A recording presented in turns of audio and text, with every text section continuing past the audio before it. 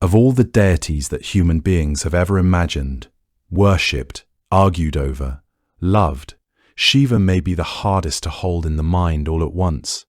He is the ascetic who sits motionless on a mountaintop for thousands of years, his eyes closed, his breath barely moving the ash that covers his skin.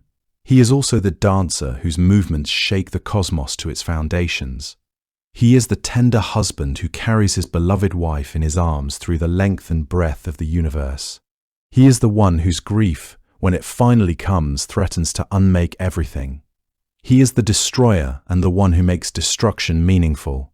He is the god who wears a serpent around his neck and the crescent moon in his hair, who carries a trident in one hand and holds his family with the other, who is so far beyond ordinary reach that hermits have spent entire lifetimes trying to approach him, and so close and so personal that a simple farmer in a small South Indian village might whisper to him the way you whisper to someone sleeping in the next room. There is no simple version of Shiva. Every time you think you have found the edge of him, there is more. This is not an accident or a contradiction that anyone in the tradition ever felt the need to apologize for. It is, if anything, the point. A god who contains only the beautiful and the gentle is a god who has left too much of the world out. Shiva, the tradition insists, leaves nothing out. Hello and welcome. Tonight, I will be your guide as we spend a long, quiet evening in the company of one of the most complex and beloved deities in the history of human religious imagination. We will follow the story of Shiva across thousands of years, from his earliest appearances in the oldest Sanskrit hymns, where he was something closer to a force of nature than a figure of devotion, through the great love stories and catastrophes and philosophical revolutions that shaped him into the god that hundreds of millions of people have worshipped and continue to worship today.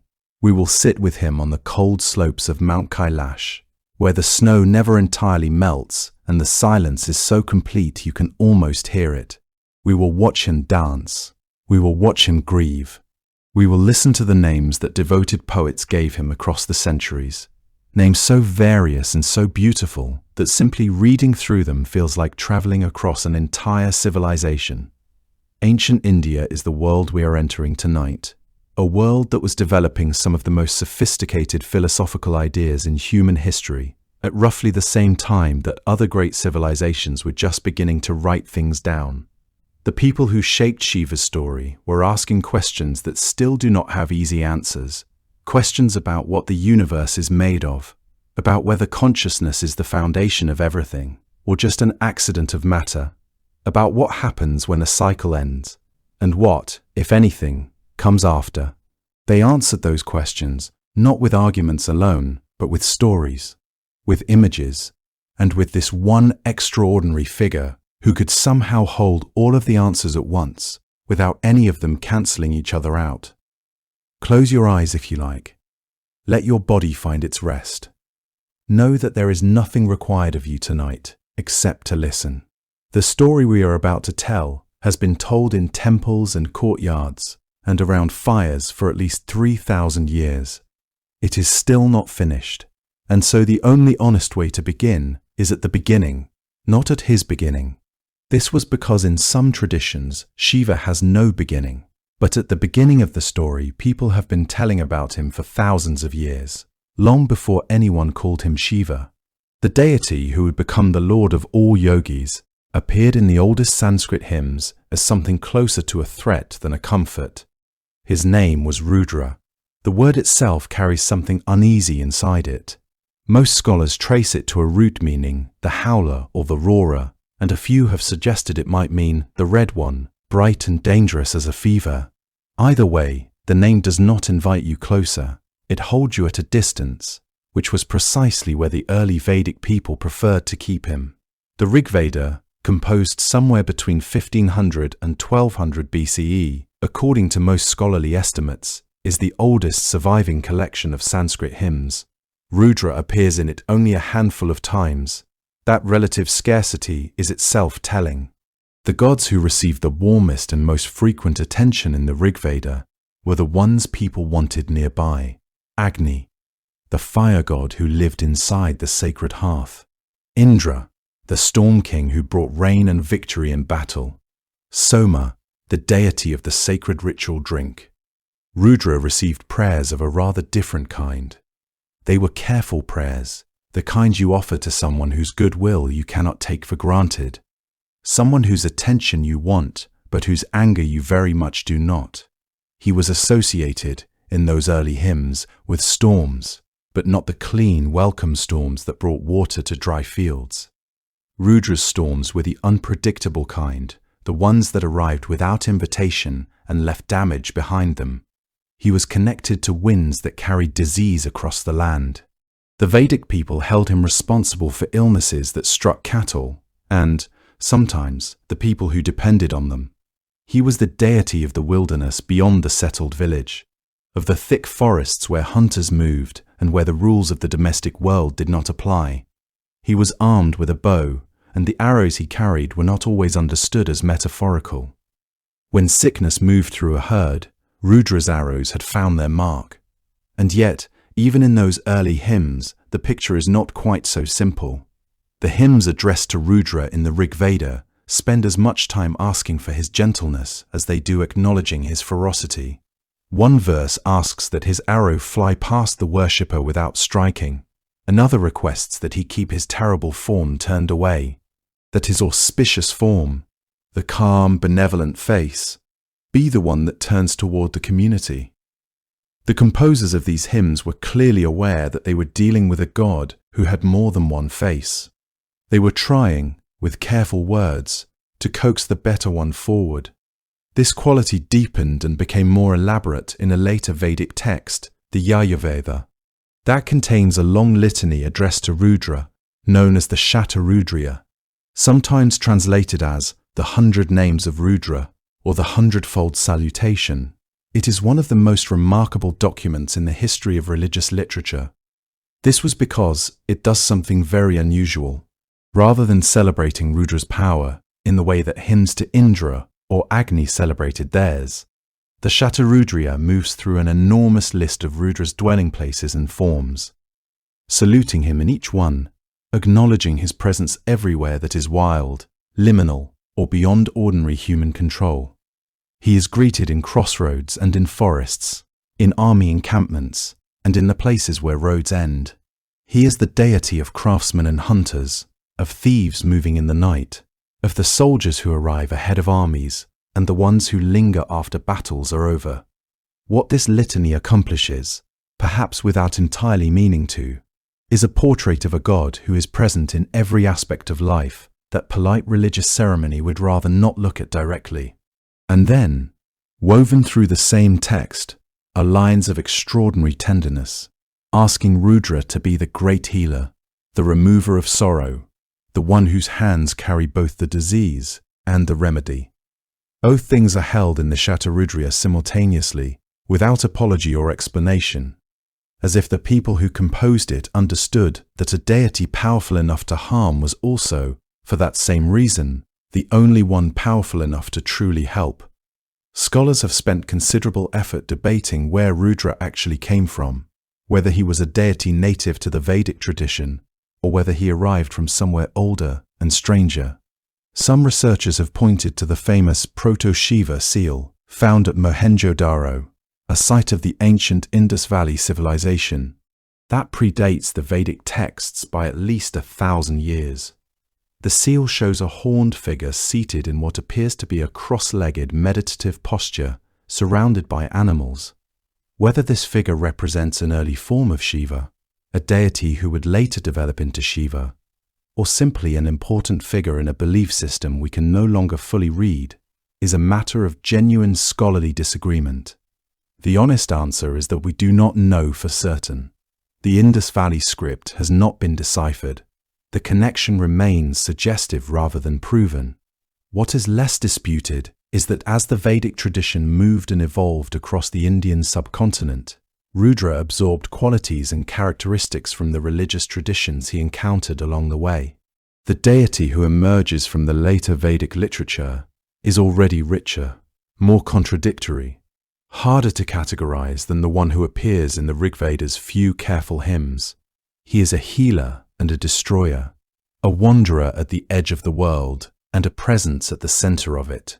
He is feared, but there is already something in him that invites a more complicated feeling than fear, a recognition, perhaps, that the forces he represents are not foreign to human experience, but deeply embedded in it. Rudra was not yet Shiva, but the shape of Shiva was already there, in the wildness, in the contradiction, in the sense that this god was too large and too dangerous to be kept entirely inside any one description. Something remarkable happened to Rudra over the centuries that followed those early Vedic hymns, slowly. Through a process that no single person planned or directed, he grew. It was not a sudden transformation, the kind that happens in a single generation when a conqueror rewrites the religious order of a place, but something far more patient and organic than that, a slow absorption, a gradual deepening, the way a river, moving over stone for long enough, eventually carves a canyon. The Vedic world in which Rudra had first appeared was itself changing, spreading southward and eastward across the Indian subcontinent and encountering, as it moved, peoples whose spiritual lives had already been rich and complex for a very long time.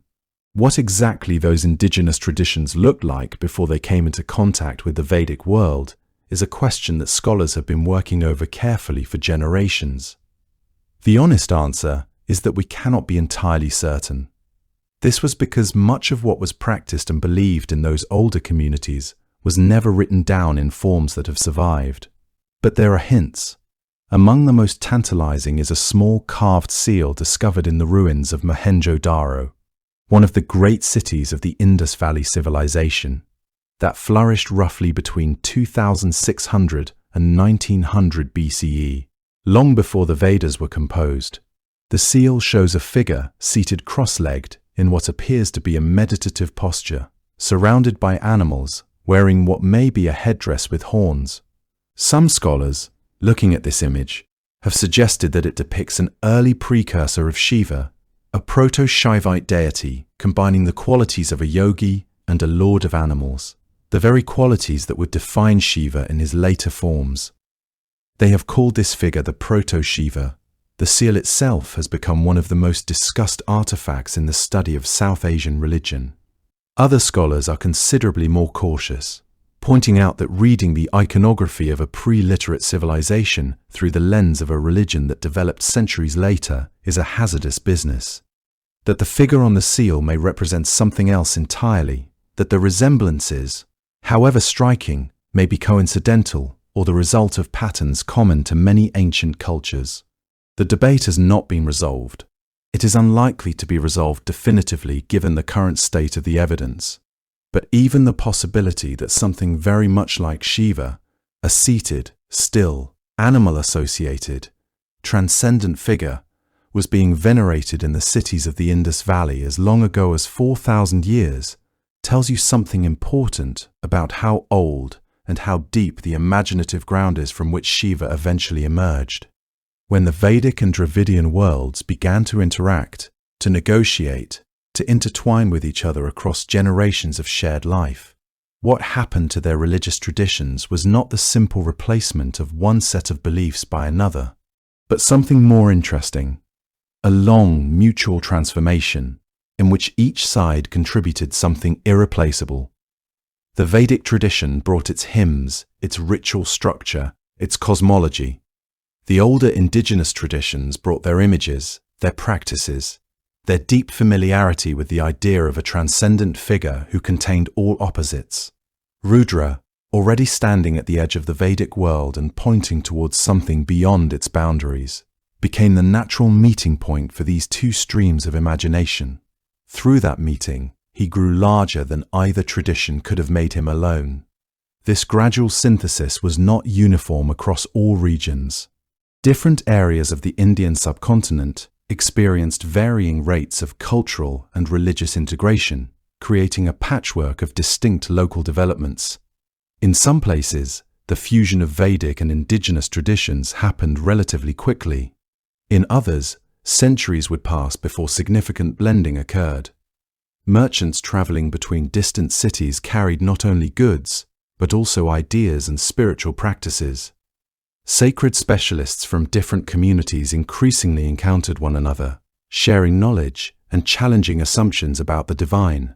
The moment that scholars most often identify as a genuine turning point in this long transformation is the composition of a text called the Shvetashvatara Upanishad, that most scholars place somewhere between the 5th and 3rd centuries BCE.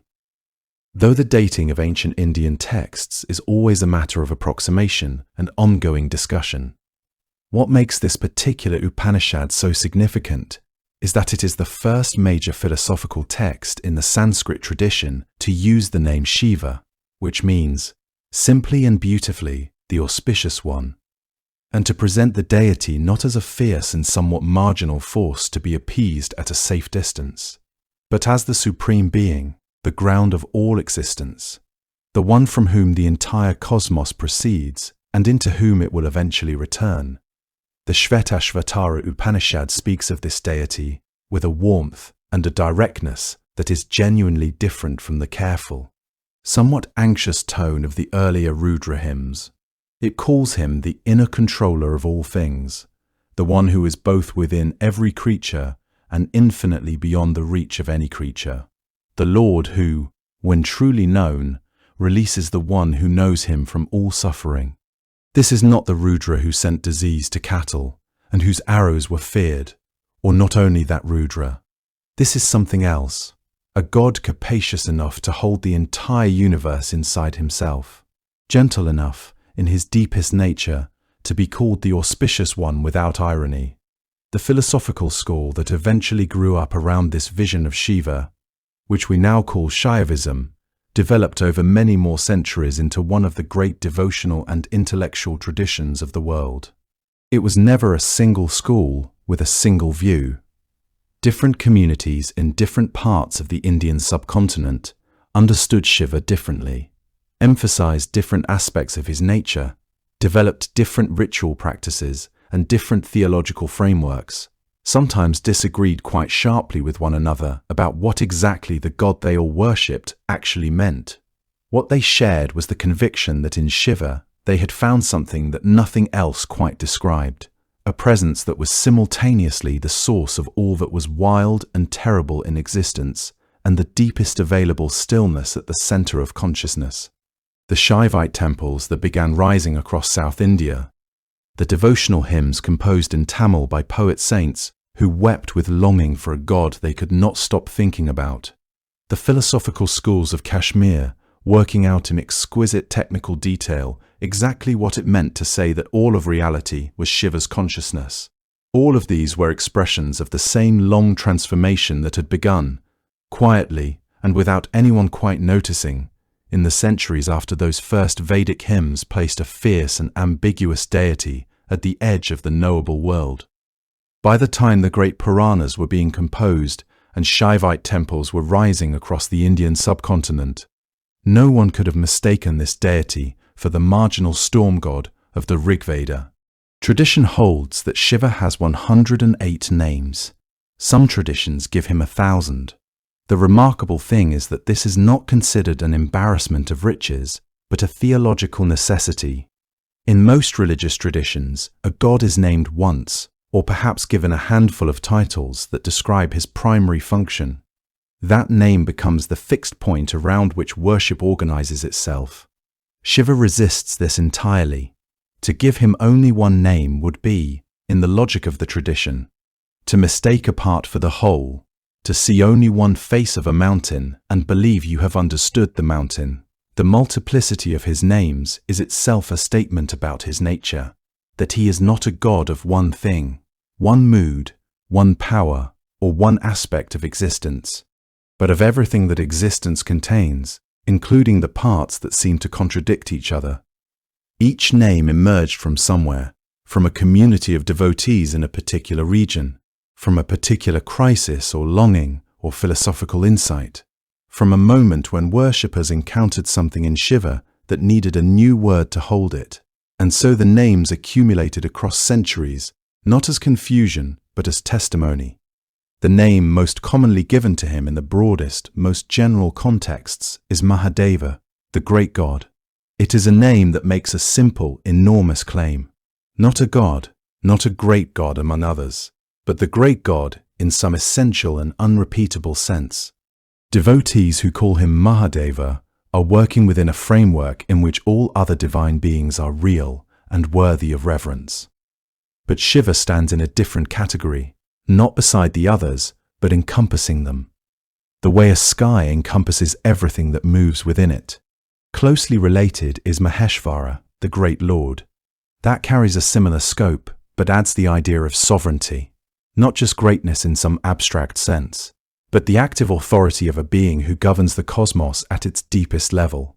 In certain Shaivite philosophical traditions, particularly Kashmir Shaivism, this sovereignty is understood to mean that the entire universe is an expression of Shiva's own consciousness, appearing to itself the way a dream appears to a sleeping mind, with Shiva as the awareness in which everything arises and to which everything returns. Then there is Shankara, the auspicious one, the giver of joy. This name catches many people by surprise when they first encounter it. This was because it seems to belong to a different deity entirely, a benevolent, gift-giving, gentle presence rather than the ash-covered ascetic who dances at the edge of dissolution. But Shankara is one of Shiva's oldest and most beloved names. It reveals something important about how his devotees have always understood him. The god who destroys is also the god who blesses. The one who strips everything away is the same one who, in the act of stripping everything away, gives back what is actually worth having. Farmers in rural villages have whispered this name over their fields. Mothers have murmured it over sick children. People in ordinary distress, with nothing particularly philosophical on their minds, have called out to Shankara because the name carries the warmth of a god who, for all his terrible attributes, genuinely wishes the world well. Pashupatinath, the lord of all living beings, takes the name in a different direction entirely. Pashupati is among the most ancient of Shiva's titles, appearing in early texts and possibly connected, some scholars have suggested, to depictions of a seated figure surrounded by animals on seals from the Indus Valley civilization, though the connection remains debated and uncertain. What the name says clearly is that Shiva's sovereignty is not limited to the divine realm or the human world, but extends to every creature that breathes. The snake around his neck, the deer in his hand, the bull Nandi at his gate. These are not decorative details, but expressions of a god whose compassion and authority reach to the most humble and the most wild. The great temple of Pashupatinath in Kathmandu, Nepal, is one of the most sacred Shiva shrines in the world.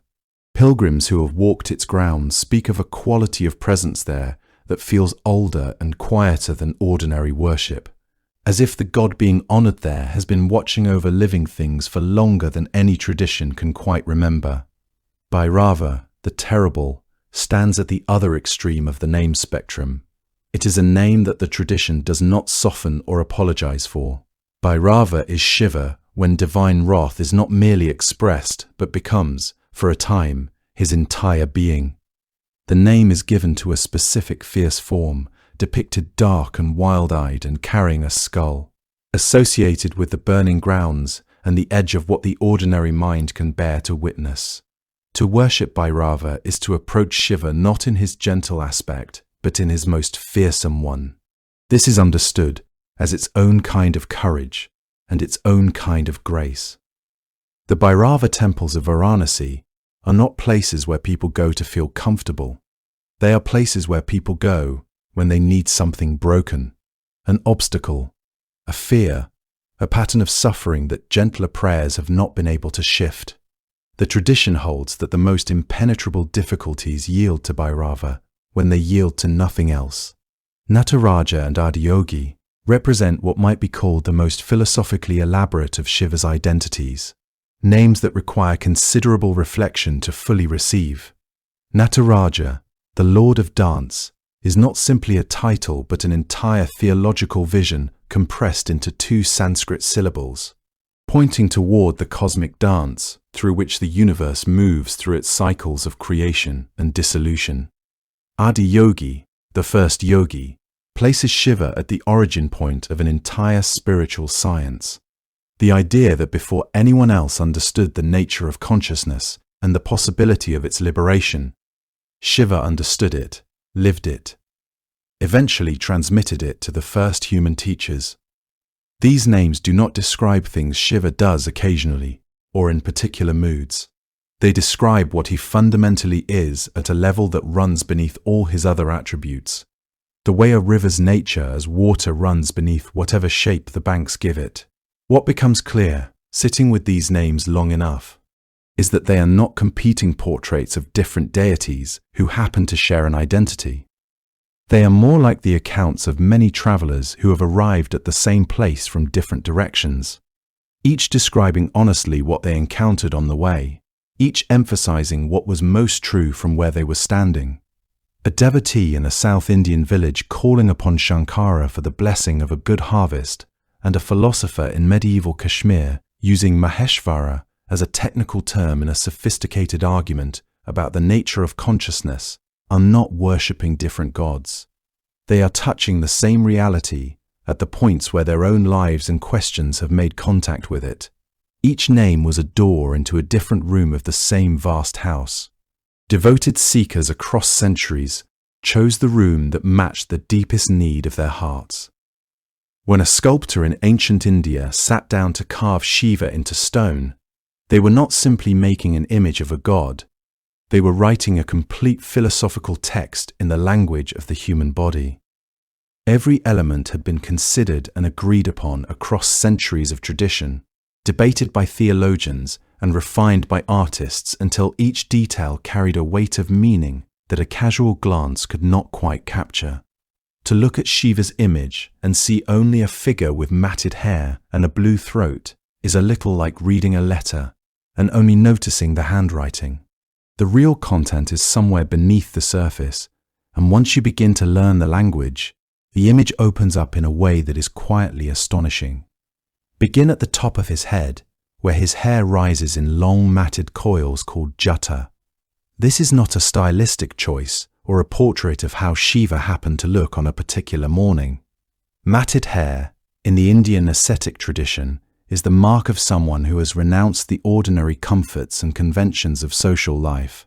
Someone who no longer oils and combs and arranges themselves to be pleasing to the world. Shiva wears his hair the way a wandering yogi wears his, piled high and dense with years of stillness. And what that says about him is that he has stepped outside the ordinary order of things. He is not a king in a palace, not a deity who can be approached with the usual courtly protocols.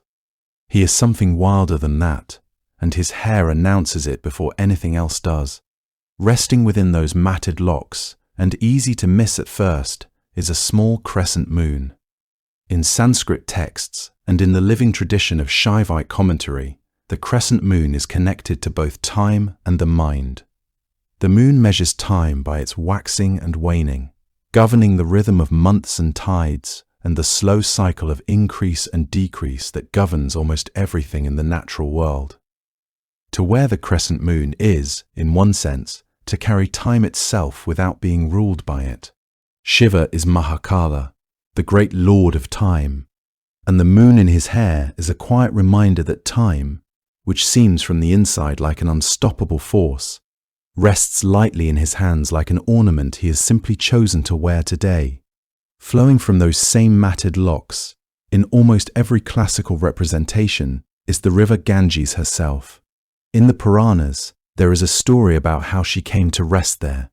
The sage Bhagirath undertook extraordinary austerities to bring the heavenly Ganges down to earth, so that her waters could purify the ashes of his ancestors. The gods granted his wish, but the force of the celestial river falling directly onto the earth would have been catastrophic. The impact alone would have shattered the ground.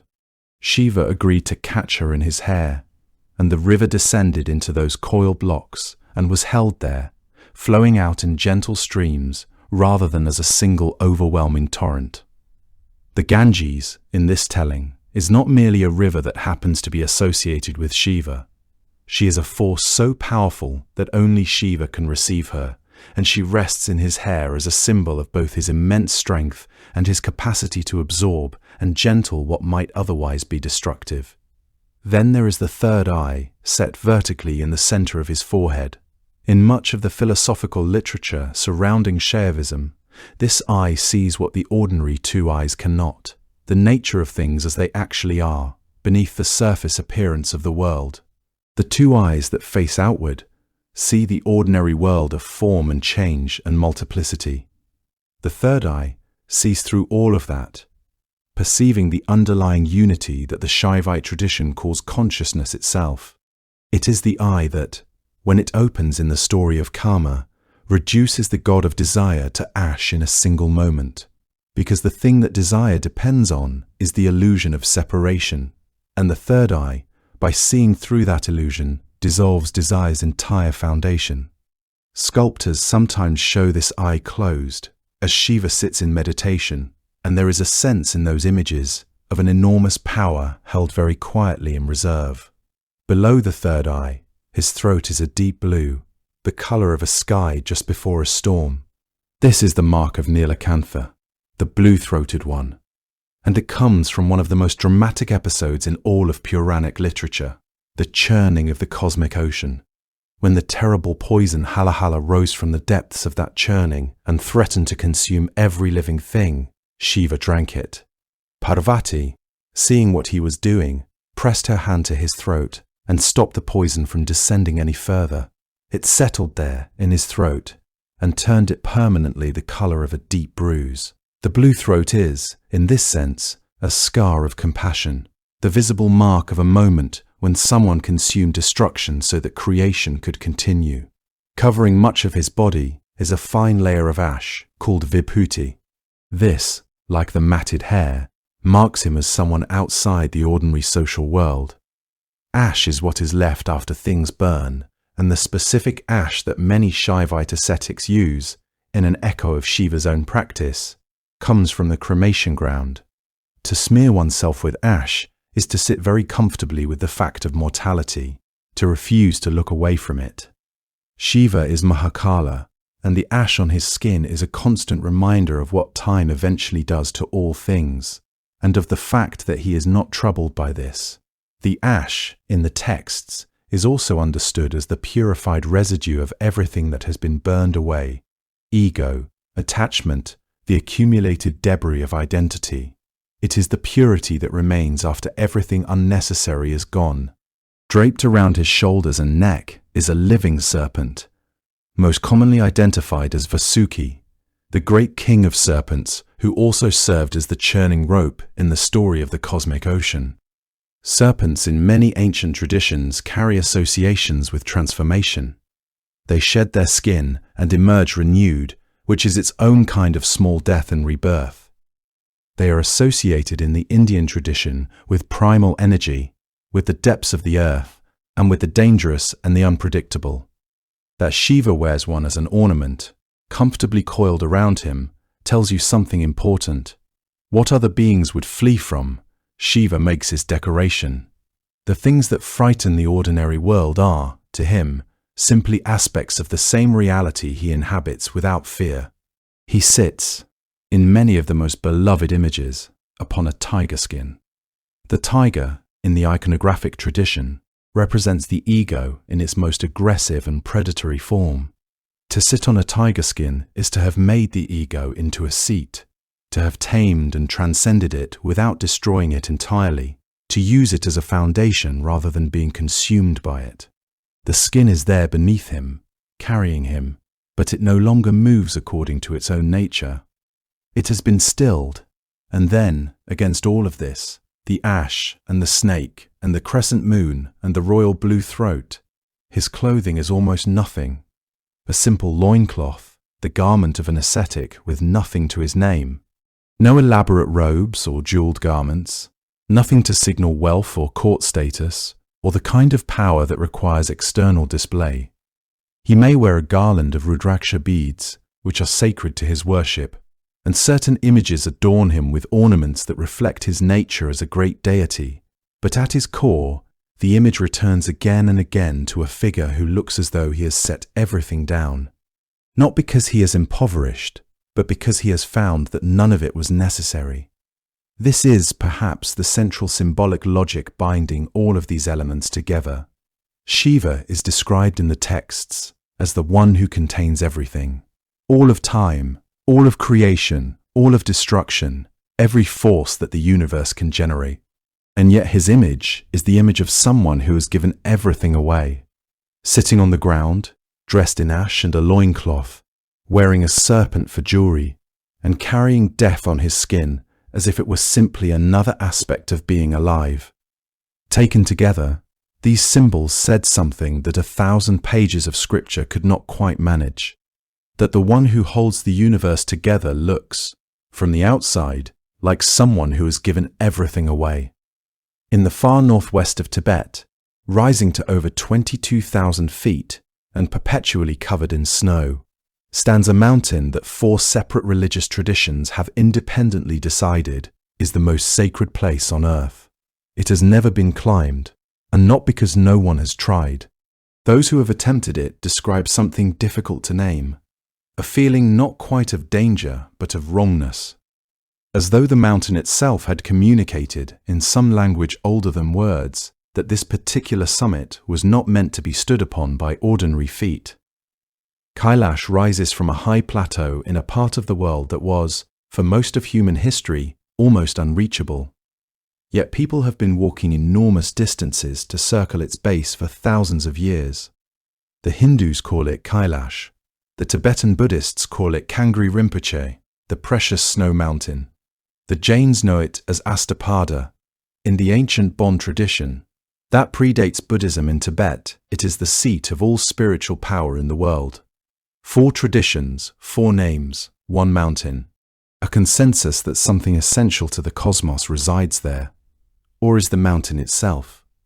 The Puranas describe Kailash as the physical axis of the universe, the place where heaven and earth are joined like a thread passing through a bead. Mount Meru, the cosmic mountain that appears in so many ancient Indian texts as the center around which all existence revolves, is sometimes identified with Kailash directly and sometimes understood as its celestial counterpart, the mountain of which Kailash is the earthly shadow. Either way, the Shiva Purana and the Skanda Purana both place Shiva there in perpetual meditation, seated on a tiger skin beneath the eternal snows, his matted hair gathered up and still, his eyes neither fully open nor fully closed, his entire being settled into a depth of stillness that the texts struggle to describe without simply falling quiet themselves. Around him, the Puranas say, move his garners, the small, impish, intensely loyal attendants who serve him with an odd combination of devotion and chaos, beings who do not fit neatly into any other category of existence. Parvati sits with him, or moves nearby through the luminous cold.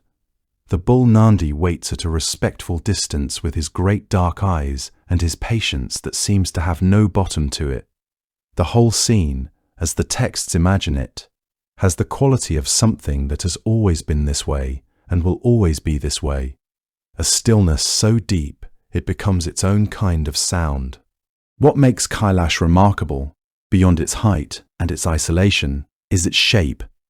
Unlike most high peaks in the Himalayas and the Tibetan ranges, Kailash rises in a nearly symmetrical 4-sided form, its south face marked by a long vertical cleft crossed by a horizontal band of rock, what pilgrims have for centuries described as a natural swastika, a symbol of auspiciousness in the ancient Indian world long before that symbol was claimed for other purposes.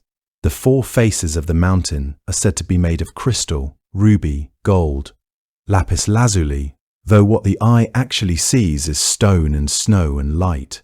That in certain hours is sufficiently astonishing that the difference may not matter. The 4 great rivers of Asia, the Indus, the Brahmaputra, the Karnali, the Sutlej, rise from springs very close to the mountain's base, flowing out in 4 cardinal directions. That is precisely what ancient cosmological texts said the rivers of paradise would do. This is either a remarkable coincidence or, depending on one's inclinations, not a coincidence at all. Pilgrims who complete the parikrama, the ritual circumambulation of the mountain, A walk of roughly 32 miles at altitudes that hover around 15,000 feet describe the experience in ways that share certain recurring qualities across centuries of accounts. There is the physical severity of it, the thin air and the cold, and the passes that must be crossed in conditions that even experienced mountain travelers find humbling. And then there is something else, harder to account for. A quality of silence that people say is unlike ordinary silence. A silence that feels inhabited rather than empty, as though the air around the mountain is paying attention. Tibetan Buddhist pilgrims complete the circuit in a clockwise direction. Bon practitioners walk it counterclockwise. Some Hindus have made the walk on their knees, measuring the circumference of the sacred mountain in the length of their own bodies, prostrating fully with each step, a journey that can take weeks. Every one of these people, in every era for which we have records, has described arriving at the far side of the circuit with the sense of having passed through something, though they have tended to disagree, gently, with reverence, about exactly what it was. The mountain itself does not offer explanations. It simply stands there in its extraordinary symmetry above the plateau. Whatever light is available into something that seems to have arrived from another direction entirely, it remains entirely unmoved by the devotion that has accumulated around its base across 3 millennia and more. And somehow, that harsh and perfect stillness at the top of the world feels entirely right for a God whose most fundamental nature is described, in the deepest philosophical texts, as pure, unmoving consciousness. There is a story in the Bhagavata Purana about the time the gods and demons worked together, which alone tells you this was not an ordinary day. The gods, the devas, and the demons, the asuras, had been enemies since before memory, and their enmity was the kind that runs so deep it becomes almost a feature of the landscape, as reliable and permanent as mountains. But there are moments in the old stories when even the oldest grudges are set aside, not because anyone has forgiven anyone, but because the thing they both want cannot be reached alone. This was such a moment. The object they both desired was the Amrita, the nectar of immortality, which lay somewhere at the bottom of the cosmic ocean, the Shirasagara, the great sea of milk, and it would take the combined effort of gods and demons together to bring it to the surface. The plan, as it was formed in those ancient councils, was this. They would churn the ocean as one churns cream, coaxing from its depths everything it had ever held. For a churning rod, they would use Mount Mandara, a vast and ancient mountain, broad and dense enough to stir an ocean, and for a rope, they would use the great serpent Vasuki, who was long enough and strong enough to coil around the mountain and serve as the cord by which both sides would pull. The Asuras, proud as they were, claimed the right to hold Vasuki's head, which seemed the better end, the stronger end. The Devas, either through humility or foresight, took hold of the tail. What the Asuras did not know, or perhaps chose to ignore, was that Vasuki, strained and frightened, would breathe clouds of dark smoke and venom from his mouth as the churning went on, and the demons holding his head would suffer for it. The gods at the tail were spared that particular difficulty. Even so, the churning was not simple. The mountain Mandara, placed upon the ocean's surface, began almost immediately to sink, its weight too great for the water to support. It plunged downward into the depths and rested on the ocean floor, useless.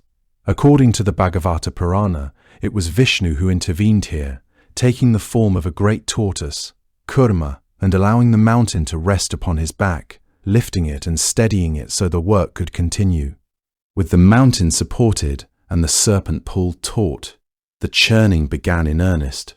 For a very long time, the ocean gave up its treasures one by one. From its depths rose the divine physician Dhanvantari, carrying the vessel of Amrita. There came Lakshmi, radiant, settling herself among the gods. There came Kamadhenu, the wish-granting cow, and Uchaisravas, the white horse, and the jewel Kaustuba, and the tree Parijata with its unearthly fragrance, and the Apsaras, the celestial women, drifting upward through the churned water like blossoms rising through still air. Each gift that surfaced was extraordinary, and the watching gods and demons alike leaned forward in hope and desire, each emergence bringing them closer to the thing they had come for. But the ocean, before it gave up its nectar, gave up something else. It always does in the stories. The beautiful thing is never the first thing to arrive. What rose first from the very bottom of that churned and ancient sea was halahala, the poison. It came up as a darkness spreading through the water, and then as a vapor, and then as something with a color and a smell that the texts struggle to describe, except by saying that all of creation recoiled from it. Some versions say it spread like a shadow across the sky. Others say it seethed along the ocean's surface and climbed the air in coils. What every version agrees upon is this: it was enough to destroy everything. Not just the gods and demons gathered at the ocean's edge, but the three worlds entire, the heavens, the earth, and everything beneath it. The halahala was not simply dangerous. It was extinction given form. Brahma could not contain it. Vishnu turned away from it. The Devas and the Suras alike stood frozen because there was nothing in either of them capable of meeting this thing and surviving the meeting. The texts say they called out to Shiva. In the Bhagavata Purana, Brahma himself entreats Shiva, framing the request with great care because what he is asking is not a small thing. He is asking someone to drink what should not be drinkable, to take into himself what would unmake anyone else. What happened next is described across different Puranas in slightly different ways, and it is worth saying that quietly, because the variations are themselves meaningful.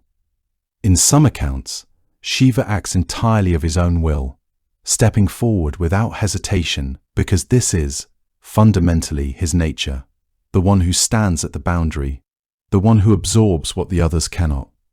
In others, he is petitioned and he agrees, which is its own kind of grace, the deliberate choice rather than the reflexive act. The Shiva Purana gives Parvati a more active role in what follows. The Bhagavata Purana locates the drama somewhat differently, but the central image, the one that has been carried through centuries of telling and retelling, is the same in all of them. Shiva gathered the halahala in his hands as if it was something as ordinary as water. He brought it to his lips. Parvati, understanding what was about to happen, reached out and pressed her hand against his throat because she could not stop him from drinking it. No one could have stopped Shiva from doing anything he had decided to do, but she could stop it from descending further, from reaching his heart and his belly and dissolving him from within. The poison stopped at his throat. It did not kill him. It did not pass beyond the point where Parvati held it, but it left its mark, as the terrible always does. His throat turned blue, a deep, permanent blue that no amount of time would fade, and from that day he has been called Nilakantha, the blue-throated one. The three worlds breathed. The churning continued. Eventually, the Amrita surfaced, and the business of who would drink it and who would not became the next argument, as arguments always do follow one another in the old stories. But that was already a different day. What lingers in this story, long after the details have settled, is something quieter than heroism. Shiva did not drink the poison to win anything. He was not competing with Brahma or Vishnu for the honor of saving creation. He was not performing courage for an audience. He simply stood at the place where the beautiful things and the terrible things both rise from the same depths. And he understood, perhaps better than anyone else in the three worlds, that someone had to be willing to hold the worst of it so the rest could continue. This is what it means, in the devotional traditions, to call Shiva the one who lives at the edge. Not at the edge in the sense of being marginal or overlooked, but at the edge in the sense of standing exactly where the safe world ends and the vast and unmanageable world begins. And Shiva, who had always lived at the edge of things, at the boundary between the tame and the wild, the auspicious and the terrible, stepped forward once more, took the cup and drank. The first great love story of Shiva begins, as many love stories do, with a father who disapproved. Daksha was one of the great Prajapatis, the progenitors, the lords of creation, and he carried himself with the particular pride of someone who had never been told he was wrong. He was powerful in the way that men of ceremony are powerful, through precedent, through ritual authority, through the accumulated weight of everyone who had agreed with him before. His daughter Sati was, by every account, radiant and extraordinary. She was not merely a daughter of a Prajapati. She was understood, in the tradition, as the goddess Shakti herself, the original feminine energy of the cosmos, taking birth in human form in order to find her way back to Shiva. She had, in some sense, chosen this life deliberately, and in choosing it, she had also chosen him.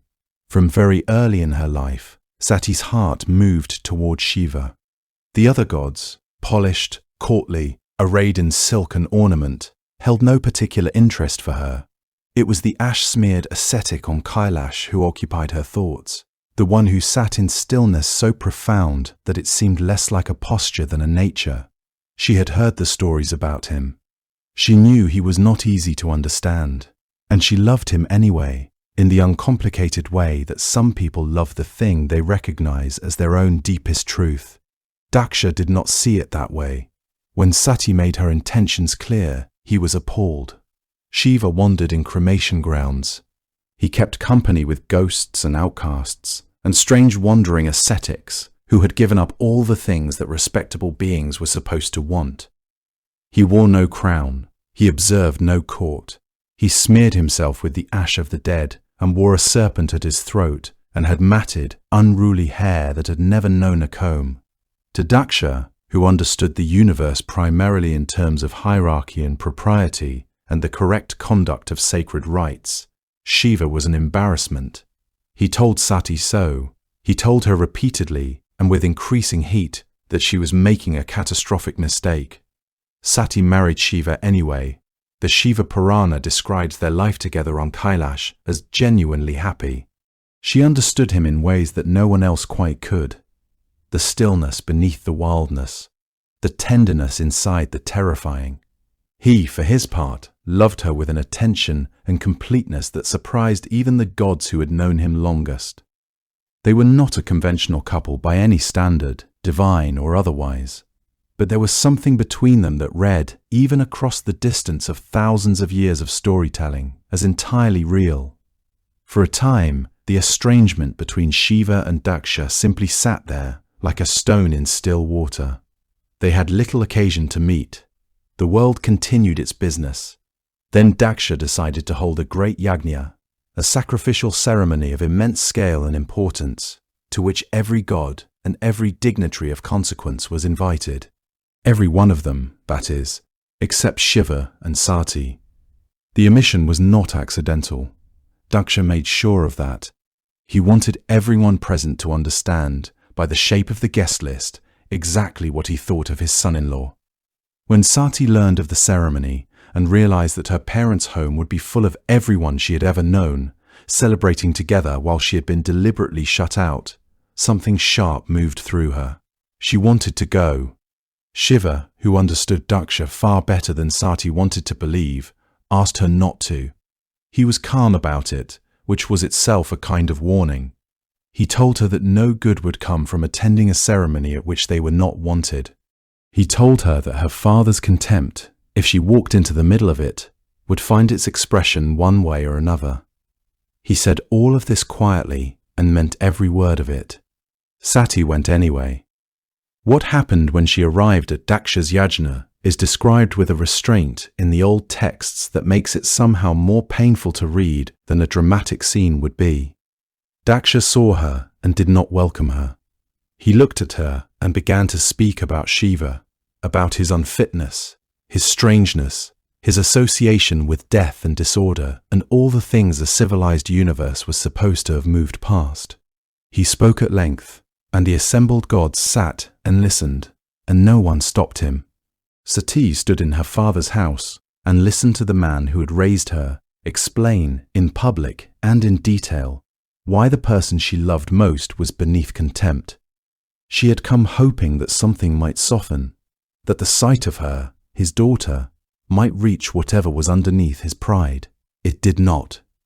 What she found instead was that her love for Shiva, which had always felt to her like clarity, was being treated as evidence of her own poor judgment. The Shiva Purana says She could not bear to remain in a body that had been born from a man capable of such words. It was not a dramatic decision.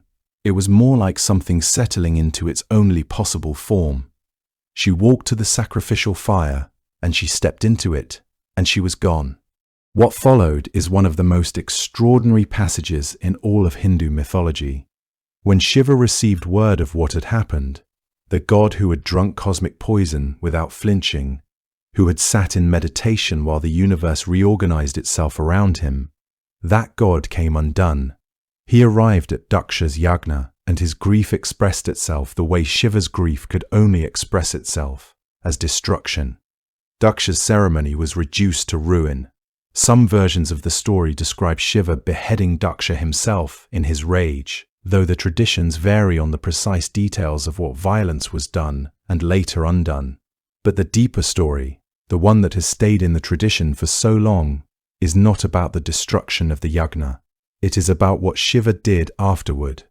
He lifted Sati's body from the fire, and he carried her.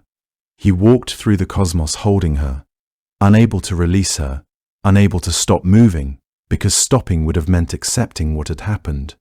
The gods watched him wandering, and understood that something unprecedented was occurring. The one who destroys the universe was himself being unmade by grief. It was Vishnu who eventually intervened, and he did so with the gentleness the moment required. As Shiva wandered with Sati's body, Vishnu released his Sudarshana chakra, his great discus, and it moved through the air and touched Sati's body, and wherever it touched, a piece of her fell to the earth.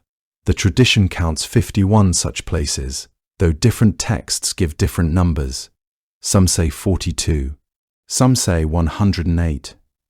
Each of these places where a part of Sati came to rest became a Shakti Pitha, a sacred site of the goddess, a place where the earth was understood to hold something of divine feminine presence within it.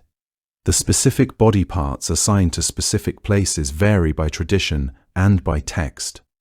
In some accounts, her eyes fell at Naina Devi in the hills of Himachal Pradesh. Her tongue is said to have fallen at Jwalaji, where natural flames have burned from the earth for as long as anyone can remember. Her right hand fell at what is now Haridwar. Her ornament fell in Kamarupa in Assam, which became one of the most important of all the Pithas.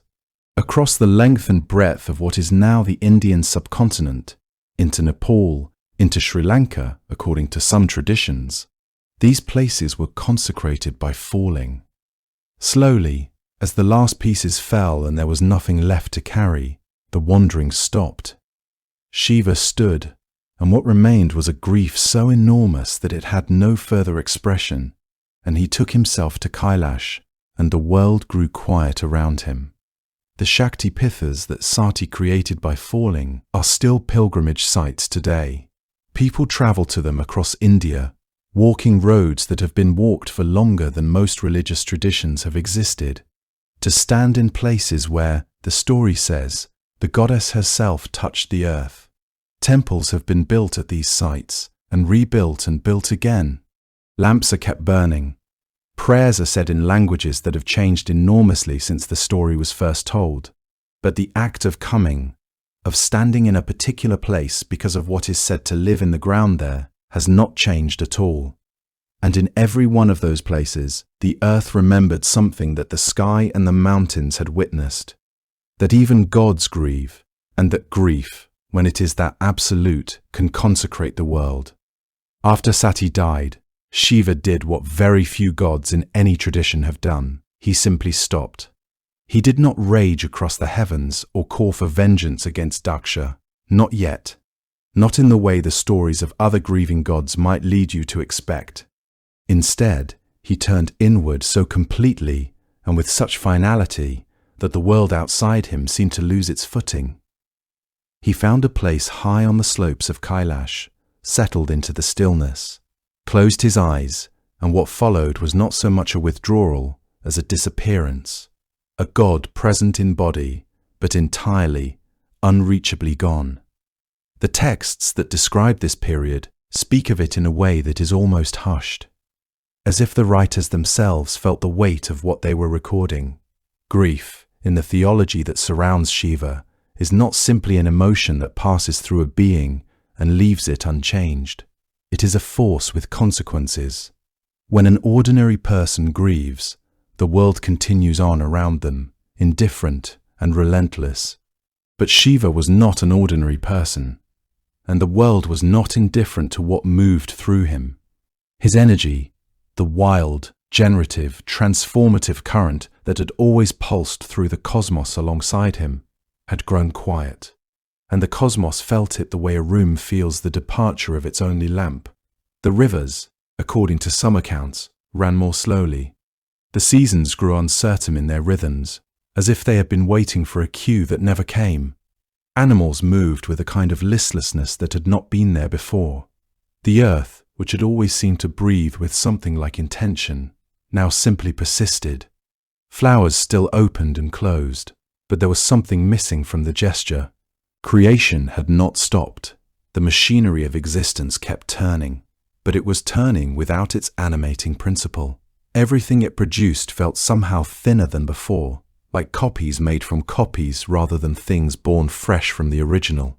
It was into this quieted world that a demon named Tarakasura had the misfortune, or the extraordinary luck, depending on how you look at it, of being very powerful at exactly the right moment. He had been granted a boon, a condition of invincibility with one very specific exception, that only a son of Shiva could defeat him. The gods who granted this boon may have believed it was effectively permanent. This was because Shiva, in those years, showed no sign of ever emerging from his grief. He sat absorbed in meditation, turned entirely away from the world of desire and attachment and consequence. He had loved Sati with a completeness that left no remainder. When she was gone, the part of him that reached outward toward the world had simply ceased to reach. A son of Shiva was, under those circumstances, a theoretical impossibility, and Tarakasura understood this very well. He moved through the three worlds with a kind of methodical confidence, claiming what he wanted and driving the gods from their positions with a patience that was almost worse than rage. The gods, who had always maintained a certain dignity in the face of adversity, found themselves, one by one, in genuinely desperate circumstances.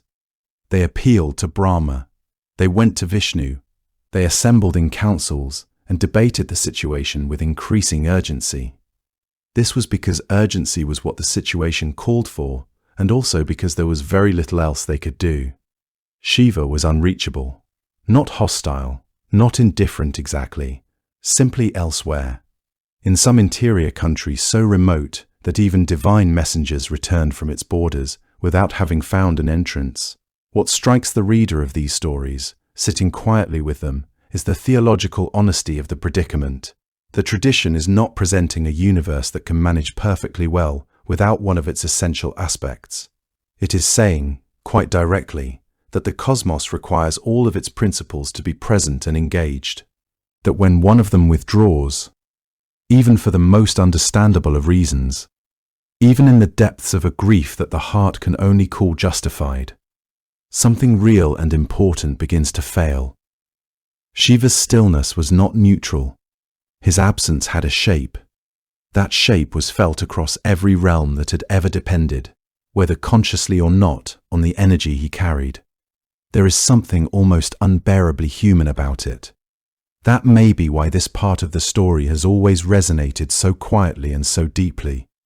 The idea that grief can make the world colder, that a person's withdrawal from life has consequences beyond themselves, that love expressed through absence is still love but is also, undeniably, a kind of devastation. These are things people have recognized in their own lives long before they encountered them in scripture. Shiva's mourning was cosmic in scale, but its texture was familiar. He had lost the one thing he had loved without reservation. He had no interest in the world that remained. The gods kept gathering, kept arguing, kept sending appeals upward through the layers of heaven toward a meditating figure who did not stir. The demon kept moving through the three worlds. The earth kept persisting in its somewhat diminished way. And somewhere on the cold slopes of Kailash, Shiva sat with his eyes closed. The universe, which had no choice but to keep moving without him, began to feel the weight of his absence. In the high valleys below Kailash, among the peaks that her own father governed, a young woman decided she was going to wake a god up. Her name was Parvati, which means daughter of the mountain. She had been born into exactly the family the gods had arranged for her, the daughter of Himavan, the great king of all mountains. His wife Mena, a woman of considerable grace and gentler ambitions than her daughter would turn out to have. The tradition tells us that Parvati was, in the deepest sense, a return. The goddess Shakti, the same divine energy that had lived as Sati and burnt herself in Daksha's fire, had come back into the world in a new form, born again from love rather than anger, into a family that would not oppose her, but would, in their own tender and worried way, try to talk her out of what she already knew she had to do. She grew up in those mountain valleys, the way children grow up in places of enormous beauty, slowly, with a sense that the world she inhabited was both magnificent and, in some essential way, her own. She could see Kailash from the slopes near her home, that white peak rising above everything else. She understood from a very early age that something was sitting up there, perfectly still, perfectly sealed against the world, that she was meant to find her way toward it. The other gods watched her with a mixture of hope and anxiety. This was because the problem of Shiva's withdrawal had not resolved itself. The demon Tarakasura was growing bolder with every year that passed. Here was this young woman already moving in the right direction, as if she had always known the way. When Parvati was old enough, she went to Kailash herself and found him exactly as everyone had described, seated among the rocks and snow, his matted hair gathered loosely, his eyes not quite closed and not quite open, breathing so slowly and so steadily that the breath seemed almost ornamental. She came each day and sat nearby, offering flowers, keeping the space around him clean, moving so quietly that even the air around a meditating god did not seem to notice her. He did not look at her. He was, by all accounts, so far inside himself that the entire visible world was as distant as a sound heard through deep water. However, she was not the kind of person who took absence as an answer. The stories in the Shiva Purana describe what happened next with a kind of admiring astonishment, as if even the ancient tellers of the story were a little awed by what this young woman chose to do. Parvati began her own austerities, tapas, the Sanskrit word for it. That also means heat. This was because that is what real austerity generates, a fierce interior warmth that burns away everything that is not essential. She stood barefoot in the deep mountain snow, as still as a heron, for days and then weeks, her feet going blue against the white ground without any sign of complaint. In summer, she sat surrounded on all sides by fires she had built herself, the heat to press against her from every direction, while the sun added its own weight from above, fasting through days and nights with a quietness that the mountain birds seemed to sense. This was because they came and settled near her the way birds settle near something that has stopped being threatening. She ate nothing, or nearly nothing, a single leaf fallen from a tree, or a little rainwater gathered in her palms, and this is where her other name comes from. Aparna, the one who does not even eat leaves, given to her by her mother who watched all of this with a mother's particular kind of helpless distress. The gods were watching too. They recognized what they were seeing. A quality of determination so absolute it had moved from the realm of effort into something that looked, from the outside, like peace. Eventually, the gods decided to help, or perhaps to speed things along. This was because Tarakasura was not being patient with them. They went to Kama, the god of desire and love, the one who travels through the world carrying a bow strung with honeybees and arrows tipped with flowers. They asked him to shoot Shiva and break his meditation. Kama understood the weight of what he was being asked. He knew, as any thoughtful person given this assignment would know, that waking a god of Shiva's depth from a meditation that had lasted this long was not unlike striking a match near something that had been gathering heat for a very long time. Nevertheless, he agreed. He crept through the snow toward Shiva with all the silence he possessed. drew back his flowered arrow, aimed it at the meditating god's heart, and released it. For one suspended moment, something shifted in Shiva's face.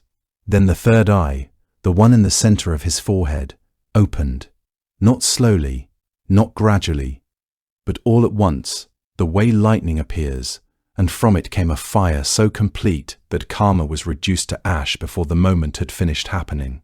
None the wiser. The god of love was simply gone. Behind his bow, and the faint scent of flowers, and a silence that felt significantly larger than the one that had existed before. Parvati did not leave. This is the part of the story that the tradition seems to find most worth preserving, not the spectacular destruction of Karma, but what came immediately after it. That was a young woman continuing to sit exactly where she had been sitting, surrounded by the evidence that this endeavor was considerably more dangerous than it had appeared. Deciding that none of that was sufficient reason to stop, Rati, Karma's devoted wife, wept in a grief so genuine that even Shiva could not remain entirely unmoved by it. The tradition tells us that he promised Karma would be restored, which he was. But before any of that happened, Shiva first had to truly see the woman who was still sitting on the cold slope below his mountain, performing her austerities with a steadiness that had by then lasted long enough to become its own kind of answer. There is a version of the story in which a sage approaches Parvati in disguise and attempts to discourage her, speaking disparagingly of Shiva's wildness, his ash-covered body, his strange companions, his unsuitability as a husband for a woman of her beauty and breeding. Parvati listens to all of this with extraordinary patience, and then, with a calm that the disguised sage apparently found more persuasive than anything else he had witnessed that day, explains that she knows exactly what she has chosen and why. The sage reveals himself and offers his blessing. What moves Shiva in the end is not the heat of Parvati's tapas, or the length of her waiting, or even the intervention of the gods who come to plead her case, though all of these play their part. What moves him is the quality of the attention she has been directing toward him, a devotion so clear and free of desperation that it resembles, in its own way, the stillness of meditation itself. Their union, when it finally comes, is described in the philosophical language of the Shaiva traditions as the meeting of Purusha and Prakriti, pure consciousness and pure energy, the still witness and the dynamic world, two aspects of a single reality that only appear to be separate until the moment they are not. When Shiva finally opened his eyes and looked at her, not past her, not through her, but at her, the long stillness that had settled over the world began, very quietly, to lift. The household of Shiva and Parvati on Mount Kailash was, by most divine standards, an extremely strange place to raise children.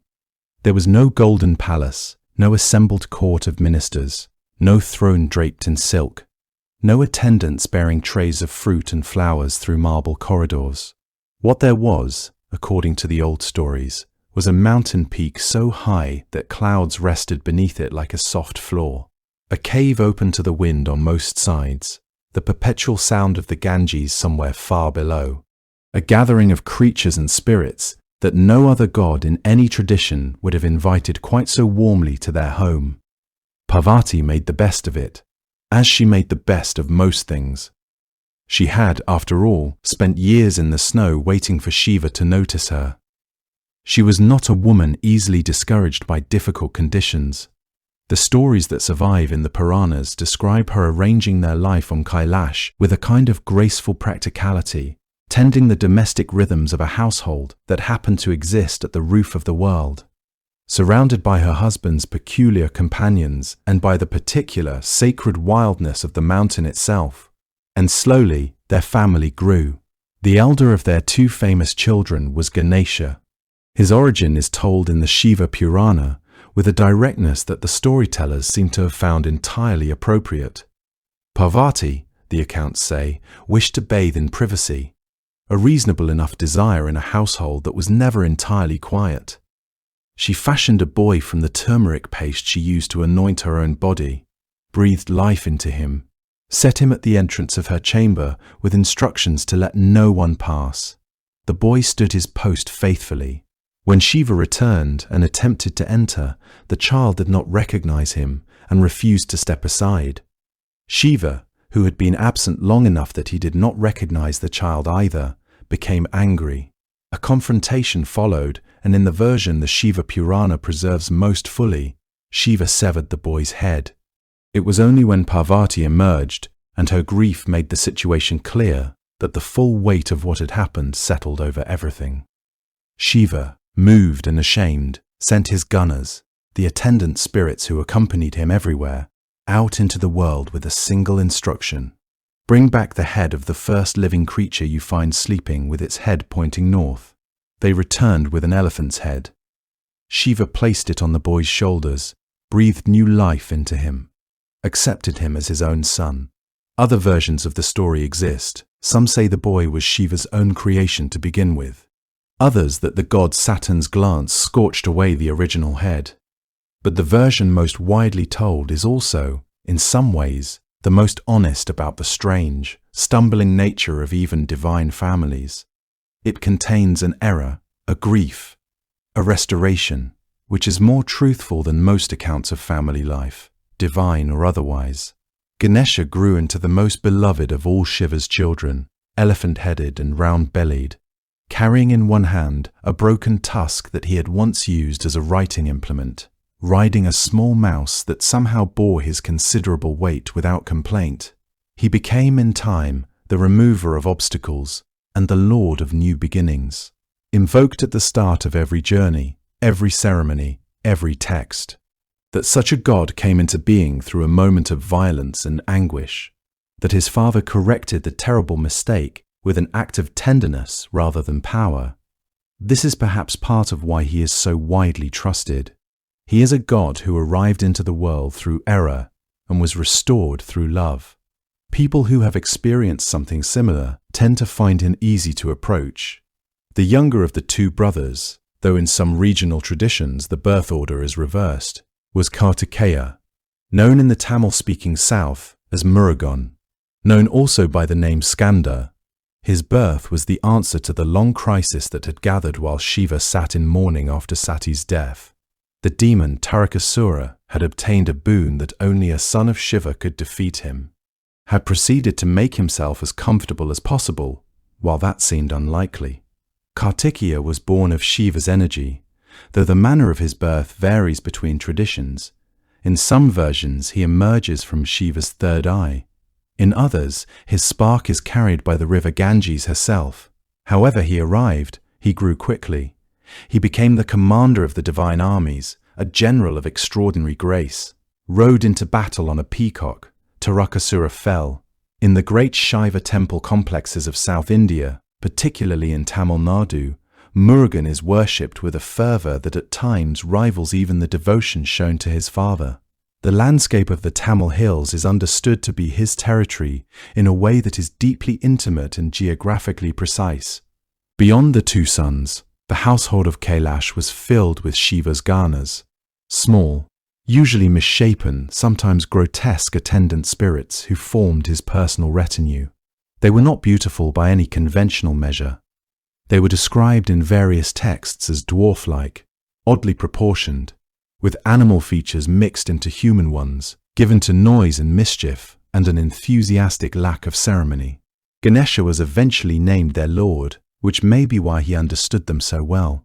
The ganas carried Shiva's banner, attended his movements, filled the mountain with a kind of cheerful disorder that coexisted, somehow, with the profound meditative stillness at the household centre. At the great stone gate, always, was Nandi, the white bull who served as Shiva's vehicle, his gatekeeper, his most faithful devotee, the image of Nandi that you find in every Shiva temple throughout India. Facing the inner sanctum with quiet attention is an image of perfect, patient loyalty. He sat at the entrance of Kailash and watched the road, and no one passed without his awareness.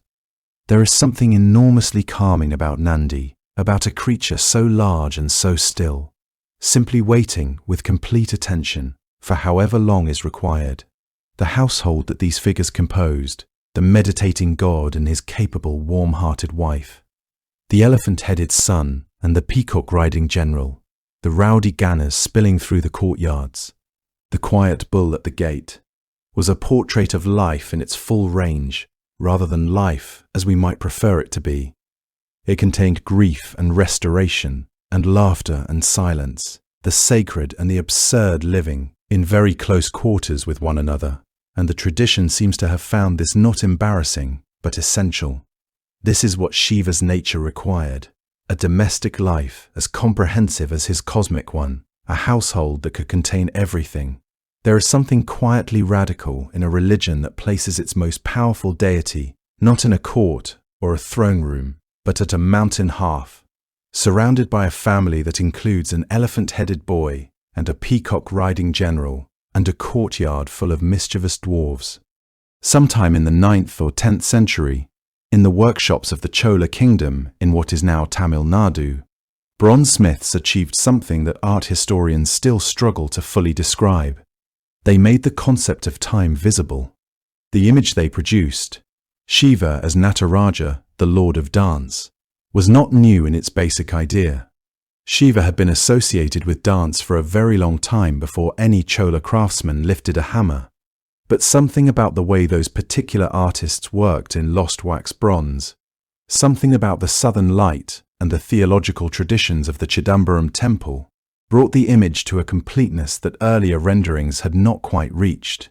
The Nataraja bronzes of the Chola period are among the most recognizable sacred sculptures in the world, and they remain, even now, almost impossible to look at without slowing down.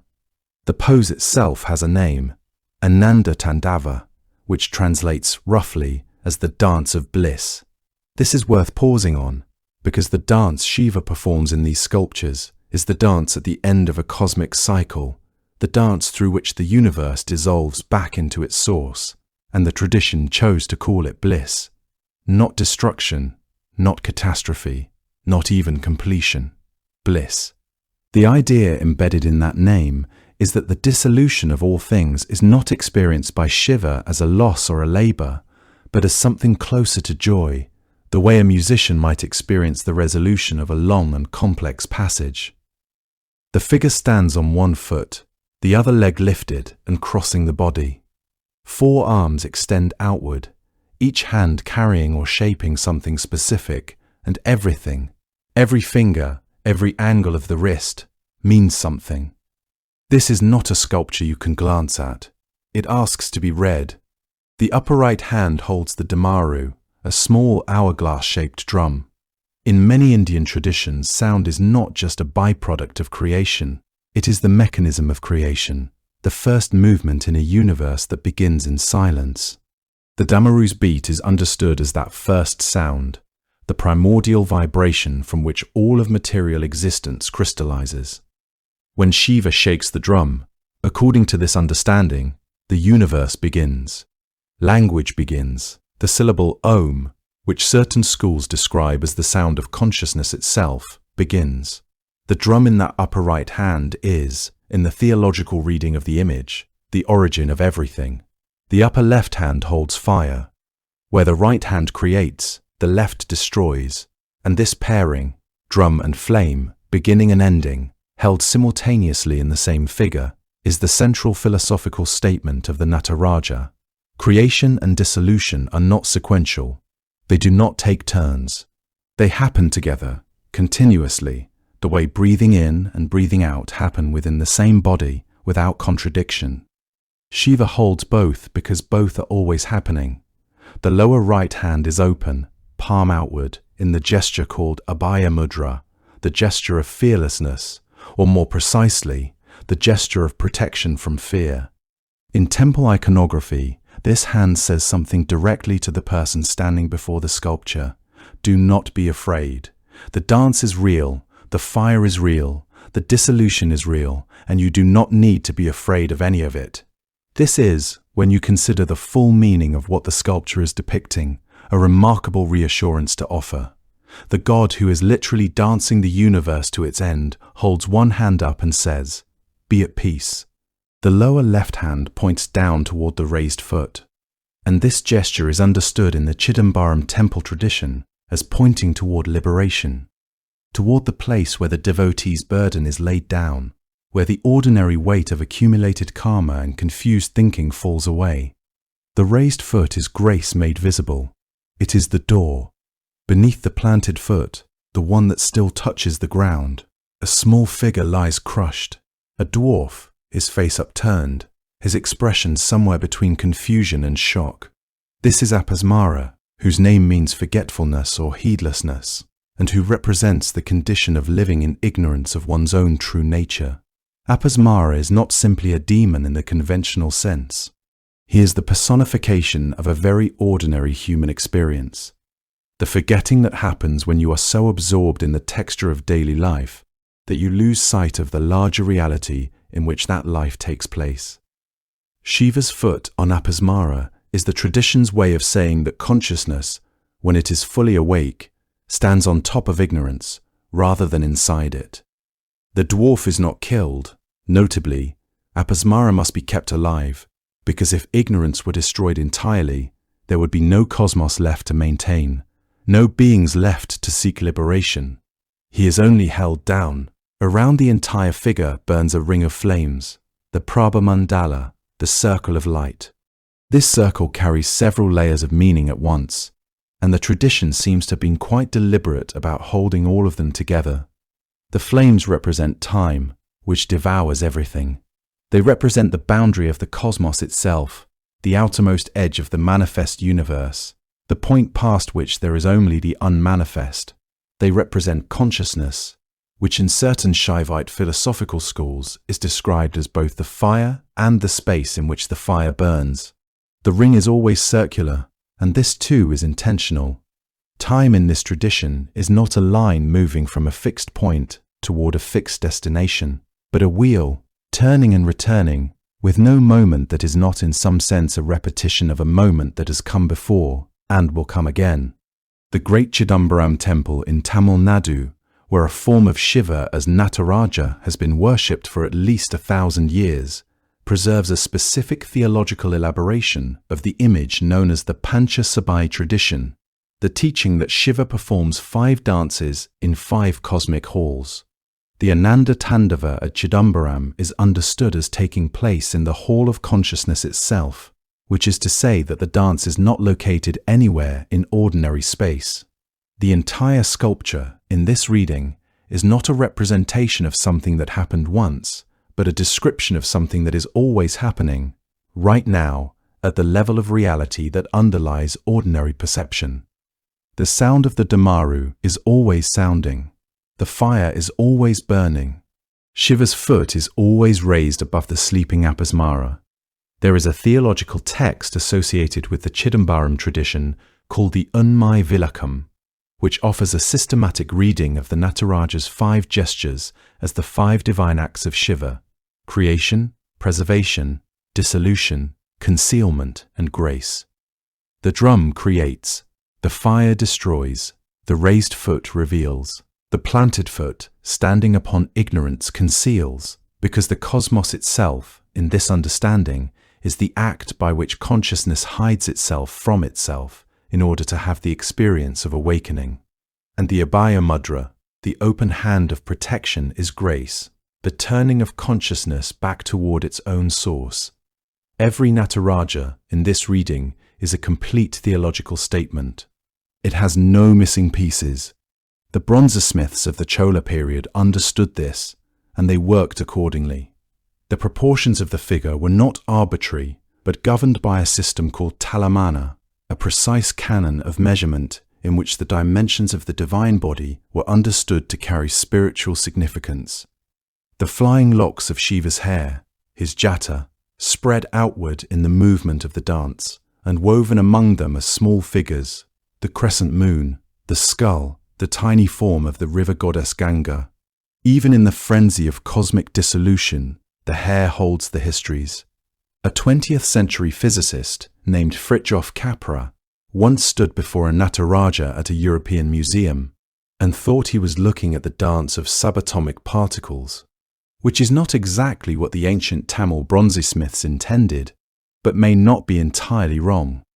There is a story in the Linga Purana about Brahma and Vishnu arguing over which of them is the greater god. And Shiva's answer to this argument is both surprising and characteristically absolute. As the story goes, Brahma and Vishnu had fallen into a fierce dispute, each claiming supremacy, each certain of his own primacy in the order of things. And as they argued, there appeared between them a column of fire, blazing and enormous, stretching upward beyond what the eye could follow, and downward into depths that neither god could measure. Brahma took the form of a swan and flew upward for 1,000 years, searching for the top of the pillar. Vishnu became a boar and burrowed downward for 1,000 years, searching for the bottom. Neither found what they were looking for. The column had no end and no beginning. When they returned to the place where they started, humbled and astonished, the pillar revealed itself to be Shiva, or rather, revealed itself to be the form that Shiva had taken to answer their question. The message, quiet and enormous all at once, was this: I am not a thing that has a top or a bottom. I am not something that can be measured from one end to the other. I am what was here before the question was asked. That pillar, that luminous infinite column, is at the origin of the Shiva Linga. It is the shape the story chose to stand for something that has no shape, the simplest possible form that could be given to something entirely beyond form. When you walk into almost any Shiva temple, anywhere in India or in the wider world where Shaivism has taken root, you will find at the center of the inner sanctuary not a figure with faces and arms and attributes, but a smooth, rounded upright stone resting inside a circular base. To the eye of someone who doesn't know what they are looking at, it is simply a stone. To someone who has grown up within this tradition, it is among the most sacred objects in the world. The theology behind the linga is careful and layered in a way that takes some patience to absorb. Hindu philosophical thought has always carried within it a tension, a productive one, between the god who can be approached through qualities, through story and image and attribute, and the god who ultimately exceeds all qualities and cannot be contained in any of them. The Sanskrit words for these two modes are saguna, meaning with qualities, and nirguna, meaning without qualities. The linga belongs to the second of these. It is the attempt to worship Shiva not as a particular figure with a particular mythology, but as the absolute itself.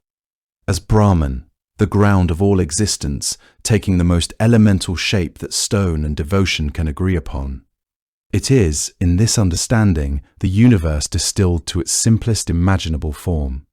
The linga almost always rests inside what is called the yoni, a circular or elliptical base with a small channel carved into it for the draining of water and milk, and the other offerings that devotees pour continuously over the stone.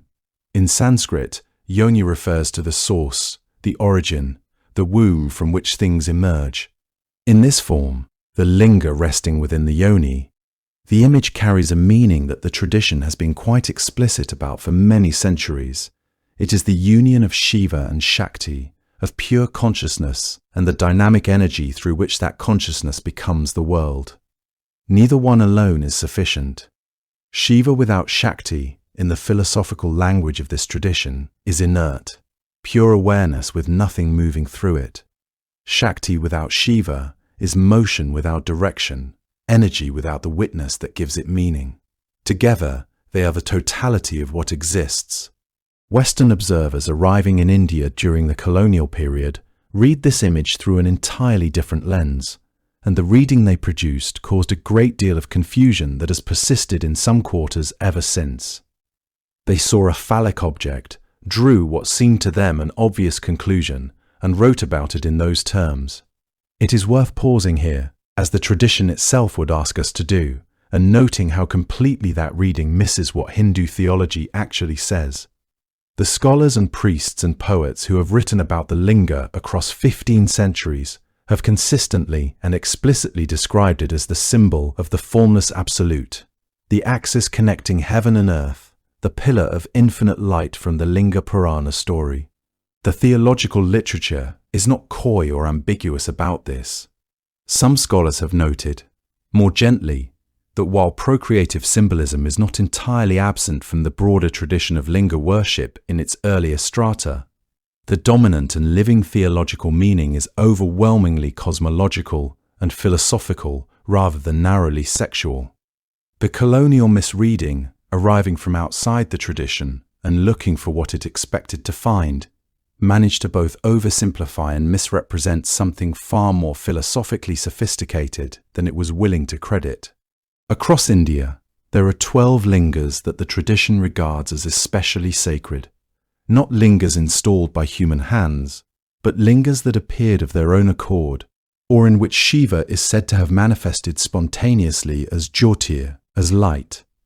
These are the Jyotirlingas, the lingas of light, and a pilgrimage to each of the 12 is considered one of the great spiritual undertakings of a devotee's life.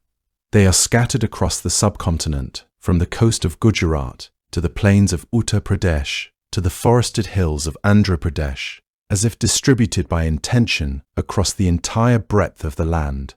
Somnath, on the western coast of Gujarat, is traditionally listed first among them, a temple that stands directly on the shore of the Arabian Sea and has been destroyed and rebuilt so many times over its history that the rebuilding itself has become part of its story.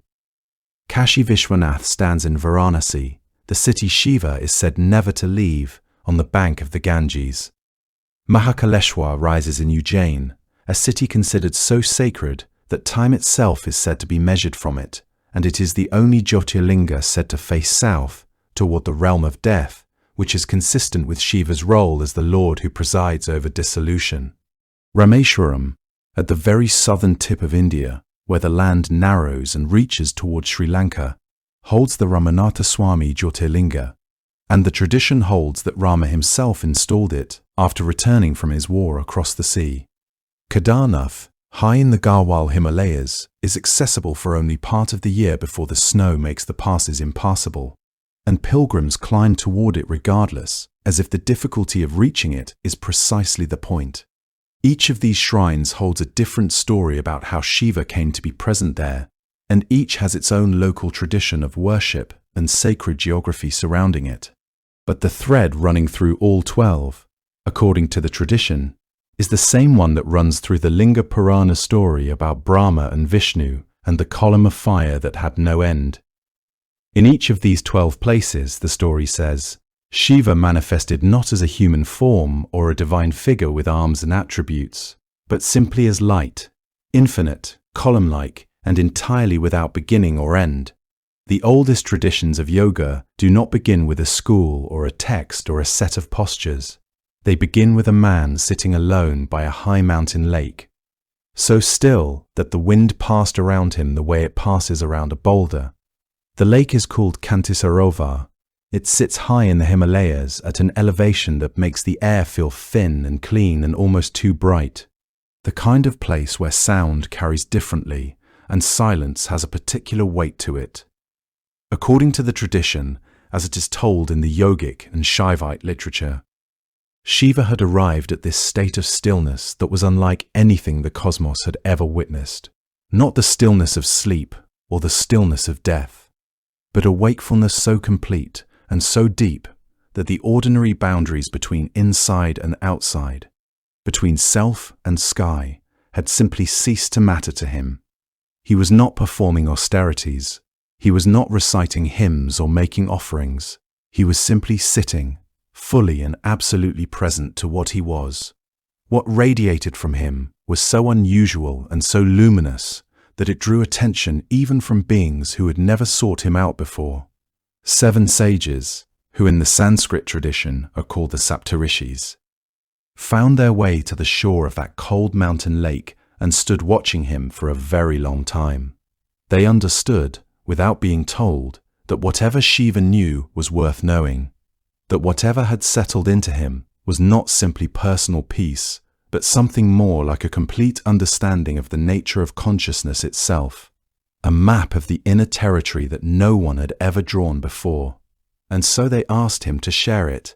They begged, and then they waited, and Shiva, deep in that boundless stillness, did not respond. The sages were patient in the way that only very old and very serious seekers can be patient. They did not leave. They tended the small fires they built against the mountain cold. They watched the seasons turn above the lake. They waited through what the tradition describes as thousands of years, and still they waited. In this extended vigil, something of profound significance was quietly taking place. The very act of their waiting was itself a kind of practice, a discipline of presence that began to reshape them from within. Their minds grew quieter as the seasons cycled. Their bodies adapted to the thin air and the austere conditions. But more importantly, their capacity to simply be, without agenda, without expectation, without the constant motion that characterizes most human existence, deepened day by day and year by year. They learned through the silent example of Shiva's presence what it might mean to sit with the eternal and not turn away. This was because what they were asking for was worth any duration of waiting, and they knew it. Eventually, on a day when the sun had reached its southernmost point in the sky, the day that would become known in the Hindu calendar as Guru Purnima, the full moon dedicated to the teacher, Shiva opened his eyes and looked at the 7 men waiting on the shore. Something shifted in him. The story says that he looked at them carefully and saw that they had ripened, the way fruit ripens over time, from something unready into something that can receive what the tree has to offer. He accepted them as students.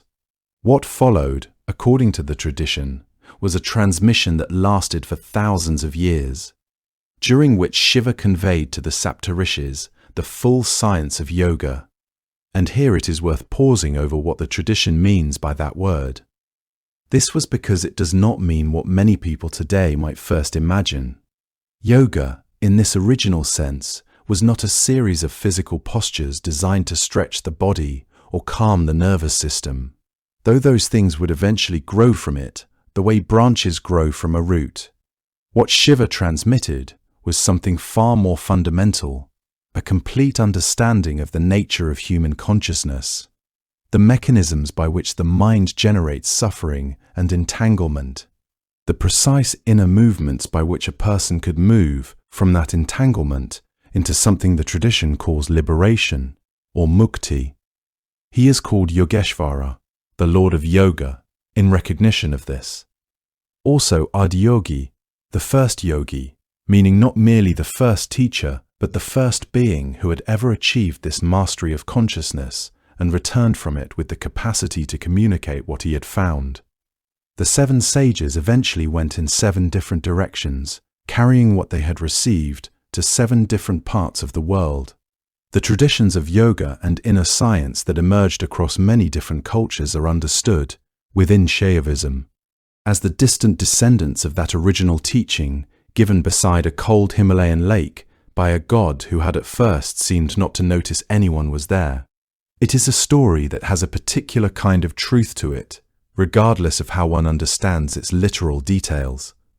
This was because it describes something that practitioners across every era have quietly recognized, that the knowledge Shiva represents is not the kind that can be acquired from the outside, read off a page or memorized from a list, but only the kind that must be found, very slowly and very patiently, in the deepest available stillness. That original transmission, whatever it was that Shiva conveyed to those 7 patient students over the course of millennia, is what practitioners across thousands of years have been trying, in their various ways, to rediscover. The moment when Shiva opened his third eye and reduced the god of desire to ash has troubled and fascinated commentators for centuries. This was because Shiva, of all the gods, is also the one who loves most fiercely.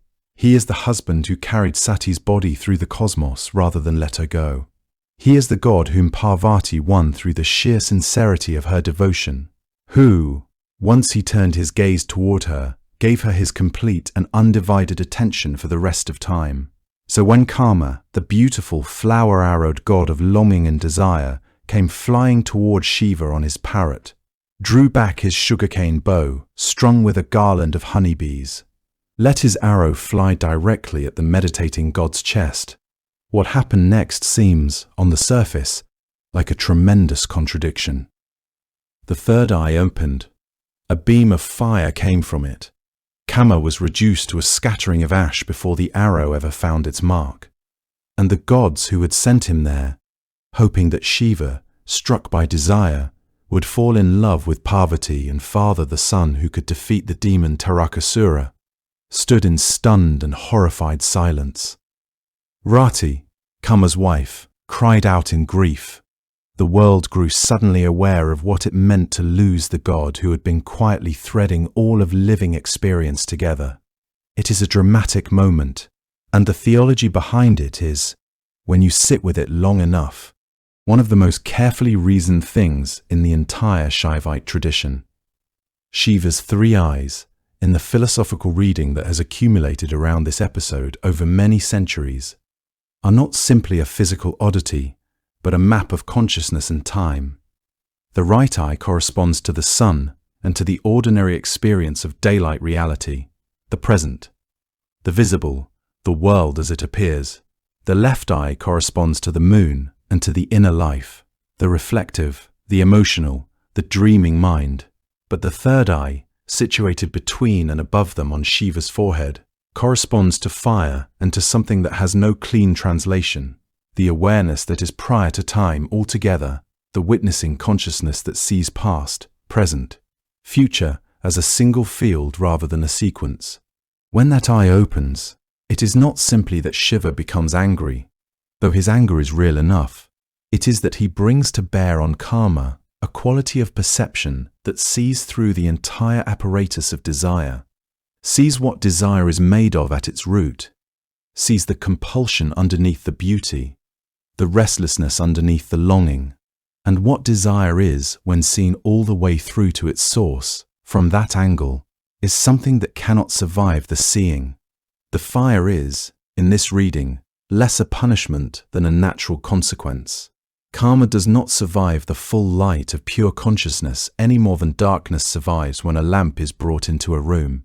This is what the tradition means when it says the third eye is not a weapon but a revelation. It reveals what things actually are.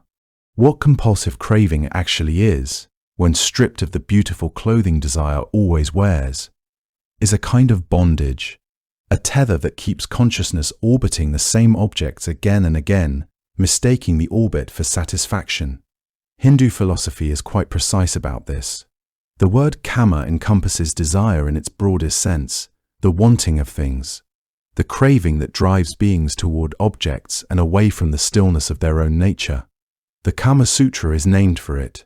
So is Kamadeva, the god Shiva destroys, and the Bhagavad Gita, coming from a related but distinct tradition, identifies Kama as one of the primary obstacles to liberation, not because longing is evil or pleasure is shameful, but because compulsive desire keeps the mind in a permanent state of agitation, always reaching toward what it doesn't have and dreading the loss of what it does. To burn Kama, in this framework, is not to become cold or indifferent to the world. It is to become free within it, able to be fully present with what is without, being dragged forward or backward by the urgent machinery of wanting. And Shiva, sitting in his meditation on Kailash, is precisely this, not a god who has retreated from life, but a god who is so completely at rest in his own nature that desire has no purchase on him. What makes the story merciful and what resolves the apparent contradiction is what happens next. Rati pleads for her husband. Eventually Parvati, once she has won Shiva's love and they are married, also intercedes. Karma is restored, though in some tellings his restoration takes a different form. He is reborn as Pradyumna, the son of Krishna, carrying desire forward in a purified vessel. The tradition does not annihilate desire absolutely or permanently, it transforms it. And Shiva, having burned away the compulsive quality of karma, does go on to love Parvati, completely, tenderly, with a devotion that the texts describe in the warmest possible language. It is simply that the love which remains after the burning is of a different quality than the love that desire alone can produce. It is chosen rather than compelled. It is still rather than restless. It knows what it loves and rests in that knowledge, without needing it to be anything other than what it is. The tradition seems to be saying that the destruction of compulsive desire is not the end of love, but, in a very particular way, its beginning. Not all of Shiva's forms are beautiful, and the tradition is quite deliberate about that. There is a theology at work in the terror, a careful insistence that any god worthy of the name must be able to hold the darkest corners of existence without flinching, without softening them into something easier to look at, and without asking his devotees to pretend those corners are not there. Bhairava, whose name is usually translated as the terrible, or sometimes as the frightful, is the form Shiva takes when the universe requires not comfort, but a reckoning. And his story begins, as so many stories in this tradition do, with a god who forgot his proper place. According to the Shiva Purana, Brahma, the creator, had grown proud. He had always occupied a position of considerable authority. After all, he had spoken the worlds into being, breathed life into living things, and set the great wheel of creation turning. In some versions of the story, Brahma had grown so swollen with this authority that he claimed to be the greatest of all gods, the supreme being before whom even Shiva and Vishnu ought to bow. He had 5 heads, and with all 5 of them, he spoke simultaneously of his own greatness, which is the kind of behavior that tends, in these old stories, to end badly. Shiva appeared before him, and what emerged was not the ash-smeared ascetic of Kailash, not the gentle husband of Parvati, not the still and serene meditator with half-closed eyes.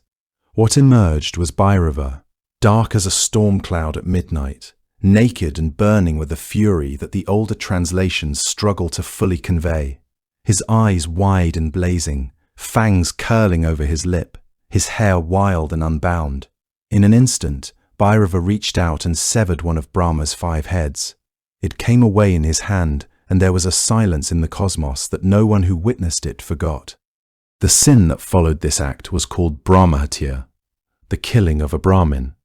And even though Brahma was a god, he was also, in his essential nature, a Brahmin, and the laws governing such things did not bend even for Shiva. This is one of the most striking aspects of the story. Bhairava, who is the most terrible manifestation of the most powerful deity in this tradition, is not exempt from the consequences of what he has done. The skull of Brahma, still bleeding, adhered to Bhairava's hand and would not release itself. This is how the story explains the Kapala, the skull bowl, that Bhairava carries in his iconography. It was fastened to him by the weight of what he had done, and the only way to be free of it was to wander, to beg, to perform penance across all 3 worlds until the sin was fully expiated. And so Bhairava wandered. He moved through the heavens and through the human world and through the darker realms beneath, with the skull always in his hand and the sin always upon him, like a beggar who has no choice but to keep walking.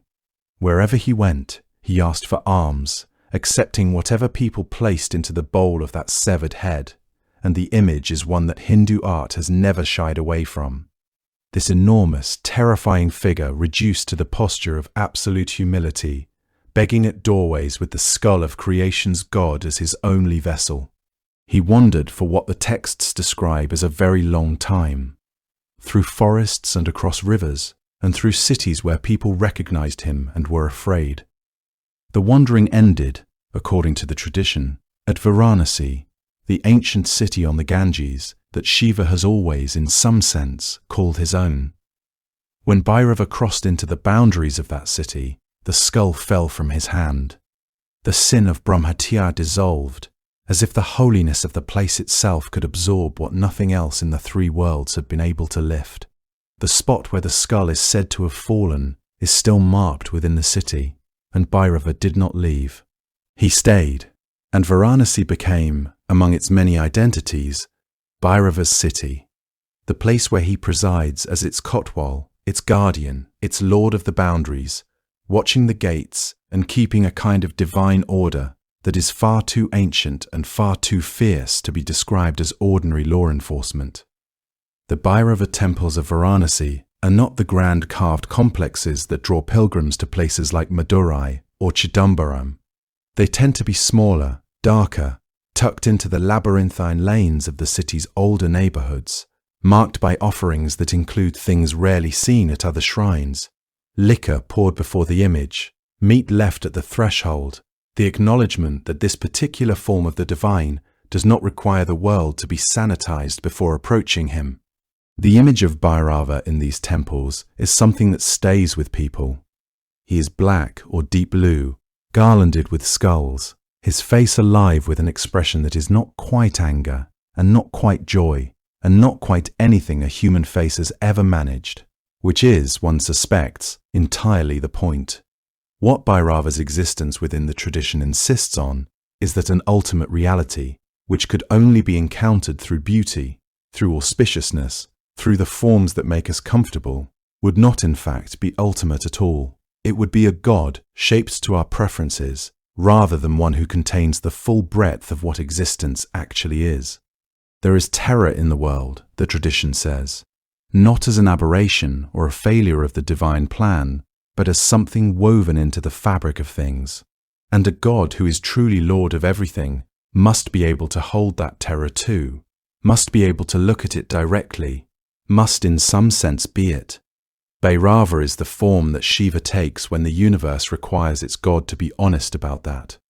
Even the city of Varanasi, which Shiva is said to hold in the palm of his hand at the moment of dissolution, is also and equally Bhairava's city, the place where terror and grace have always, in this tradition, been the same thing. On the western bank of the Ganges, in a city so old that people were living there before the ancient Greeks built Athens, fires have been burning continuously for what the locals say is 4,000 years. The city is called Varanasi. It is also called Kashi, the luminous one, and it is also called Anandavana, the forest of bliss.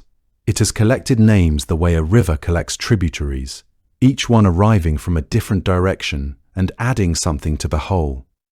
In the tradition of Shaivism, Varanasi is not simply a holy city in the ordinary sense of a place that was once visited by someone sacred, or where a great event long ago left a residue of holiness that the faithful come to touch.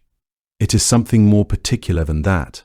It is, according to the scriptures, the place where Shiva himself has chosen to live, not as a memory, not as a statue, but as a continuous and active presence, presiding over the city the way a householder presides over his own home. The Kashi Kanda, a section of the Skanda Purana devoted entirely to this city, describes Varanasi as a place that exists, in a very precise theological sense, outside the ordinary jurisdiction of the cosmos. When the great dissolution comes, when Shiva's Tandava finally brings the current cycle of creation to its close and the universe dissolves back into the waters of primordial chaos, Varanasi alone is said to be lifted out of the flood. Shiva raises it on the tip of his trident and holds it there, suspended above the waters, safe and unchanging until the next creation begins and the city can be set down again. This is not a small claim. It means that Varanasi is not quite of this world, even while it is entirely and visibly in it, that it occupies some space between the ordinary and the absolute that no other city on earth has been granted. Standing at the Ghats in the early morning, it is not difficult to feel the truth of something like this. The Ghats are the wide stone steps that descend in long flights from the old city down to the river. There are more than 80 of them, stretching along several miles of the western bank. At dawn, the Ganges catches the first light in long golden ripples. Pilgrims are already in the water, cupping it in their palms and lifting it toward the rising sun. Priests sit beneath large parasols on the lower steps. The smell of incense drifts across from the small shrines tucked into the walls of the older Ghats. Bells ring. Boats move slowly on the river. It is, by any measure, one of the most quietly overwhelming places a person can find themselves. And then there is the Manikarnika Ghat. It sits near the center of the riverfront. It is different from the others, in a way that becomes apparent almost immediately. Here the fires burn at all hours, day and night, attended by the Dom community, whose ancestral responsibility it has been for as long as anyone can measure to tend the cremation pyres. According to the tradition, the fire at Manikarnika was lit by Shiva himself in the beginning of time and has never been extinguished. Families come from across India and beyond, bringing their dead to be cremated here. This was because the Puranic texts are quite clear that those who die within the boundaries of Kashi receive something that death in any other place cannot offer. The tradition calls it the Taraka mantra, the mantra of crossing over. When a person dies within the sacred boundaries of Varanasi, Shiva is said to come himself and lean close to the ear of the departing soul and whisper a mantra that cuts through the accumulated weight of karma and grants moksha, liberation from the cycle of death and rebirth, directly, without remainder, regardless of how that person lived or what they believed or what they did. This is, theologically speaking, an extraordinary promise. It has drawn dying people to Varanasi for centuries, arriving by boat and by road and, in more recent times, by train, carried by relatives or making the journey alone, simply to be in this city when the final moment comes. What is remarkable about this tradition is what it says about who Shiva is at his deepest nature. He is called the Lord of Death, Mahakala, Great Time, and that title can sound fearsome in isolation. But the tradition of the Taraka mantra reveals something else entirely, that the one who governs death is also the one most tenderly concerned with what happens in it. He does not stand at a distance and judge. He comes close. He whispers. He does not ask the dying person whether they deserve liberation or have earned it through sufficient piety. He gives it freely, the way a river gives water to whatever comes to its bank without asking its reasons. There is a quality of unconditional compassion in this image that the tradition returns to again and again.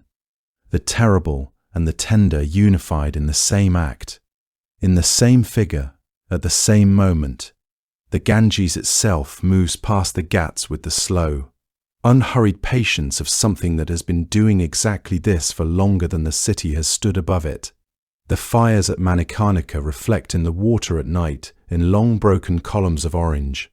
The bells from the evening aarti ceremony carry across the river and fade into the dark on the far bank. Varanasi does not soften death or decorate it or move it out of sight. It places death at the very center of the city, in full view of the river, attended by fire. It calls this a mercy. Every person who has ever come to die in Varanasi has been, according to the tradition, leaning back into Shiva's hands. One of the signs that a deity has genuinely taken hold of a civilization's imagination is when the theologians start disagreeing with each other about what exactly he means, and by that measure, Shiva took hold very thoroughly indeed. Across more than 1,000 years of concentrated philosophical work, scholars and saints and wandering ascetics produced not one authoritative account of who Shiva is and what he requires, but several, each internally rigorous, each drawing on the same ancient sources, each arriving at conclusions that sometimes feel barely compatible with the others. What is remarkable is that this proliferation of schools was not experienced as a failure of understanding. It was understood by most of the people living inside these traditions as a natural consequence of trying to describe something that is, by its own definition, too large to be described. The schools of Shaivism are, in this sense, less like competing companies and more like different windows cut into the wall of the same enormous building, each offering a genuine view and none of them showing the whole interior at once. The first and perhaps most philosophically ambitious of these windows belongs to the tradition known as Kashmir Shaivism, that flourished in the Kashmir Valley roughly between the 8th and 12th centuries of the Common Era and produced, in the philosopher Abhinavagupta, one of the most formidable intellectual minds in the history of Indian thought. The central claim of Kashmir Shaivism, articulated through a body of texts known as the Pratyabhijna, meaning recognition, is both simple to state and extraordinarily difficult to fully absorb, that everything that exists, without exception, is Shiva's consciousness, not a reflection of his consciousness, not a product of his consciousness, but consciousness itself, undivided and without remainder, the individual self that seems to be a separate person moving through a separate world, is, in this view, Shiva temporarily forgetting what he is, and the entire spiritual path is a process of recognition, of remembering. Abhinavagupta developed this position with a precision and depth that took generations of students to fully unpack, weaving together philosophy, aesthetics, the practice of yoga into a unified vision in which even beauty, even art, even the experience of watching a lamp flame tremble in the dark could be understood as Shiva recognizing himself. It is a philosophy of radical inclusion. Nothing is outside Shiva. Nothing is excluded from the possibility of awakening. The world is not an obstacle to be escaped, but a form Shiva himself chose to take for reasons that are, at their root, the reasons of a dancer. This vision of the world as Shiva's creative play, his lila, meant that enlightenment was not withdrawal from existence, but a transformed engagement with it. The recognition that consciousness pervaded all things made the cultivation of beauty, knowledge, and experience central to the spiritual path rather than peripheral distractions. Further south, in Tamil Nadu and the surrounding regions, the tradition known as Shaiva Siddhanta developed a very different set of answers using some of the same ancient materials, where Kashmir Shaivism dissolved the boundaries between God, soul, world into a single consciousness. Shaiva Siddhanta held those three realities firmly apart. Shiva, in this tradition, is supremely real and perfectly transcendent. He does not become the world. He does not forget himself into it. He is not identical to the souls he loves and guides. The relationship between Shiva and the individual soul is more like the relationship between a light source and an object it illuminates. The light is real, the object is real, the illumination is real, but they are not the same thing. This theological position made Shaiva Siddhanta particularly attentive to the practices of devotion, to puja, to pilgrimage, to the careful ritual life of the great South Indian temple traditions, because if Shiva and the soul are genuinely distinct, then the acts by which the soul turns towards Shiva have their own irreducible weight and meaning. The elaborate bronze traditions of the Chola period, those extraordinary Nataraja sculptures that still arrest the breath of anyone who stands before them, were created within this devotional atmosphere. They carry its warmth.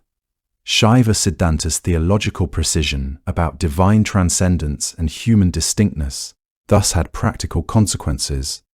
It grounded an entire civilization's artistic and devotional expressions in the conviction that relationship was real and eternally meaningful.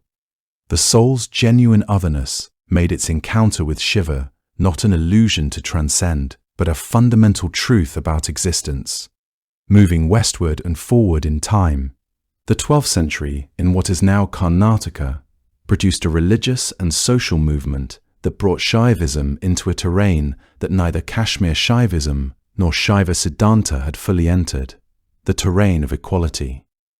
The Lingayat tradition, also called Virashaiva, was shaped decisively by a poet, philosopher, minister named Basavana, who gathered around him a community of poet saints called the Sharanas. Basavana's Shaivism was carried in short, fierce poems called vachanas, spoken directly to Shiva in the intimate second person. It rejected caste hierarchy with a thoroughness that was genuinely radical for its time. The sacred object of the Lingayat tradition is a small personal linga worn against the body, always present, always immediate, requiring no temple intermediary, no priestly gatekeeper, no elaborate ritual apparatus. Shiva, in this vision, was not distant or abstract, but immediate, accessible to anyone, entirely indifferent to the social categories that human beings had constructed to keep each other apart. The last tradition worth resting with here is the Nath Yogi lineage. That stretches from Shiva as Adiyogi through the figure of Matsyendranath, and most influentially, the philosopher-ascetic Gorakhnath, who lived probably in the 11th or 12th century and whose teachings became the foundation of what we now call Hatha Yoga. The Nath Yogis understood Shiva primarily as the original practitioner, the being who had gone furthest into the interior of consciousness and returned with a method. Their emphasis was less on devotion or philosophy than on direct transformation of the body and the breath, on practices that could, if pursued with sufficient patience and courage, reproduce in the practitioner something of what Shiva had always embodied: absolute stillness at the center of absolute power.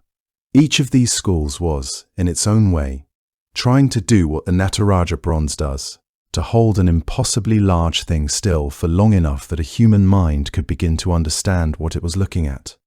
Once a year, on the darkest night of the darkest fortnight of late winter, people in temples across India and the wider world do something that runs entirely counter to what any sensible person would recommend. They stay awake all night on purpose. The festival is called Mahashivaratri, the great night of Shiva, and it falls on the 14th night of the waning moon in the month of Falguna, which in the Western calendar arrives somewhere in February or March, when the cold has not quite finished with the world and the darkness comes early and stays long. It is, by design, the darkest night of an already dark fortnight, the moon reduced to the thinnest possible sliver overhead, and the tradition treats this darkness not as something to be overcome, but as something to be entered into deliberately, with full attention, the way you might step into cold water knowing it will wake you completely. Different traditions within Shaivism offer different accounts of exactly what this night commemorates, and the fact that there is more than one answer is, at this point in the story, not surprising at all. In some tellings, Mahashivaratri is the night of Shiva and Parvati's wedding, the night when the ascetic god who had closed himself off from the world agreed, at last, to be a husband. In others, it is the night Shiva performs the Tandava, his great cosmic dance, when the rhythm of the universe itself becomes audible to those who are quiet enough and awake enough to hear it. In still other traditions, it commemorates the night he drank the hala hala poison from the churning ocean and held it in his throat so that the world might survive. What unites these different versions is the sense that something happened on this particular night that was too large for ordinary daylight to contain, something that required darkness and stillness and the willingness to remain present through the long hours before dawn. Devotees fast through the day beforehand, arriving at the temple as evening comes on, carrying offerings of bilva leaves, the three-lobed leaves considered especially sacred to Shiva, along with milk, honey and water to pour over the linga in ritual ablution. There are flowers and lamps and the thick sweetness of incense moving through the crowded air. The priests perform 4 rounds of worship across the night, once in each of the night's 4 quarters, and between these rituals the chanting rises and falls, the names of Shiva repeated in long-sustained waves of sound, Om Namah Shivaya winding through the stone corridors like something the walls themselves have absorbed and learned to give back. In one of the great Shiva temples, at Varanasi perhaps, or at Chidambaram in Tamil Nadu, or at the Somnath temple on the coast of Gujarat, where the sea moves just beyond the walls, the atmosphere during Mahashivaratri is unlike any other night of the year. The lamps multiply as the hours deepen, throwing soft moving light across the carved stone surfaces. The crowd is dense, but not hurried. People sit along the walls, some singing, some with their eyes closed and their lips moving in quiet repetition of a name they have been saying since childhood. The chanting moves through the room like a tide, building toward the next puja, then settling again into a quieter murmur. Outside, the night is cold and moonless. Inside, the lamps are enough. The tradition is quite specific about why staying awake matters on this particular night. The idea is not simply that endurance proves devotion, though that element is present. According to the teachings associated with the festival, the energy that moves through the human system on Mahashivaratri is different from any other night. Something in the alignment of the earth, the position of the stars, the particular quality of the darkness itself, creates conditions in which spiritual practice yields more than it would on an ordinary evening. Sleep, in this context, is not the enemy of the body, but simply a lost opportunity. To remain awake, alert, and oriented towards something larger than yourself through the night's 4 watches is, the tradition says, to let whatever that energy is move through you without interruption, to give the darkness your full and undivided company. There is a story sometimes told to explain the vigil, about a hunter who spent a Mahashivaratri night in a bilva tree above a Shiva linga, not knowing it was there, not intending to worship, simply surviving the night, and was liberated nonetheless, because the leaves he accidentally shook loose fell onto the linga below, and the darkness kept him awake, and something passed between him and the god, without either of them quite planning it. The Shiva of the Nataraja dances the cosmos to its end, but that is only half the story. This was because Parvati, standing beside him or facing him across the cosmic stage, dances creation back into being. The two dances, his Tandava and her Lasya, belong together the way thunder belongs with rain, the way the exhale follows the inhale without any gap between them. One without the other would be not just incomplete, but cosmically impossible. The tradition has always understood this with a kind of quiet certainty that doesn't require argument to sustain itself. The Tandava is the older and fiercer of the two. In the Shiva Purana and in the broader Shaivite tradition, it is described as a dance of tremendous power, stamping feet that shake the three worlds, arms moving in patterns that correspond to the great forces of dissolution, the whole body expressing something that human beings witness only at the edges of experience, in earthquakes and storms and the moment when something that had seemed permanent simply ceases. Some accounts connect the Tandava to Shiva's grief after the death of Sati, when he carried her body through the cosmos and danced in a kind of wild, inconsolable sorrow that the gods themselves could not bear to watch. In those versions, the Tandava is not only a cosmic function, but something more personal and more heartbreaking, the dance of a being who has loved and lost and has no adequate language for what that feels like, except movement. Other accounts describe it as Shiva's performance at the end of each cosmic age, when everything that exists must be dissolved so that existence itself can begin again. Both meanings can live inside the same dance without contradiction. This was because grief and dissolution are, in this tradition, not so different from one another. The Lasya that Parvati dances in response is her answer to all of that, graceful, fluid, full of the particular kind of tenderness that knows exactly what the Tandava costs and chooses to create anyway, where the Tandava stamps and turns and reaches outward with enormous energy. The Lasya draws inward, circles gently, moves with the kind of unhurried ease that belongs to something that is not afraid of being destroyed because it knows it will always return. Parvati's dance is associated with the softer rasas, the emotional flavors of beauty, love, joy, and with the green and growing aspects of the world, the way a river finds its way around a stone rather than breaking it. Together, Shiva and Parvati in their respective dances constitute what the tradition calls a complete account of reality, the terrible and the beautiful, the ending and the beginning, the god who burns and the goddess who blooms. It is out of this cosmic conversation between the two dances that classical Indian dance is said, in the devotional tradition, to have been born. The story most often told is one of a competition, Shiva and Parvati dancing before the gods and the sages, each matching the other, the dance growing more complex and more refined as the night went on.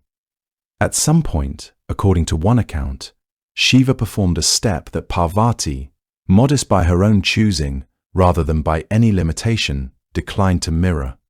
Shiva was declared the victor, but the competition itself, in the telling, produced something lasting, the forms and gestures and emotional expressions that would flow down through centuries of human practice into the great classical traditions of Indian dance. Bharatanatyam, which developed in the temples of Tamil Nadu, the same southern region that produced the great Nataraja bronzes, carries within its grammar of hand gestures and eye movements and footwork something that its practitioners understand as reaching all the way back to that original divine exchange. Odissi, from the temples of Odisha, carries a similar understanding. its lyrical quality thought by many in the tradition to carry the quality of the lasya itself. Parvati's side of the conversation. The text that codifies much of this is the Natya Shastra, the ancient treatise on performance attributed to the sage Bharata. That opens with an invocation, placing Shiva and the goddess at the origin of all artistic expression. In that text, the arts, dance, music, poetry, drama, are not decorative additions to a life well lived, but fundamental expressions of consciousness encountering itself in form. That is to say, they are doing what Shiva and Parvati do in their dance, making the invisible nature of existence briefly, beautifully visible. The Natya Shastra describes many varieties of the Tandava, each corresponding to a different mood or cosmic situation, suggesting that even the fierce dance contains within it more shades of feeling than any single word can hold. Every dancer who has ever trained in any of the classical forms of India is, in this view, learning a language that Shiva and Parvati spoke first, the language of embodied consciousness moving through time. For as long as Shaivism and Vaishnavism have coexisted in India, which is a very long time, there has been argument about which of these two great gods is the greater. The debate has not always been polite. In certain periods and certain regions, temples were rededicated, hymns were rewritten. The partisans of each tradition made their claims with a fervor that occasionally crossed from devotion into something sharper. A Shaivite poet might insist that Vishnu himself bows before Shiva. A Vaishnava poet would answer that Shiva is merely one of Vishnu's devoted servants. Both sides had scriptures, both sides had stories, and both sides, when pressed, had the particular certainty that comes from loving something so completely that any rival seems not just wrong, but almost incomprehensible. What makes the Hindu theological tradition so remarkable, however, is what happened alongside that rivalry. Even as the debate continued, theologians and storytellers and temple builders were quietly working on a different kind of answer, one that did not choose between the two gods, but instead asked what it might mean if the question itself had been posed incorrectly. The Puranas, those vast and generous repositories of myth and theology, contain stories in which Shiva and Vishnu do not compete, but honor one another with a completeness that leaves very little room for rivalry. In one such story, Shiva takes up the name of Rama, one of Vishnu's most beloved earthly forms, and repeats it as a mantra, declaring that the name of Vishnu is the sweetest sound his lips have ever formed. In another, Vishnu worships the Shiva Linga with 1,000 lotus flowers, offering one flower for each of Shiva's names. When he discovers that one flower is missing, he places his own eye in the offering without hesitation. This was because to fall short in his devotion to Shiva is something he cannot allow. Each of these stories was told, scholars believe, partly as a gesture of inclusion, a way of saying to the devotee of the other tradition that their god was honored here too, that the house was large enough. The theological logic underneath these stories is elegant. If Shiva is truly the supreme being, then his greatness must include the greatness of Vishnu. This was because a god who is truly ultimate cannot be diminished by the existence of another great god. The same reasoning applies in reverse. And so both traditions found a way to acknowledge the other's beloved deity without abandoning their own, by placing the rival god in a posture of mutual reverence. It was not compromise so much as a recognition that genuine supremacy, in the Hindu philosophical understanding, could not be the kind of supremacy that required another god's defeat. The most literal expression of this synthesis was the figure of Harihara, Hari being a name of Vishnu, Hara being a name of Shiva, a composite deity who simply joined both gods into a single form. The right side of the body belongs to Shiva, the matted locks, the crescent moon, the ash-white skin, the trident, the tiger skin. The left side belongs to Vishnu, the smooth crown, the dark complexion, the lotus, the conch, the elegant silk. In certain temples in Karnataka, Tamil Nadu, Cambodia, where Hindu traditions spread through centuries of cultural exchange, This image appears with a serenity that suggests the sculptor saw no difficulty in it whatsoever. The two halves meet at the center of the body without seam or struggle, as if they had always belonged together, and the apparent opposition between them had only ever been a kind of appearance. Devotees who worshipped at Harihara shrines were not being asked to give up their preferred deity. They were being offered something rarer, an image of what the tradition's deepest thinkers had come to suspect was true. That is, that the divine reality these two great streams of devotion were reaching toward was not two things, but one thing seen from different directions. The image of Harihara, half Shiva, half Vishnu, sharing one body with perfect equanimity, may be the most elegant theological answer ever carved in stone. The devotees Shiva has gathered around himself across the centuries form one of the strangest and most varied congregations in the history of religion. There are poet saints who wept at his feet and wrote verses so delicate that scholars still struggle to translate them without losing something essential. There are wandering ascetics who smeared their bodies with the ash of cremation grounds and gave up everything that ordinary life considers worth keeping. There are philosophers who argued his nature in precise Sanskrit terminology for lifetimes. There are village women who simply left flowers at a stone by the road each morning without ever once questioning whether this was enough. All of them across 3,000 years and the full breadth of the Indian subcontinent found their way to the same God, and the God, the tradition says, found his way to each of them in return. Among the most beloved of Shiva's devotees are the 63 Nayanmars. The word Nayanmar means, loosely, leader or guide in the path of devotion. These 63 figures came from every layer of society: farmers, fishermen, kings. One woman among them, each writing and singing hymns to Shiva in Tamil, a language old enough and rich enough to carry the full weight of what they were trying to say. Their collected hymns, known as the Thevaram, are among the most luminous works of devotional literature produced anywhere in the ancient world.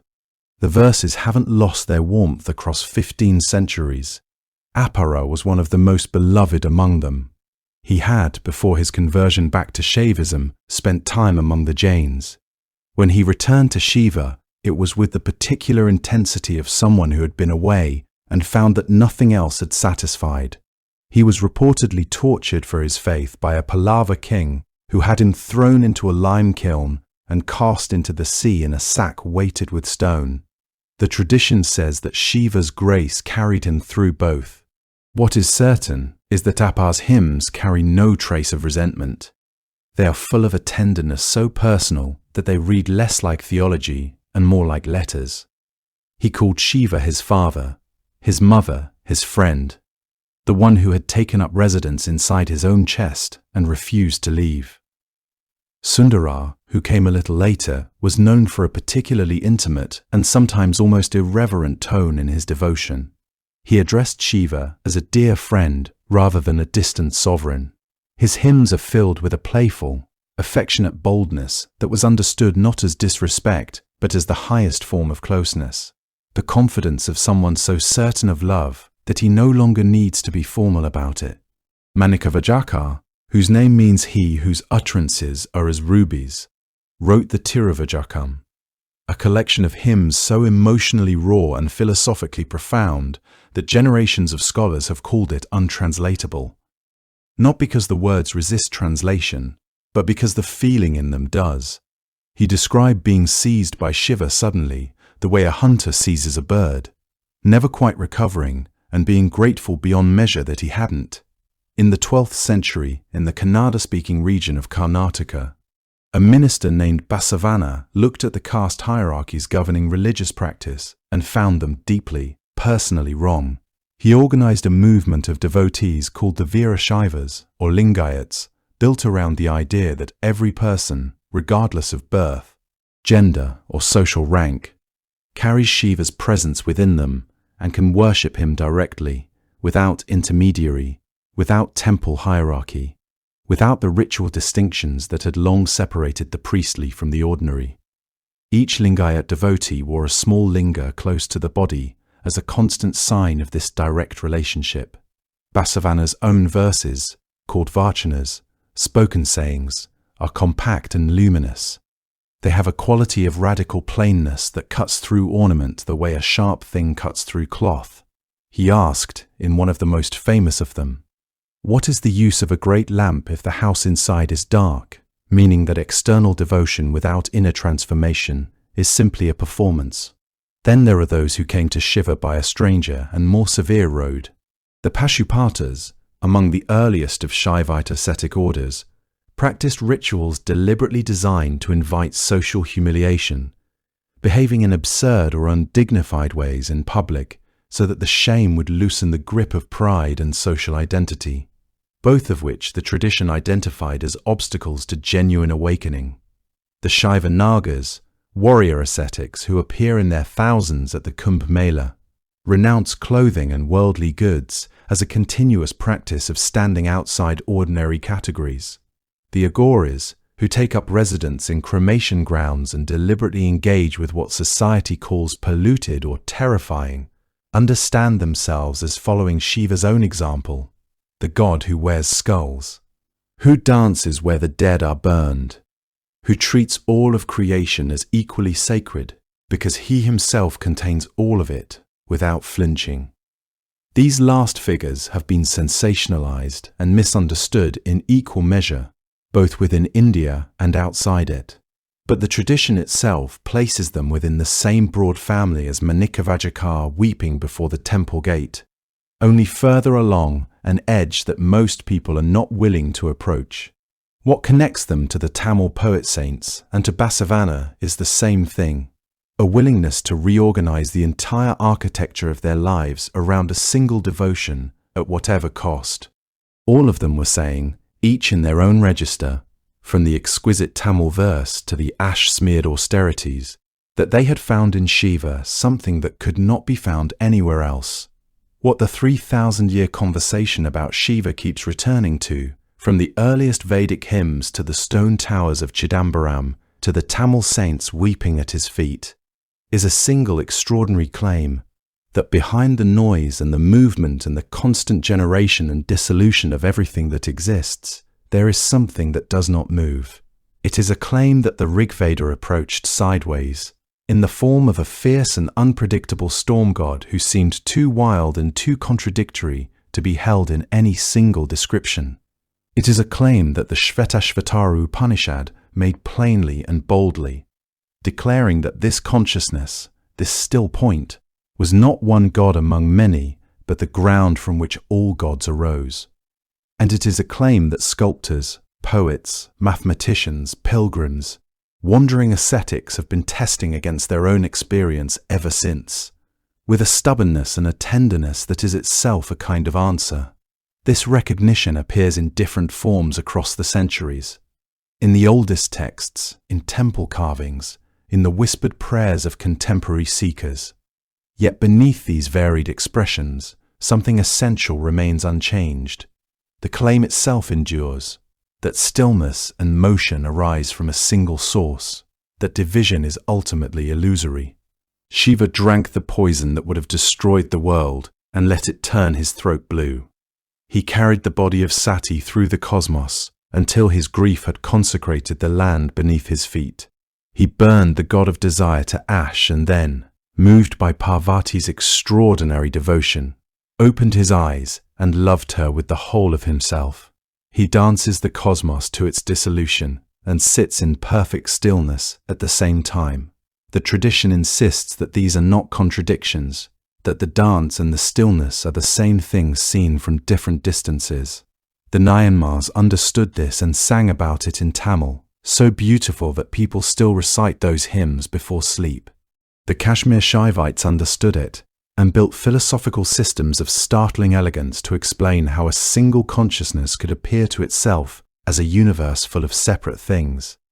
The pilgrims who walk the parikrama around Kailash in the bitter wind understand it in a different way, not as a proposition to be argued, but as something felt in the body. In the cold and the altitude and the silence so complete, it seems to have a texture of its own. What is remarkable, when you hold all of this together quietly, is how much of ordinary human experience Shiva contains. He is the one who meditates alone on the mountain for so long that the world grows cold without him. That is simply what grief does. It withdraws. The people around the one who is grieving feel the temperature drop. He is the householder with ash in his hair and a snake around his neck, sitting at a mountain hearth with his children and his bull at the gate. That is simply what love looks like when it is not trying to be dignified. He is the one who can be persuaded by Parvati's austerities, by the devotion of the Nyanmars, by the patient waiting of the 7 sages at the lakeshore, which is to say, he is a god who notices when someone is paying attention. And he is the dancer, moving through the ring of fire with complete composure, one foot crushing the forgetfulness that binds us, one foot lifted in the gesture that means, here, if you can see it, is the way out. Tonight, if you close your eyes and let everything grow very quiet, you might find something that resembles what all of those poets and philosophers and pilgrims were reaching toward. Not an idea exactly, but a quality of stillness that seems to exist just beneath whatever noise the mind is currently making. It does not announce itself. It does not move to meet you. It simply waits, the way a mountain waits, perfectly indifferent and perfectly available. And somewhere on the cold slopes of Kailash, the story says, he is sitting there still. Her name alone carries 2 meanings, and neither one is simple. In the oldest layers of the Irish language, the word that would become Morrigan could be read as Morrigan, meaning great queen, or as a word rooted in the idea of a phantom, a spectral presence, something not quite of the living world. Both of those readings are accurate, and scholars have debated them for a long time without ever fully settling the question. She is the great queen who rules over the deep and turbulent forces of existence, and she is the phantom queen who moves through the world like something half-dreamed, glimpsed at the edges of perception, heard rather than seen. That particular tension between the commanding and the spectral, between the sovereign and the haunting, is not incidental to her character. It is her character.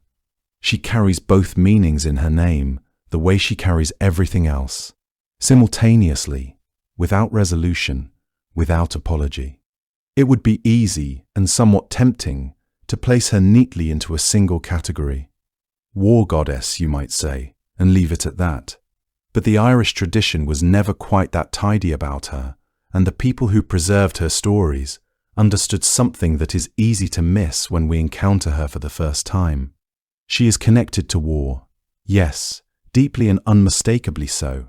She appears at battles, she shapes their outcomes, she moves above fields of the fallen in the form of a crow, watching what unfolds below with those sharp and knowing eyes. But she is also connected to fate in a way that extends far beyond any single conflict, and to prophecy, and to sovereignty, and to the bond between the land itself and those who have the right to rule over it. She is, in some of the oldest stories, connected to fertility and to the turning of the seasons. She stands at river fords and washes the armor of those about to die, not because she causes their death, but because she already knows what is coming, and knowing it, she cannot look away. She is as much a keeper of truth as she is a figure of terror.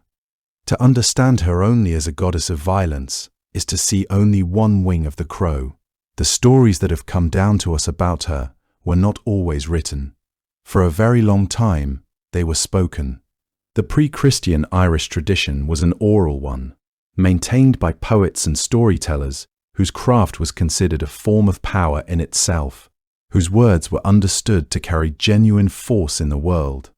The stories of the Morrigan and the other gods of the Tuatha De Danann, the divine race to which she belongs, were carried forward in memory and in voice across hundreds of years before a single monk ever set them down in ink.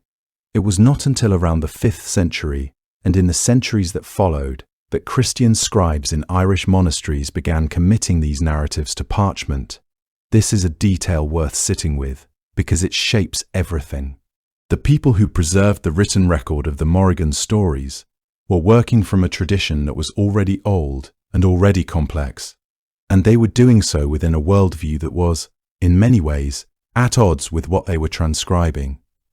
Some things were surely softened.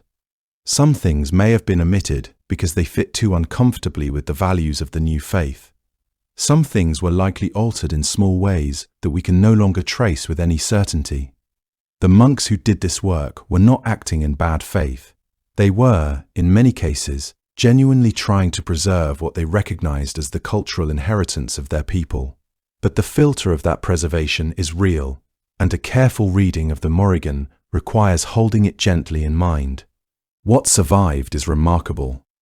The manuscripts that contain her stories, texts like Cathmega Tuirid, the account of the great battles of Moytura, and the Tainbo Cuelingje, the great cattle raid of Cooley in which the hero Cuchulainn plays his tragic role, are rich and layered documents that have been studied and translated and argued over by generations of scholars. They are not always consistent with one another. Her name appears in different forms. Her companions and sisters shift depending on which account you are reading. The details of individual episodes vary from version to version. This is not a flaw in the tradition. It is, in fact, a characteristic of living mythology, of stories that were told and retold by different voices across different times and regions, each telling shaped by the particular purpose and the particular audience of that moment. The variation is evidence of vitality. It tells us that she was not a fixed and finished object stored away in a single authoritative text, but a living presence in the imagination of the people who carried her forward. She belongs to a very old world, and reaching her requires crossing a considerable distance in time and in understanding. The Ireland that produced her stories was not the Ireland that later centuries would know. It was a place where the boundary between the visible world and the invisible one was understood to be permeable, where certain figures could move between them, where poetry was a form of magic and a crow above a battlefield was never only a bird. She emerged from a culture that thought about power, death, and fate in ways that do not map cleanly onto modern categories, and so the most honest way to approach her is with a certain quietness, a willingness to let her be more than one thing at a time, a readiness to follow the stories where they lead without forcing them into a shape they were never meant to hold. Everything that follows, every battle, every prophecy, every transformation, should be understood with that in mind. She is three, and she is one, and the texts never quite agree on which sisters stand beside her. This is not a flaw in the tradition. It is, in its own way, the point. When the medieval monks of Ireland sat down to record the stories they had inherited from centuries of oral telling, they were not writing a tidy theological manual. They were setting down something far older and far less interested in consistency than a modern reader might expect.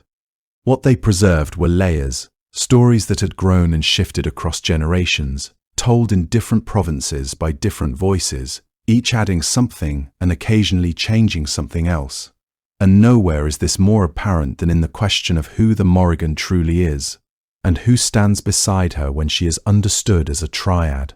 The most commonly cited grouping names: three sisters, Badbeb, Macha, and Nemain.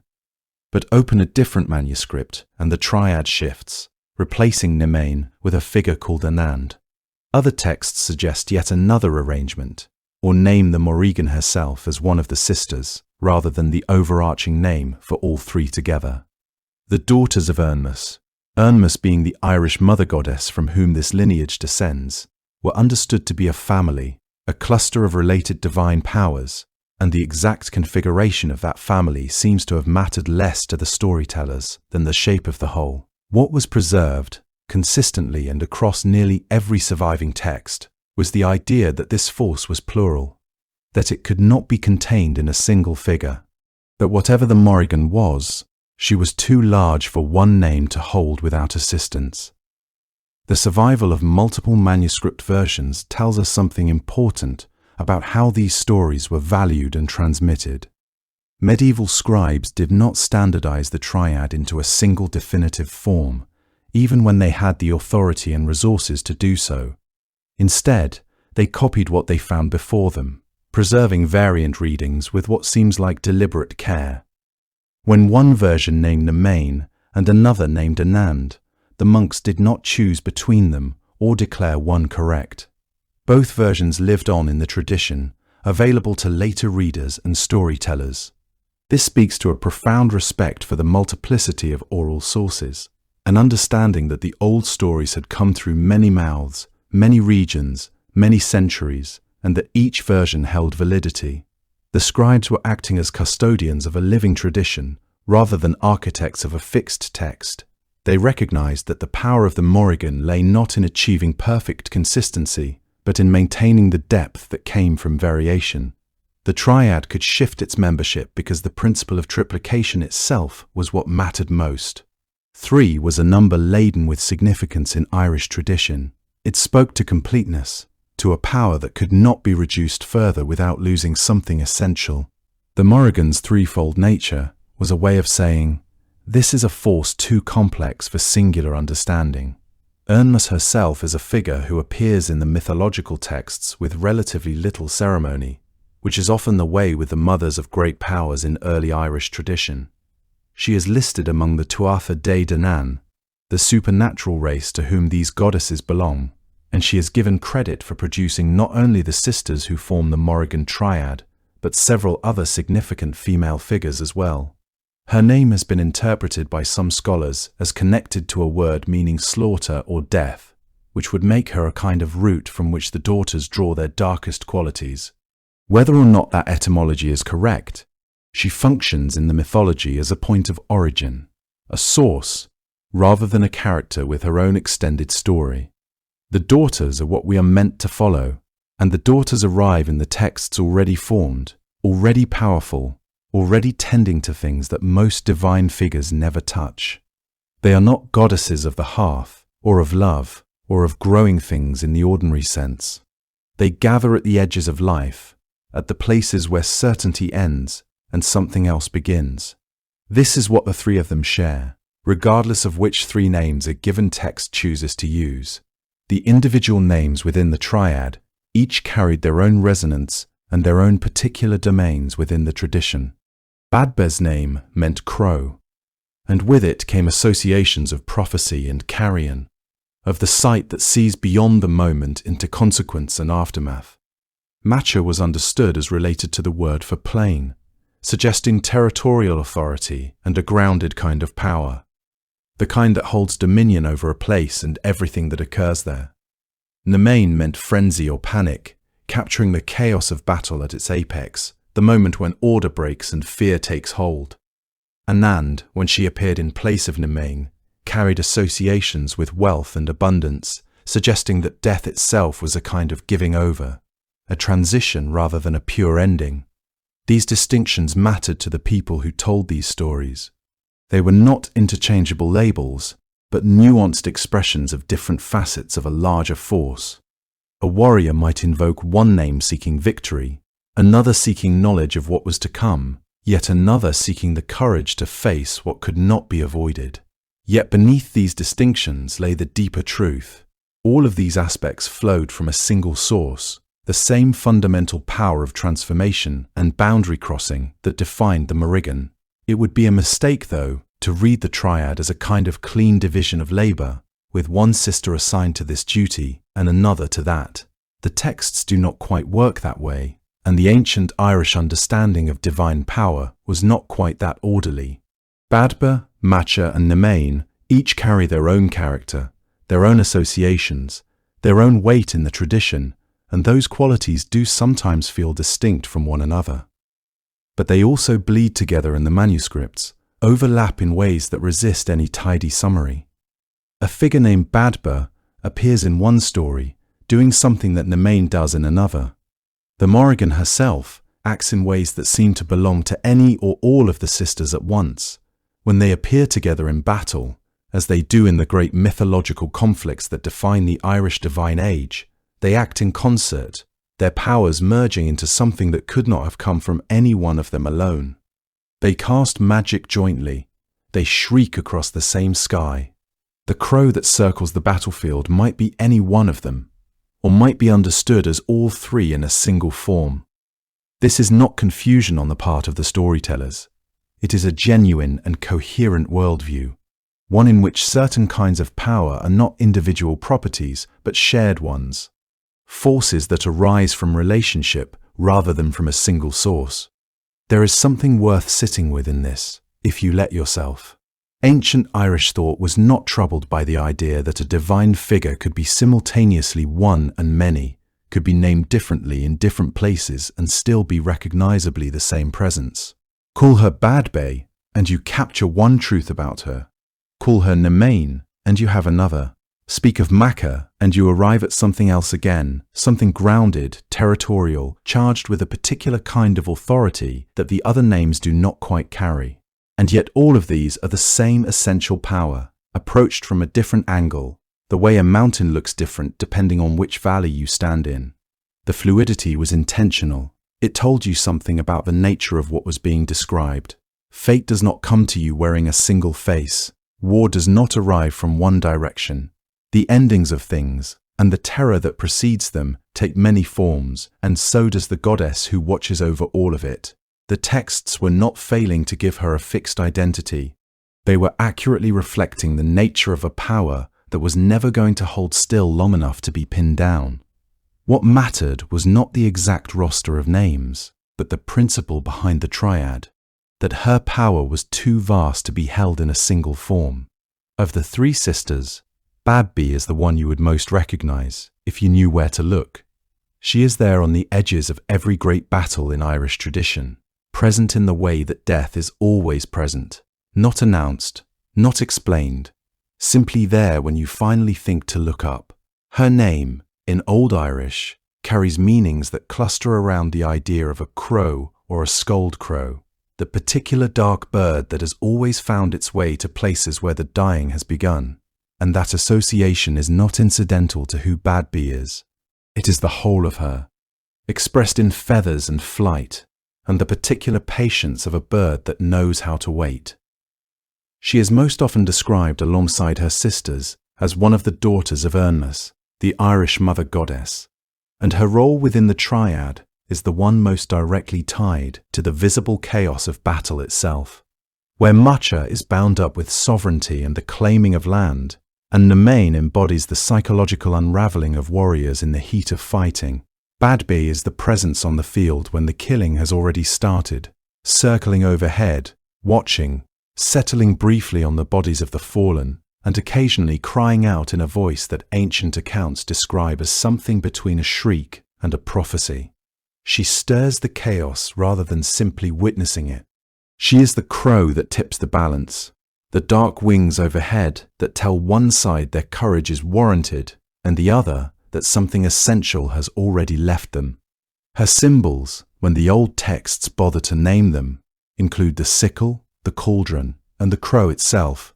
Each of those three things tells you something different about her.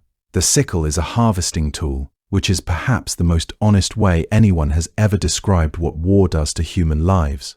It cuts them down in great sweeping motions, gathering them up, removing them from the field. The cauldron speaks to transformation and to magic, to the idea that what goes in does not come out the same. And the crow, always the crow, speaks to knowledge and to aftermath. In Irish tradition, ravens and crows were understood as oracular creatures. Birds that could see more than living eyes were meant to see. The phrase raven's knowledge appears in old sources as a way of describing an almost supernatural gift for perceiving what is hidden or what is coming. Badba carries all of that within her corvid form. She is not simply a bird of carrion, but a bird of knowing, circling the battlefield not because she is hungry, but because she already understands how the day will end. There is something quietly terrifying about this when you sit with it. The crows that gathered above ancient fields of battle were not random birds driven by instinct alone, or so the tradition would have it. They were expressions of Badby herself, or they were Badby, having shed whatever other form she wore and taken to the air. Ancient Irish people watching a battle unfold and seeing those black shapes wheel overhead could believe, with genuine conviction, that they were watching a goddess work. The corvid served as a kind of visible theology, proof that the divine was not distant, but present in the blood and mud below, choosing sides, deciding outcomes, consuming the dead with the complete indifference of something that exists outside of mercy. She truly did not grieve for the fallen in the way that humans grieve. She received them in her way, and that is a different thing entirely. Her most extended appearance in the surviving literature comes in the Great Ulster cycle, and particularly in the events surrounding the Timbo Cuilinge, the cattle raid of Cooley. This is the long, violent central narrative of Ulster's mythology, in which Cuchulainn defends the province essentially alone against the armies of Connacht. At one point in that saga, in the dark of night, Badby and Nemain cry out over the assembled men of Ireland. The accounts of what happens next are worth sitting with. Warriors fall dead from sheer terror. The cry alone, not a weapon, not a spell in any conventional sense, but simply the voice of these two sisters raised in the darkness, kills men where they stand. This is Bad at her most primal, not a general directing forces, not a sorceress crafting deliberate enchantments, but a presence so fundamentally associated with death and chaos that her voice, loosed over an army at night, is enough to end lives. What that passage conveys is the particular quality of dread that belongs specifically to Bad. It is not the dread of seeing an enemy approach, which at least gives you something to respond to. It is the dread of hearing something in the dark that you cannot identify, something that sounds almost like a woman screaming, but carries within it the certainty that you are not going to survive the night. The soldiers in the Tyne do not die because they are weak. They die because Badba's cry reaches something beneath courage, beneath training, beneath everything that makes a warrior a warrior. She finds the place in a person where dread lives before it has a name, and she speaks directly to it. This is worth distinguishing from simple intimidation. Armies have always used noise and spectacle to unsettle their enemies. Drums, battle cries, the clash of weapons before the fighting begins. Badba operates on a different level than any of that. She does not intimidate so much as she unmakes. The men who hear her in the Tyne are not frightened in the way that a brave man can overcome his fright and keep moving. They are simply gone, taken by something that bypasses all of the will and all of the resolve that a human being can muster. That is her particular power, and it is distinct from her sister's gifts in a way that makes her both easier and harder to understand. Easier because you can see her. She is the crow on the fence post, the shadow wheeling overhead, the dark shape you glimpse at the corner of your vision on a quiet morning. Harder because recognizing her does not protect you from what she represents. She is also, in some accounts, an instigator, a figure who does not merely arrive when fighting has already begun, but who actively stirs the conflict, kindles the rage in warriors, pushes the chaos forward until it spills over whatever boundaries might have contained it. Some tellings describe her wading into the thick of battle as the fighting reaches its most frenzied pitch, though never as a conventional combatant. She appears and disappears. She is there and then she is not. The battlefield reorganizes itself around her presence, the way that a fire reorganizes the air in a room. You cannot point to exactly where she is, but everything in the space has adjusted to account for her. It would be easy to read Badbag as purely destructive, purely a force of ending and loss, but the tradition is more careful than that. She is also associated with inspiration, with the particular kind of courage that rises in a warrior who knows he is seen by something immortal. The crow overhead is a death omen, yes, but it is also a witness, and being witnessed by the divine carries its own strange form of encouragement. Some warriors in the old stories fight more fiercely precisely because they know the battle goddess is watching. They want to be remembered in whatever accounting she makes of these things. They want to be among the names the crows carry away on their wings, rather than among the ones left unrecorded in the mud. Badba holds both of these possibilities at once. She is the one who decides which warriors are remembered and which are not, which side finds its courage at the final moment and which finds only darkness. The crow on the battlefield was never just a crow. It was Badba, watching, deciding, and sometimes screaming. Macha is the sister who feels most fully herself, most separate from the larger shadow of the triad. Where Badby dissolves into the din of battle and becomes almost indistinguishable from the chaos she stirs, Macha holds her shape with a particular kind of firmness. She is not less dangerous for it. She is simply more defined, more rooted, more individual, more insistent on being seen for exactly what she is. There is something in her that refuses to blur. If Badby is the crow sweeping low over smoke and blood, Macha is the ground itself, the deep red soil of a place that has been lived on for generations, that carries the memory of everyone who has ever stood upon it and claimed it as their own. Her name has been carried through the Irish tradition in several distinct stories, and she appears across them in different forms, as a goddess, as a woman of the other world, as a queen who rules and suffers and curses in equal measure.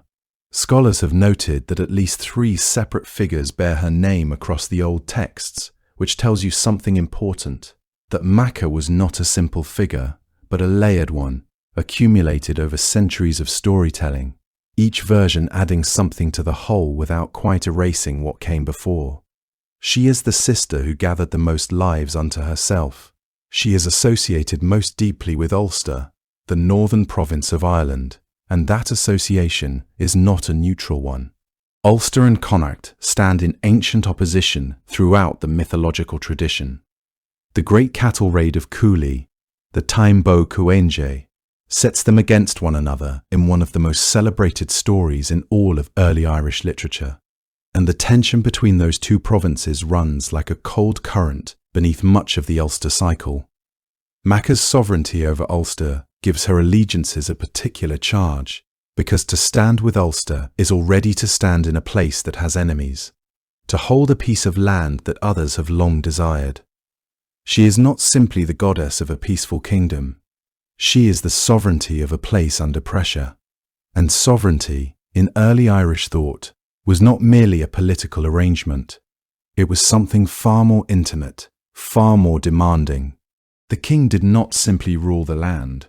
He was bound to it in a kind of sacred marriage, and the health of the land reflected the worthiness of the one who held it. A weak or unjust ruler brought drought and blight. A king who was physically wounded could not hold the kingship at all.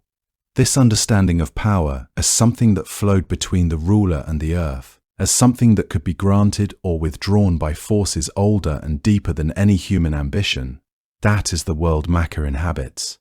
That is the world she enforces. Her symbols reflect this. Red is hers, vivid, immediate, the colour of blood and ripening and fury and passion all at once. Red does not allow you to look away from it. It insists. And Macha insists, in every version of her story, that those around her pay attention to what she is and what she is owed. The acorn, by contrast, is quieter, small, ordinary-looking, carrying within it the entire structure of an oak. There is something patient in the acorn, something that understands the long arc of time. Macha holds both of these truths simultaneously, the fiery immediacy of red and the deep, slow certainty of a seed that knows exactly what it will become. The horse is hers as well, and horses in the Celtic world were not simply animals. They were creatures of prestige and power, bound up with kingship and warfare and the divine in equal measure. The Irish word for sovereignty, fleith, carries within it old roots that connect it to the idea of the ruler as someone who moves swiftly, who commands the terrain, who cannot be caught or contained. Macha's connection to horses grounds her sovereignty in something physical and kinetic, something that can be felt in the body. She is not a distant, abstracted power. She runs. She outpaces everyone around her when the story demands it, and the consequences of what happens when those around her fail to honour her are carried in the bodies of an entire people. One of the most arresting stories told about her concerns a woman, sometimes understood to be Macha herself in human form, who comes to live with an Ulster farmer after the death of his wife. She is remarkable in every way, and their household prospers under her presence. But she is pregnant when her husband, boasting carelessly at the king's feast, makes a claim about her speed, and the king holds him to it. She is forced to race against the king's horses. She begs for delay, for mercy, telling those assembled that she is about to give birth. No one grants it. She wins the race, and then she gives birth at the finish line. And as she does, she lays a curse on the men of Ulster. For generations, whenever Ulster faces its greatest need, its warriors will be struck with the weakness of a woman in childbirth. This is the curse of Macha, and it is one of the most significant curses in all of Irish mythology. It shapes the entire arc of the Ulster cycle. It is why Cuchulainn must face the armies of Connacht, largely alone, because the men around him cannot rise from their suffering. What is so remarkable about this story is what it tells you about the nature of Macha's power. She does not curse Ulster out of spite or mere vengeance. She curses it because its people, its kings and warriors and assembled men, looked at a woman in her most vulnerable moment and chose their entertainment over her dignity. They had the sovereignty of the land standing before them, and they treated her as a spectacle. The curse is not arbitrary. It is a mirror, reflecting back exactly what was done to her. Those who refuse to acknowledge her suffering in a moment of physical extremity will themselves know that same extremity at the moments when strength is most needed. She truly loved the land she was bound to, but she required that the land's people understand what she was. The severed head is among her symbols too, and it is a darker emblem than the acorn or even the horse. In the Celtic tradition broadly, the head held a special significance. It was considered the seat of the soul, the locus of power, the most potent relic of a fallen enemy. To hold a severed head was to hold a kind of dominion over the life it had once animated. That Macha carries this symbol marks her as someone who understands power at its most absolute and most irreversible. There is no negotiating with a severed head. There is only the fact of what has been taken and the question of who now holds it. However, it would be a mistake to read Macha only through her sternness or her capacity for punishment. She is not a figure of pure severity. She arrives in stories as someone who brings abundance and calm to the household she enters. She is protective, and her protection, when it is honored, is genuine. It is precisely because she loves the land and its people that she holds them to a standard. The sovereignty she embodies is not a cold concept, but something warm and alive, something that feels the difference between a ruler who tends it carefully and one who exhausts it for his own glory. She stands apart from Badby in this way quite clearly. Badby circles the battlefield and finds her element in the extremity of combat, in the moment when everything human is stripped away and only raw violence remains. Macha is interested in what happens before the battle and after it, in the question of who has the right to send men to the field in the first place, in the question of whether the earth that those men die on has been properly honored by those who claim it. She is a figure of consequence in the deepest sense.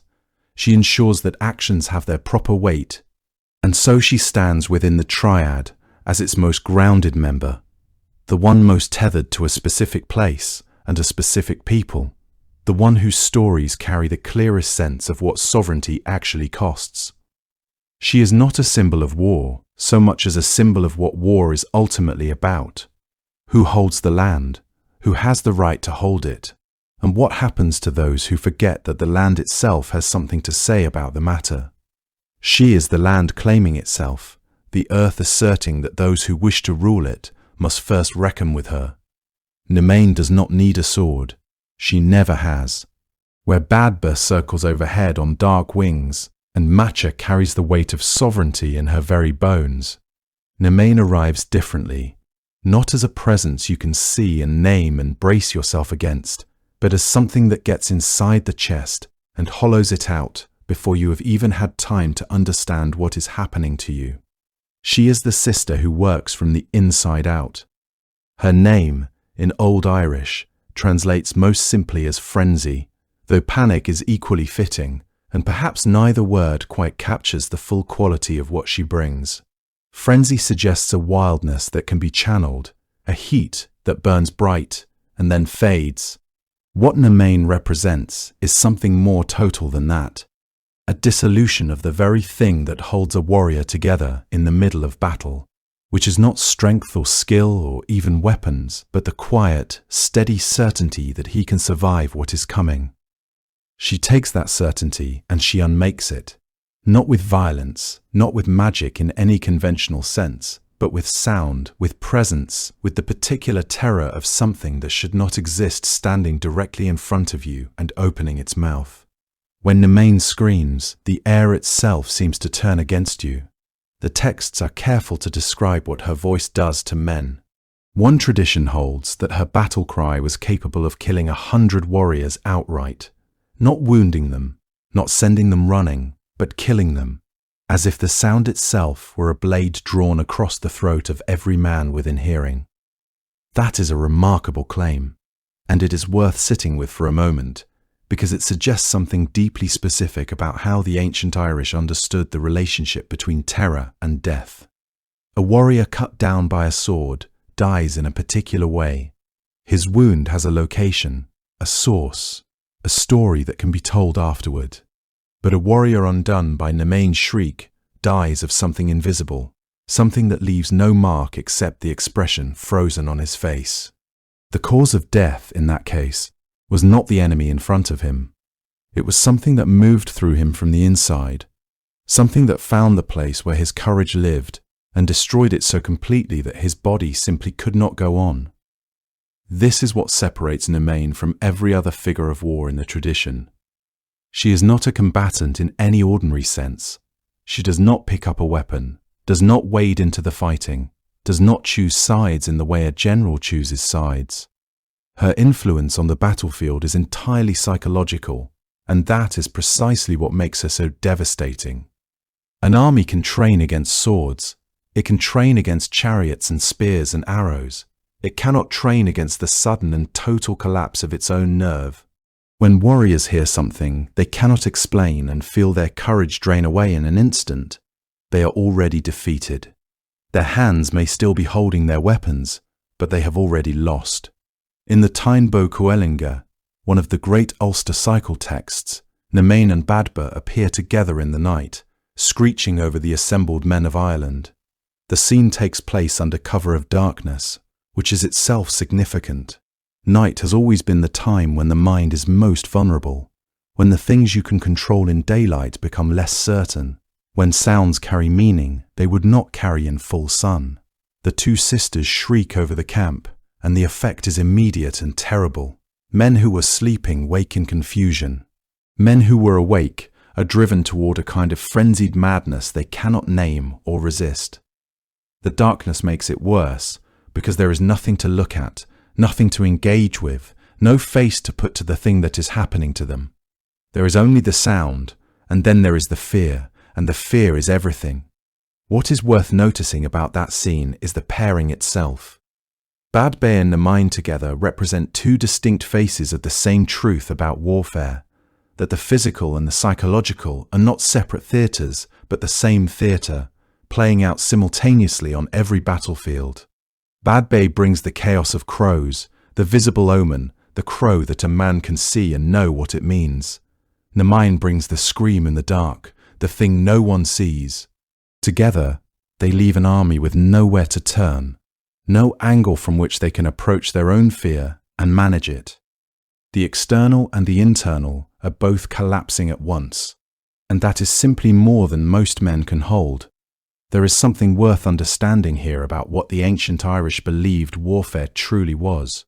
The texts do not treat Nemain as a lesser figure simply because she does not carry a blade.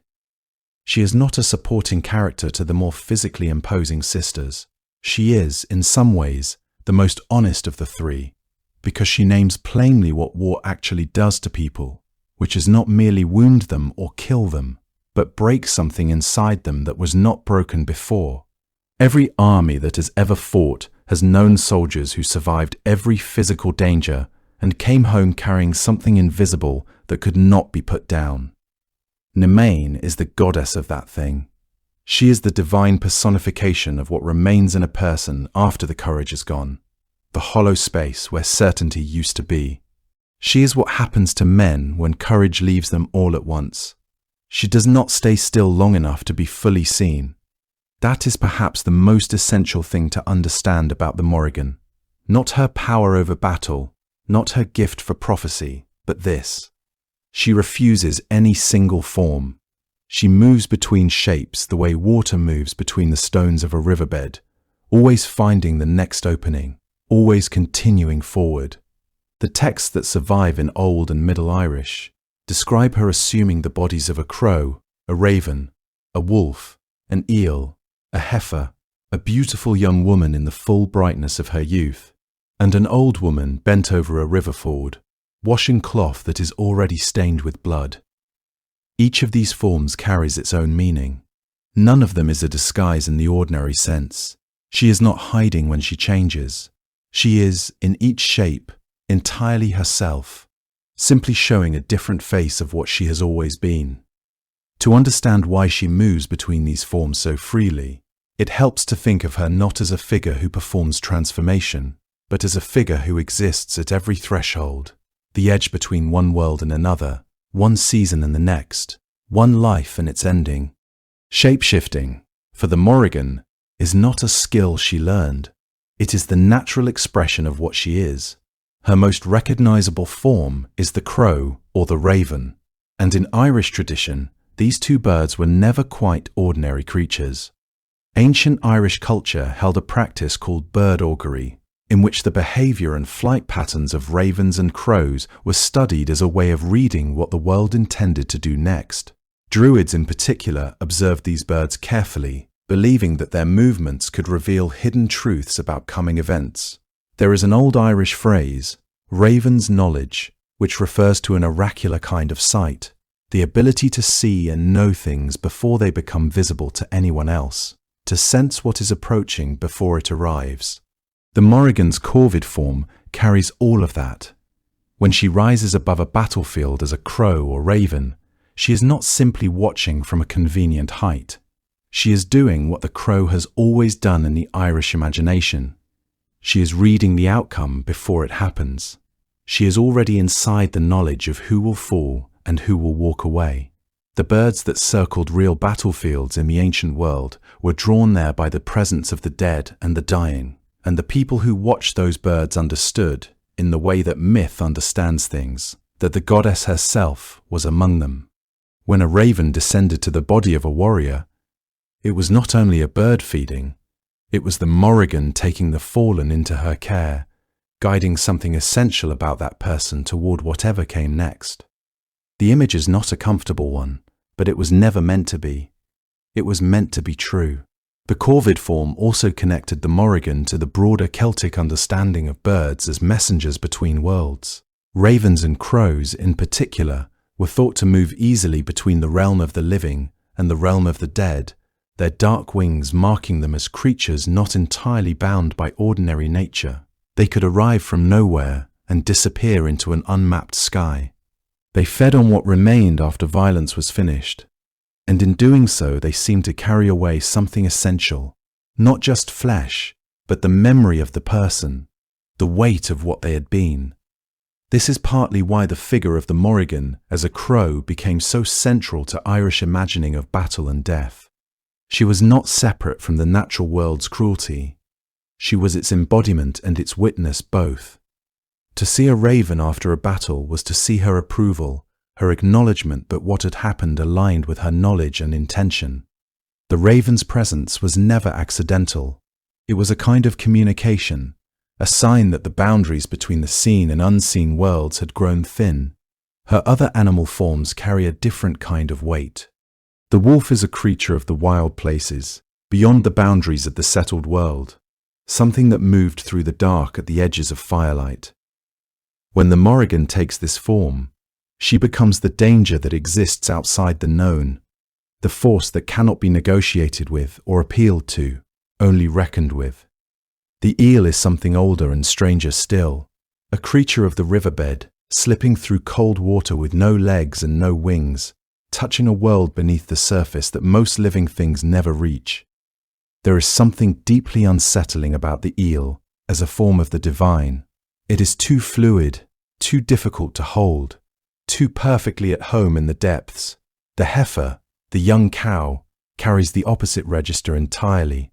Cattle were central to early Irish society in ways that go well beyond simple economics. They represented wealth, social standing, and the vitality of the land itself. A heifer among a herd was not an unusual sight, and that is precisely the point. The Morrigan, in that form, is hiding not in strangeness, but in absolute familiarity. She is the ordinary thing that turns out to carry an extraordinary presence inside it. Then there are the human forms, and these are perhaps the most disorienting of all, because a crow can be recognized as a crow and a wolf as a wolf. But a beautiful young woman is indistinguishable from any other beautiful young woman until it is far too late. In several stories, she approaches a hero in this form, graceful, composed, clearly of some distinction, and the hero, not knowing who she is, must decide how to receive her. What he chooses in that moment has consequences that follow him the rest of his life. The old woman at the ford is her other human face, and it belongs to an entirely different part of her nature. She appears at a river crossing, bent over the water, washing something, armor, clothing, sometimes a cloak, and the cloth she is washing is red with blood. She is not causing anything. She is reporting what has already been decided somewhere beyond the reach of human choice. The river ford itself matters here. In Celtic tradition, a ford was a liminal place, a threshold where one world touched another, where the familiar ground ended and you stepped into something uncertain. To encounter the Morrigan at a ford was to encounter her in the one place where boundaries dissolved, and she, who lived at all boundaries, was most fully present there. This washing figure, this bent old woman in the early morning beside cold water, echoes forward into later Irish folklore in the figure of the banshee, the woman whose cry or presence foretells a death in the family. The connection is not exact, and scholars are careful about drawing straight lines between ancient myth and later folk belief, but the shape of the idea is the same: a woman, a boundary, a warning that something irreversible is coming.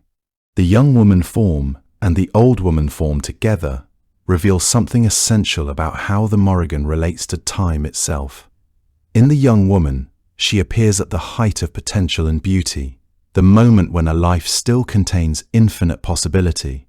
In the old woman, she appears after consequence has already unfolded, after choice has crystallized into outcome. She is not trapped in any single moment of a human lifespan. She contains them all simultaneously, and she can show herself in whichever form the occasion requires. The contrast between these two faces is deliberate. It reminds anyone who encounters her that beauty and death are not opposites but companions, that vitality and endings are part of the same continuous thread. When a hero meets her in youth's form, he is meeting the same presence that will appear to him again when his own time has reached its fullness. What all of these forms share is that they ask something of the person who encounters them. They require a kind of attention that most people do not have, a willingness to look at a crow and wonder, to look at an old woman by a river and feel the ground shift slightly underfoot, to look at a beautiful stranger and sense that there is more present in the room than you can account for. The Morrigan does not announce herself. She appears, and then she waits to see whether you are paying enough attention to understand what you are seeing. Every shape she wears is a question about what you are looking at, and whether you are brave enough to find out. Long before the heroes of the Ulster cycle walked the earth, the Morrigan was already deciding battles. The story of the first battle of Moytura begins not with swords drawn on a familiar field, but with something far older and stranger: the arrival of an entire divine people on the shores of Ireland itself. According to the old accounts, the Tuatha De Danann were not ordinary inhabitants of the island. They were a supernatural race, a people of extraordinary gifts and luminous power, said to have descended from the goddess Danu, though even that lineage shifts and blurs depending on which manuscript you consult. They were tall and radiant, skilled in craft, in healing, and in the deep arts of magic. Some accounts say they arrived in Ireland wrapped in mist and cloud, descending from the northern islands of the world, where they had spent long ages learning their arts in 4 great cities. Phallius, Gorius, Findius, and Murius, each of which gave them a sacred object of immense power before they departed. From those cities they carried with them the Lear File, the speaking stone of sovereignty, the spear of Lug, which no battle could withstand, the sword of Nuada, from which no enemy escaped, and the cauldron of the Dagda, from which no one left hungry. They came to Ireland, then, not as wanderers but as inheritors, as a people who believed the land was meant for them and intended to claim it with everything they carried. And what they carried was considerable. These 4 treasures were far more than weapons or vessels. Each one carried within it a kind of compressed cosmic order, a piece of the divine machinery of the world made tangible. The Lear Fale itself was said to cry out when the rightful king of Ireland placed his hand upon it, a stone that could recognize legitimacy in ways no mortal judgment could. The spear and sword were not merely sharp implements, but repositories of power, the kind of objects around which entire destinies could pivot. The cauldron represented abundance itself, an inexhaustible source that reflected the Dagda's own nature as a god of plenty and provision. To carry these things was to carry proof of one's right to rule, as if the objects themselves bore witness to a claim that went back before time, before Ireland itself was shaped from the waters. They were the credentials of divinity made manifest. But Ireland was not empty when they arrived.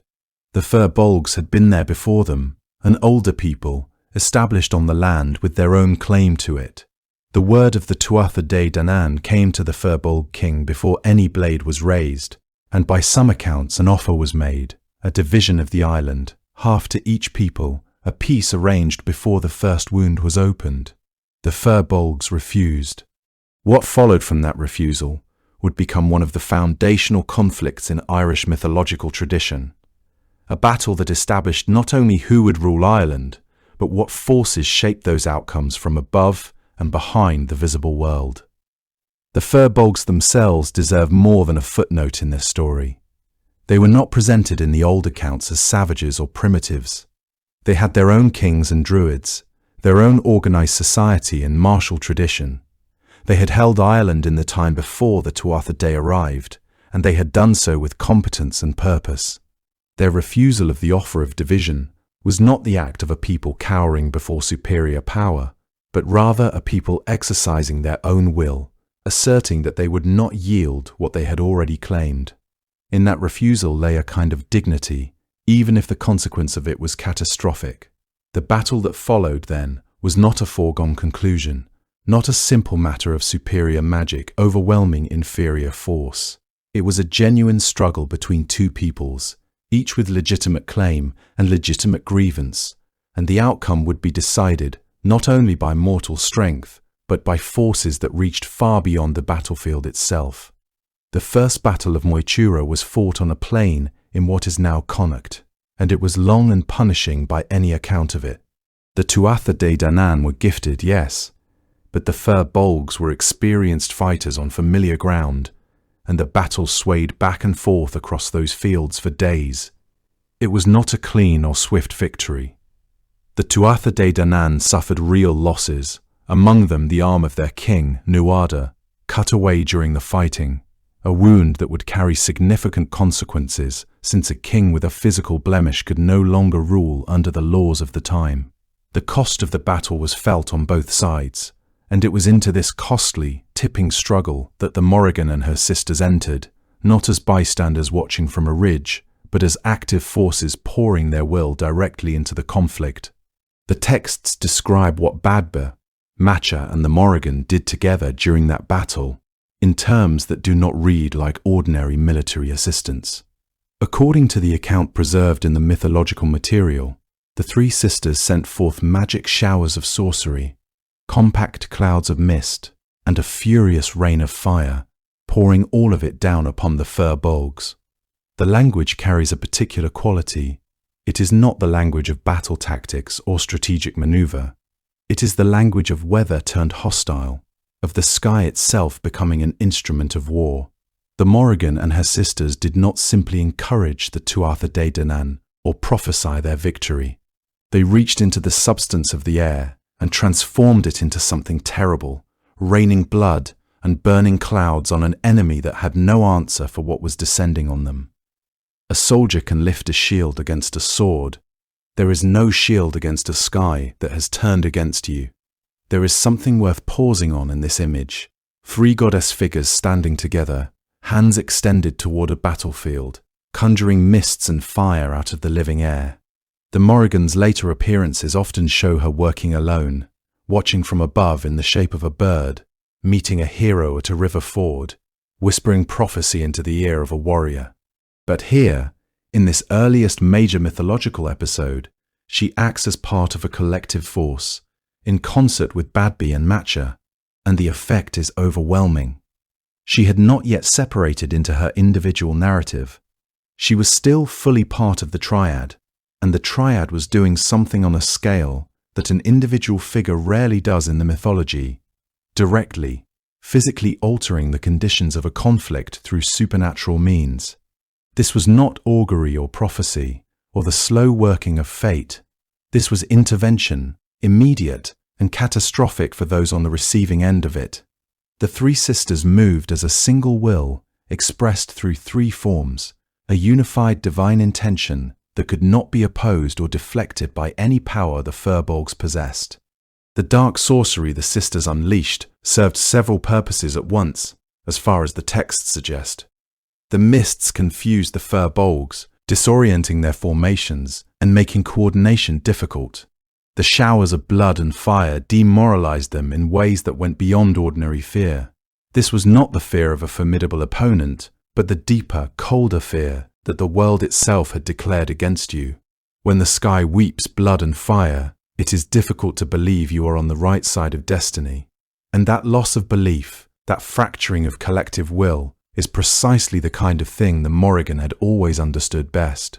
She had known long before anyone thought to articulate it that a battle is never only fought with weapons.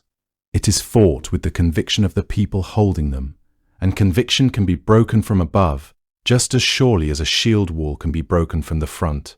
The Tuatha De Danann prevailed. The Firbolgs were defeated on the plain of Moytura, and though the Tuatha De had paid a real price for their victory, the king's wound was not a small thing, and it would reshape the political life of the divine people in the years that followed. They had established themselves as the ruling power on the island. Ireland had passed into a new age, held by a new race, one whose gods and whose magic would fill the mythological record for centuries to come. The Morrigan had been there at the beginning of that, lending her power to the moment when everything changed. What the First Battle of Moytura tells us about her is not complicated, but it is essential. She had chosen a side. She had not simply observed the conflict and declared who would win after the fact, which a goddess of prophecy might have done. She had entered the thing itself, brought her sisters with her, and done everything in her considerable power to tilt the world in the direction she intended. There was nothing detached or remote about it. This was not fate being announced from a safe distance.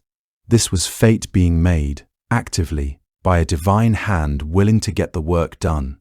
Ireland had a new people, and the Morrigan had shown what she was willing to do to protect them. The second great battle on the plain of Moytura is where the Morrigan speaks most clearly. The first battle had settled the question of whether the Tuatha De Danann could take Ireland from the Firbolgs. That question had been answered in fire and blood and sorcery. But the second battle asked something harder, whether they could hold it. The Fomorians were an older and darker power, figures who in the old texts seem to rise from beneath the sea and from beneath the earth itself, ancient and formless and deeply hostile to the kind of ordered, luminous world the Tuatha De Danann represented. They had their own claim to Ireland, or believed they did. The conflict between these two divine peoples had been building for a long time before it finally broke open on that wide plain. What made this battle different from the first was not merely the ferocity of the fighting or the scale of the stakes, though both were considerable. What made it different was the Morrigan's presence within it, not as a distant magical force raining destruction from the sky, but as a participant who wove herself into every layer of the conflict. from the very first prophecy to the final poem spoken over the dead. She had predicted, fought, and then remembered the battle in verse. That sequence tells you nearly everything about what she was. Before the Fomorians had even set foot on Irish soil, the Morrigan already knew where they would land. According to the old account, she spoke this knowledge aloud as prophecy, naming the place before the enemy arrived there. This was not a guess. It was not a strategic assessment of the kind a general might make by studying maps and tides. It was the specific and certain speech of someone who moves through time differently than the rest of us do. Someone for whom what has not yet happened is simply another kind of knowledge, already present and waiting to be said. The Tuatha De Danann gathered and prepared.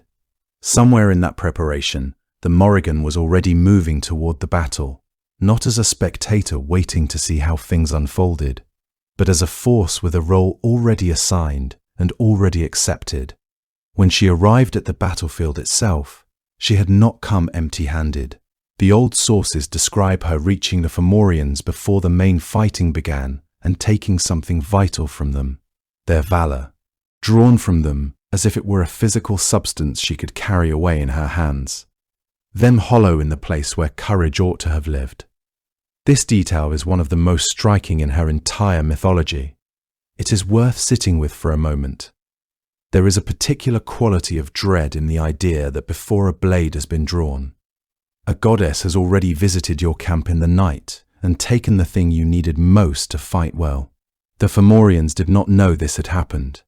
They believed themselves ready, but the Morrigan understood something that the Irish mythological tradition returns to again and again, that the outcome of a great battle is rarely decided only on the day of the battle. It is decided in the days before, in the will of those who fight, and the absence of will in those who falter. She had not waited for the conflict to tip one way or the other, and then intervened. She had shaped it before it began, which is the deeper power she holds throughout this tradition.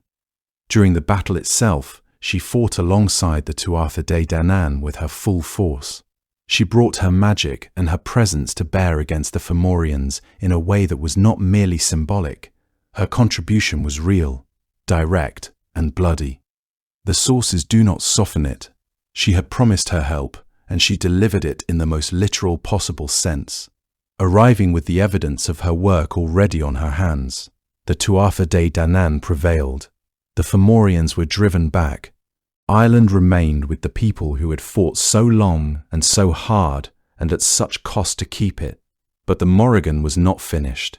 What she did after the fighting had ended is the part of her story that separates her most completely from any simple idea of a war goddess who shows up for the killing and departs with the last sword stroke. When the battle was over, she gathered its memory into poetry. The form she used for this was rosk, an ancient Irish poetic structure built from short, dense lines and heavy alliteration, a form that some scholars have connected to the ritual practice of Imbars Forest Nigh, a kind of inspired visionary knowledge that poets and seers sought through ceremony and deep contemplation. Rosk is not a gentle or decorative form. It is compressed and rhythmically insistent, built to carry weight. The kind of verse that sounds like something fundamental being stated rather than something being ornamented. That the Morrigan chose this form, or that this form is the one the tradition assigns to her, feels entirely right.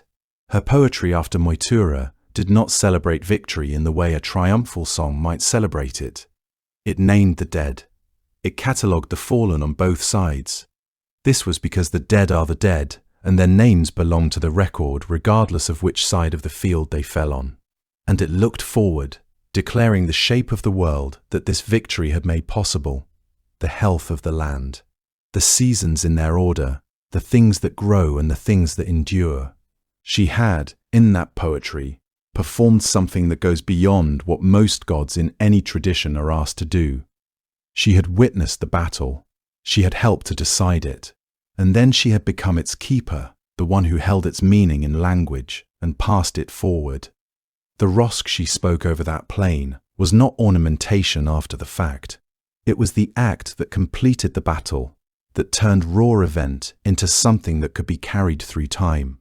That gave the dead their proper weight and gave the living their proper inheritance. She had fought, prophesied, then written the whole thing down in verse, which tells you something about what kind of goddess she truly was.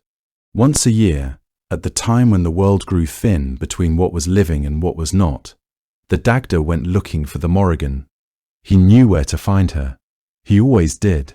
The texts describe him making his way to a river ford at a place called Glen Etin, and what he found there was the Morrigan herself, standing in the shallows where the water moved slowly over stone. This was not a chance encounter. According to the older sources, it happened every year around the time of Samhain, and the place where they met was known, with quiet tenderness, as Lige Ina Lanomnau, the bed of the married couple. That detail alone tells you something important. These were not strangers meeting in secret. They were something far more bound to each other than that. To understand what this meeting meant, it helps to understand who the Dagda was. He was one of the most powerful and beloved figures among the Tuatha De Danann, the divine race of beings to whom the Morrigan herself belonged. His name is often translated as the good god, though not good in a moral sense, rather, good in the older meaning of capable, skilled, sufficient to every task placed before him. He was a god of great abundance, of the earth's generosity, of knowledge and craft and the rhythms of life itself. He carried an enormous club said to be able to kill 9 men with one end and restore the dead to life with the other. He possessed a cauldron that was never empty, from which no one ever left hungry. He was a figure of vast, almost overwhelming vitality. Enormous in size, occasionally bumbling in his appetites, and yet deeply wise beneath all of that. Where the Morrigan moved through shadow and prophecy and the cold clarity of fate, the Dagda moved through warmth and nourishment and the sheer sustaining force of life. They were, in a way, the two poles of existence brought together at the edge of a river once a year. The significance of Samhain cannot be separated from what this meeting meant. Samhain fell at the boundary between summer's end and the arrival of winter's dark, and in the old Irish understanding of time, it was a period when the edges between the world of the living and the world of what lay beyond became permeable. The veil, as people sometimes say, grew thin. Beings from the other world moved more freely, and the forces that governed life, fertility, death, fate, renewal, were understood to be especially present and especially powerful. It was a liminal time in the deepest sense, a crack between one year and the next, and the Morrigan was a creature of exactly such cracks. She was most fully herself at borders and thresholds, and the border of the year was the grandest threshold of all. For the Dagda to seek her out at precisely this moment was not incidental. It was the whole point. In the tradition, Samhain was understood as a time when the normal structures of the world loosened their grip. The division between past and future grew uncertain. The dead were closer, and the living had to be especially mindful of both protection and remembrance. It was a season of heightened awareness, when the ordinary could suddenly shift into the extraordinary, and what seemed solid might reveal itself as subject to transformation. The boundaries between the different worlds, the realm of the Tuatha De Danann, the other world, the world of mortals, became negotiable.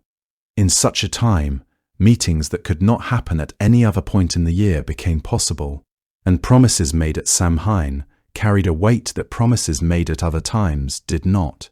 The Dagda's journey to the ford was an acknowledgement that this particular meeting could only be meaningful when the veil itself was thin enough for both the god and the goddess to fully show themselves.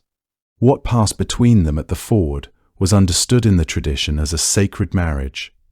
What scholars of early Irish thought have sometimes called a hieros gamos, a ritual union between a divine masculine figure and the goddess of the land.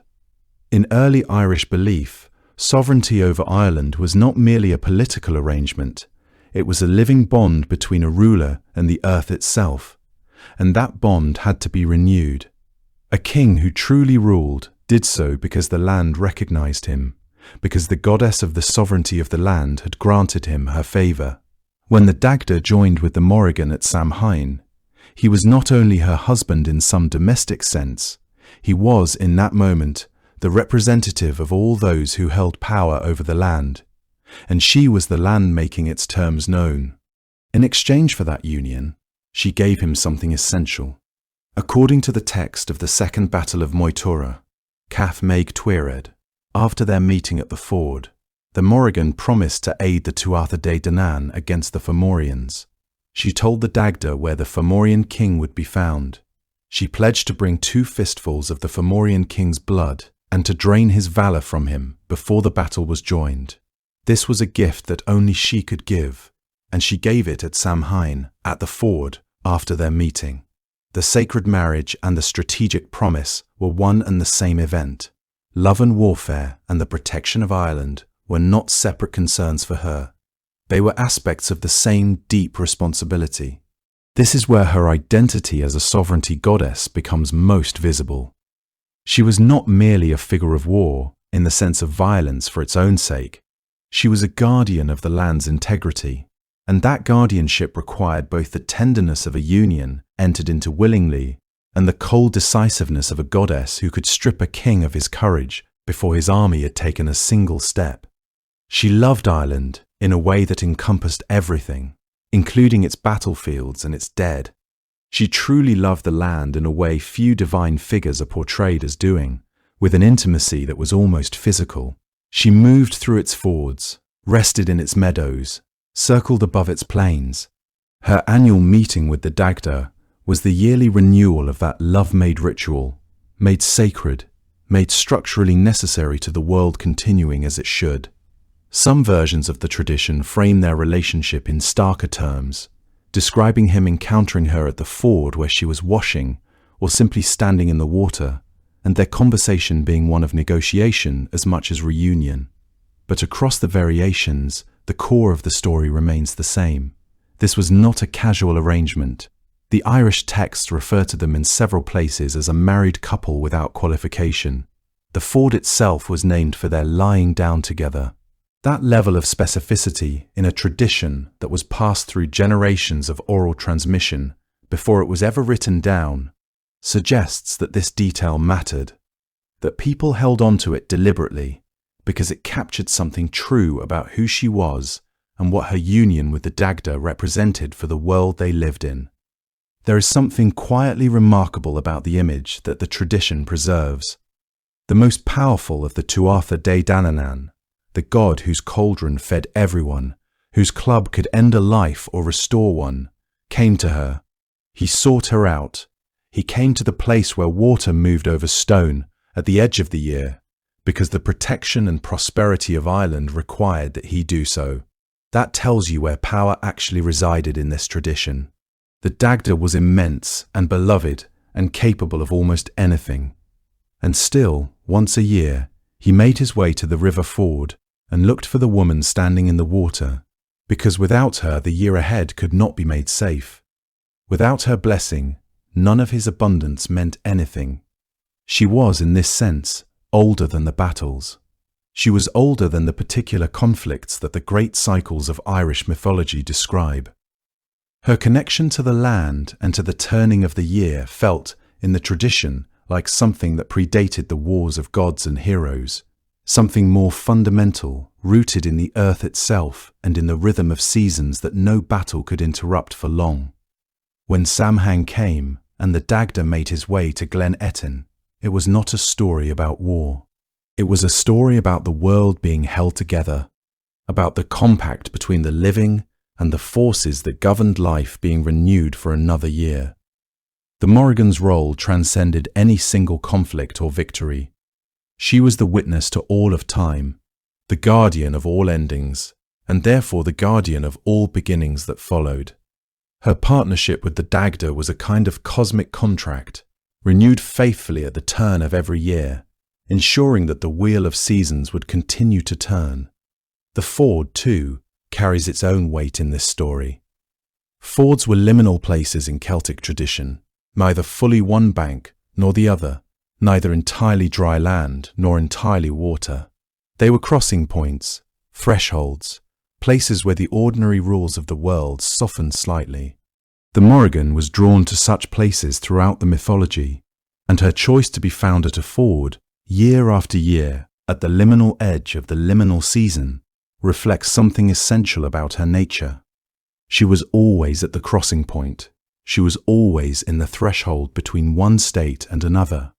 And it was there, precisely there, that the renewal of the world took place. In this way, the Keeper of Death and the Lord of Abundance met every year at the edge of the world, and between them they kept Ireland alive. She came to Cuchulainn the first time as a beautiful woman, and he turned her away. This is the part of the story that sets everything else in motion. It is worth pausing on before moving forward. This was because what happened between the Morrigan and the great warrior Ulster was never a simple tale of divine revenge or wounded pride. It was something older and stranger than that. According to the mythological tradition preserved in the Ulster cycle, the Morrigan appeared to Cuchulainn while he was resting near a river ford, having just fought one of his many exhausting single combats on behalf of Ulster. She was radiant, by all accounts, clothed in rich colours, moving with the unhurried grace of someone who knew exactly what she was and what she was offering. She told him that she had been watching him, that she admired his courage and the brightness of his name among men. She offered him her love and her protection. In a world woven through with divine favour and its opposite, this was no small thing. A goddess's love, freely given, carried with it the kind of fortune that could keep a man alive through impossible odds. She was offering him something real. He refused her. He told her, in terms that left little room for misunderstanding, that he had no time for a woman who did not fight beside him in battle, that he was a warrior, not a man in need of a guardian. He may have meant it as a statement of independence, of self-sufficiency, of the pride that made him such a formidable hero. But the Morrigan was not simply a woman he was declining. She was the force that decides battles before they begin, the voice that names the dead before they fall. To turn her away was not an assertion of strength. It was a failure to understand what kind of power he was standing in front of. She left him, and she did not forget. To understand what his refusal meant, it is necessary to grasp what the Morrigan was in the consciousness of the ancient Irish people. She was not merely a goddess in the way that modern readers might understand such a figure. She was an embodiment of sovereignty itself, the power that grants right rule to a king or a people. She was the land speaking to those who dwelt upon it. In offering him her love and protection, she was offering him alignment with something fundamental, a recognition that his kingship, his rule, his very legitimacy in waging war on behalf of Ulster came not from his own strength alone, but from a deeper agreement between himself and the forces that governed the world. When he refused her, he was not simply turning away a woman. He was rejecting a covenant. He was claiming that his own prowess was sufficient, that he needed no blessing beyond his own two hands and the quality of his mind. This was a kind of hubris, though not the crude variety that modern readers might recognize. It was the subtler form, the assumption that strength and courage existed independently of the world's deeper currents. The Morrigan, in the old tradition, was not offended in the way that a slighted lover might be. Instead, she recognized in his refusal something that needed to be answered, not with punishment, but with instruction. He had chosen not to see her. She would teach him what it meant to fight without her favor, to move through conflict without understanding the true nature of the forces arrayed around him. What followed was not immediate. The Morrigan did not strike him down in anger the way a slighted figure in a lesser story might. Instead, she returned to him in the thick of battle. She did it in ways that were meant to test and undermine rather than simply destroy. The first time, she came as a great grey wolf and drove a herd of cattle across the ford where Cuchulainn was fighting, breaking his footing and pulling his attention in two directions at once. He wounded the wolf, driving her off with a stone that struck true against the animal's eye. He did not know what he had done. He could not have known, in the confusion of combat and the noise of cattle and the press of enemies, that the wolf limping away from the ford carried in her injured eye the wound he had just given the goddess herself. The second time she came as an eel, a smooth, powerful creature that tangled itself around his legs in the shallows as he fought, coiling across his feet and pulling at him so that he stumbled and very nearly went under. He kicked and twisted until he broke free, and in doing so he broke the eel's ribs. Again, he did not know. The third time she came as a great red heifer, leading another stampede across the ford. Again he struck her, this time breaking one of her legs before she disappeared back into the rushes. 3 wounds across 3 forms, each one unintentional, each one inflicted without any awareness of what he was actually striking. There is something quietly remarkable about this, if you sit with it. He was wounding the Morrigan in the same way that the Morrigan was wounding him, without full knowledge, without clear intention, simply through the blind motion of conflict. She truly seemed, in some older part of the tradition, to be not entirely separate from him, as if the relationship between them was a single thing that both of them were damaging from different sides. It was after these encounters that the story took one of its most unexpectedly tender turns. Cuchulainn came upon an old woman by the road, crouched beside a cow and milking it. She was bent and weathered, and slow-moving in the way of someone carrying pain deep inside the body. He was thirsty, as warriors in the old stories often are, and he asked her for a drink of the milk. She gave him the milk from the first teat, and he thanked her and blessed her for it. She offered the second, and he blessed her again, and then the third. Once more his blessing went out to her in the words of sincere gratitude. Each time he blessed her, one of her wounds healed. The broken leg, the broken ribs, the damaged eye, all 3 of them knitting back together under the quiet power of his unknowing grace. When the third blessing was spoken, and the last wound closed, the old woman straightened, and she was gone. He had healed the goddess whose wounds he had caused. He had done it with the same lack of awareness with which he had wounded her. There is something significant in the particular nature of this healing that deserves closer examination. The milk he drank came from a creature that was itself a manifestation of the goddess. The cow, in the ancient tradition, was often associated with the Morrigan and with the land itself.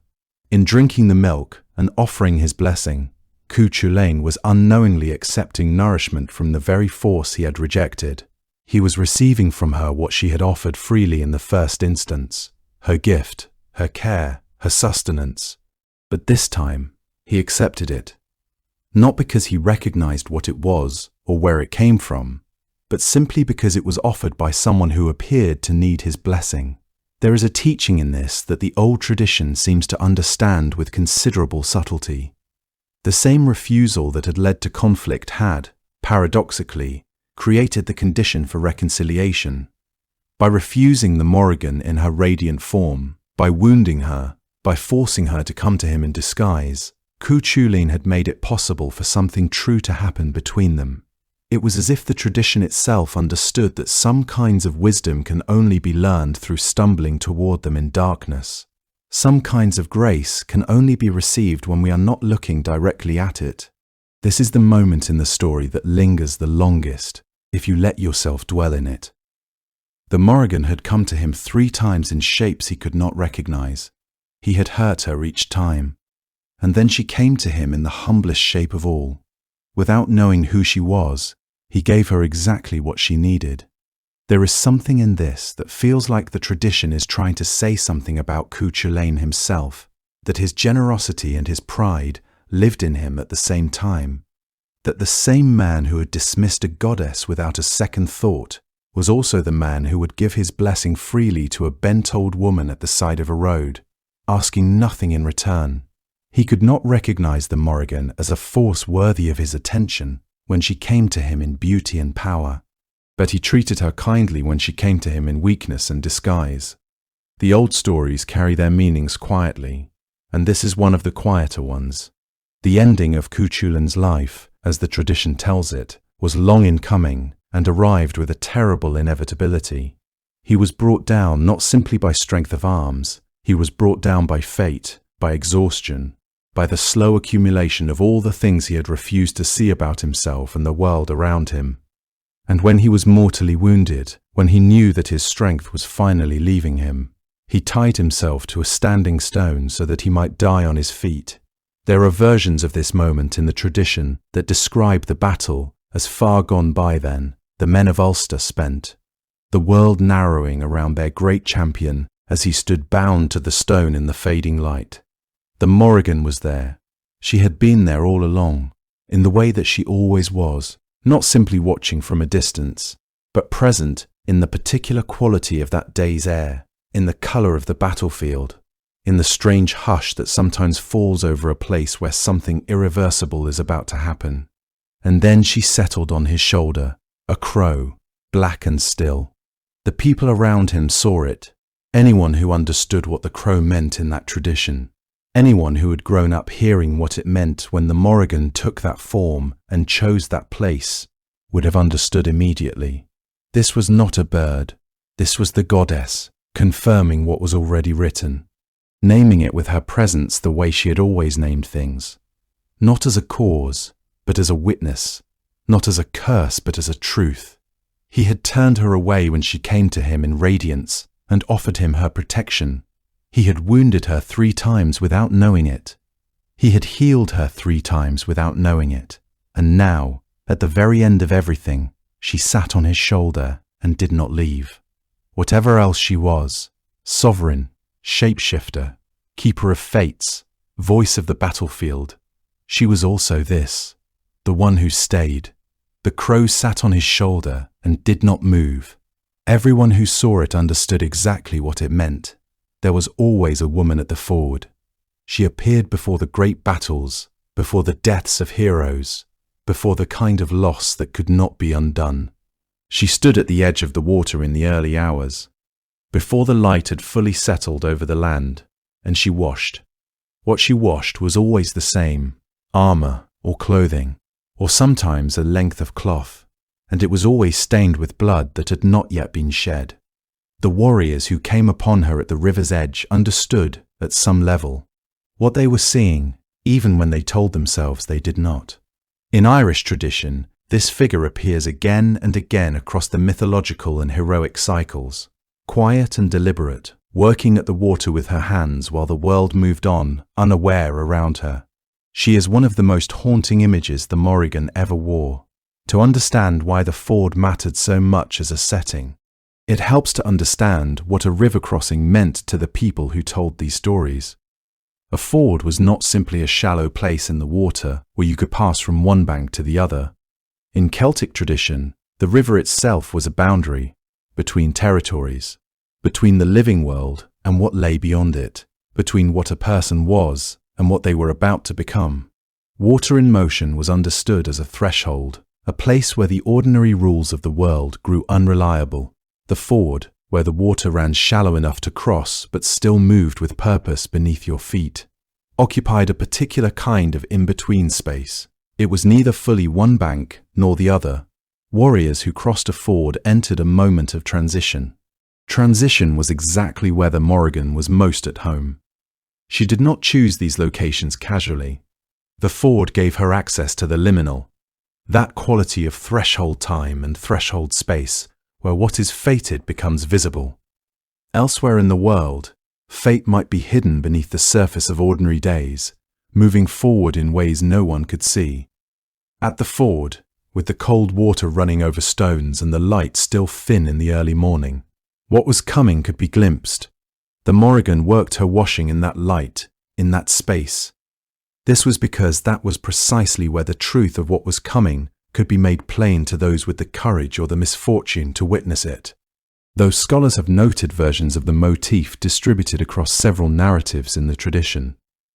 The figure at the water is sometimes described as a young woman, sometimes as an old one, sometimes barely described at all, only the action itself. The bloodied cloth moving through the current, the hands working steadily without urgency, as though there were no need to hurry, because what was coming could not be stopped regardless. When a warrior came upon her and recognized what she was washing as his own armor, the encounter carried a weight that no spoken prophecy could quite replicate. She did not say anything to him. She did not need to. The meaning was there in the water, in the red that spread and thinned and spread again. What is important to understand about this figure is the distinction she embodies between prophecy and cause. The Morrigan at the ford was not killing anyone. She was not casting a curse, not setting events into motion, not choosing to bring death down upon a particular man for reasons of anger or vengeance. She was washing what was already written. The death she announced had been fated before she ever arrived at the water. Her presence there was the announcement of it, not the authorship of it. This distinction matters enormously in how the tradition asks us to understand her. She is the one who sees clearly what others cannot bear to look at. She makes that knowledge visible in the only way that suits her nature, not through words of warning, not through gentle counsel, but through a quiet and relentless act performed in plain sight. She washes. She does not explain. This is a harder kind of prophecy than the kind that comes with advice attached.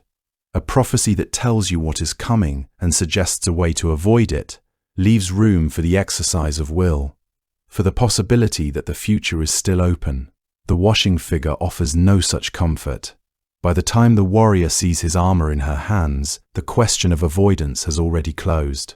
What she shows is not a warning, but a disclosure, and there is something in the way the tradition presents this, without drama, without the goddess turning to speak, without any particular acknowledgement that she has been seen, that makes it more unsettling than any explicit curse could be. She simply goes on working. The connection between this figure and the later Irish tradition of the banshee is one that folklorists and scholars have discussed with care. The banshee, from the Irish bean side, meaning woman of the fairy mound, was a presence associated in later Irish folklore with the imminent death of a member of certain families, typically announced through a keening cry heard in the night. She was not a cause of death, but a herald of it, a voice that told those who heard it that someone was already lost. The parallel with the Morrigan's washing figure is close enough to feel significant without being simple enough to flatten into a direct equation. Both are female presences associated with death's approach rather than death itself. Both are encountered rather than summoned. Both carry a quality of irreversibility. You do not bargain with them. You do not change their minds. This was because they are not expressing an intention, but reporting a fact. What likely happened across the centuries of Irish tradition is something gradual and layered. The great divine figure of the Morrigan, her mythological authority slowly shifting as the religious and cultural context around her changed, left traces in the folk imagination that continued to take shape long after the formal mythological cycles had stopped being transmitted in their original form. The washing figure at the ford is perhaps the most enduring of those traces. This was because it requires no divine name, no specific mythological episode, no knowledge of the Tuatha De Danann to carry its meaning. It only requires the image itself, a woman, water, cloth the colour of blood, the slow knowledge of what it means. That image survived the changes in the world around it because it speaks to something very old in how people have always thought about the approach of death, not as a sudden arrival, but as something that was already on its way, visible to those who knew how to look. It would be too simple to say that this aspect of the Morrigan made her a goddess of grief. Grief belongs to those who survive, to those who are left behind. The figure at the ford stands at a remove from grief. She is precise in her work, unhurried, oriented entirely toward what the water in front of her holds.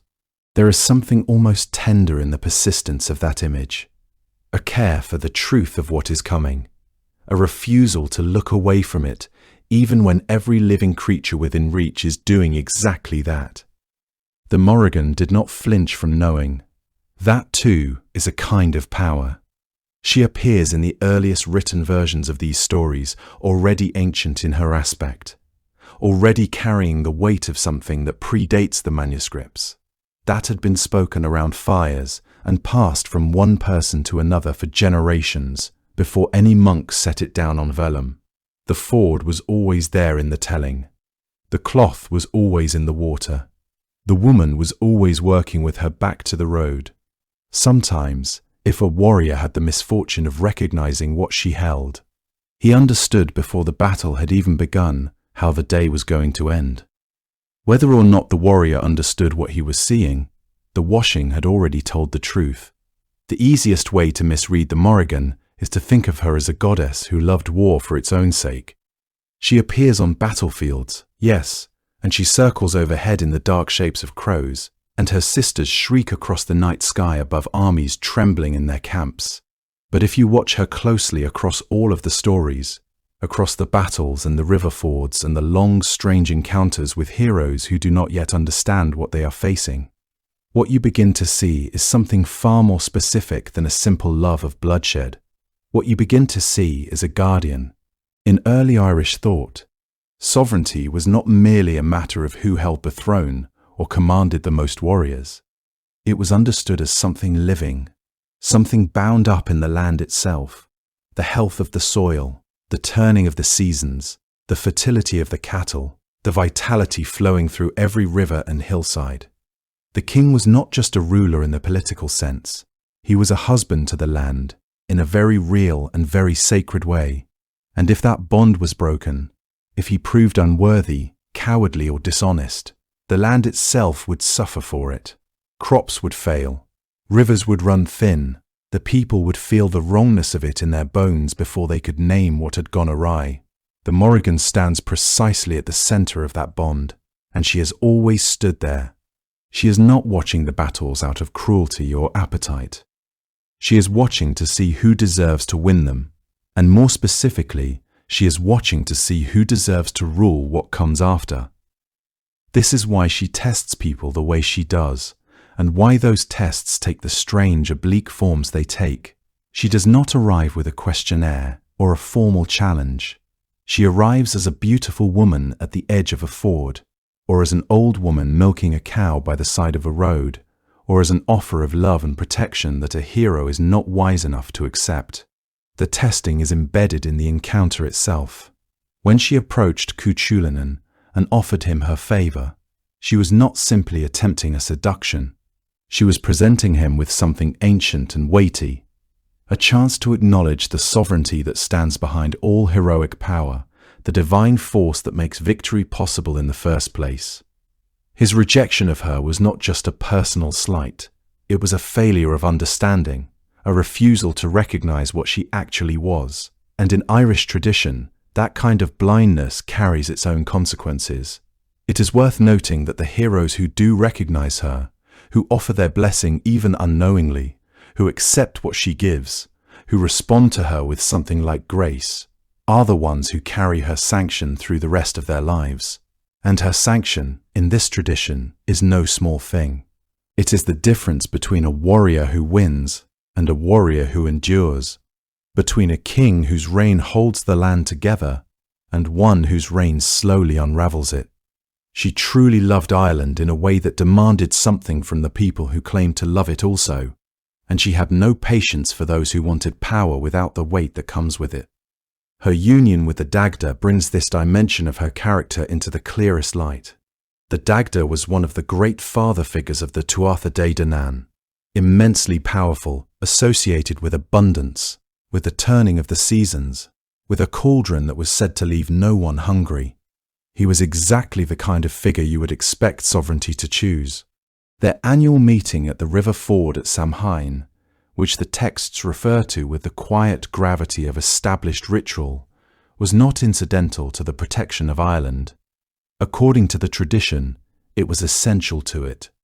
The place where they came together is recorded in some manuscripts as the bed of the married couple, a phrase that suggests not a casual encounter, but something deeply rooted, something that had always happened and would always happen as long as the world held its proper shape.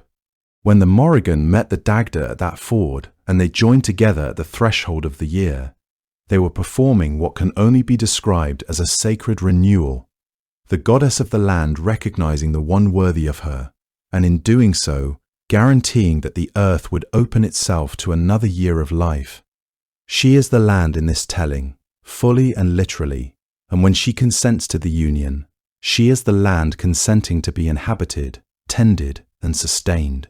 When she arrives on the battlefield with her prophecies and her magic and her terrible crows, she is the land defending itself, protecting the bond between the earth and those who were entrusted to walk on it. Everything she does, every form she takes, every hero she approaches, every battle she shapes from the sky, can be understood as an expression of that guardianship. She was not the enemy of the great heroes. She was the question they had to answer before greatness was allowed.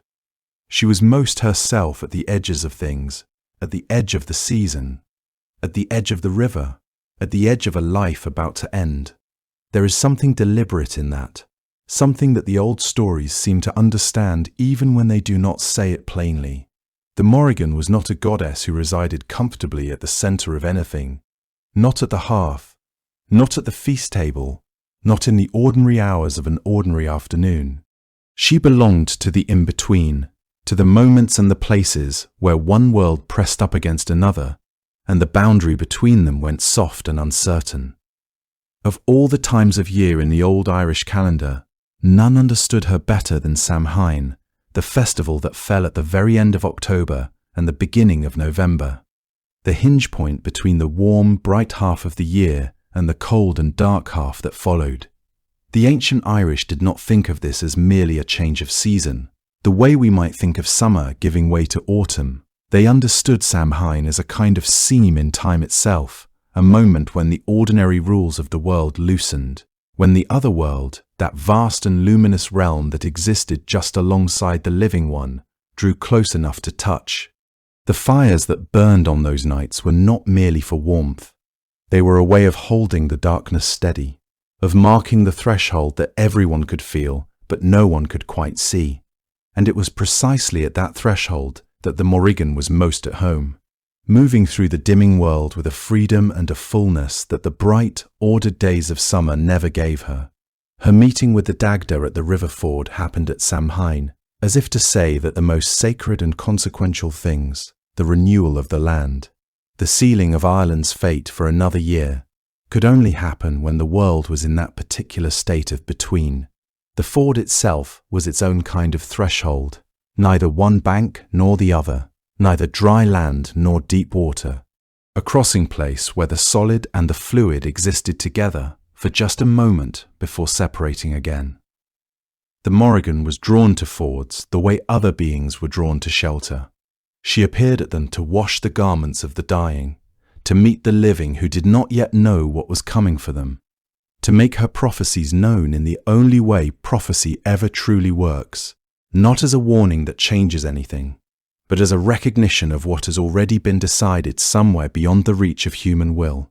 The otherworld in Irish tradition was not a place of punishment or reward, not an afterlife in the way that later religious traditions would define one.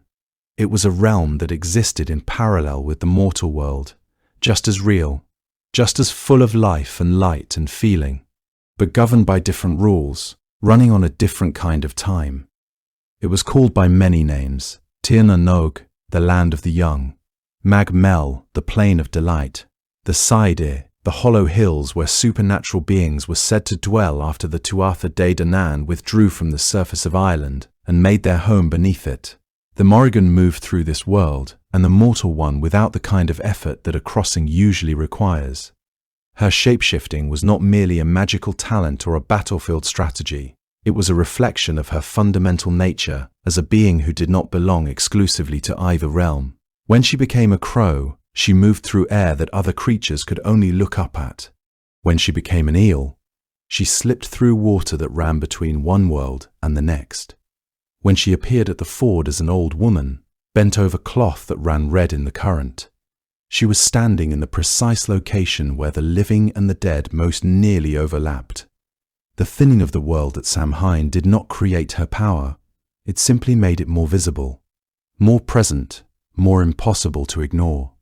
During the long lit months of summer, she was always there, watching from the edge of the tree line, slowly overhead in a wide and patient arc.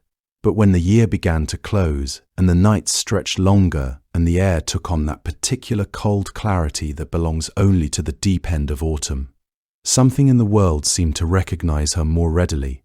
The usual distance between what was known and what was feared grew smaller. The shapes at the margins of things seemed closer and more distinct. A crow sitting still on a bare branch at the edge of a field was no longer simply a crow. A sound near the river at dusk was no longer simply the water. The Morrigan had not moved, but the world had shifted just enough that it could see her more clearly. That made all the difference. She was the permanent resident of the liminal. Once a year, at Samhain, the rest of the world finally caught up to where she had always been standing. When the world grew thin, she moved through the gap as easily as smoke through an open door. The great mythological battles faded from living memory long before anyone stopped seeing her. The Tuatha Dé Danann retreated, in the old stories, beneath the hills of Ireland, into the side, those hollow mounds of earth where the divine world continued in a kind of quieter parallel existence. And with them went the grandest version of the Morrigan, the one who rained fire and blood on her enemies and stood at river crossings to announce the end of great men. But she did not disappear entirely. She changed shape, as she always had. She moved into the smaller hours of the tradition, into the whispered belief and the folk story and the omen observed at the edge of a field in failing light. The monks who preserved her myths in the medieval manuscripts were, by their vocation, committed to a very different understanding of the sacred. What they wrote down they filtered through that understanding, often without any apparent awareness of what they were doing.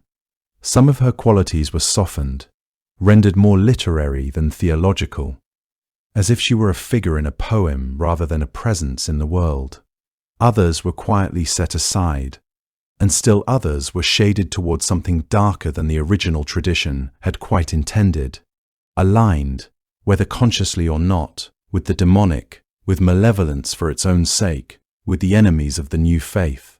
She had always been associated with death and with terror. In the Christian imaginative framework, that association carried different weight. What had once been understood as the terrifying but necessary function of a sovereignty goddess, she who governed the boundary between life and its ending, could be reread as something simply threatening, a creature of the devil's party, and so her image in the literature began to split. In some texts she remained recognizably herself, complex and sovereign and magnificent, while in others something of her original dignity was quietly diminished. She was still there. She was just not always fully understood by the people writing her down. The process of her transformation in the manuscripts was neither sudden nor uniform. Different scribes and different religious communities approached the old stories with varying degrees of care and intention. Some texts preserved the Morrigan's complexity almost intact, as if the monks understood they were recording something too significant to fully alter. The medieval Irish literature, known as the Ulster Cycle, maintained much of her power and agency, even as Christian theology bent its interpretive framework around her. In other manuscripts, particularly those produced in later centuries or in communities particularly invested in demonizing the pagan past, her descriptions grew more monstrous and less comprehensible. The theological vocabulary available to Christian scholars simply did not have adequate terms for what the Morrigan had been. She was not a goddess in the Christian sense. That category did not exist in medieval Irish Christianity's understanding. She was not quite a spirit, not quite a force of nature, not quite a personification of an abstract concept. The closest available language pushed her toward one extreme or another, either an allegorical figure, emptied of supernatural reality, or a demon in the Christian sense, which meant something very different from her original role. The monks themselves seemed sometimes uncertain how to classify what they were transcribing. Marginal notes and textual variants suggest scribes wrestling with the material, crossing out descriptions, adding qualifications, attempting to make sense of a figure whose fundamental nature resisted Christian categorization.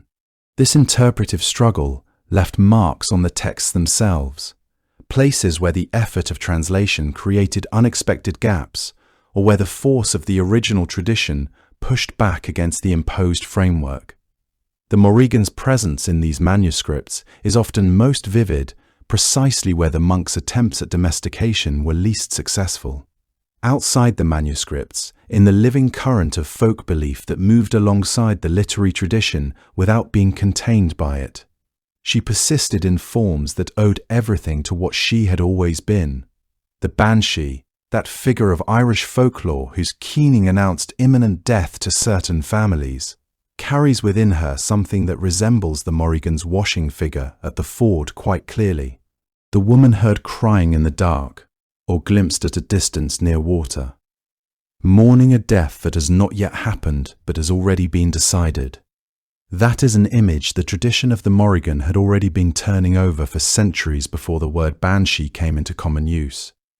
Scholars are careful to note that the connection cannot be drawn in a straight, unbroken line, that the banshee emerged from a complex of beliefs and figures and cannot be called simply the Morrigan under a different name. That is fair, but the resemblance is not coincidental either. The woman at the water, whose grief is also a kind of knowing, whose presence signals what is fated rather than what is chosen, she descends from somewhere. The Morrigan's tradition is the most obvious ancestor. Something of the old goddess's prophetic function survived in Irish folk consciousness long after her name had ceased to be spoken with the weight it once carried. Taking a quieter and more domestic shape, arriving at the door of a family rather than at the edge of a battlefield, but carrying the same essential message that death had already been seen, that the seeing of it was a form of terrible care. She had always mourned as well as terrified. That part of her, it seems, was not so easy to let go. The folk practices that kept her memory alive were often fragmentary, stripped of their original mythological context, but persistent nonetheless. In many Irish households, certain omens involving birds or inexplicable sounds were still approached with the careful attention usually reserved for sacred signs. Women who exhibited prophetic knowledge, or who seemed to possess an uncanny ability to sense approaching death, maintained a status in their communities that echoed the Morrigan's ancient authority, even if neither the women themselves nor their neighbours would have articulated it in those terms. The stories told about such women, how they knew what they knew, why their knowledge was both valued and feared, preserved narrative patterns that descended directly from the goddess's mythological actions. Families kept certain practices alive across generations, precautions taken at liminal times, respect paid to crows that appeared at significant moments, careful attention to dreams or omens before battles or journeys. These were not conscious preservations of pagan religion, but rather the stubborn persistence of old patterns of attention and meaning-making that had become embedded in the culture's ways of understanding danger and fate. The Christian framework that officially governed Irish religious life could accommodate these practices. They were, after all, merely superstitions, folk beliefs that caused no direct harm to the faith itself. And so they were tolerated, existed alongside official doctrine, filled the spaces that Christian theology did not adequately address. The crows and ravens persisted too, stubbornly, in Irish folk belief, well into the modern centuries. A single crow observed at certain moments was an omen still taken seriously in many parts of Ireland, long after the mythological framework that had originally explained it had been set aside. The bird itself remembered what the goddess meant, or something in the culture remembered it through the bird. Medieval Irish poetry occasionally returned to her as well, invoking the battlefield crow, or the prophetic voice in ways that suggest her presence in the literary imagination never fully went cold. She appears in saga material beyond the main mythological and Ulster cycles, sometimes as a named figure, sometimes as an unnamed woman whose behavior and attributes make her identity unmistakable to anyone familiar with the tradition. A woman who knows what is coming, who speaks in verse, who takes the shape of a bird at moments of crisis. The pattern recurred because the culture had not finished with what it described. She had been too deeply woven into the Irish understanding of war, fate, the land's relationship with those who led it, to simply dissolve when the religious context changed around her.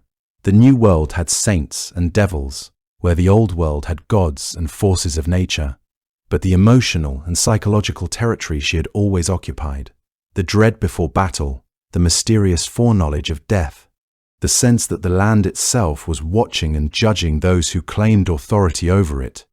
That territory did not vanish. It was still there, waiting to be filled.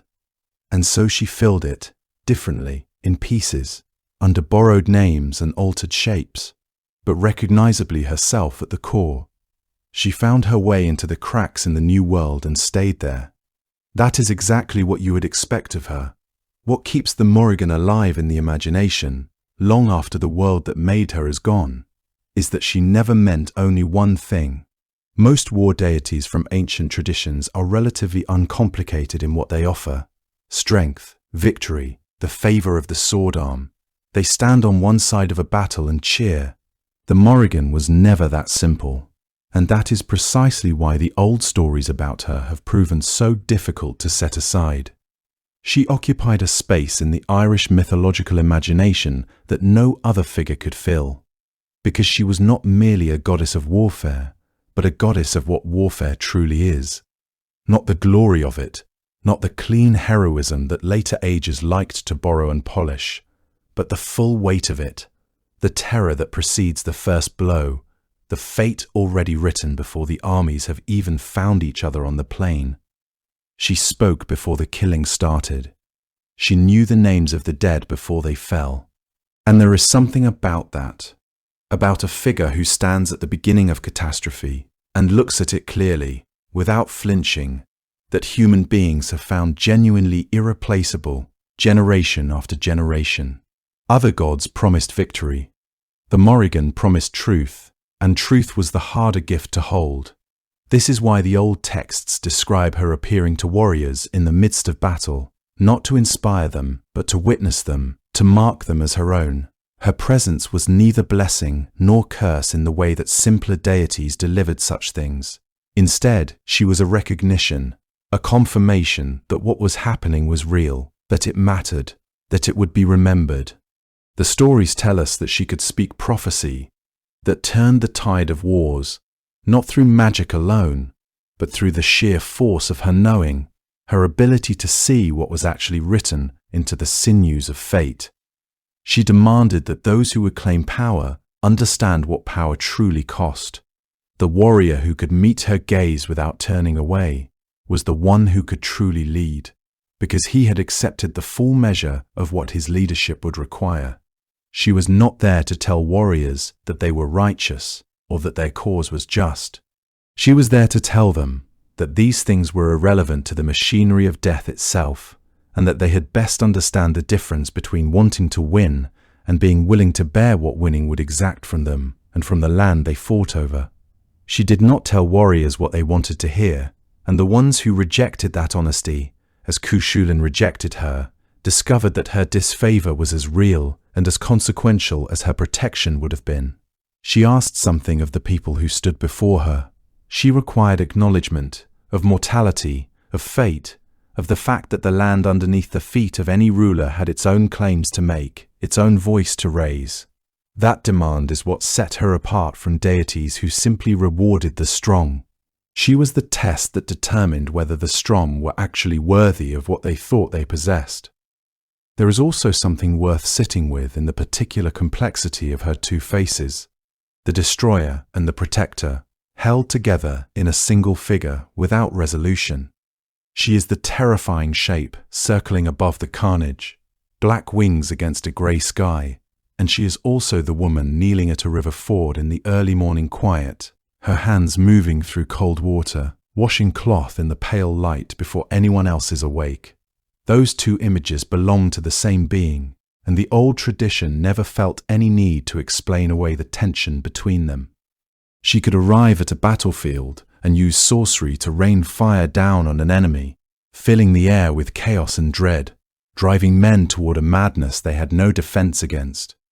And she could also stand in a river at dawn and perform what looks, from a certain angle, like a gesture of care, smoothing something out, attending to it with quiet hands, even if what she was washing bore the color of blood. The Irish tradition held both of these things about her simultaneously, and that refusal to simplify her is, in itself, a kind of wisdom. Life does not simplify itself for the sake of comfort. Fate does not separate neatly into the welcome and the unwelcome. The Morrigan, who presided over both ends of that spectrum, reflected something true about the way the world actually moves, toward endings, toward renewals, through grief and through the stubborn continuation of things after grief has passed. To understand her is to understand that sovereignty itself is not a clean thing, that power carries within it an obligation to the dead as much as to the living, and that any ruler who forgets this is already beginning to lose the right to rule at all. The Morrigan's presence in the land was a kind of check against tyranny, not through direct intervention, but through her simple refusal to let anyone forget what kingship truly required. She was the voice that could not be silenced or rationalized away, the reminder that every triumph rested on ground watered by loss. In the old Irish understanding, she was as necessary to the functioning of the kingdom as the king himself, because without her witness, without her knowledge, without her terrible clarity, no rule could endure. She kept Ireland alive at Samhain, sleeping beside the Dagda at the thinning of the year, ensuring that the harvests would come and the land would hold. She also stood above the dying and claimed them when their time arrived. She did these things as the same goddess, in the same tradition, and the people who told her stories understood that these were not contradictions. They were, instead, the full description of a single, overwhelming power, one that asked you to reckon with endings in order to make anything worth keeping. Somewhere, according to the old stories, a crow is perched very still on a branch above a quiet river, watching the water move. There is an old man walking the roads of the ancient Norse world. If you passed him on a foggy morning, you might not look twice. He moves with the unhurried patience of someone who has been walking for a very long time and expects to keep walking for a very long time still. His cloak is the deep blue-grey of a sky just before the light changes. His wide-brimmed hat is pulled low over his face in a way that shadows his features, though if you watched him long enough, you might notice that something about his gaze is slightly asymmetrical. One eye catches the light in the way that living eyes do.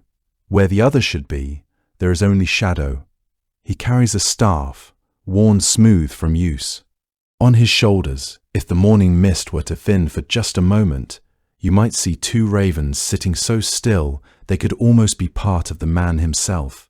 Feathers dark as a starless night, their heads turning with a slow, intelligent precision that takes in far more than any casual observer would think to look for. This is not a beggar, not a wandering farmer, not a travelling merchant with goods tucked away in a satchel. This is Odin, the Allfather, ruler of Asgard, the highest of the Aesir gods, the one who holds dominion over the sky and war and poetry and the deep. Restless business of wisdom. And he is here, on a dusty road, in disguise, asking questions of strangers. The Norse tradition gives him more than 200 names. That is itself a remarkable thing. This was because a god who has accumulated that many faces and titles is a god who has spent an extraordinary amount of time being something other than himself. Some of those names speak to his authority: Allfather, Sigtyr, which means the god of victory. Some speak to darker aspects of his character: Belverkirk, meaning something close to the worker of evil, a name he took for himself during one of his more morally complicated adventures. Some speak to his habit of travelling in disguise among mortals and gods alike, watching and listening from behind borrowed identities. And then there is Vegtam, the Wanderer. That may be the name that fits him most honestly of all.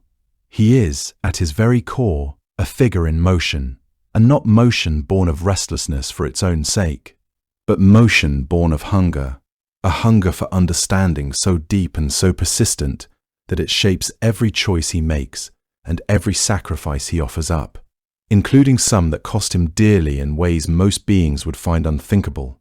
The two ravens on his shoulders have names that tell you something essential about the god they serve: Hugin, whose name carries the meaning of thought; Munin, whose name carries the meaning of memory. Every morning Odin releases them from his shoulders and watches them climb into the sky. They fly out across all 9 of the realms that make up the Norse cosmos, gathering intelligence, witnessing events, carrying back to him in the evening everything they have seen and heard, whispering it all into his ears as they settle back onto his shoulders.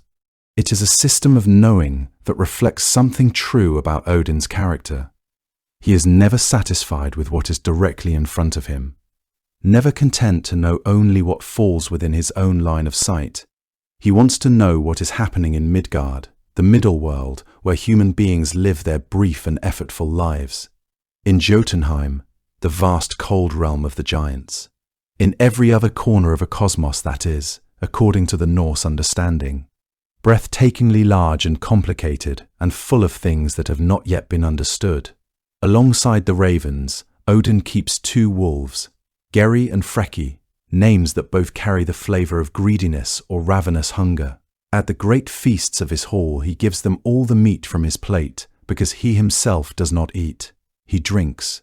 That is enough for him, wine sustaining him where food sustains others. A detail that has always set him slightly apart from the world of ordinary appetite. The wolves, the ravens, the staff, the missing eye, the cloak that colors him like weather. Everything about the way Odin moves through the world suggests a being whose attention is oriented outward and inward simultaneously, always gathering, always processing, always measuring what he knows against the vast sum of what he does not yet know and urgently wishes to. What makes him genuinely unusual among the gods of nearly any tradition is that his defining quality is not power in the simple sense, not the ability to crush or command, though he has that too. His defining quality is this compulsion toward wisdom, this willingness to walk roads that a ruler has no practical reason to walk, to ask questions that might expose his ignorance, to accept costs that would make most beings turn around and go home. The question worth sitting with, as you settle into the story of this complicated and remarkable figure, is why? Why would the ruler of the gods spend his existence in this way, disguised, questioning, wondering, paying prices in pain and sacrifice and loss for knowledge he could theoretically have simply declared himself to possess?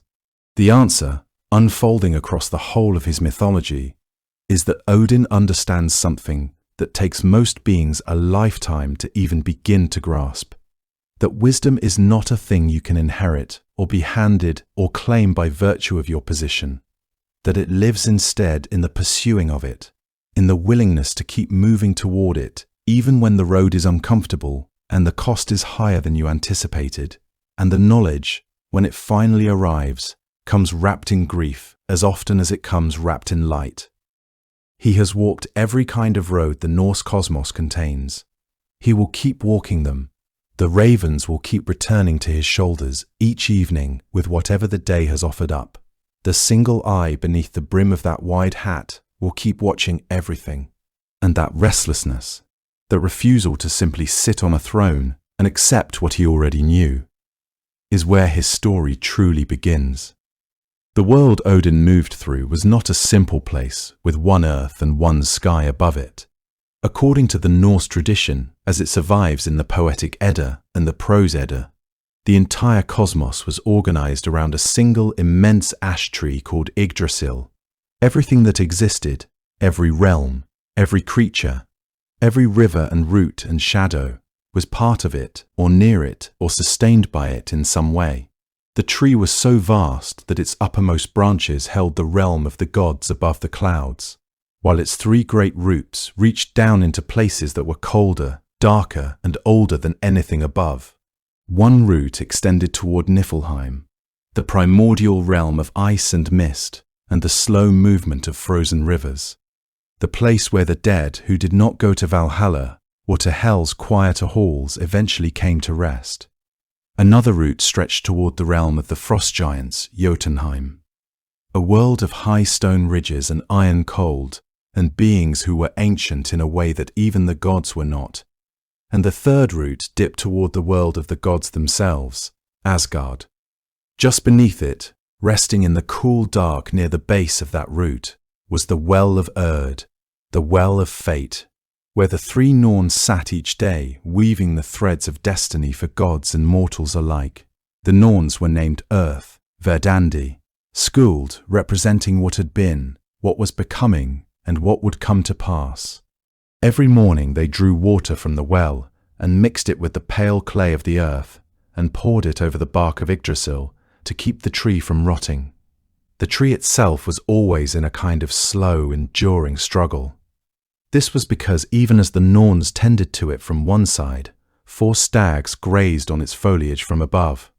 A great serpent called Niflhögr gnawed at the root that reached into Niflheim, working patiently and ceaselessly, as if the ruin of the whole structure was simply a matter of time and teeth. High in the upper branches, an eagle perched and surveyed everything below. In the roots where Niflhögr coiled, other serpents worked at the wood alongside him, so that the tree was being consumed even as it was being sustained. That is perhaps as honest a description of the world as any tradition has ever produced.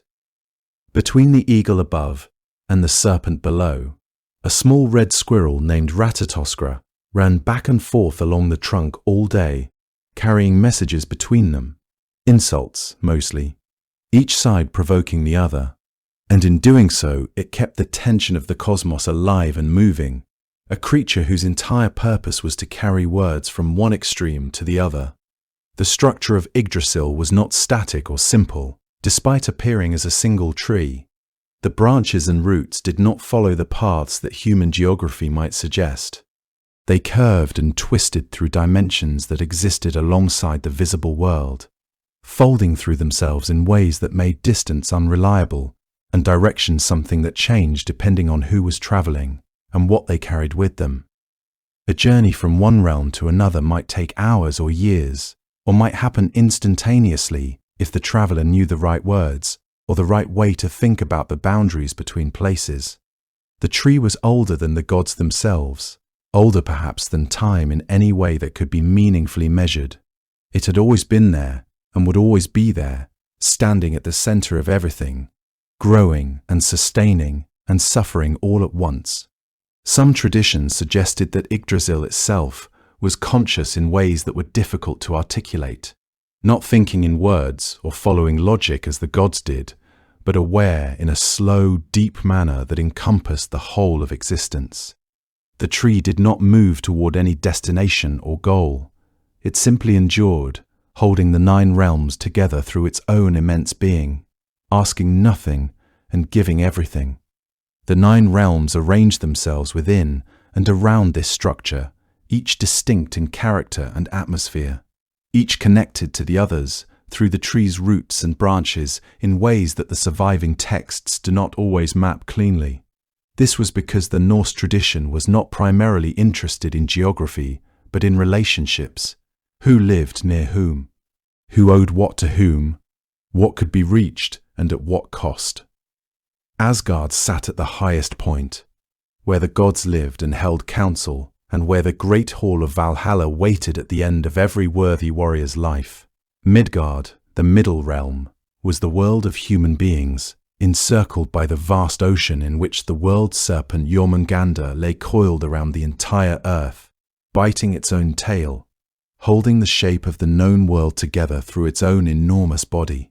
Beneath Midgard, and separated from it by the river Gjöll, was Hell, a pale and quiet place governed by a being of the same name, where most of the dead arrived and simply continued existing in a muted, diminished version of the life they had known.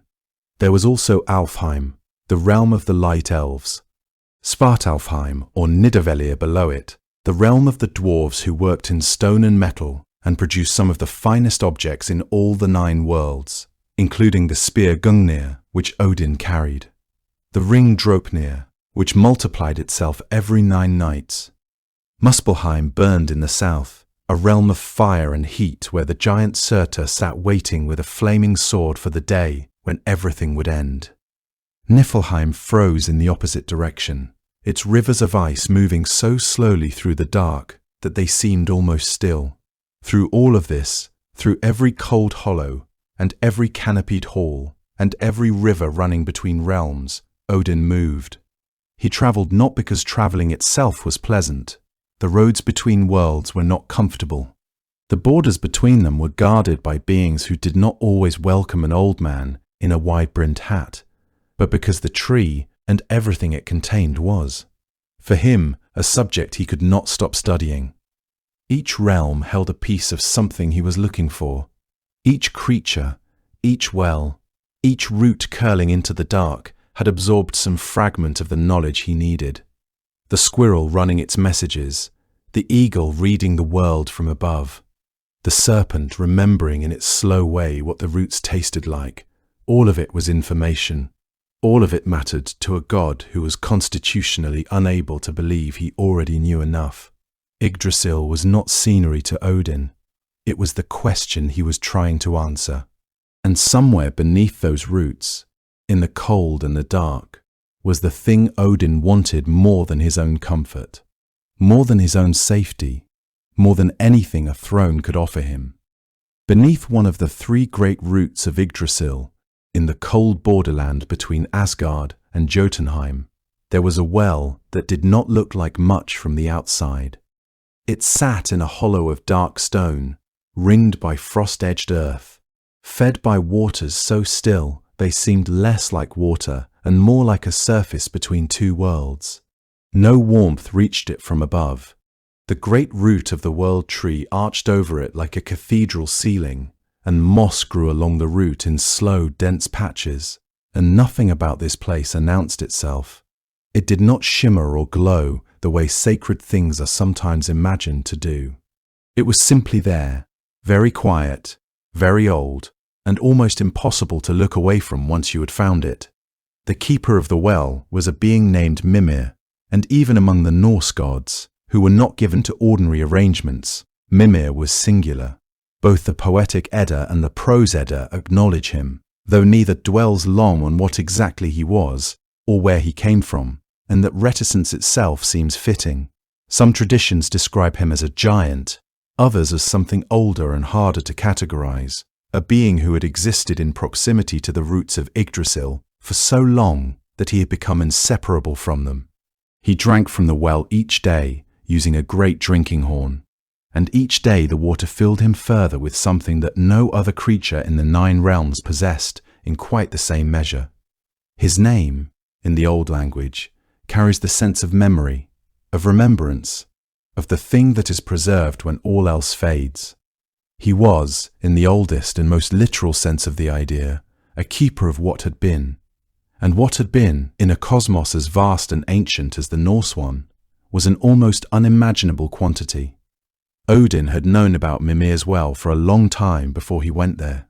A god who spent his days walking roads in disguise, sending ravens to every corner of the 9 realms, trading words and secrets with anyone who had them to offer, would not have missed a well of such reputation. He understood what the water held.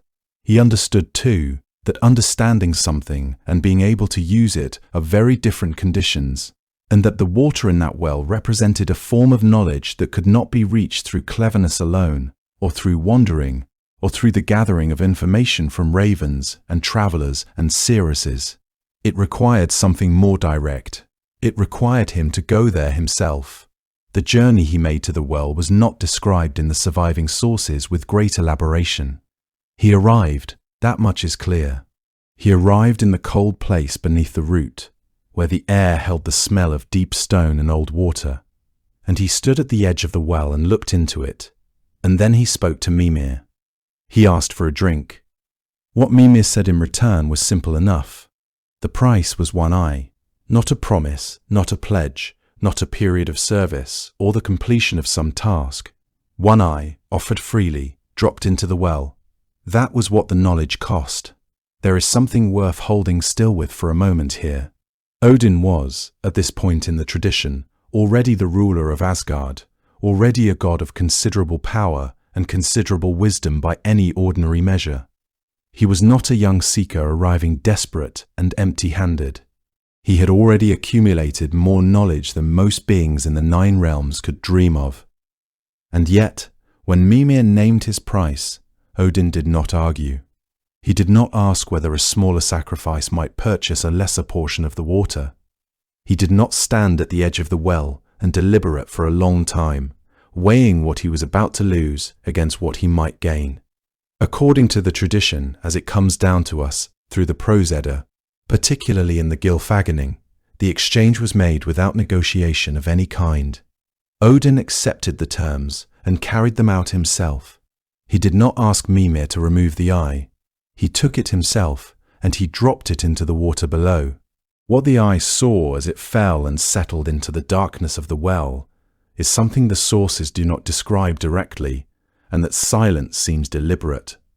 There is a kind of poetry in leaving it unspoken, because whatever that disembodied eye perceived in the depths of Mimir's water was, by the logic of the myth itself, something that no living eye trained on the surface of things could ever quite see.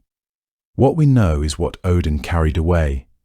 Mimir dipped the great horn into the water and offered the god a drink, and Odin drank, and when he did, something opened inside him that had been closed before.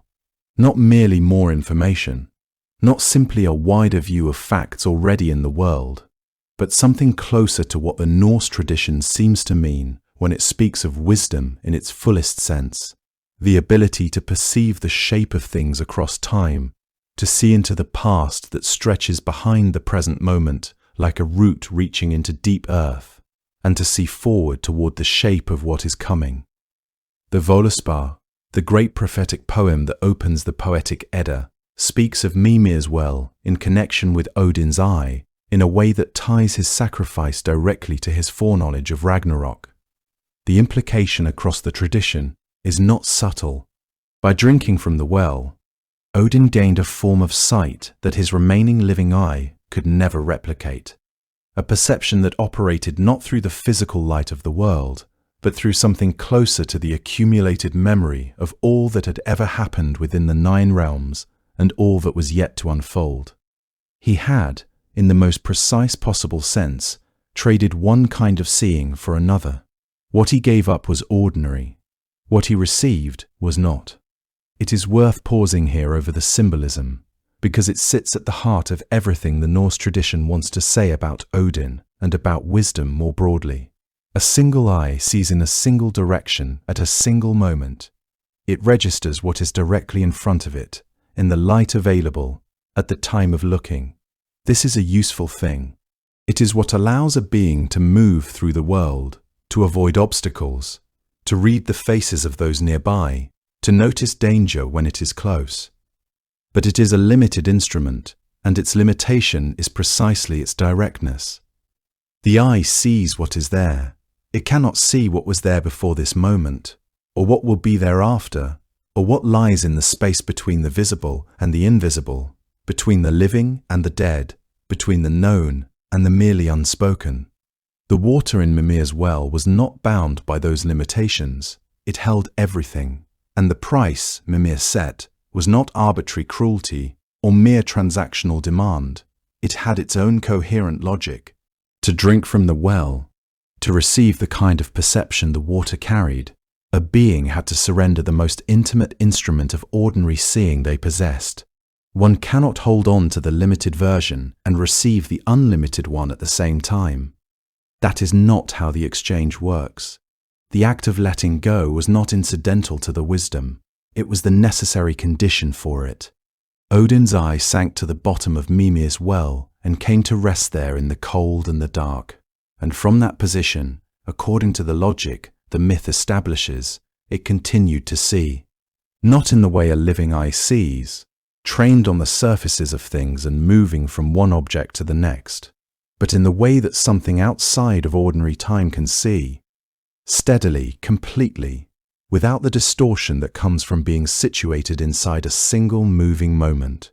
In some readings of the Völuspá, the image of Odin's eye lying in the well is invoked at the very threshold of Ragnarok, as if to say that it is still there, still watching, still perceiving what no eye above the water could reach.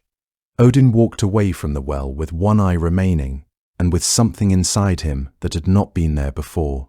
He carried, from that day forward, the weight of knowing things that knowledge of this kind inevitably brings with it.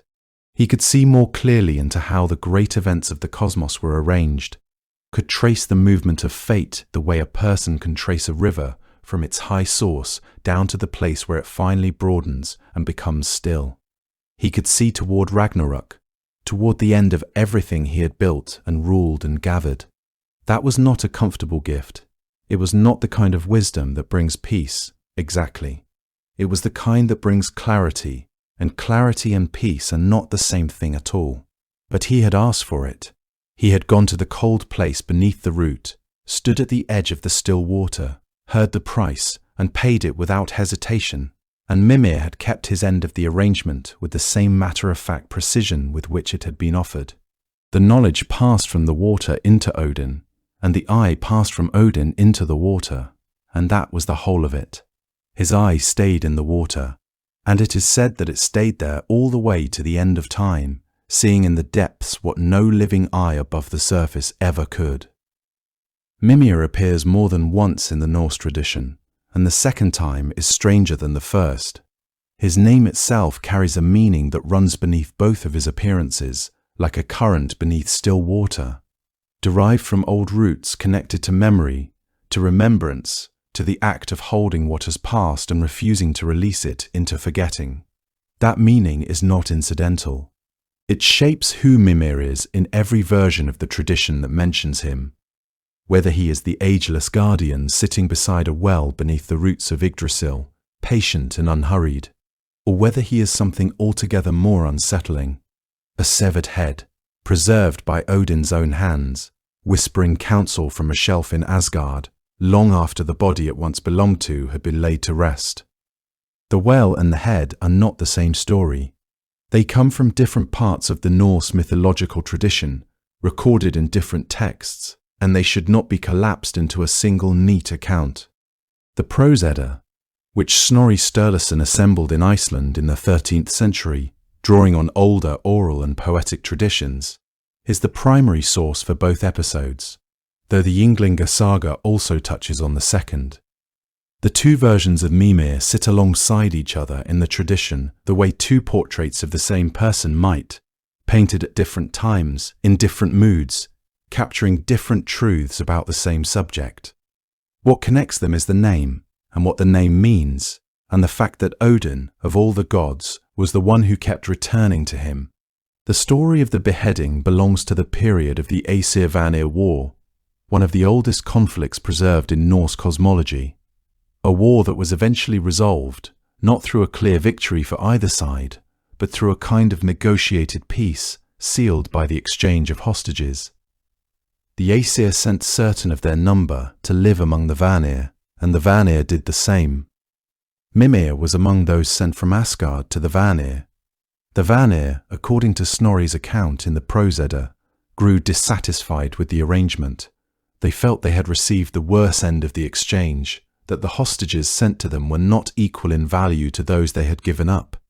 In their frustration, they beheaded Mimir and sent his head back to Odin. It is an abrupt and unsparing episode. Odin received the head, and rather than mourn it or bury it, he did something that speaks volumes about the kind of god he was. He preserved it. He treated it with herbs, and he spoke incantations over it, and through whatever arts he commanded in the domain of magic and knowledge, he kept the head from decay and kept it capable of speech. After that, according to the tradition, he consulted it regularly. Through the long years of his reign, through the great questions that faced him about the fate of the gods and the shape of things to come, Mimir's head remained one of his closest sources of counsel. There is something worth sitting with in the strangeness of that image. The king of the gods keeping a severed head as his most trusted advisor, speaking to it in quiet moments the way another ruler might speak to a living counselor. What it says about Odin is not that he was callous, though a certain coldness does run through many of his choices, but that he understood something about wisdom that others did not. Wisdom, for Odin, did not belong to the living any more than it belonged to the dead. It existed somewhere apart from biological categories, in the accumulated weight of memory, in the things that had been witnessed and held and not released into forgetting. Mimir embodied that, in his name, in his role at the well, and in this second existence as a preserved head still capable of knowing and being known. The well and the head share more than Mimir's association with them. They share a quality of existing outside ordinary time. The well sits beneath the root of Yggdrasil in a place that is neither Asgard nor Jotunheim entirely, cold and borderless, holding water that contains all the accumulated experience of the cosmos. The head exists between life and death, technically neither, preserved in a state that the natural world would not permit without intervention. Odin's eye, which sank to the bottom of the well when he paid his price for a drink, is the same. Removed from ordinary function, ordinary time, ordinary sight, and placed somewhere that allowed it to perceive things no living eye could. These are not coincidences of image. They form a pattern in the mythology that is coherent and, in its way, deeply considered. Odin's sources of wisdom are consistently things that have been removed from the flow of ordinary existence and placed into a kind of stillness. The well does not move. The head does not age. The eye does not blink. All of them simply hold what they know and wait for Odin to come and ask. This pattern speaks to something fundamental in how the Norse understood the nature of knowledge itself. The wisdom that Odin valued most was not the kind that belonged to the living world of change and growth and decay. It was the kind that emerged from stillness, from preservation, from the refusal to let things slip away into the darkness of forgetting. By consulting these three sources, the well, the head, the eye, Odin was drawing on forms of knowledge that transcended the ordinary categories of living and dying. He was tapping into something that had already been proven by time and by sacrifice, something that had moved beyond the possibility of change or error. The mythology suggests that this kind of wisdom came at a cost, not only to Odin, who gave his eye and underwent trials to attain it, but also to those around him, like Mimir, whose very transformation into a source of counsel required their removal from the ordinary world. There is a transactional quality to Odin's pursuit of knowledge that runs throughout the tradition, a sense that understanding of the deepest kind cannot be obtained without loss. The Norse tradition did not always treat Odin as a comforting figure, and the portrait that emerges from these two Mimir episodes is one reason for that. There is something that asks to be acknowledged in the image of a god who surrounds himself with preserved things, with the stopped and the silent, with counsel drawn from what has already passed beyond ordinary reach.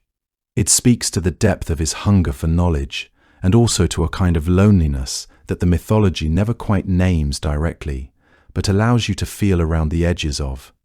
He is the most powerful of the gods, and his two most intimate sources of understanding are a well no one else can drink from, and a head that no longer has a body. Between the head that spoke and the eye that watched from the water, Odin surrounded himself with the wisdom of things that had, in one way or another, already passed beyond the world of the living. Every morning, before the world fully woke, Odin would release his two ravens from his shoulders and watch them climb into the sky. They rose together at first, their black wings catching the pale grey light that hung over Asgard before the sun had properly settled into its position, and then they separated, each one peeling away from the other and disappearing into a different corridor of sky, off across the branches and roots of Yggdrasil and into the spread of the 9 worlds beyond. Their names were Hugin and Munin, thought and memory, and each morning they were gone for the entire length of the day, moving across realms that even Odin, for all his wandering, could not watch simultaneously.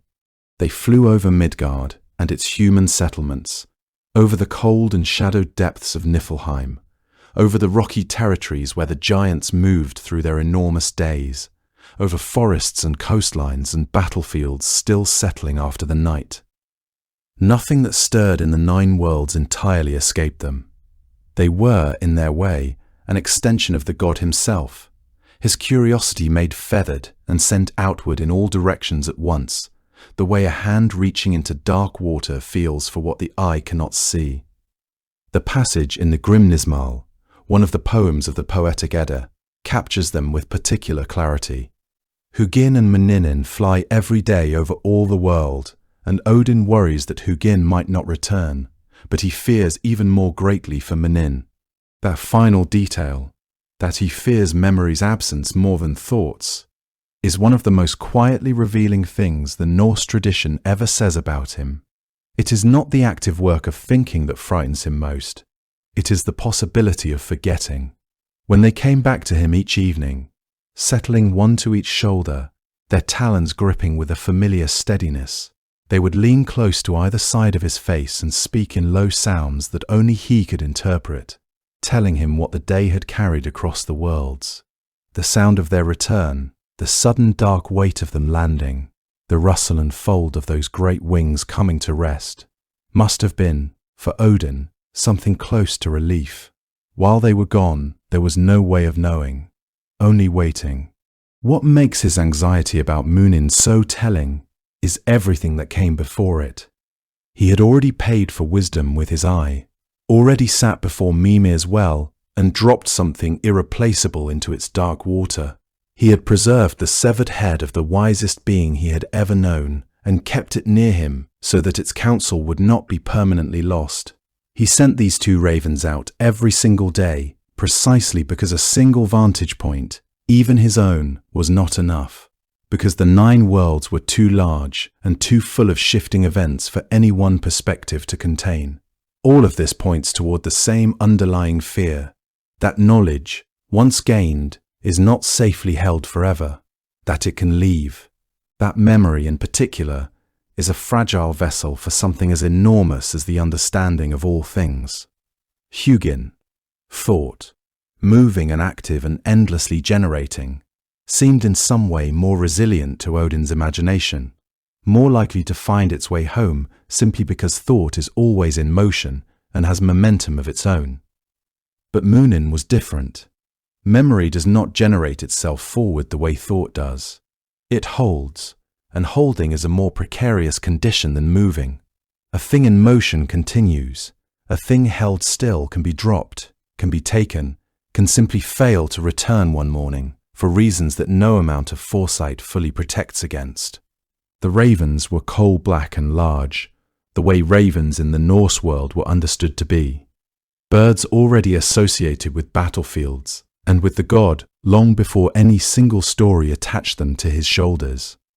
To see 2 such birds perched on the figure of an old man in a wide-brimmed hat, one on each side, their dark eyes taking in everything around them with that particular, unnerving attentiveness that ravens actually possess, would have been an image both recognizable and unsettling to anyone who encountered it. And this, too, was part of Odin's design. He travelled in disguise, his ravens sometimes with him, sometimes already out ahead of him in the world, working on his behalf before he arrived. He could be in one place and know what was happening somewhere entirely different, because Hugin and Munin were already there, watching and carrying it back. Even so, the accumulation was never quite enough. He kept adding, the well, the head, the ravens, the wandering, the disguises, each practice layered onto the last, as though wisdom was something that could spill away as fast as it was gathered, and the only answer was to never stop gathering. Of all the things Odin feared, and there were many, as a god who could see clearly toward Ragnarok, the one that kept him most uneasy was the thought of Munin not coming home. The sacrifice at Mimir's well cost Odin an eye, and that was enough for most things, but the runes were not most things. The runes existed before Odin knew of them, carved into the fabric of the world by forces older than the gods themselves, older perhaps than Yggdrasil, older than the arrangement of the 9 realms into their careful order. They resided in the well of Erd, deep in the roots of the world tree, in the keeping of the Norns, those 3 great weavers of fate who spun and measured and cut the threads of every life. They were not letters in any simple sense. They were shapes that carried inside them the weight of cosmic law, of things that were and things that would and things that would be, and things that could be altered if a person understood them well enough to try. Odin knew they existed. His eye at the bottom of Mimir's well had shown him something of their nature. And that partial knowledge, that glimpse of what the runes contained, was in some ways worse than ignorance, because now he understood what he was missing. and the distance between what he knew and what the runes could teach him felt immeasurable. No god would simply hand them to him. The Norns did not offer lessons. The runes themselves, by their nature, could not be explained or transferred through ordinary speech. They had to be perceived directly, wrested from the place where they lived through an ordeal so complete, so total, that the one who sought them would be brought to the very edge of existence and forced to look across it. This was not a matter of endurance for its own sake. The Norse tradition understood something particular about certain kinds of knowledge, that they belonged to a register of experience that ordinary living cannot reach, that the boundary between life and death is also a boundary between what can be known while comfortable and what can only be seen when everything else has been stripped away. Odin understood this, and so he went to Yggdrasil. What he did there is recorded in the Havamal, the great poem of wisdom and counsel attributed to Odin himself in the Poetic Edda, and the account is spare and strange, and does not try to soften what happened. He climbed to a branch of the world tree. He drove his own spear, Gungnir, into his side, the same spear that never missed its mark when thrown, now turned inward. He hung himself from the branch with a rope, suspended above the dark waters below, and before he began, he issued a command to the other gods. No one was to help him. No food, no water, no aid of any kind. Whatever was going to happen to him there, it had to happen without intervention. The ordeal had to be absolute, or it would mean nothing. Absolute meant that the gods themselves had to feel the weight of his self-imposed isolation. It meant that the universe could not soften the terms of what he was attempting, could not offer even the smallest mercy or mitigation. There was a logic embedded in this that went beyond mere hardship. It was the logic of authentic transformation, the understanding that partial ordeals produce only partial knowledge, that the runes would reveal themselves only to someone who had truly surrendered all claims to divine privilege and stood naked before the structure of existence itself, asking nothing, demanding nothing, merely paying. The Havamal captures the voice of this moment with a kind of stark honesty that is unusual even for the Norse tradition, which rarely flinched from difficulty. Odin offers himself to himself, a sacrifice made not to some external power demanding payment, but to the deep order of things, to the principle that certain knowledge has a price that must be paid by the one who wants it, and that no amount of divine authority reduces what that price is. He is the All-Father, the ruler of Asgard, the god to whom warriors pray and kings make offerings, and none of that matters here. Here he is simply a being willing to pay. The first day passed, and then the night.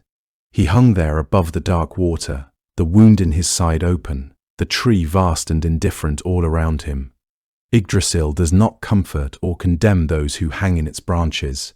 It simply continues to exist, as it has always existed, as it will continue to exist until the world itself ends. Squirrels move through its bark. Eagles perched in its upper reaches. The serpent Nifhugug gnawed at its roots far below, and Odin hung at the boundary between the living world above and the shadowy depth below, looking down. The second day came, and the third. Hunger and thirst would have been present from early on. The body does not observe rank or make allowances for who is suffering inside it. The wound from the spear would not have simply stopped. The rope held.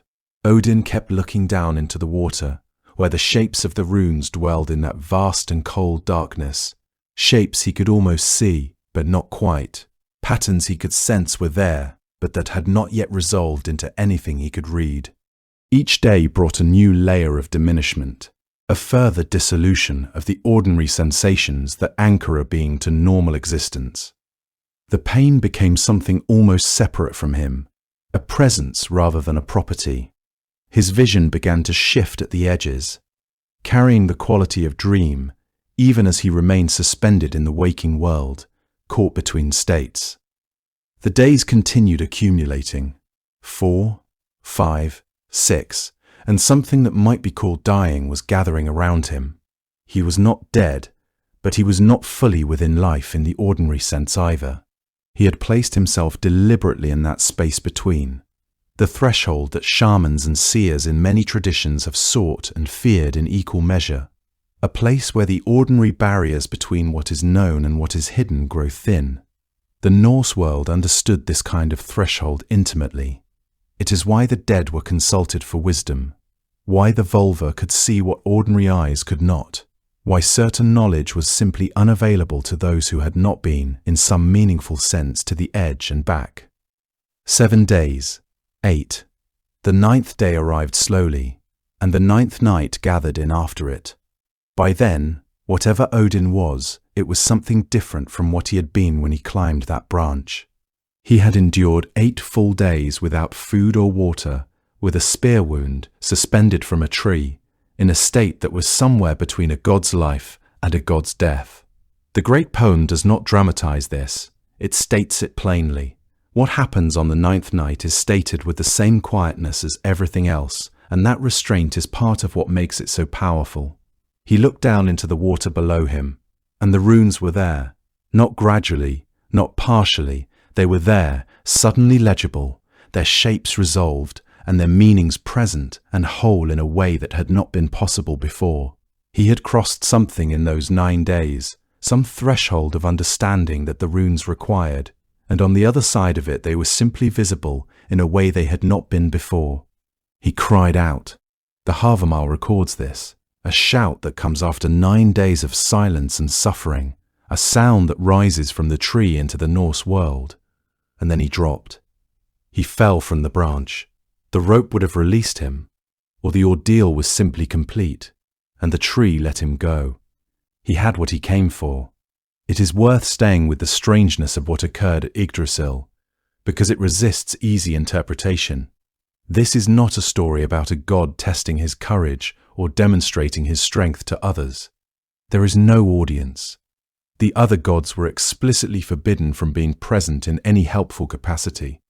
This was not performed for anyone.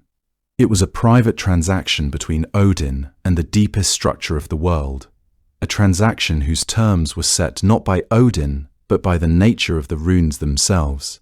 He did not decide what the price would be. He simply discovered what it was and chose to pay it. The tradition of sacrifice by hanging existed in the Norse world, and the god of the hanged, Hangatyr, one of Odin's many names, was understood to have a special relationship with those who died in this way. But Odin's hanging on Yggdrasil is not simply a mythological explanation for a ritual practice. It is something more particular and more philosophically strange than that. He offered himself to himself. In the Havamal's own formulation, this is explicit. He is both the sacrificer and the sacrifice, the one who demands the payment and the one who pays it. There is no external deity receiving this offering.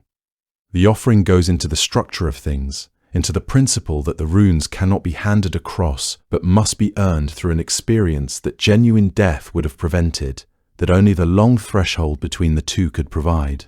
The 9 days also carry weight in the Norse tradition as a number of completeness and transformation. 9 is the number that appears repeatedly in the world's design. The 9 realms, the 9 nights, the way that significant thresholds in the mythology are measured in units of 9. Odin did not hang for an arbitrary length of time. He hung for exactly as long as the transformation required, and not a moment less. What he carried away from Yggdrasil was not simply a set of useful symbols. The runes he perceived in that final moment of the 9th night were a direct opening into the laws governing existence, forces that could heal and harm and bind and free and communicate across the distance between the living and the dead. This is why they mattered so profoundly to the people who honored Odin, why carving a rune was not merely writing, but an act with weight and consequence. The runes had been obtained at the cost of a god's near death. They deserved to be treated accordingly. There is a specific kind of loneliness in the image of Odin on that branch, the ruler of the gods, the All-Father, surrounded by the vast indifference of the world tree, forbidden by his own command from any comfort or company, staring down into darkness for 9 days, because the alternative was to remain forever on the outside of a knowledge he could sense but not reach. That loneliness is not incidental. It is the condition that the runes required. Wisdom of a certain depth cannot be accumulated in company. It cannot be gathered in comfort. It arrives, in this tradition, only when everything else has been removed, when the ordinary structures that make life livable have been voluntarily abandoned, and the person who sought the knowledge has been reduced to something raw and essential, poised at the edge of no longer existing at all. Odin survived. He dropped from the tree, and he lived. But the 9 days between climbing that branch and falling from it had changed the nature of what he was in some way that could not be undone. He had gone in as a god and come out as something that had passed through death and returned carrying what death alone could teach. What Odin saw in those final moments on the tree was not a collection of letters the way we might think of an alphabet today. The runes were something older than language, in the way we understand language, older than the impulse to write words down so they would not be forgotten. They existed in the well beneath the roots of Yggdrasil, carved into the world by forces that had been at work long before the first gods drew breath in Asgard. They were not invented. They were not designed by any hand. They simply were, the way the deep cold of Niflheim simply was, the way the roots of the great tree simply were, woven into the structure of everything that existed, waiting for a being willing to suffer long enough to perceive them. When the Norse tradition speaks of runes, it speaks of something that carried weight in both directions at once, into the visible world and into the forces running beneath it. A runic symbol carved into wood, or bone or stone, was not merely a mark. It was understood as a direct point of contact with whatever that symbol represented in the fabric of the cosmos. The word itself, in the Old Norse tongue, carries a sense of secret or mystery, something whispered rather than announced, something that had to be earned before it could be heard. That meaning was not incidental. It was exactly what the tradition intended. The runic alphabet that has survived in the greatest number of inscriptions is what scholars today call the Elder Futhark, named for the sounds of its first 6 characters, and it contained 24 symbols. Each one had a name, and each name pointed to something larger than the character itself. There was a rune whose name evoked cattle, wealth, the flowing of resources between people. There was one whose name pointed toward the wild aurochs, carrying a sense of raw, untamed strength. Another suggested the thundering passage of hail across an open field. Another, the slow and patient movement of water finding its way downhill. Each symbol gathered meaning around it, the way a stone gathers moss, gradually and in a particular place, shaped by everything touching it from every direction. To work with a rune was to reach toward all of that at once. They were used across the Norse and broader Germanic world in ways that ranged from the deeply practical to the wholly sacred. Runes were carved into weapons to sharpen their effectiveness, into ships to bring safe passage, into the wooden frames of houses to guard the people sleeping inside. They were inscribed on memorial stones that stood in the open weather for generations, and on small personal objects carried close to the body as protection. Healers used them, poets used them, those who wanted to bind an enemy, to call good fortune, to calm a sickness that had settled into the lungs or the joints. All of them turned to the runes, because the runes were understood to speak directly to whatever lay beneath the surface of ordinary life. Divination was another of their purposes, and perhaps one of the oldest. A seer would cut the characters onto small pieces of wood, scatter them across a white cloth, and read what had fallen face upward, interpreting the pattern as a message from forces that knew more than any single human mind could hold. This practice carried enormous gravity in Norse culture. The person conducting such a reading was not playing a game.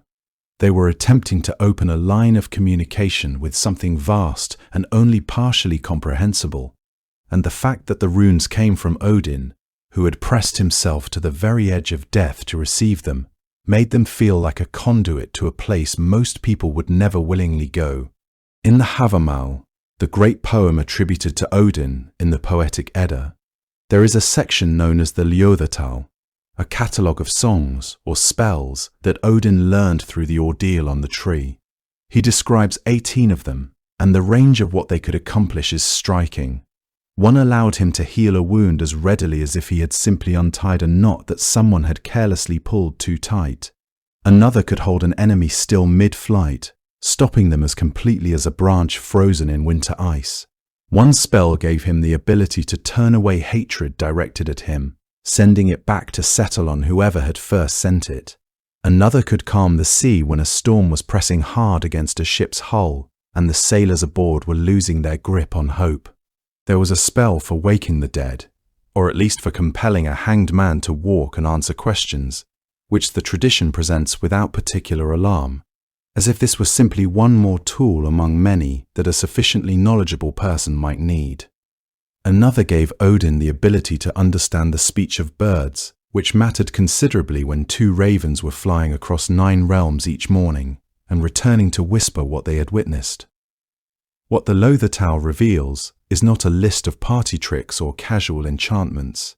It is a portrait of how deeply the Norse tradition believed that the runes could intervene in the actual workings of the world, in life and death, in the weather, in the passage of the spirit, in the relationship between the living and the dead. And because those powers came specifically from Odin's ordeal, they carried his mark on them forever. They were not neutral forces that anyone might stumble into. They were wisdom that had been extracted from the cosmos at a price that most beings would not have survived paying. The reverence the Norse people held for runic knowledge was inseparable from this origin. When a skilled practitioner carved a rune into an object, they were not simply decorating it. They were performing something that traced a direct line back to the god hanging on the world tree, bleeding, starving, staring into the dark water below, willing himself to stay present just long enough to see what the shadows contained. That story gave the runes their authority. It was not the symbols themselves, in some abstract sense, that carried weight. It was the fact that they had been paid for in a currency that no god or human could easily part with. And yet, for all of that, Odin did not create the runes. This is a point the tradition holds carefully. He did not invent them the way a craftsman might invent a new tool. They were already there. They existed in the well. The Norns, those 3 great weavers who sat at the root of Yggdrasil and shaped the fates of gods and mortals alike, had carved runic symbols into the bark of the world tree itself, and the meanings of those symbols were not derived from anything human or divine. They were simply written into the nature of things, the way certain stones sink in water and certain birds fly south in the autumn. What Odin's suffering accomplished was to render him capable of seeing them. 9 days of hunger and pain, and the long suspension between being alive and not being alive, burned away whatever it was that usually kept the runes hidden from a mortal or even a divine perception. He arrived at the edge of what his mind and body could hold, and in that borderland, the symbols finally became legible. This is why the Norse tradition treats the runes with a quality that is closer to discovery than invention, and why Odin's role in the story is described as a sacrifice to himself, a strange and deliberate act of self-emptying rather than a feat of cleverness or strength. He did not outwit the runes. He did not force them. He made himself into the kind of being that could receive them, and the price of that transformation was everything the hanging cost him. The runes already existed, written into the fabric of the world by forces older than the gods. Odin simply proved himself willing to pay whatever it cost to read them. Not all of Odin's wisdom came from suffering, some of it came from cunning. The story of the Mead of Poetry is where that side of him is most fully on display. The runes had cost him 9 days suspended between living and dying. His own spear in his side, not a drop of water passing his lips. The eye at Mimir's well had cost him half his sight. What he sought next was different in nature, not cosmic law written into the structure of existence, but something more intimate, more human in a way, even though its origins were anything but. The mead of poetry was a drink that could transform whoever tasted it into a poet of incomparable ability or a seer of genuine insight. Odin wanted it not merely for himself, but for the world he presided over. The story of how it came to exist, How he eventually retrieved it is recorded primarily in the Skáldska Kaparmal section of Snorri Sturluson's Prose Edda, with additional passages and a more oblique telling woven through the Havamal in the Poetic Edda. The Mede's origins stretch back to the end of a war, the ancient conflict between the Aesir, the gods of Asgard led by Odin, the Vanir, a separate tribe of gods associated with fertility, the sea, and the natural world. This war had been long and exhausting for both sides. When it finally came to an end, the two groups sealed their peace in a particular way. Every god from both tribes gathered around a great vessel and spat into it, mingling their divine breath and essence into a single shared pool. From that mingled spittle, a being came into existence. His name was Kvasir. He was, in the most literal sense the tradition could imagine, made entirely of wisdom. He had no equal in knowledge anywhere across the 9 realms. Any question put to him, he answered. He travelled freely, welcomed everywhere he went. This was because to spend an afternoon with Kvasir was to come away understanding something you had never understood before. The reputation he carried was not exaggerated. Those who spoke with him found their own thoughts clarified, as if he had simply held up a mirror to what they already partially knew, but had never quite managed to articulate. This made him invaluable, not just to the gods, but to all of creation. His end came not from battle or from any force of cosmic consequence, but from something smaller and meaner. 2 dwarves, Fjalar and Galar, invited Kvasir to visit them, and when he arrived, they killed him. It was an act devoid of honor and carried none of the weight of sacred sacrifice. The dwarves had simply murdered a being of perfect wisdom for the power his death would create.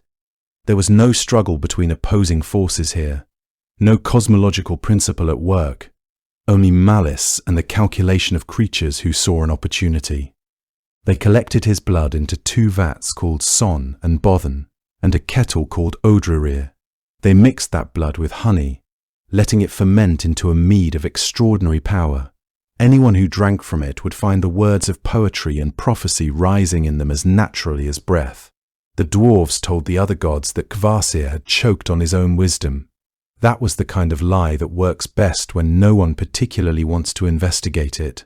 For a time, that explanation held. Fjalar and Galar did not keep the mead for long, however. This was because they were the kind of creatures who brought catastrophe wherever they went. They killed a giant named Gilling and his wife in separate incidents that the Prose Edda recounts with an almost dry matter-of-factness. Gilling's son, a giant named Satunga, arrived seeking recompense. The dwarves, finding themselves in a desperate position, offered him the mead. Satunga accepted. He carried the 3 vessels home to his dwelling inside a mountain called Hnitbjörg, deep in Jotunheim. He set his daughter Gunnlöth to guard them. She was not merely a guard, but a prisoner of sorts herself, bound to her post in the heart of a mountain in a distant realm. Her isolation was perhaps the reason she received Belvaka with less suspicion than others might have. She had been alone in that chamber for what must have felt like an eternity, with no one to speak to but the giants who checked on the vessels. The most extraordinary drink in the 9 worlds was now locked inside a mountain. In giant country, watched over day and night by a woman who took her duty seriously.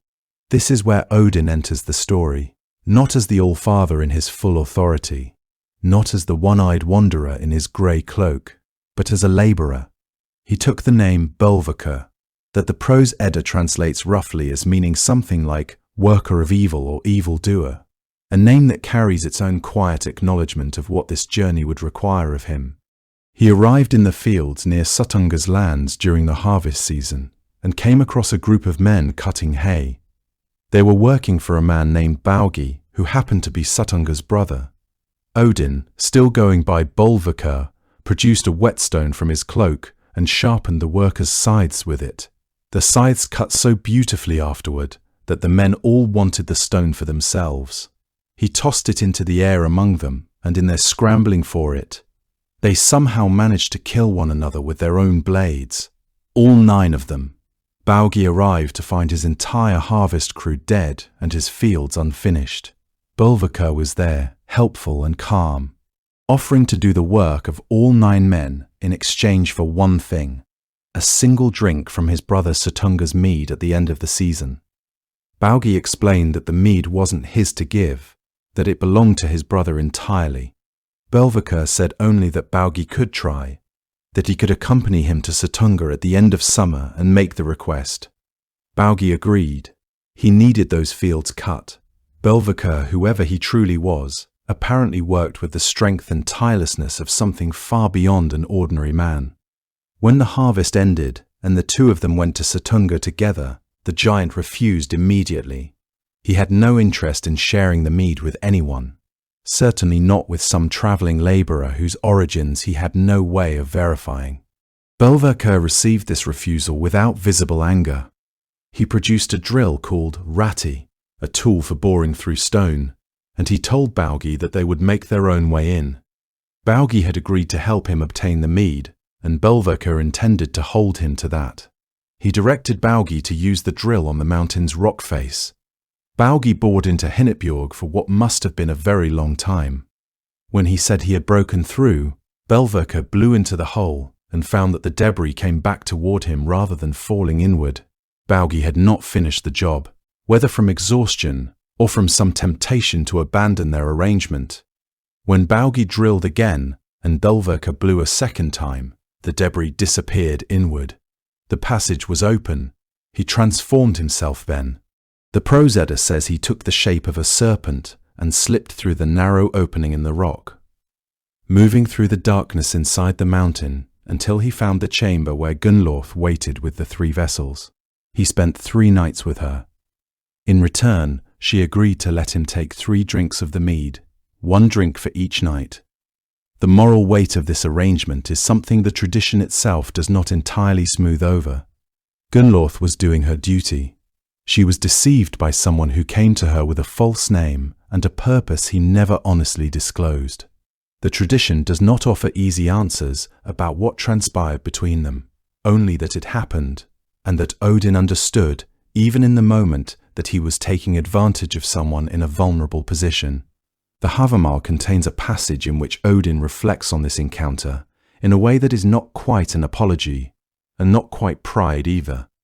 Something more uncomfortable than both. But that layer of the story belongs to its own telling.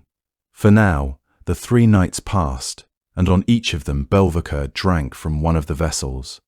He did not take 3 modest sips. He emptied each vessel completely, because what Gunnlauth had agreed to was 3 drinks.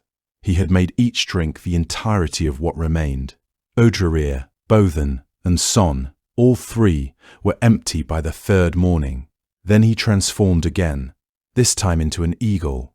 He flew upward and out through some passage in the mountain and launched himself into the open sky, heading toward Asgard with the mead of Kvasir held entirely within him. Sutunga discovered what had happened almost immediately. He too could take the shape of an eagle. He came after Belvaker with great speed, the 2 of them cutting across the sky, one eagle carrying the most valuable substance in the 9 realms, the other closing the distance with the particular fury of someone who has been robbed of something irreplaceable. The contrast between the 2 pursuers was stark, one carrying something of immeasurable value that did not belong to him, the other protecting what he believed was rightfully his. Both were in some sense correct about their claim. The gods of Asgard saw them coming. They understood the situation and brought out every vessel they could find, setting them in the courtyard to receive what Odin carried. He flew in over the walls and spat the mead into the waiting containers. The gods received it. Some sources note that in the urgency of the moment, as Sutunga bore down on him from behind, a small amount escaped from the other direction, dropped behind as Odin flew, falling down beyond the walls of Asgard into the world below. That portion scattered into the wider world. It is said in the tradition that this is the share available to ordinary people who believe themselves to be poets without quite having the gift to confirm it. The mead that arrived properly in Asgard was a different matter. Odin had brought back the blood of Kvasir, the wisdom that had been locked in a mountain, guarded by a grieving daughter, held by a giant who had received it as payment for his father's murder, and now it could be shared with gods and with the humans Odin chose to favor. Poets of genuine power, seers whose words carried the weight of real sight, those who spoke in ways that moved people to understand things they had not understood before. In the Norse tradition, this ability did not come from talent alone. It came from the mead, passed down through Odin's act of recovery, available to those who were granted it. The Prose Edda refers to poetry itself by a series of kennings that trace back to this story: the drink of the dwarves, the ship of the dwarves, Kvasir's blood, as if the entire art form is an act of memory for what was lost and retrieved. What makes this episode sit differently from the sacrifice at Mimir's well, or the hanging on Yggdrasil, is that Odin does not bleed for it in any simple way. He schemes. He lies about who he is. He takes advantage of Bogi's desperation and Gunnloth's loneliness. The wisdom he brings back is real. The mead is genuine.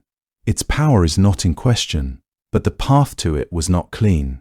The Norse tradition, which recorded these stories in the Prose Edda and preserved the more ambiguous telling in the Havamal, does not pretend otherwise. Odin as Belverkirk is Odin at his most pragmatic. Pragmatism, in this mythology, can be a cold thing when it requires someone else to pay a price they didn't agree to. The mead made its way into the cups of poets and seers across the 9 worlds. Whether a person was gifted or merely pretentious largely depended on which portion of it had found them. Before Odin ever set out on the quest for the mead, there was Kvasir, and Kvasir deserves a moment of his own. His origin is unlike that of any other being in the Norse tradition. He was not born of a mother or a father in any ordinary sense. When the long and exhausting war between the Aesir and the Vanir finally came to its close, the 2 groups of gods sealed their peace in the way that was customary, by gathering together and spitting into a great vessel, mingling their breath and their essence as a living sign that the enmity between them was finished. From that collected spittle, Kvasir came into being. He was, in the most literal way the tradition could conceive of, the product of 2 opposing forces agreeing to exist together. Every god who had once stood on opposite sides of that war contributed something of themselves to him, and what emerged was a being whose wisdom had no precedent and no equal anywhere across the 9 realms. The Prose Edda tells us that Kvasir was so wise that there was no question he could not answer. He travelled freely through all the worlds, and wherever he arrived, people and gods alike would bring him their most difficult problems, their most tangled uncertainties, and he would sit with each one patiently and offer what he knew. He never refused to help. He carried his wisdom the way a river carries water, openly, generously, without asking what the water would be used for once it left his hands. There was something deeply unhurried about him, something that belonged entirely to the peace that had created him, rather than to the conflict that had come before. What makes Kvasir such a quietly affecting figure is precisely this quality of pure availability. He was not protecting his knowledge or rationing it out to the worthy. He simply answered and moved on, and answered again. He was entirely without the suspicion or the calculation that tends to accompany great power. Odin, after all, sacrificed an eye and hung from a tree and bored through mountains in order to gather the wisdom he carried. Kvasir simply was wisdom, embodied and walking, and he shared it freely with everyone he met.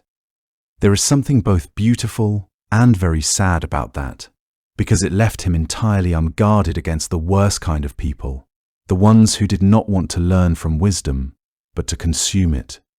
The dwarves Fjalar and Galar invited Kvasir to visit them, according to the account in the Skaldskaparmal. He came without suspicion, because he had never been given a reason to distrust an invitation, and once he arrived, they killed him. The tradition does not give us much surrounding that moment. No long struggle, no warning, no chance for the wisest being in the 9 worlds to save himself. They simply murdered him, and they collected his blood in 2 vats and a kettle, and they mixed that blood with honey, and they brewed from it the draught that would become the mead of poetry.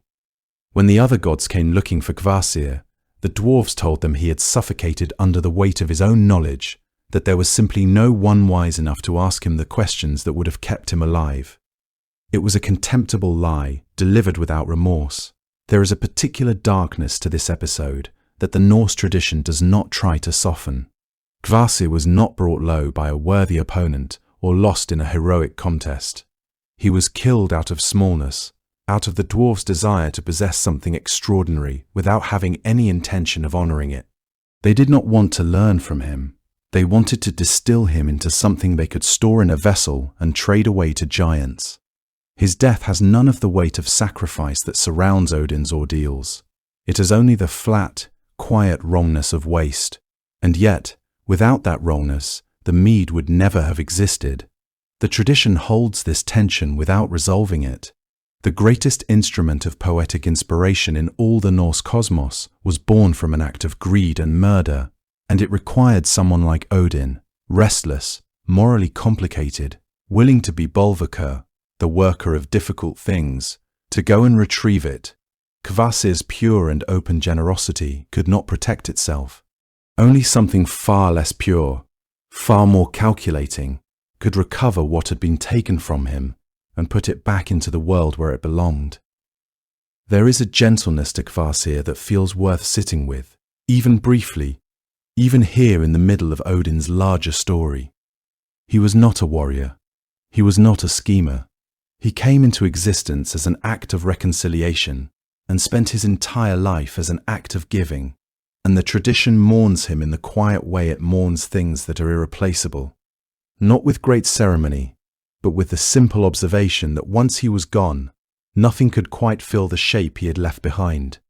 The mead carried something of him forward, and it still carries something of him in every poem that lands exactly where it was meant to land. But Kvasir himself was gone, and the world of the 9 realms was diminished by it in ways that no amount of mead could entirely restore. He was made entirely of wisdom, and he died because 2 creatures wanted to own something they could never truly understand. One of the stranger things about Odin is that the Norse tradition couldn't seem to settle on a single name for him. In the Gylfaginning section of the Prose Edda, the scholar Snorri Sturluson lists name after name after name, over 200 of them in total, across the surviving tradition, more than any other deity in the Norse world. That number alone is remarkable. Most gods are known by a handful of titles at most, a few epithets attached to their most famous deeds or qualities. Odin simply kept accumulating them, the way a traveller accumulates coats for different climates. There is something almost impossible to ignore about that. A god so varied in what he was and what he did, that even the people who worshipped him could not reduce him to a single word. Some of his names point directly towards his highest role. Allfather is perhaps the most familiar, the name that places him at the summit of the Norse cosmos, as the father of gods and men alike. It carries a certain gravity, a sense of ultimate authority, and it is the name most often used when the tradition wants to speak of Odin in his most formal capacity. But then, almost immediately, the tradition undercuts any impression of simple dignity by reminding us that this same Allfather spent a great deal of his time disguised as an old wandering labourer, asking questions of strangers on muddy roads. Grimnir is a name that means something close to the masked or hooded one, which gives a sense of just how central concealment was to his character. He takes this name in the poem Grimnismal, where he allows himself to be captured and tortured between 2 fires, enduring it calmly, letting pain wash over him, while revealing deep cosmological secrets in verse. He was Harbardr, the greybeard, in another poem entirely, where he stands at a river crossing and argues at length with the god Thor, refusing to ferry him across, trading insults with a kind of dry enjoyment that seems almost out of character for the ruler of Asgard. And yet it fits him perfectly. A god genuinely interested in the world around him would enjoy a good argument with someone who has no idea who he is actually speaking to. Then there is Bolverkr, meaning something like evildoer or worker of mischief, which was the name Odin used during his long and morally complicated quest for the mead of poetry. There is no attempt in the tradition to soften that name or make it sound more heroic. He called himself the evildoer, and the name acknowledged that what he was about to do was not entirely clean. He also travelled as Vegtam the Wanderer, a name that speaks plainly to the restless, road-worn quality that defines him more than his throne ever could. Vegtam appears in the tradition as the name Odin uses when he rides down to the realm of the dead to wake a buried Völva and compel her to speak, not exactly the behaviour of a comfortable king secure in his own hall. Hangatyr, the god of the hanged, is one of his more unsettling epithets, earned through his 9-day ordeal on Yggdrasil. The hanged were sacred to him in the Norse world, and sacrifices made by hanging were considered offerings specifically directed his way. Sigtyr, the god of victory, was another face entirely, the Odin who granted success to favoured warriors in battle, and who was petitioned before conflicts by those hoping to come out the other side. And then there is Ig, which means simply the terrible, a name stripped of any warmth or complexity, just the terrible. It is a reminder that, for all his wisdom-seeking and his wandering curiosity, Odin was regarded with genuine awe and more than a little fear by the people who named him. What ties all of these together is not difficult to find if you sit with them long enough. Each name is a different angle of approach to the same figure, the same restless, sacrificing, relentlessly curious god seen from a different vantage point. As Grimnir, he is the one who conceals himself and endures quietly. As Bolverkr, he is the one who uses cunning without apology. As Vegtam, he is the seeker willing to cross into death's territory to learn what he needs to know. A single name could never contain all of that. The tradition seems to have understood this intuitively, which is perhaps why it kept producing new names rather than narrowing down to one. There is also something deliberate in the disguises themselves. A god who already knows a great deal, who has already paid so much to know it, might understand that people speak differently when they believe they are speaking to a stranger. An old man on the road gets a different kind of honesty than the king of Asgard, seated on his throne of Hlidskjalf. Odin moved through the world in borrowed faces, partly because he had to, but partly, one suspects, because he found out more that way, heard things that would never have been said to his actual face, encountered versions of truth that only emerge in ordinary conversation with someone who does not seem to matter very much.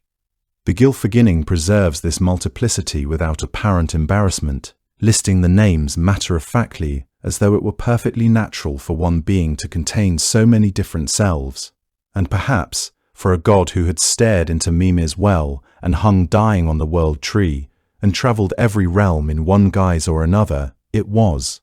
He had simply lived too many kinds of life to be captured by any single word. A god with 200 names is a god who has been many things to many people and who has never been entirely pinned down by any of them. The great hall called Valhalla is often described as a reward, a paradise for warriors. In one sense, that is exactly what it is. Its roof is thatched with golden shields, and its rafters are made from the shafts of spears. The walls gleam in the firelight. 540 doors open wide enough, according to the Grimnismal, for 800 warriors to march through side by side when the time finally comes. It is an extraordinary place, vast and warm and loud with the sound of men who have already died once and have somehow found themselves very much alive again inside it. These men are called the Einherjar, the chosen warriors, those who fell on the battlefield and were deemed worthy of something far beyond an ordinary death. The Valkyries found them there, on fields still wet with the aftermath of fighting, carried them upward through a sky that most people never see from that angle. In the Great Hall, they wake to a life that is, in many outward ways, better than the one they left. They feast every evening on the flesh of the boar Saehrimnir, an animal that is slaughtered and cooked each day and is whole again by morning, as if the previous day's meal never happened. From the udder of the goat Heidrun, who grazes on the leaves of the great tree Lerather above the hall, flows enough mead to fill a vat so large that every warrior in Valhalla can drink his fill and still not empty it before the next morning arrives. During the day, The Einherjar fight one another in the wide fields outside the hall. They hack and cut and struggle until the wounds would stop any ordinary man. Then, in the evening, those wounds close. They walk back inside together to eat and drink and sit close by the fire. It is a life structured around two things: the violence of practice and the pleasure of rest. From the outside, it looks like the most generous gift a god could give to those who loved war while they were living. But Odin does not build Valhalla out of generosity alone. He builds it because he knows what is coming. This was because he has known for a long time. This was because the drink at Mimir's well and the 9 nights on Yggdrasil and the words of the Völva have all told him the same thing in different voices. Ragnarok is not a rumor or a distant possibility he can choose to ignore. It is a fixed point on a horizon he can see more clearly than anyone else in any of the 9 realms. When it arrives, he will need an army of a particular kind, men who have already died, who are no longer afraid of it, who have spent years in daily practice against opponents who are just as skilled and just as impossible to permanently kill as they are. The Einherjar are not simply guests. They are soldiers in a war that has not yet begun, and Valhalla is not simply a hall. It is a place of long preparation. Odin himself sits at the head of the table each evening. This is where something quietly telling appears in the old texts. He does not eat. The food that is set before him, he passes to his wolves, Jerry and Freki, who sit at his feet and take everything from his plate. He drinks only wine. The wine is enough for him, because he is not a creature who requires what the body requires. He watches. He listens to the warriors talk, to the way they describe what they encountered on their final battlefields, to the stories they tell one another about what it felt like to fight and to fall and to find themselves here. Every conversation that moves around that long table is information he is quietly absorbing, adding to the vast accumulation of understanding he has been building his entire existence. The Valkyries who bring the warriors home are not acting independently of this purpose. Their names in the old tradition give a sense of what they are and what they do. They bear names that mean things like raging battle, screaming, spear of the gods. They move over the fields of human conflict and they choose, and the choosing is not random. They are selecting the best, the most formidable, the ones who demonstrated in the moments before their death a quality that Odin has determined is worth preserving. The word Einherjar itself carries within it the meaning of those who fight alone, or those who are the best fighters, men who stood out even in the chaos of a battlefield where everyone around them was trying to do the same thing. Odin is not collecting ordinary dead, he is curating. There is something in this that mirrors everything else he has done in pursuit of wisdom. At Mimir's well, he assessed the cost and paid it immediately, without bargaining. This was because he understood the value of what he was buying. On Yggdrasil, he arranged his own suffering and refused any softening of it. This was because he knew that the runes would not reveal themselves to someone who had not proven a willingness to endure. With the mead of poetry, he went in disguise and worked and waited and did what was required. In each case, he identified what he needed, understood what it would cost, and made the arrangements. Valhalla follows the same pattern. He has identified what Ragnarok will require, calculated what kind of army has any chance at all against the forces that will arrive on that final day, built the institution that produces it. The feasting and the mead and the regenerating boar are not extravagance. They are maintenance. What makes this quietly remarkable is that Odin, the god who sees most clearly, knows that even this army will not be enough. He has seen how the story ends. He has held that knowledge since long before the first warrior ever woke in the golden-roofed hall and reached for his cup. He gathers them anyway. He sits at the head of that enormous table and drinks his wine and watches his soldiers and says nothing of what he knows. This was because, what would be the use of saying it? The work of preparation is its own kind of wisdom, not the wisdom that changes outcomes, but the wisdom that insists on meeting what is coming with the full weight of everything you have managed to gather along the way. Every warrior who arrived in Valhalla was another piece of knowledge Odin was gathering against a day he already knew was coming and could not stop. There were things Odin could not learn from the living, things that required him to go to those who had already crossed to the other side. He had given an eye to Mimir's well, had hung 9 days on the world tree, had sent his ravens out across all 9 realms morning after morning. Still there were pockets of knowing that existed only in the places where ordinary perception could not reach, in the cold earth, in the silence beneath graves, in the memory of those who had passed beyond the boundary that separates the living from everything else. The Völuspá, one of the oldest and most sacred poems in the Norse tradition, preserved in the Codex Regius from around the 13th century, but believed to draw on much older material, tells of a moment when Odin did precisely this.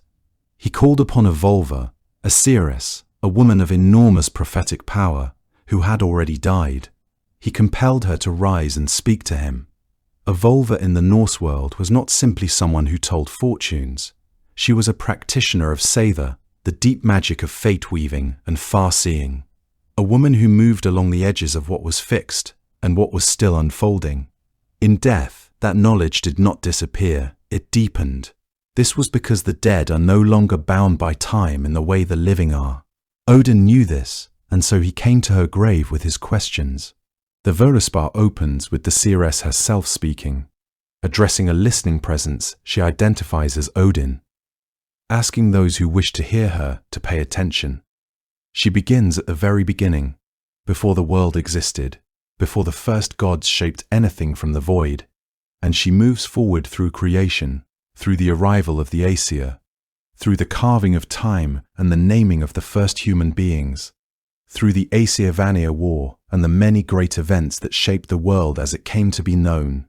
She speaks of Yggdrasil standing at the center of everything, of the Norns carving fate into its roots, of the way the world was built and the way it was always, quietly, heading toward its ending. Odin listened. He asked his questions carefully, the way a person asks questions when they already suspect the answers and need only to hear them confirmed. And then she came to Ragnarok, to the unraveling, to Fenrir breaking free, and Loki escaping, and the seas rising, and the fire spreading across the realms from Surtur's burning blade. She named what would happen to Odin himself, swallowed by the great wolf Fenrir on the plain of Vigridr. She told him of the deaths of Thor and Freyr and so many others. She was reluctant in the way the Norse tradition always presents its prophets as reluctant, not because she pitied him, but because there is something grim about being the one to speak what cannot be unsaid, to confirm for a god what he had long suspected and had spent his entire existence preparing for and could not, in the end, prevent. The practice of calling upon the dead carried its own dangers and obligations. When a Volva was drawn up from her grave and compelled to speak, something precious was being disturbed. The boundary between the living and the dead existed for reasons deeper than mere geography or the passage of time. The dead inhabited a different kind of consciousness, one that could become dangerous when pulled too forcefully into the world of the living. A Volva who'd spent years or centuries in that quiet realm saw things differently than mortals did, her perspective fundamentally shaped by removal from the urgency that drove the living. Odin understood this risk well. He understood that seeking knowledge from those who had crossed over meant entering into a kind of debt, for the dead did not give their knowledge freely or easily. They gave it in exchange for being called upon, for being drawn back into the living world's turmoil, however briefly. This obligation and exchange shaped how Odin approached each moment when he felt compelled to ride toward the graves. A separate tradition, told in the Baldur's Drauma, the dreams of Baldur, recorded in the Poetic Edda, shows Odin making this same journey a second time. Riding down from Asgard to the entrance of Hel on his 8-legged horse Sleipnir, following a path that grew darker and quieter the farther he travelled from the living world. His son Baldur, the bright and beloved, had been waking from terrible dreams, dreams that frightened not only Baldur, but all the gods who heard of them. This was because dreams of that weight in the Norse tradition were not simply disturbances of sleep, but signals of what was being written into fate. Odin went to find a vulva buried near Hell's gates, someone who had been dead long enough to know what Balder's dreams meant. He used the old words of power to rouse her. She rose from the ground reluctantly, cold and unhappy to have been called back from wherever she had been resting. He asked his questions gently, presenting himself not as Odin, but under a different name, the way he so often did, though she knew him all the same, as the dead tend to recognize those who carry too much knowledge to be anyone ordinary. She told him that the hall of hell was being prepared for a guest of great honor, that mead was already brewed and the benches were spread. She told him that Balder would come. She told him that Hother, blind and unknowing, would be the instrument of it, that Loki would be the cause behind the instrument. Odin tried to ask more. He wanted to know who would avenge his son, who would rise after Ragnarok, and she grew quieter, colder, retreating back toward her long rest, telling him she had said enough and would say no more. This was, in the Norse tradition, always the difficulty with seeking knowledge from the dead. They could tell you what you needed to know, but they would not stay indefinitely. They left you standing alone in whatever dark and windswept place you had found them, holding the weight of what they had said. She told him everything, and then she sank back into the earth. Odin was left standing alone with a knowledge that was, in every way that mattered, almost more than he could bear. The well was not the only place Odin kept Mimir. There is a second episode in the Norse tradition involving Mimir, and it arrives from a very different chapter in the lives of the gods, not from the quiet borderland between Asgard and Jotunheim, not from a moment of solitary and voluntary sacrifice, but from the aftermath of a war, from the kind of loss that is not chosen, but simply suffered. To understand it, you have to step back briefly to the conflict known as the Aesir-Vanir War, which according to the tradition was the first war ever fought among divine beings, and which ended not in a clean victory for either side, but in an uneasy peace sealed through the exchange of hostages. The Aesir and the Vanir, two tribes of gods whose differences are never entirely spelled out in the surviving sources, agreed to send members of their own kind to live among the other group as a gesture of good faith. Odin sent several figures to the Vanir, and Mimir was among them.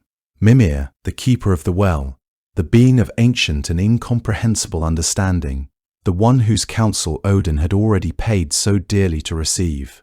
What exactly Mimir's status was in this exchange is not entirely clear from the sources, and the Ynglinga saga, which is where Snorri Sturluson records this episode most fully in the Prose Edda tradition, does not linger on the particulars of the arrangement. What it does tell us is what happened next. The Vanir grew dissatisfied. They felt that the hostages sent to them did not match the quality or the usefulness of those the Aesir had received in return, and in their anger and sense of having been deceived, they made a decision that reverberates through the rest of the mythology. They beheaded Mimir and sent his head back to Asgard. It arrived then, as a kind of insult. The severed head of the wisest being Odin knew, returned as a declaration of grievance rather than a gift. And here is where Odin does something that is deeply characteristic of him, something that reveals more about the particular quality of his devotion to knowledge than almost any other act in the tradition. Rather than mourning the loss and setting the head aside, rather than treating it as the grim trophy it was perhaps intended to be, Odin preserved it. According to the Ynglinga saga, he used herbs and incantations, the runes he had earned through his hanging on the world tree, combined with the craft he had accumulated over his long existence, to prevent the head from decaying, to keep it somehow present in the world of the living. And then he spoke to it, and it answered. He consulted it throughout his reign, carrying within reach of him a source of counsel that existed, in a very real sense, outside of ordinary life and death. There is something in this that sits quietly in a long tradition. The reverence for the severed head as a vessel of preserved wisdom was not unique to the Norse world. Across the broader landscape of Northern European tradition, in Celtic sources as well, where heads appear in sacred contexts with a frequency that suggests a shared and deeply rooted belief, The head was understood to be the site of something essential, something that did not necessarily cease when the body did.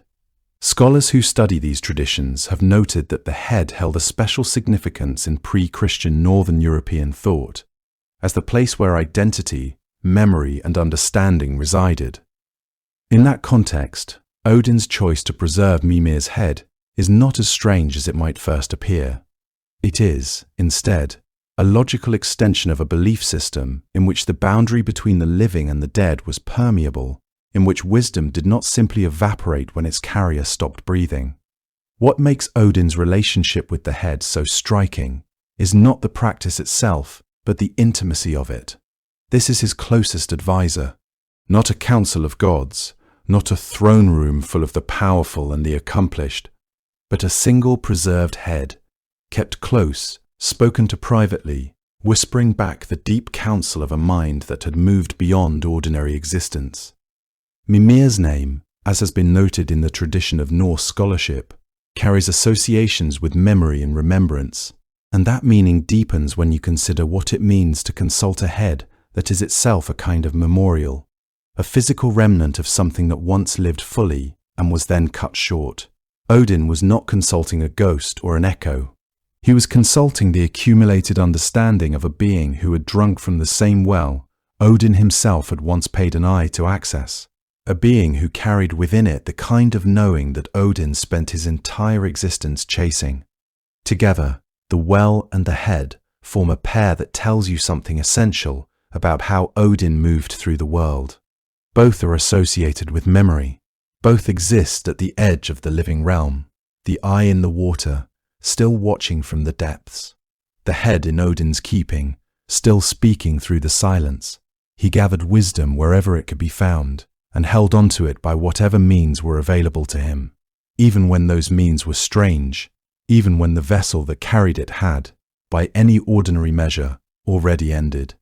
He kept the head, and kept speaking to it, and the head kept answering, because for Odin, wisdom did not stop being valuable simply because its source was no longer alive. Among all the texts that survive from the Norse tradition, there is one that reads unlike any other. This was because it is written in what feels like Odin's own voice. The Havamal, whose name translates roughly as the Sayings of the High One, is a long and varied poem preserved in the Codex Regius, the same 13th century Icelandic manuscript that holds so much of what we know about Norse mythology. Yet the Havamal feels older than its written form, worn and weathered in the way that only things passed carefully from voice to voice across many generations tend to feel. It is not a hymn to Odin's greatness. It is not a celebration of his power or a recounting of his victories. It is something stranger and more intimate than that, a text in which the God of wisdom sits down and tells you, plainly and without flattery, what he has learned about being alive in a world that does not make things easy for anyone, including gods. The poem opens with advice for travelers. It begins so practically, so immediately, that it almost catches you off guard. Before you walk through a doorway into an unfamiliar hall, the text advises, look around carefully. This was because you never know what awaits you inside. Scan the room before you find your seat. Know your exits. These are not the grand pronouncements of a deity holding court from a golden throne. They are the observations of someone who has walked into enough unfamiliar places, alone and in disguise, to have learned the hard way that caution is not cowardice. It is simply wisdom wearing practical clothes. The whole opening section of the Havamal has this quality, this sense of accumulated road knowledge, the kind of thing a person knows, not because they read it somewhere, but because they lived it enough times that it settled permanently into how they see the world. From there, the text moves through observations about friendship and trust. Here it takes on a tone that is simultaneously warm and a little bracing. The Havamal is deeply interested in friendship, in what it means, in how rare it truly is, in how easily it can be lost or wasted or mistaken for something it never was.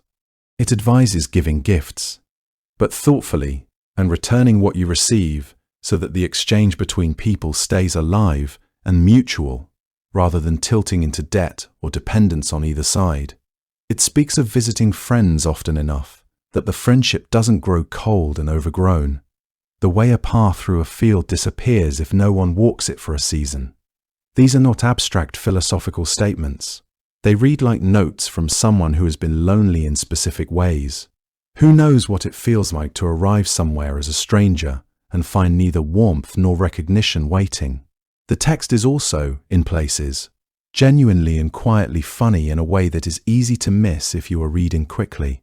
There are observations about the fool who talks too much in company, about the man who fails to notice that he has already overstayed his welcome, about the particular danger of ale in sufficient quantities, all delivered with a dry matter-of-factness that suggests Odin has witnessed every variety of human foolishness firsthand, and has long since stopped being surprised by any of it. The humour, such as it is, never lightens the weight of the poem entirely. It just sits alongside the darker wisdom the way it does in the voice of someone who has been through enough to find the comedy in catastrophe without pretending the catastrophe wasn't real. Then comes the section on mortality, and here the Havamal shifts into something more searching and genuinely moving. The text returns again and again to the fact that death comes for everyone, that cattle die, that kinsmen die, that the person reading or hearing these words will also one day die, that the only thing which survives a person is the reputation they built while they were still alive. There is no promise of paradise here, no softening of the fact. The Havamal faces mortality the way Odin faces everything, directly, without flinching, with a kind of unsentimental tenderness toward the fact that being alive is finite, and that this makes it matter more rather than less. It is, in its quiet way, one of the most honest treatments of death in any ancient text. This was because it doesn't try to argue you out of the sorrow of it. It just asks you to live in a way that leaves something worth remembering behind. Later sections of the poem shift in character and become more overtly mythological, gathering together the account of Odin's hanging on Yggdrasil and his discovery of the runes, also a passage reflecting on the quest for the mead of poetry, including a moment that circles back to Gunnlof, the giant's daughter who guarded it, in terms that carry a complicated emotional residue. These mythological portions feel woven into the same fabric as the practical wisdom, rather than stitched on separately. This was because in the world of the Havamal, there is no clean border between lived experience and cosmic revelation. The suffering that earned the runes and the careful maneuvering that secured the mead are simply more extreme versions of the same approach to existence the poem has been describing from the very first stanza. Pay attention. Accept the cost. Do not pretend things are easier than they are. What the Havamal gives you, taken whole, is the sense of a voice that has earned every word it speaks, not through inheritance, not through divine birth, but through long and deliberate experience, through loss accepted, through pain chosen, through friendship honored, and through hard truths faced without the comfort of illusion. It is unsentimental without being cold. It is practical without being shallow. It holds grief and humor and hard-won tenderness in the same breath, the way a person does when they have lived long enough to know that these things are not opposites. There is no other text quite like it in the Norse tradition, a god writing what amounts to a manual for being alive in a world that is going to be difficult, regardless of how carefully you move through it. Getting into the mountain where the mead was kept required Odin to do something that even by his own reckoning did not sit entirely cleanly. He had already spent time working the fields of Baugi, Sutunga's brother, having arrived in disguise and offered his labour in exchange for a promised introduction to the mead. When Baugi bored a hole into the mountain called Hnitbjorg, using the drill known as Rati, Odin transformed himself into a serpent and slipped through that narrow passage into the dark interior of the mountain, where the 3 vats of mead were stored, and where Gunnlof, Sutunga's daughter, had been set to guard them. What followed was 3 nights spent in her company, and at the end of each night, Odin was permitted 1 sip from one of the vats. By the 3rd morning, all 3 vats were empty, and he had what he had come for. He transformed into an eagle and flew for Asgard, and Gunnloth was left behind in the hollow of the mountain with nothing. The Norse tradition, to its credit, does not smooth over what this meant. The Havamal, which in other passages speaks with such clear-eyed practicality about how a person ought to move through the world, devotes a small and striking section to this episode, and the tone there is different from the surrounding verses. Odin reflects on his time with Gunnloth, and what he recalls is not a simple theft triumphantly concluded. He acknowledges that she wept when he left. That detail is given plainly, without elaboration or apology, and the very plainness of it carries a great deal of weight. A weeping woman in a hollowed mountain, and the god of wisdom already airborne above the trees, carrying everything she had been charged to protect. What makes this episode difficult to set aside is that Gunnloth was not simply an obstacle in Odin's path. She was a figure who offered something genuine, who trusted someone she had no reason to trust, and who was left with the consequences of that trust when morning came. The tradition does not tell us exactly what she was feeling or thinking during those 3 nights, and it would be wrong to invent it, but the Havamal itself registers the weight of her grief as something worth mentioning, which is itself a kind of acknowledgement. The text does not condemn Odin outright, but it does not look away either. This is part of what separates Odin from simpler conceptions of divine heroism. The other great sacrifices in his story, the eye, the 9 days on Yggdrasil, cost him alone. He offered his own body, his own comfort, his own sight. The price was entirely personal, and there is something almost clean about that kind of exchange. The Gunnloth episode is different because the cost was distributed differently. Odin paid very little, and she paid a great deal, and he obtained what he wanted regardless. For a god who elsewhere in the tradition demonstrates such a careful and even painful understanding of what wisdom truly requires, there is an uneasy quality to the way this particular piece of it was acquired. Later tradition occasionally suggests that Suttungr himself had obtained the mead through morally ambiguous means. The dwarves Fiala and Galar had originally given it to him in exchange for their lives after murdering Kvasir, and there is a sense in which the mead passed from one set of compromised hands to another. None of its keepers arrived at their custody of it by entirely honest means. But that chain of dubious possession does not dissolve the particular moment of Gunnloth standing alone after Odin's departure. One person's wrongdoing does not cancel another's. The Havamal seems to understand this, even if it offers no resolution to it.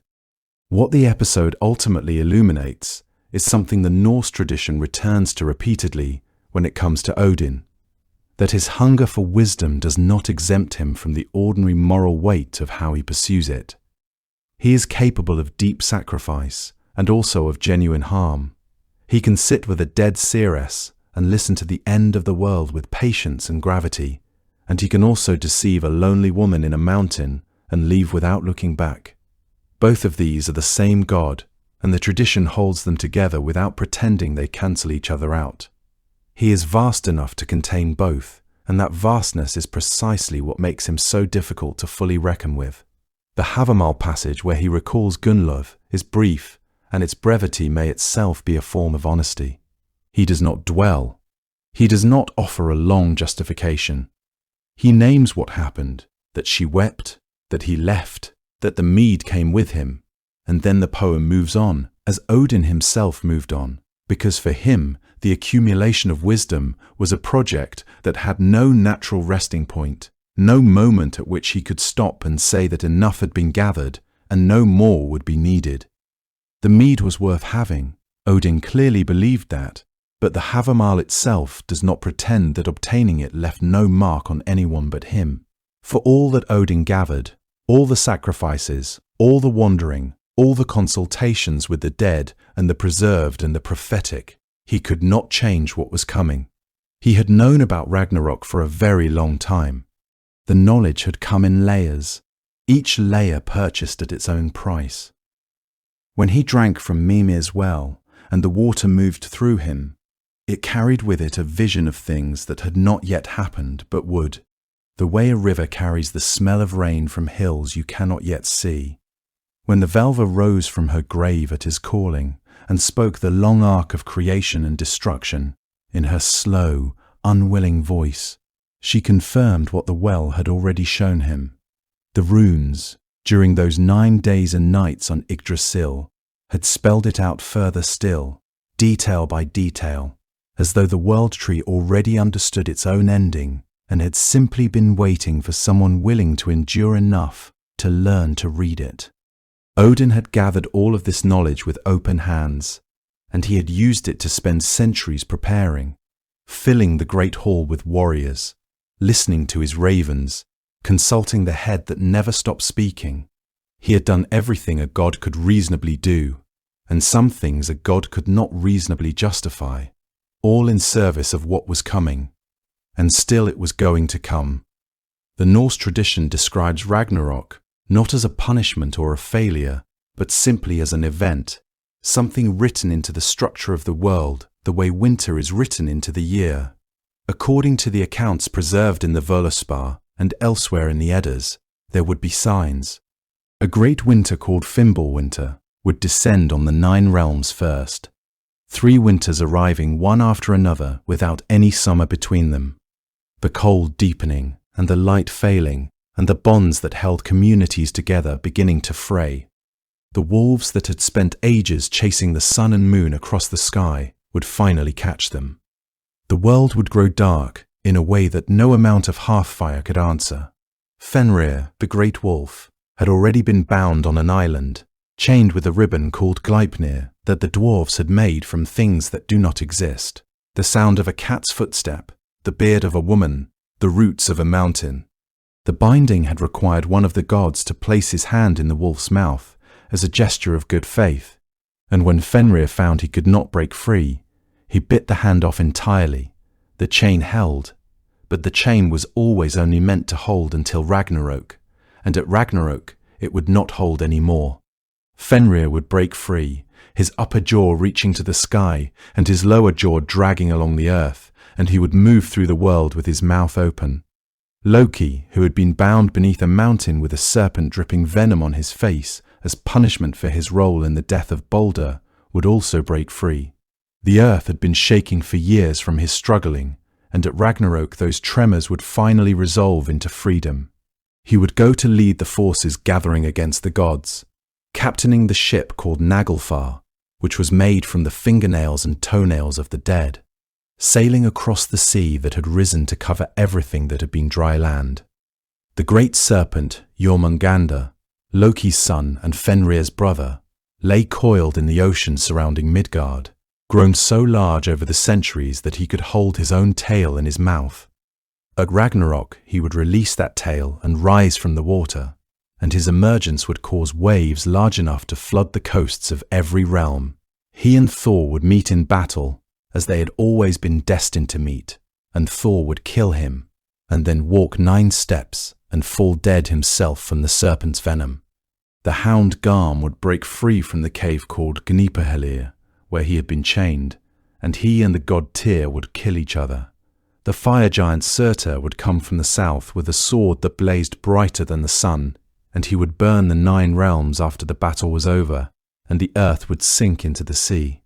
Odin knew all of this. He had known it, in increasing detail, for the whole of his long existence. He had spent that existence not in denial and not in despair, but in something more complicated than either, a kind of clear-eyed, forward-leaning acceptance that expressed itself as perpetual preparation. The Einherjar in Valhalla, those chosen warriors who trained and feasted and trained again, were gathered precisely for this day. The alliances he built, the knowledge he accumulated, the sacrifices he made, all of it was aimed, in some sense, at Ragnarok. He was not trying to prevent it. The Norse tradition does not suggest he believed prevention was possible. He was trying to meet it as well prepared as a god could be. At the battle called Vigridr, the plain wide enough to hold everything that had ever been, Odin would face Fenrir. He would go into that confrontation carrying his spear Gungnir, accompanied by the Einherjar, with all the knowledge the 9 realms had yielded to his long and costly pursuit. and Fenrir would swallow him. That is what the tradition tells us, quietly and without elaboration, as though the fact of it requires no additional weight to be felt. The wisest being in the 9 realms, the one who had given an eye and 9 days of death and years of wandering and worse things than those in exchange for understanding, would be swallowed by a wolf he had always known was going to swallow him. His son Vidar would avenge him. According to the accounts, Vidar would either step on Fenrir's lower jaw with a specially made shoe, or drive a sword into the wolf's heart, or both, depending on which account you follow. Odin would be avenged, and some of the gods would survive, and after the earth rose again from the sea, green and new, a different world would begin. But Odin himself would be gone. There is something in this that the Norse tradition seems to have considered important enough to build into the center of everything Odin does. The foreknowledge is not there to make him tragic. He is not a figure wringing his hands over what he cannot prevent. The foreknowledge is there to clarify the nature of his sacrifices, each one made in full awareness that it would not ultimately be enough to save him, and made anyway because the knowing mattered for its own sake. He wanted to understand the world even though understanding would not let him hold on to it. He gathered wisdom the way a person might spend a lifetime learning the name of every species of bird in a forest they know will eventually burn. The burning does not make the learning wrong, it makes it more itself. What the Norse tradition is saying, through Odin's end, is something that does not offer much comfort, but offers something perhaps more durable than comfort. It is saying that wisdom and control are not the same thing, that the deepest understanding of how something will unfold does not give you the ability to rewrite it, that a God who has seen everything, who has paid in blood and sight and suffering and years and moral compromise for his knowledge, meets the same end the world meets, not because his knowledge failed him, but because knowledge was never what survival required. Survival, in the Norse understanding, was simply not on offer. What was on offer was the chance to know, to see clearly, to move through the world with open eyes rather than closed ones. And perhaps that is the darkest and most honest thing the Norse tradition has to say about wisdom, that you can pursue it your entire life, pay every price it asks, and still not be able to stop what is already written. What stays with you, after spending time with all these stories, is not the power Odin accumulated, but the lengths he went to in order to earn it. He was already the ruler of Asgard, already seated above the other gods in a hall that blazed with the light of thousands of shields hung along its walls. He could have remained there. He did not. He walked out into the fog and the cold, pulled a wide-brimmed hat low over his face, took up his staff, kept moving, not because he was lost, but because stopping felt like a kind of death he was not willing to accept. That quality, that deep and restless unwillingness to settle for what he already had, is what makes his mythology feel so unlike the stories of other gods. Most divine figures receive their wisdom as a birthright or a gift. Odin paid for every piece of it, in ways that left permanent marks on his body and his spirit. The Norse people did not worship him the way one turns to a gentle, reassuring presence. He was not that kind of god. He was honored by those who understood that the world was difficult and that surviving it with any real clarity required sacrifice. Poets who knew that the words sometimes only came after long, painful searching. Warriors who understood that victory was not simply a matter of strength. Travelers who knew how much could be learned by listening carefully in an unfamiliar place. He demanded something of the people who invoked him, and they seemed to have known it. There was deep respect in the Norse tradition for Odin, but not the soft comfort one might seek from a god of harvest or hearth. He offered something colder and more honest, the idea that wisdom was available to anyone willing to pay what it actually cost. His image moved far beyond the Norse world. J.R.R. Tolkien acknowledged that the wandering wizard Gandalf was shaped by Odin. The wide-brimmed hat, the long cloak, the staff, the single penetrating gaze. The way he appeared on roads and doorsteps as an old man who was clearly something much older and stranger than he seemed. Tolkien described thinking of Gandalf as an Odinic figure. a wanderer whose age and weariness and wisdom were all bound up together. It is a remarkable thing that an image from the Old Norse poems made its way so intact into one of the most widely read stories of the 20th century. Something in that figure, the ancient traveler who knows more than he says and pays more than anyone around him realizes, seemed worth preserving. What holds all of Odin's stories together is not a single dramatic episode, but a consistent posture toward existence. Across every version, every source, every name he wore, he approaches the world with the same fundamental attitude. There is something here worth understanding. If the price is high, then so be it. The eye in the well, the 9 nights on the tree, the 3 nights in the mountain, the ravens released into the sky each morning, they are all expressions of the same orientation. A refusal to live inside comfortable limits when the edges of things offered something more true. He carried all of it with him, every cost he had paid, and he kept walking anyway. In the Old Norse poems, he sometimes sounds tired. He sounds, in certain passages of the Havamal, like someone who has seen a great deal and is not under any illusions about what any of it adds up to. And yet he does not stop. He releases the ravens. He walks the roads in disguise. He asks questions of strangers. He finds his way to wells and women who know things he does not. He pays what they ask. There is something quietly extraordinary about a figure whose defining characteristic is not power or victory, but the willingness to keep seeking. Even knowing, as Odin knew better than anyone, exactly how the story ends.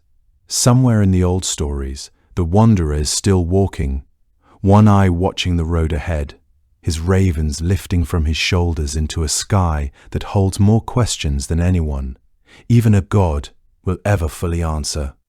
Hello there. Welcome to our podcast.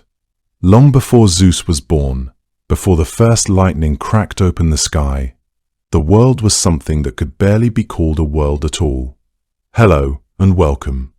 Tonight, I will be your guide as we travel back to the very beginning of things, not simply to the birth of a god, but to the first stirring of existence itself, to the moment before mountains had names, before the sea had learned its borders, before anything had yet decided what it wanted to be. We will move slowly through that ancient darkness and find, waiting inside it, the seeds of everything that followed. Allow yourself to settle where you are. Feel the weight of your body, the steadiness of your breath. There is nowhere else you need to be right now, and nothing else you need to do. Simply listen, and together we will find our way back through the long, quiet reaches of time to a world that was still learning how to exist. In the beginning, according to the ancient Greeks, there was chaos. Not chaos in the way we tend to use that word today, not noise, not disorder, not the feeling of too many things happening at once, but something far older and stranger than that.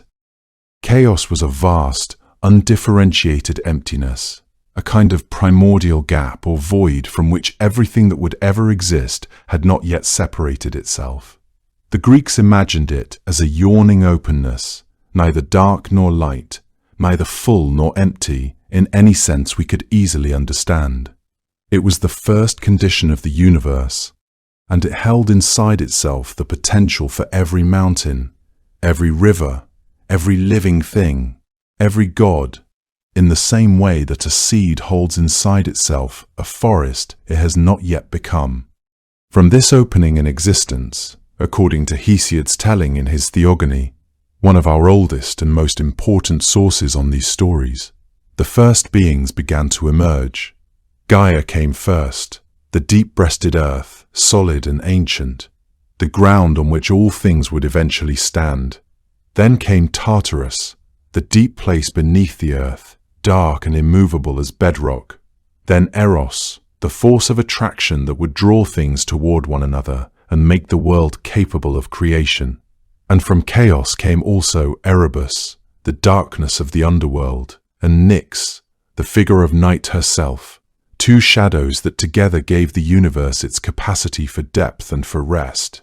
Nyx and Erebus came together, and from them were born Aether, the bright upper air, and Hemera, the figure of day. So the world began to breathe in and breathe out, and light and darkness took their first turns with one another in the way they have continued ever since. Gaia, for her part, brought forth children of her own, without any partner at all, as if the earth simply could not contain what was already inside her. She bore Uranus, the sky, vast and deep, who spread himself above her and covered her from every direction. She bore the mountains, long and grey and enduring. She brought forth Pontus, the sea, who filled the low places of the world with his deep salt water. For a time, Gaia and Uranus ruled over this new world together, and it was wild and strange and beautiful in a way that had nothing to do with anything human, because nothing human yet existed. They were the earth and the sky looking, NJ, at one another across the whole of creation, and the world between them was still finding its shape. These primordial figures were not gods in the way you might imagine them, not beings with human faces or human concerns, not deities who cared particularly for mortals or who demanded worship in temples. They were instead forces, presences, the very substance of the world itself given shape and consciousness. In the early Greek understanding, the distinction between a thing and the god of that thing was far less clear than it would later become. Nyx did not merely govern the night. She was the night, the embodiment of it, the principle of darkness made manifest in a form that could act and choose and move through the world. Similarly, when Gaia brought forth mountains, she was not creating something separate from herself, but rather expressing something that had always been latent within her being. These early divinities existed in a time before hierarchy had fully established itself, before one god ruled clearly over another, before power had settled into its eventual shapes. They were the raw materials of divinity, in a sense, and the world they inhabited was still being negotiated and rearranged through their interactions with one another. What we encounter in these stories is not yet the ordered cosmos that we know, but rather something far more fluid and uncertain, a universe still in the process of deciding what it would become. Their children were the Titans, enormous, powerful beings who carried inside them the force of the natural world in its earliest and most unruly form. There were 12 of them in the oldest accounts, Oceanus and Tethys, who together governed the great river that the Greeks believed encircled the entire world. Hyperion and Thea, beings of heavenly light, Coeus and Phoebe, Mnemosyne, who held memory itself inside her, Themis, who was the very principle of divine law, Creus, Iapetus, and the youngest of them, Cronus, who would in time become the most powerful of all.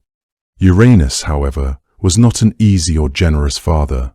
Among his children were also the Cyclopes, 3 enormous beings, each with a single eye set into the center of their foreheads, and the Hecatontures, 3 creatures of impossible size, each with 50 heads and 100 hands, beings of such raw, barely contained force that even the earth itself seemed uncertain how to hold them.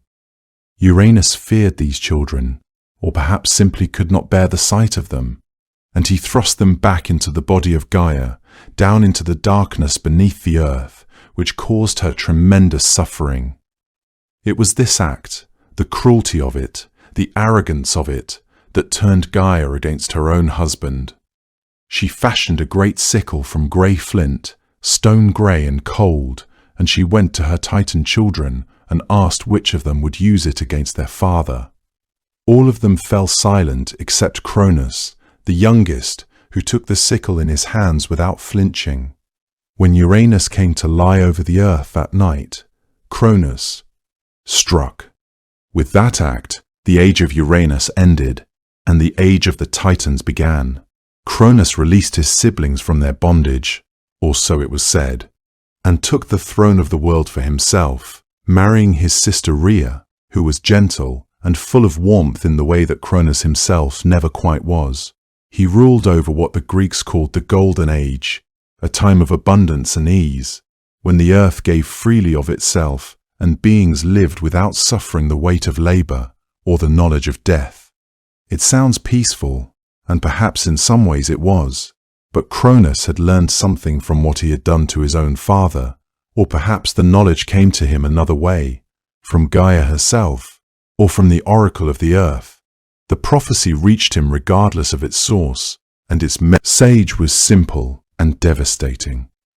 Just as he had overthrown Uranus, one of his own children would one day overthrow him. He turned the thought over in the long silences of his reign, and it did not leave him. He sat with it the way you sit with a fear that has no remedy, quietly, heavily, watching every doorway. And so Cronus ruled in a silence that was never quite peaceful, always waiting, always watching for the child that would undo him. Rhea had watched Cronus swallow 4 of her children. She had wept each time, and each time he had not seemed particularly troubled by her grief. It had begun with Hestia, her firstborn, a girl who had arrived in the world quietly and with open eyes, as though she had already accepted everything that existence would ask of her. Rhea had held her for only a short time before Cronus came to see what had been born. When he held the infant in his hands and looked down at her, there was something in his face that Rhea had not expected. Not cruelty exactly, but a kind of cold and calculated resignation, as though he had already made up his mind long before this moment and had simply been waiting for it to arrive. He swallowed the child. Rhea's grief was a thing without language for it, something that sat in the center of her chest and would not be moved. Demeter came next, and then Hera, each of them born into the world with the same small weight, the same first breath, the same brief moment of being held before Cronus came. Rhea had tried once to argue with him. She had told him that the prophecy was not certain, that the future was not a fixed thing, that perhaps if he trusted his children, they would never turn against him. Cronus had listened to her with the patience of someone who had already stopped listening. Then he had done what he always did. The grief that followed Hera's loss was deeper than it had been for Demeter's, not because she loved one child more than another, but because she had begun to understand that this was not a moment of weakness in her husband. It was his nature, fully expressed. It would not change. She was learning the shape of his fear, and his fear was absolute. Hades arrived without ceremony, a solemn boy by all accounts. After him came Poseidon, who cried loudly enough that the sound of it seemed to travel outward in all directions at once, as though even then he was reaching towards something vast. Cronus was unbothered by the crying. He was unbothered by most things, except the one thing he could not stop thinking about. By the time Poseidon was gone, Rhea had stopped weeping openly. Her grief had not lessened. If anything, it had grown into something quieter and more determined. A grief that had begun to harden into something else entirely. She had 5 children she had never seen grow past the first moments of their lives. 5 children held somewhere inside a god who ruled the world by eating the things that threatened him. She had another child growing inside her, and this time she had decided that things would be different. She carried this knowledge with her through the days of her pregnancy. She moved through the palace with a careful lightness, speaking only when necessary, keeping her body small and her intentions hidden. Cronus paid her little attention during these months. His paranoia had become a routine thing by then, a constant worry that lived beneath his skin but did not prevent him from his usual occupations. Rhea learned to use his disinterest as a tool. She made her preparations slowly and without ceremony. She spoke to midwives and priestesses who could be trusted. She sent quiet messages to those who might help her. And all the while, she felt the child moving inside her, a different kind of restlessness than the others had shown, as though this one already understood that things would be otherwise. She went to Gaia, her mother, the earth itself, and she asked for help. This was not a small thing to do. Gaia was old beyond measuring, the ground beneath all of their feet, the soil from which everything had first come. She had her own sense of how the world ought to move through time. She had watched Cronus grow into his power, and she had watched him use it without wisdom. She was not unhappy to help Rhea find a way around him. Together, they made a plan. It was not a complicated plan, but it required Rhea to hold herself very still inside, to keep her grief from showing on her face when the time came, to be steady in the moment that mattered most. Gaia understood the nature of stones better than anyone alive. She knew their weight and their properties, knew which ones could substitute for others without detection. She showed Rhea where to find one in the hills near the palace, smooth and pale, and exactly the size of a newborn child. Rhea collected it in secret and kept it hidden in a place where Cronus would never think to look. It was not difficult to conceal something when the person you were concealing it from had already decided what he believed was true. Cronus would expect a child. Cronus would swallow what he was given.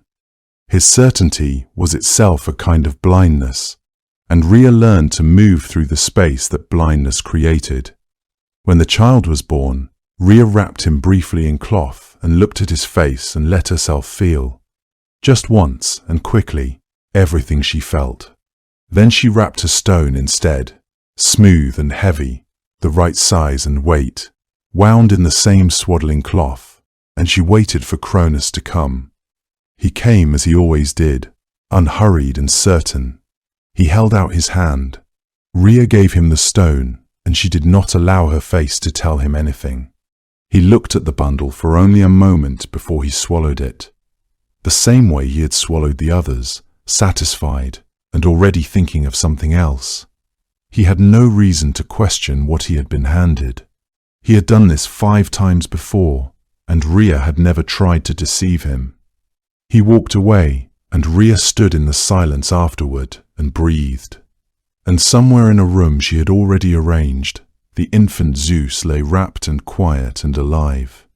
She moved through the night carefully, carrying the child against her body, keeping to the paths that the dark made invisible. She was heading for the sea. There was an island she had heard of, Crete, green and remote, ringed by water and kept private by its distance from the world the Titans occupied, and she had arranged passage there, had made quiet preparations in the days before the birth, had sent word ahead to those who would receive her. The sea crossing was not easy. The water was dark and the night was long, and the infant Zeus made small sounds against her chest that she answered with her warmth and her stillness. She held him as though her holding him was itself a kind of protection, which perhaps it was. Crete received them before the sun came up. It was an island that seemed to exist at a slight remove from the rest of the world. The air was different there, softer and warmer and carrying the smell of wild herbs and salt and something green and growing beneath everything. The hills rose and fell with a generosity to them, covered in trees and grasses and the kinds of flowers that bloom without being tended. The rivers ran cold and clear between the rocks. At the center of it all, the mountain rose up into the early light with a patience and solidity that felt ancient even then.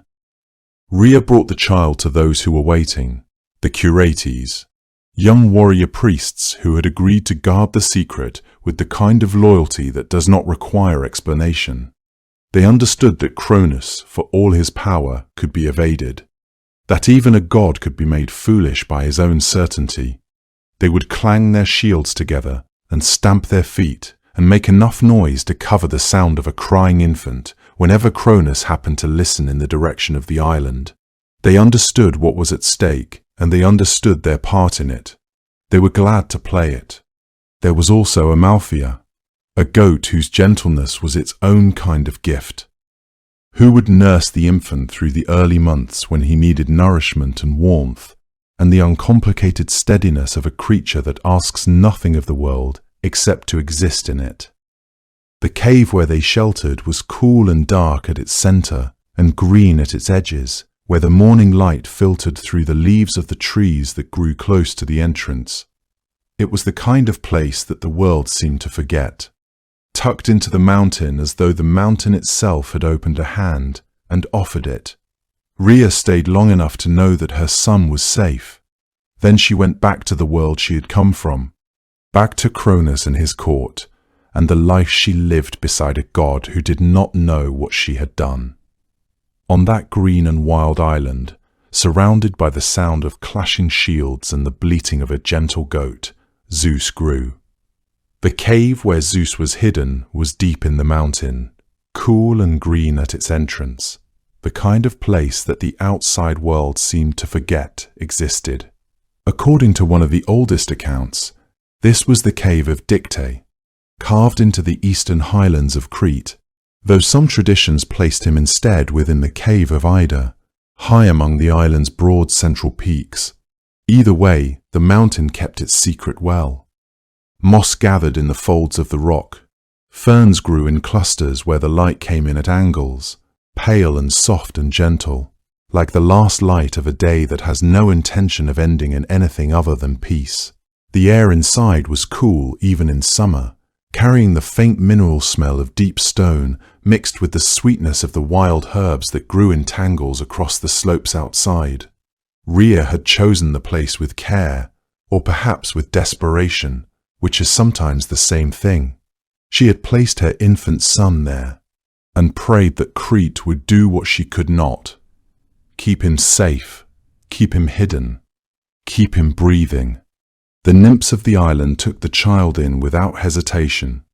Their names, in some tellings, were Adrastea and Ida, daughters of the Cretan king Melisius, and they moved through the cave and across the mountain slope with the quiet efficiency of those who have decided that a task is sacred and will be done properly. They gathered milk from the goat Amalthea, who grazed among the rocks with a kind of unhurried patience, and they fed the infant from a shell or from the curve of a horn, depending on who was telling the story. Amalthea herself was remarkable in the way that all sacred animals are remarkable, calm in a way that seems almost deliberate, as though she had agreed to this arrangement and intended to keep her end of it. Her milk was rich and sweet. The bees of the mountain brought light honey, drifting through the cave mouth in slow gold ribbons, and depositing their offerings in the hollows of the rock. Zeus was fed on honey and milk, on the wild sweetness of a mountain that did not know what it was sheltering, and he grew the way that well-tended things grow, steadily, and with a kind of ease that suggested the world was cooperating. But there was a problem, as there is always a problem. An infant cries. This is simply what infants do, and an infant hidden from a titan who had already swallowed 5 children could not be permitted to make a sound that might carry across the island and reach ears it should not reach. This was where the Curetes came in. They were young warriors, or divine spirits who resembled young warriors, and they had appointed themselves the guardians of the child in the cave. Whenever Zeus cried out, the Curetes danced. They beat their spears against their bronze shields in a clamour that rose up from the mountainside like a storm breaking over the slopes, drowning the small high sound of the infant's voice completely. The noise they made was tremendous, rhythmic, and crashing and alive, like a wave striking a cliff face repeatedly, each blow echoing into the next. And yet there was something almost tender in it. Every clash of bronze was, in its own way, a kind of lullaby. Every stamp of a sandaled foot on the rocky ground was keeping something safe. The island absorbed their noise the way islands absorb all things, slowly, without complaint, letting it settle into the stone. Crete itself was wild in those years, in the way that sacred places are wild. There were cedar forests along the higher slopes, dark and resinous in the heat, their branches catching the wind in long, slow gestures. There were valleys below, where the olive trees grew in their silver-green multitudes, and rivers that came down from the mountains in cold, bright threads, spreading out across the lowland plains and vanishing into the sea. The sea was always there, just visible from the high slopes, a deep blue that deepened further at the horizon until it became something other than blue, something older. Zeus grew up with that view. He grew up knowing the smell of cedar and salt and thyme crushed underfoot, knowing the sound of Amalthea moving slowly through the brush, knowing the rhythm of the Curetes' shields. These were his earliest impressions of a world that was, he would eventually learn, very much smaller than the one that awaited him. He learned who he was, gradually, the way children learn most things, not all at once, but in layers, each one settling before the next was added.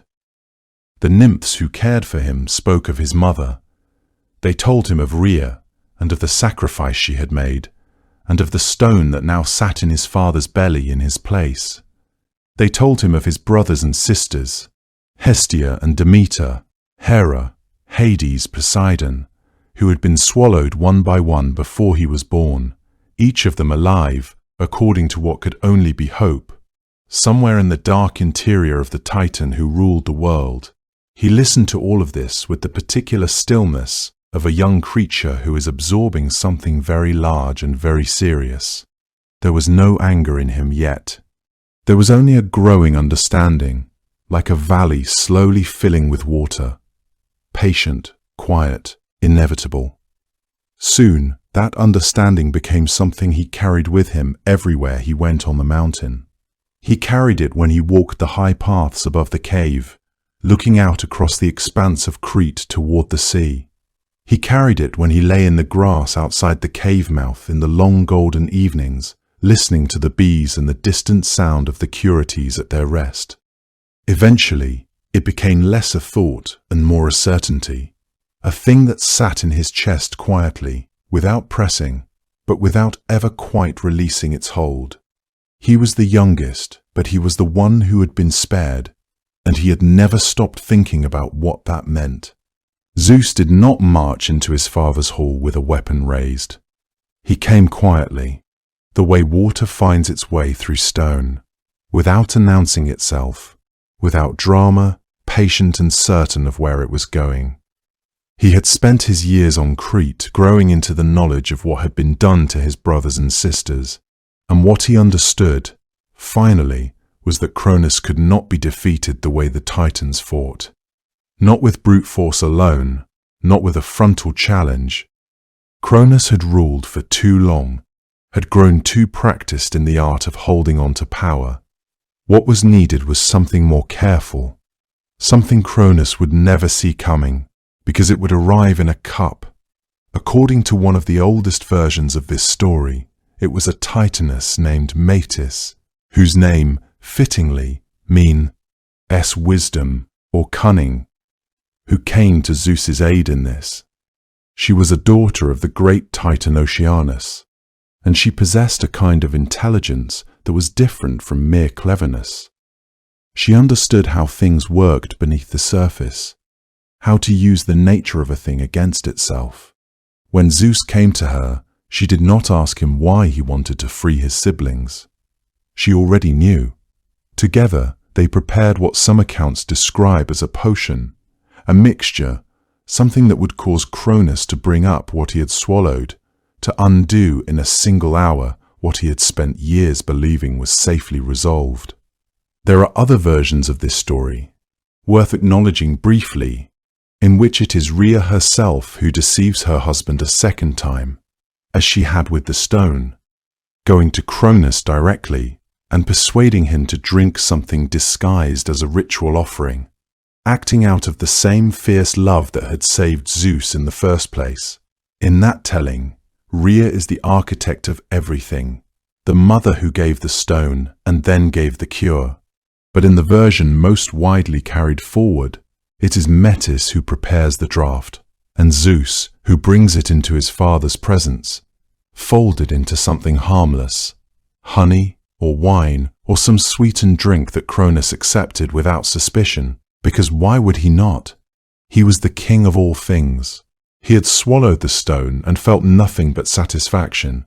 He was not a cautious man, in the way that truly powerful beings rarely are, because power for so long had made caution feel unnecessary. He drank what was given to him, and then he waited, though he did not know he was waiting. And then the thing that Metis had prepared began its quiet work.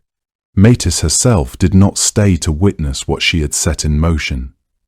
The tradition holds that she slipped away from that place, her work complete, her cunning spent in service of a liberation that was not her own. Some accounts suggest that Zeus would later take her into himself, making her part of his own being, absorbing her wisdom as a permanent counsel. Others say she simply vanished back into the hidden places of the world, content to have altered the course of all things and then to withdraw from the stage she had just rewrit. What mattered, in any case, was that the potion worked exactly as it had been designed to work. Cronus had no warning. There was no moment in which his power wavered before it broke entirely. The instrument of his undoing was invisible until it was complete. What happened next is described in the old sources with a kind of compressed suddenness, as though even the telling of it was slightly stunned by how quickly everything changed. The stone came first, the same stone that Rhea had wrapped in swaddling cloth, the same stone that Cronus had swallowed while his youngest son was being carried across the dark water to Crete. It came up out of him and fell onto the earth. Some accounts say it was placed afterward at Delphi, that sacred stone, a navel stone, a marker at the center of the world, and there are those who believe it was venerated there for centuries as something genuinely ancient and charged with the memory of that night. After the stone came the gods. Hestia first, because she had been swallowed first, the eldest, the one who had gone, into the darkness before the others. She came into the air and stood there, and it is tempting to imagine her simply very still, the way she often is in the stories told about her. Hestia, goddess of the hearth, never much for dramatic entrances. Then Demeter, and then Hera, and then Hades, and then Poseidon, each emerging in turn, each of them full-grown, as they had been when they went in, because gods do not age in the dark the way mortal things do. They had been held inside their father for years upon years, aware in some accounts, or simply suspended in a darkness with no sense of time passing at all. Either possibility is difficult to sit with for very long. The emergence itself was not violent, though it could have been. There was a moment, some sources suggest, in which Cronus felt the potion begin to work within him, felt the interior of his own body reject what it contained. He would have understood, in that moment, that he had been deceived, that the comfortable certainty he had felt since swallowing each of his children was about to shatter into nightmare. But the potion did not give him time for rage or resistance. It worked with its own quiet efficiency, and the gods came up out of him unbidden, their father's body, a passage they traversed into the world they had never breathed. When they emerged, they were disoriented in the way that any being would be, coming suddenly from a place of complete enclosure into open air and sound and light, and the face of a brother they had never known as anything other than a name. The youngest one, the one who had been hidden, the one their mother had wept for, and then refused to surrender. Zeus was there. He had made sure of that. He did not want his siblings to come into the world and find themselves alone. There is something that resists easy description in what that gathering must have felt like. 5 gods standing in the open air, Zeus among them, all of them born of the same parents, all of them carrying whatever it means for a divine being to have spent an uncounted span of time swallowed inside their own father. Hades would later go to rule a world of darkness, and you could wonder sometimes whether that darkness felt familiar to him in some way he never quite named.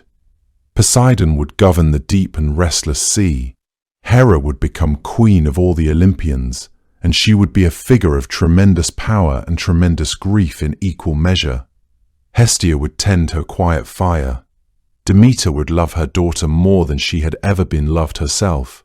But all of that was still ahead of them. On that night, they were simply together for the first time, blinking and breathing, adjusting to the fact that they were free. Zeus, for his part, had done what his mother had hoped he would do, what he had spent his years on the mountain preparing himself to do. He had not used a sword. He had used wisdom, borrowed from Metis, carried in a cup, and it had been enough. The stone was on the earth. The Titan who had swallowed his children was no longer in possession of them. One version of the world had ended, quietly, over a shared drink, and another was beginning. The war that was coming would not be quiet. But this part, the freeing, the gathering, the first breath of open air, this part was. 5 gods stood beside him now, blinking in the open air, and none of them had forgotten a single day of the darkness. Deep beneath the earth, in the part of the underworld that even the dead avoided, there were prisoners who had been there since before the Titans ruled. They were not gods exactly, and they were not monsters in the way that word is usually meant. They were something older than either. Beings who had come into existence when the world itself was still settling into its shape. Born of Uranus and Gaia in those earliest days, when the boundary between stone and sky and sea had not yet been fully decided. The Cyclops were 3 in number. Each of them had a single great eye set in the center of his face, burning there like a lamp behind old glass. Their names were Brontes, Steropes, Arges, Thunder, Lightning and Brightness, and even their names suggested what they were capable of making. Alongside them, in the same lightless place, were the Hecatoncheires, 3 beings of an entirely different scale. Each of them had 50 heads and 100 hands. When they moved, the sound of it was like a hillside shifting. Uranus had feared all of them. He had cast them down into Tartarus long before the Titans came to power, unwilling to share the world with creatures that seemed to exceed even his own comprehension. When Cronus overthrew his father and took the throne for himself, he looked down into Tartarus and found those prisoners already there. He left them exactly where they were. Whatever unease his father had felt about them, Cronus felt it too, perhaps more keenly. This was because Cronus was a being who preferred the world to be orderly and bounded and firmly under his control. The Cyclopes and the Hecatoncheires were none of those things. So they remained in the dark, as they had always remained, waiting without any particular expectation of being freed. The reason for this fear ran deeper than mere appearance or scale. These creatures possessed capabilities that could not be constrained by force alone. The Cyclopes carried within them the knowledge of making things, not in the simple sense of construction, but in a fundamental understanding of how materials could be transformed into something entirely other than what they had been. The Hecatoncheires, for their part, represented a kind of physical power that had no natural limit. 50 heads meant 50 different perspectives and intentions, all housed within bodies whose very size seemed to challenge the notion that the cosmos had any fixed boundaries. Both Uranus and Cronus understood, in their different ways, that keeping these beings imprisoned was less about punishment and more about the preservation of a world that operated according to recognizable rules. As long as the Cyclopes and Hecatoncheires remained in Tartarus, the cosmos could pretend to be a place where hierarchy and order were possible. Release them, and that certainty would evaporate. It was Gaia who eventually told Zeus where they were and what they might be able to offer him.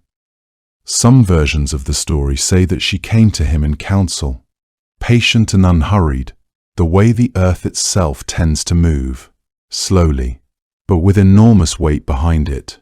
Zeus understood the opportunity immediately. He went down to Tartarus himself, past the gates of the underworld and deeper still, into the region where the air itself seemed heavier, and the light from the upper world was something that simply did not reach. He found the Cyclopes there, 3 figures who had been waiting in the dark for longer than most things in the world had existed. He found the hecatonciers too, their many heads turning toward him, their 100 hands apiece perfectly still in that ancient stillness. The descent itself was an act of calculation. Zeus knew that appearing before them in their own domain, in the place where they had been held captive, would mean more than any promise made from the bright surface above. It was a gesture that communicated respect and a willingness to treat them as something more than mere tools to be deployed. The darkness of Tartarus seemed to soften slightly as he moved through it, though whether this was a property of his presence or some quality of his divine nature responding to those ancient depths, the records do not make clear. He released them all, and in return he asked for their help. The Cyclops, grateful in the way that only beings who have been imprisoned for eons can be grateful, completely, without reservation, turned immediately to the work that was most natural to them. They were craftsmen of a kind that the world had never produced again. Their forge was wherever they chose to set it. What they made there could not be replicated by any hand, mortal or divine. For Hades, they made a helmet. It was wrought from dark metal and fitted with some quality that had no simple name. When Hades placed it on his head, he ceased to be visible to any eye, divine or otherwise. The world simply lost track of him wherever he went. For Poseidon, they made the trident, a 3-pronged instrument that could split rock and raise the seafloor and cool storms from open water. These were not small gifts. But for Zeus, they made something altogether different. They made the thunderbolt. The thunderbolt was not simply a weapon, though it functioned as one. It was made, according to the old accounts, from something that existed at the intersection of fire and air and pure electrical force, forged in the Cyclops' hands over time that cannot be measured in any ordinary way. It was brilliant to look at, the way that a thing is brilliant when it carries its own light inside it rather than reflecting light from somewhere else. It was said to be both impossibly heavy and perfectly balanced. The kind of object that seems to have been made for one specific pair of hands and no other. When the Cyclops placed it into Zeus's grip, it felt, perhaps, the way that certainty feels, total and grounding and impossible to set aside. What it meant, beyond the immediate facts of its making, was something the Greeks would go on thinking about for a very long time. It was the sign of rightful authority. It was the punishment of the unjust. It was the mark left on the earth when the highest power in the cosmos turned its full attention towards something. When lightning struck a tree or a hillside or the surface of the sea, people understood it as Zeus himself expressing something. Anger, perhaps, or emphasis, or the simple reminder that the sky had a king and the king was paying attention. The hecatonciers, for their part, did not make anything. What they contributed to the war that was coming was something more direct. When the moment came, they reached down and gathered stones the size of hillsides in their many hands and hurled them across the sky toward the Titan positions on Mount Othrys. Each of them, with their 100 hands, could release volleys of stone that seemed to fill the air between the two mountains. The Titans, who had held the upper hand for years before this moment, found themselves suddenly overwhelmed by something they had no answer for. The arrival of the hecatonciers changed the nature of the war entirely. Zeus had known it would. He had gone down into Tartarus and released those ancient prisoners not out of sympathy, though perhaps sympathy was there too, but because he understood that a conflict of this scale required more than courage and divine power. It required the right kind of help, and he had known exactly where to find it. He climbed back up toward the open air with the thunderbolt held close. The world above was bright after the depth he had come from. In his hand now was something that no creature in the world had ever held before. The sky itself seemed to lean back from it. The war between the gods and the Titans did not begin with a single great clash. It stretched on for 10 years. Each side holding the other in place like two hands locked together, neither able to let go. when Zeus had freed his siblings and gathered them together, when the Cyclopes had placed the thunderbolt into his hands and the hecatonchyrs had risen from their long imprisonment. The stage was drawn between two mountain ranges that faced each other across a ruined and trembling world. The Olympians took their place on Mount Olympus. The great peak of Thessaly that the Greeks always believed touched the lowest edges of heaven. Across from them, on Mount Othrys to the south, Cronus and the Titans gathered and held their ground. These were not two armies meeting in a field and settling things in a single afternoon. They were two orders of divine being, each with a claim on the world. The war between them was long enough and violent enough to change the shape of the earth itself, according to the old stories. The Greek poet Hesiod, writing in his Theogony, described the sound of the fighting as something the wide earth groaned beneath, that the sea rang out, that even the dark reaches of Tartarus shook with it. Not all of the Titans chose to fight for Cronus. This was something the war turned on in ways that were not immediately obvious. Some of them had watched Cronus rule and found little to admire in it. Oceanus, the great Titan of the encircling ocean, stayed apart from the conflict entirely, choosing neither side. Themis, the Titaness of law and divine order, sided with the Olympians, as did her son Prometheus, who had a gift for seeing forward into the consequences of things and understood that the future belonged to Zeus. These were not small defections. Themis carried with her the very principle of rightness that Zeus would eventually come to embody. Prometheus brought both his counsel and his cunning.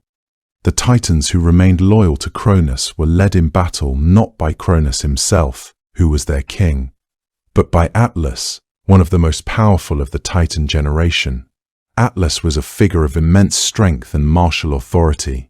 It was he who directed the Titan forces across the long years of fighting against the Olympian line and holding the war in the brutal, grinding stalemate that neither side could break for most of the decade. Hours became days, and days became months, and months stretched into years, and still neither camp could claim a decisive advantage. This was the quality of the war that the ancients seemed to find most important to preserve in the telling of it, not the spectacle of any single battle, but the sheer grinding duration of it, the sense that two sets of divine powers of nearly equal strength had collided and produced not a resolution, but an endurance. The earth shook beneath the weight of it. Mountains cracked.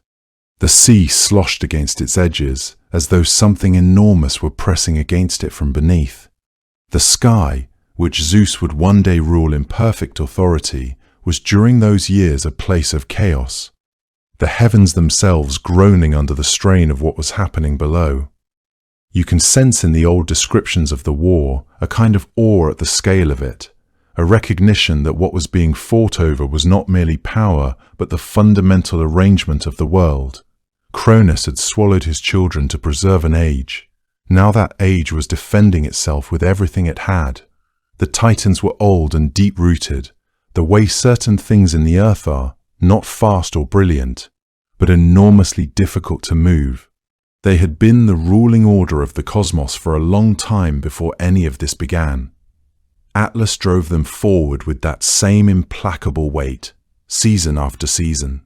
The Olympians held, and the world continued to suffer the consequences of a war that seemed as though it might simply go on forever. Zeus had the thunderbolt now. He used it, the lightning cracking down from Olympus in great sheets of burning light. Still, it was not enough to end things. Poseidon had his trident. Hades moved through the battle unseen in his helmet of darkness, and still the war did not resolve. Something more was needed. Something that could tip the balance in a single enormous motion, the way a river that has been held back by ice will suddenly break through when one winter finally loosens its grip. That something was the hecatonchyrs. These were the creatures Zeus had freed from Tartarus alongside the Cyclops, beings of impossible physical scale, each with 50 heads and 100 arms, beings so vast and strange that even the Titans had feared them and kept them imprisoned beneath the earth. When they joined the battle on the side of the Olympians, the nature of the war changed entirely. The hecaton shears reached down and tore boulders from the mountains themselves, hundreds of them. They hurled them at the Titans in an unceasing storm of stone that the earth could barely sustain. Hesiod describes them raining down 300 rocks in a single volley. While you may take that as the kind of beautiful exaggeration that mythology reaches for when trying to say something true, the image it leaves is the right one. The sense of an overwhelming force that simply could not be withstood. The Titans, who had held the line for 10 years, found themselves buried and beaten back. Atlas still led them, and still they fought, but the ground beneath their feet was giving way. One by one, the great figures of the old generation were overwhelmed. The Olympians, with the thunderbolt blazing above and the hecaton shears hurling stone from every direction, broke through the Titan line at last. The war that had gone nowhere for a decade resolved itself in what must have felt, to those telling the story afterward, like a sudden and absolute reversal. Mount Othrys could not hold. The Titans fell. The age of the Titans was over, and the sky belonged to someone new. Once the battle was done, Zeus had to decide what to do with the defeated. This turned out to be a decision that revealed quite a lot about him. The Titans who had fought under Cronus, those who had stood on Mount Othrys and held the sky against the Olympians for 10 long years, were bound where they fell. Then they were taken somewhere that most beings in the world could not even imagine reaching. That place was Tartarus, and it was not simply a prison the way you might picture one. The ancient Greeks described it as something far older and far deeper than the underworld itself, a pit beneath the pit, a darkness beneath the darkness, ringed entirely with walls of bronze that no light could find a way through. Hesiod, one of the oldest voices we have on the subject, wrote that a bronze anvil dropped from the surface of the earth would fall for 9 days and 9 nights before it struck the floor of Tartarus. That image alone gives you a sense of how the Greeks thought about this place, not as a room underground, but as a descent so profound it seemed to pass through the very root of existence. The walls were said to be triple layered, the gates triple locked, the darkness so complete and so total that it was not merely an absence of light, but something that felt, in the telling of it, almost like a presence of its own. Into this place, Zeus sent Cronus and the Titans who had fought against him, bound with heavy chains. Stripped of the power they had held since before most of the world's creatures had drawn their first breath. They would not return. The Hecatoncheires, those vast 100-handed beings whom Zeus had freed from their own long imprisonment, were given the task of standing guard over the Titans now, which had a certain quiet logic to it. The ancient jailers becoming the ancient jailed, those who had been imprisoned becoming the ones who kept the door. It was not without a kind of order, the arrangement Zeus made, but it was not entirely without mercy either, and that distinction mattered. This first act of governance after victory revealed something crucial about how Zeus intended to rule. He had won the war, yes, but a war won is not the same thing as a world secured. The Titans had held dominion for ages uncounted, and their ways were woven into the fabric of existence itself. Simply destroying them entirely would have torn that fabric. It would have left rifts and absences that might have unraveled everything Zeus had fought to preserve. There was a certain pragmatism in his choices, a recognition that the old order could not be entirely erased, but rather had to be transformed, contained, redirected toward new purposes. The world after the Titanomachy would need structure, and structure required that some things remain, though changed, though diminished, though subordinate, to the new reign of the Olympians. This was not mercy in the soft sense, but it was something close to wisdom. Not every Titan was sent into the dark. Zeus made careful separations among the defeated. Those separations told you something about the way he intended to rule. Themis, the Titaness of divine law and righteous counsel, had not taken up arms against the Olympians. She was left free. She would go on to sit beside Zeus on Olympus as an advisor. Her voice, one of the ones he genuinely seemed to listen to. Oceanus, the great river titan who encircled the world, had also held back from the fighting. He was allowed to continue flowing at the edges of the earth as he always had, undisturbed. Mnemosyne, the titaness of memory, was spared as well, and in time she would become the mother, by Zeus, of the 9 muses. That meant that even this act of mercy eventually folded back into Zeus's own story, in the way that so many things did. Prometheus, who had actively chosen the side of the Olympians during the war, was freed entirely and walked among the gods as an ally, though his story, as anyone familiar with it knows, would grow considerably more complicated before it was finished. What emerges from these distinctions is a portrait of Zeus as someone who did not punish blindly or without thought. He sorted the defeated by what they had done or what they had chosen not to do. He rewarded the ones who had kept themselves apart from Cronus's cause. That was not the behavior of a ruler who simply wanted to destroy what had come before him. It was the behavior of someone who was already thinking about how the world after the war would need to be held together, who understood that holding it together would require allies as well as prisoners. And then there was Atlas, whose fate was unlike any of the others, who perhaps suffered more visibly than all of them combined. Atlas had not merely fought against Zeus, he had led the Titan armies, had stood at the front of their cause and carried their effort forward with his own enormous strength. For that, Zeus did not send him to Tartarus with the others. Instead, he gave him a different sentence. Atlas was condemned to stand at the western edge of the world and hold the sky upon his shoulders, alone for eternity.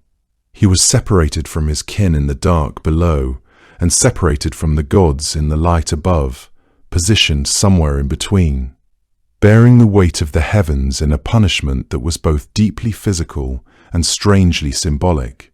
You could look up at the sky from anywhere on earth and know, if you knew the story, that someone was holding it there. Atlas held up the sky for eternity.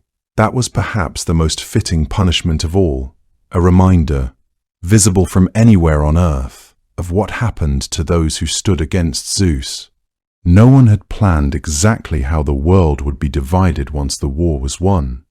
The Olympians had fought together, suffered together, and outlasted the Titans across 10 years of earth-shaking war. But when the dust finally settled, and the last of their enemies had been bound and sent below, there was still the question of what came next. 3 brothers stood at the center of that question.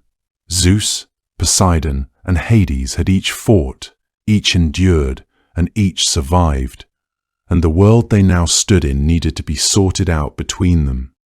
The method they chose was simple, and perhaps surprisingly humble for gods of such immense power.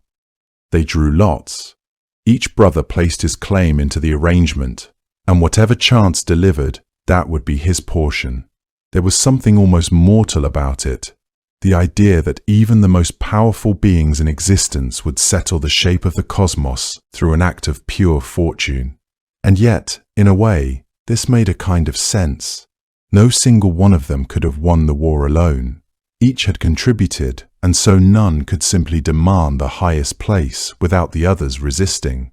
The lots were a solution that all 3 could accept. Poseidon received the sea. It was a domain of enormous scale and restless energy, fitting for a god whose nature tended toward force and unpredictability.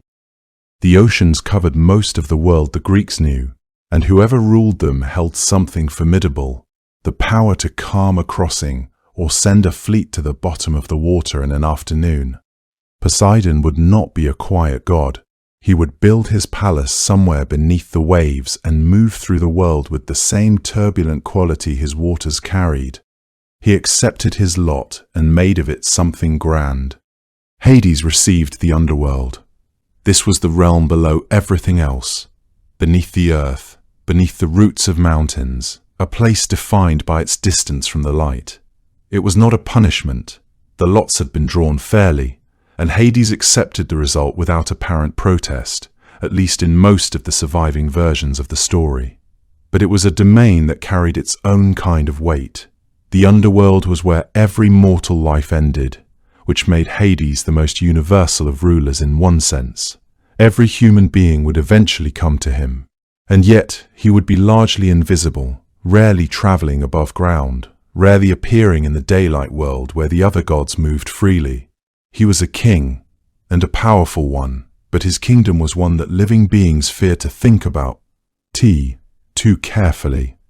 Zeus received the sky and the earth, everything above and between, and this is where the apparent equality of the lot drawing quietly dissolved. The sky was the highest place there was. It looked down on the sea where Poseidon lived, and it looked down on the earth under which Hades ruled. Zeus's domain did not sit beside his brothers' domains, it encompassed them.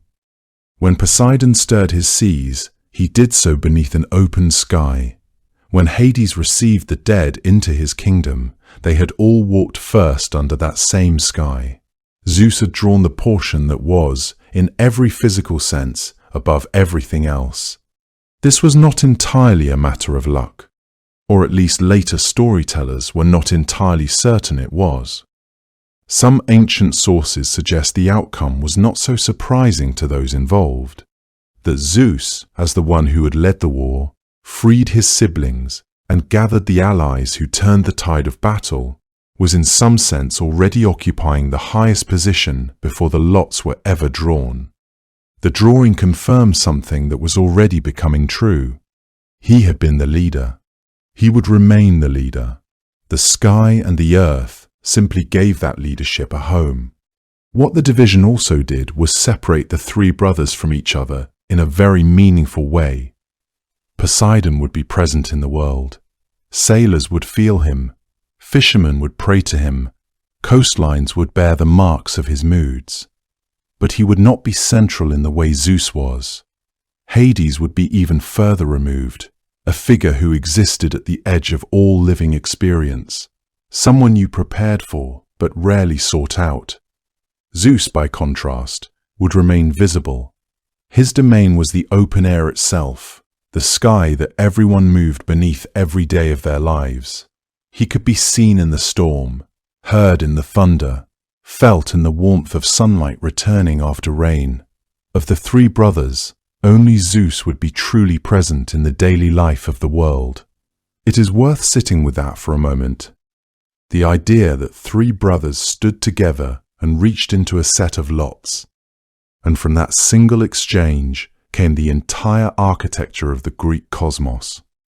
The sea had its ruler, the dead had their king, and the sky had its god.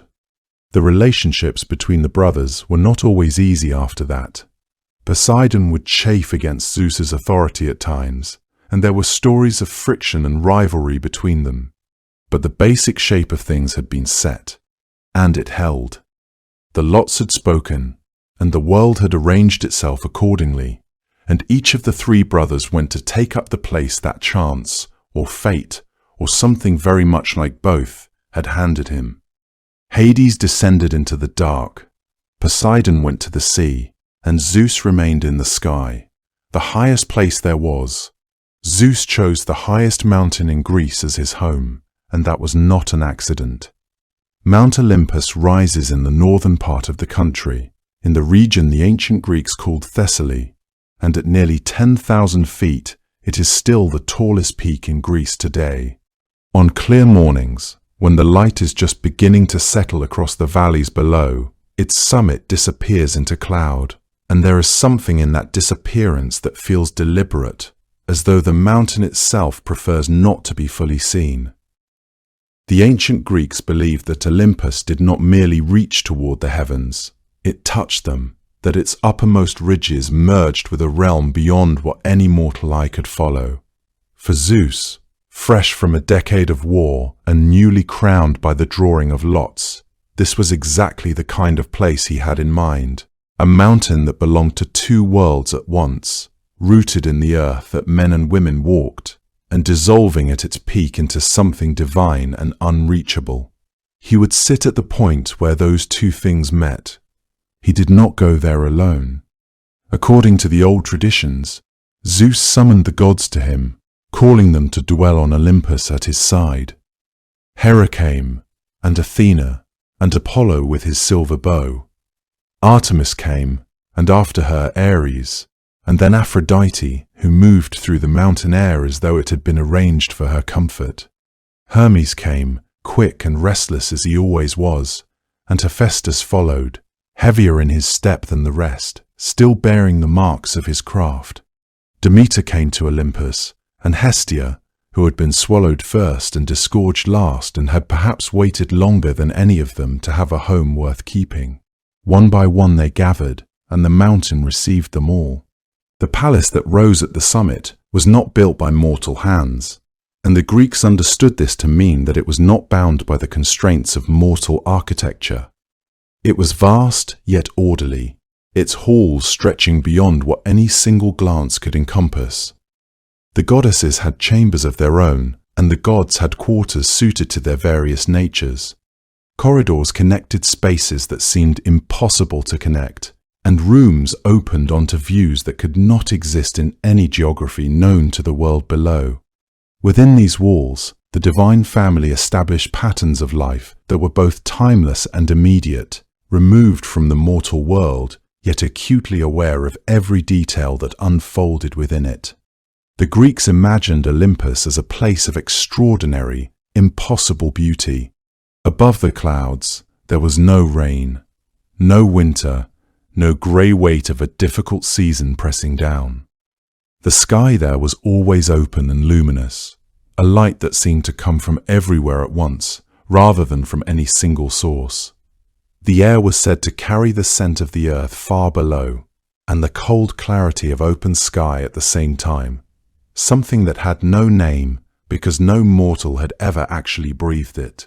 The gods feasted there on ambrosia and nectar, food and drink that were not food and drink in any ordinary sense, but something closer to the distilled essence of what it meant to be immortal. Their days were long and filled with a kind of ease that the world below rarely allowed. Zeus's throne stood at the center of all of it. Ancient descriptions and the poetry that preserved these traditions speak of a seat of gold, broad and commanding, set in a hall that was itself a kind of gathering place, open enough for all the gods to be present when they needed to be. Near him, an eagle perched, still, watchful, the bird that would become his most recognizable companion. The eagle missed nothing. It had the quality that Zeus himself was said to possess, the ability to look down at the world from a great height and see clearly what was happening far below.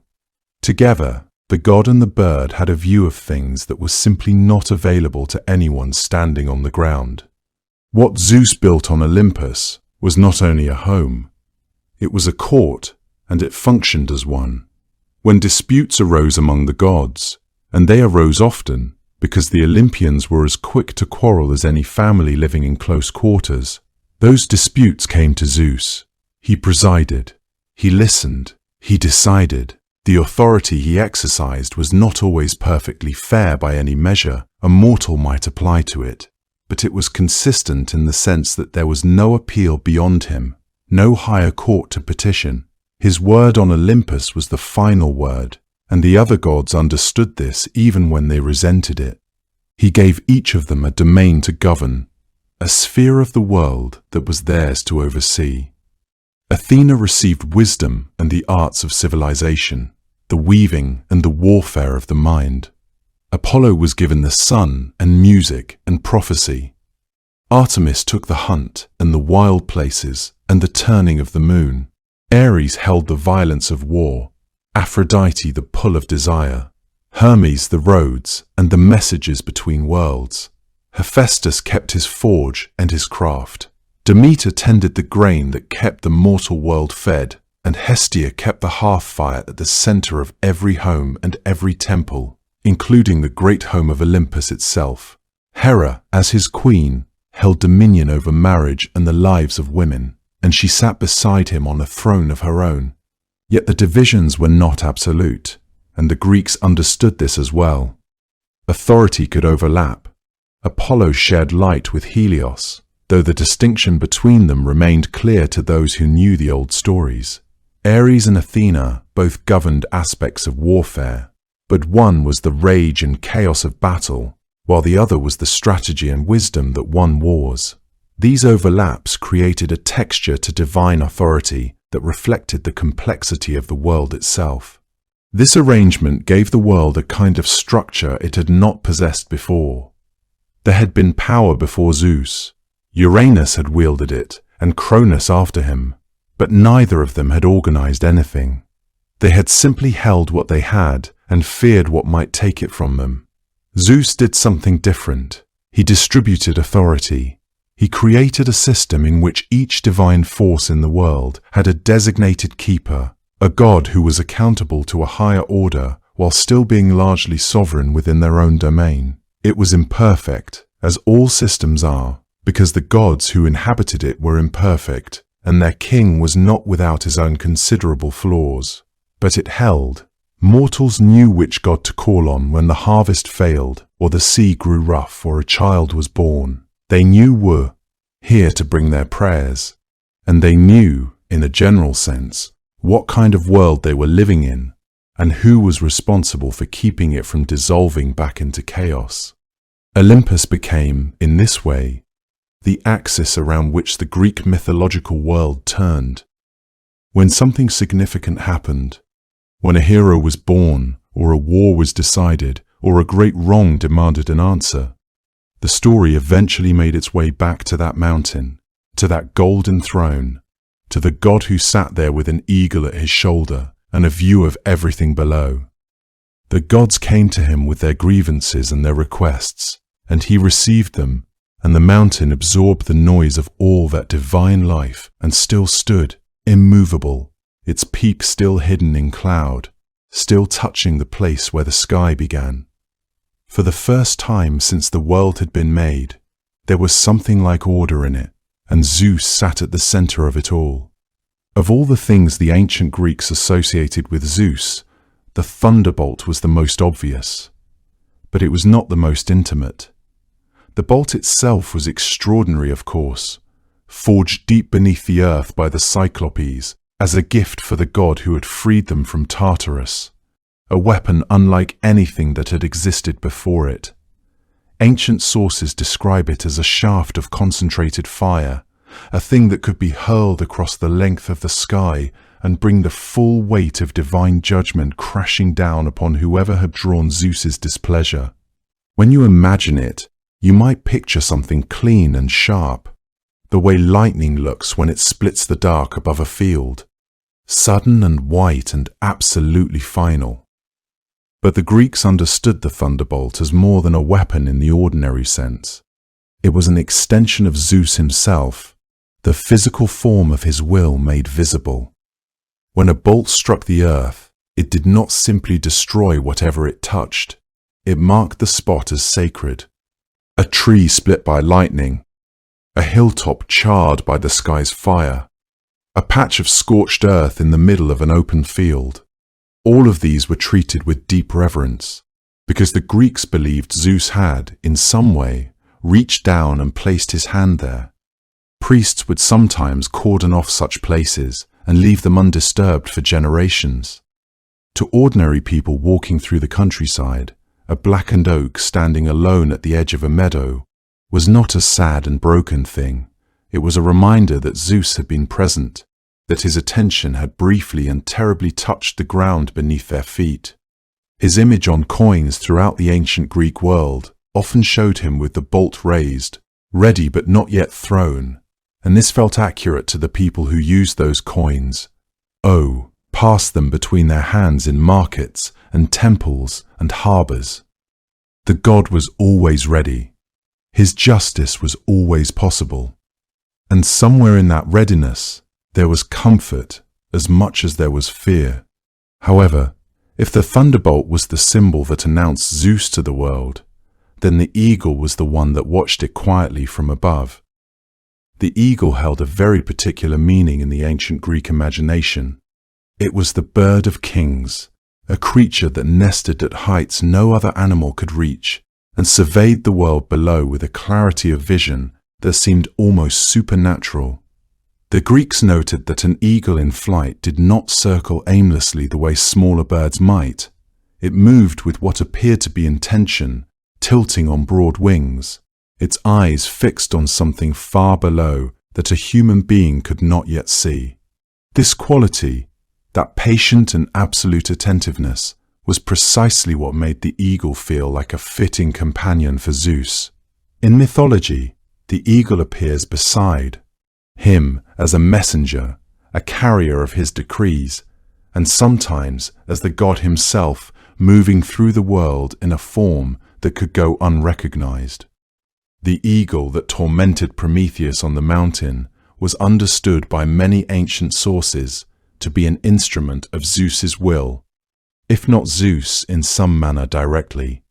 And yet the eagle was not only an instrument of punishment, it was also a symbol of protection, of watchfulness that extended even to those who had earned Zeus's care. A general who saw an eagle passing overhead before a battle might take it as a favorable sign, and a sailor who spotted one far out at sea might feel for a moment that the storm approaching from the horizon would pass without doing its worst. You can find the eagle in the art of temples from one end of the Greek world to the other, perched at the edge of a relief, carved into the capital of a column, pressed into the clay of a votive offering left at a shrine. It is not a loud presence in any of these places. It simply watches, with the same stillness that the best symbols always carry. And then there was the oak, and tea.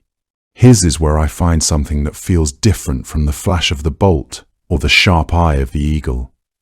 The oak was ancient in a way that even the Greeks could sense, its roots going so deep and its trunk growing so slowly over so many years that standing beneath one felt like standing beside something that had been present since before memory could reach. The sacred grove at Dodona, high in the mountains of northwestern Greece, is widely considered to be the oldest oracle site in the entire Greek world. Older than Delphi, older than most of the great sanctuaries that came after it. At Dodona, the trees themselves were the medium of prophecy. Priests and priestesses moved between the oaks, listening for the god's voice in the way the leaves turned and shifted in the wind, in the sound of a sacred spring, murmuring over stones at the roots of the oldest tree in the grove, in the flight of doves that nested in the high branches.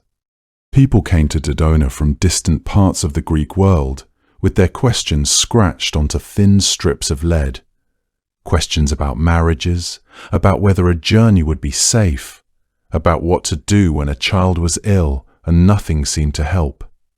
The answers they received came not in words spoken by a priest from a prepared text, but in the sounds of the natural world around them, interpreted carefully by those who had spent their lives learning to listen.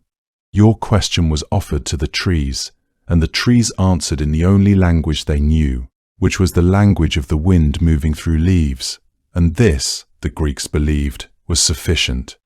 It was sufficient because Zeus was not only the god of sudden fire and swift judgment, he was also present in the slow and patient things. The tree that outlived every person who had ever sheltered beneath it. The roots that held the hillside together through every storm that passed. Every time the wind moved through the oaks at Dodona, the priests bent their heads and listened, certain that Zeus was speaking. It would be easy to think of Zeus only as the god who threw lightning, because that is the image that comes to mind most naturally, the bearded figure with the bolt raised, the storm gathered around him. And yet the ancient Greeks, who knew him better than anyone, gave him many names that had nothing at all to do with storms. These names were not honorary titles or poetic flourishes. They described specific roles, specific responsibilities, specific promises that Zeus had made to the world by virtue of the position he held. Each name was a different face of the same god, and together they formed a picture of someone far more involved in the daily life of ordinary people than the storm imagery might suggest. He was the god of lightning, yes, but he was also the god of the guest, the oath, the king, and the judge. In the Greek understanding of the world, these roles were not separate from his power over the sky. They were extensions of it. The sky was the highest thing there was, and from the highest place came the authority to decide how people ought to treat one another. The Greeks called him Zeus Zenios when they thought of him as the protector of strangers and guests, and this particular role was one of the most serious they ever assigned to any god. Hospitality in the ancient Greek world was not simply good manners. It was a sacred obligation, a structured relationship with its own rules and its own divine guardian, and that guardian was Zeus. When a traveler arrived at your door, hungry and exhausted and far from home, you were expected to welcome them, feed them, offer them shelter, ask nothing about their name or business until they had eaten and rested. Only after they were comfortable did it become appropriate to ask who they were or where they were going. To refuse that hospitality, or to harm a guest who had come under your roof, was not merely rude. It was an offense against Zeus himself. And Zeus, in this capacity, was understood to be watching. I think this is the aspect of Zeus that surprises people the most when they first encounter it. The idea that the Lord of Thunder was also, in some essential way, the protector of the vulnerable traveler knocking at a stranger's door. He was also Zeus Horkios, the guardian of oaths. When Greeks swore an oath, they frequently swore it by Zeus, and this was not a casual gesture. It was an invocation of divine witness, a way of placing your word under the protection and judgment of the most powerful being in the cosmos. If you swore falsely, if you called upon Zeus to witness a promise you had no intention of keeping, the consequences were understood to be severe and certain, if not immediate. Zeus did not always punish oath-breakers on the spot, but the Greeks believed with some conviction that he always punished them eventually. This belief held the fabric of agreements together, from the smallest personal promises to the most significant treaties between cities. Zeus Horkios was the reason an oath meant something, invisible weight that made words carry the gravity of action. As Zeus Basilius, the King of Kings, he stood as the divine model and protector of human rulers. Greek kings and leaders understood their own authority as something borrowed from above, a reflection of the cosmic order that Zeus maintained. A king who ruled justly was understood to be ruling in alignment with Zeus. A tyrant who abused his power was not only doing wrong by his people, he was setting himself against the divine principle of rightful authority. This gave the concept of just kingship a theological dimension, a depth that made it more than a political preference. Zeus himself was the template, the living argument for what a ruler ought to be, even if his own conduct did not always perfectly illustrate his ideals. The Greeks seem to have accepted this contradiction with the same equanimity they brought to most things about their gods. And then there was Zeus Dikepharos, the bringer of justice, the one who ultimately saw to it that wrongdoing was answered and right was upheld. This is perhaps the most abstract of his roles, the hardest to illustrate with a single story or symbol, and yet it was foundational to the Greek experience of living in a world where Zeus presided. It meant that the universe was not morally indifferent. It meant that cruelty and injustice would eventually meet something larger than themselves. Whether that happened quickly or slowly, visibly or quietly, Greeks who believed in Zeus Dikepharos believed that the moral order of the cosmos had a keeper, and that keeper was paying attention.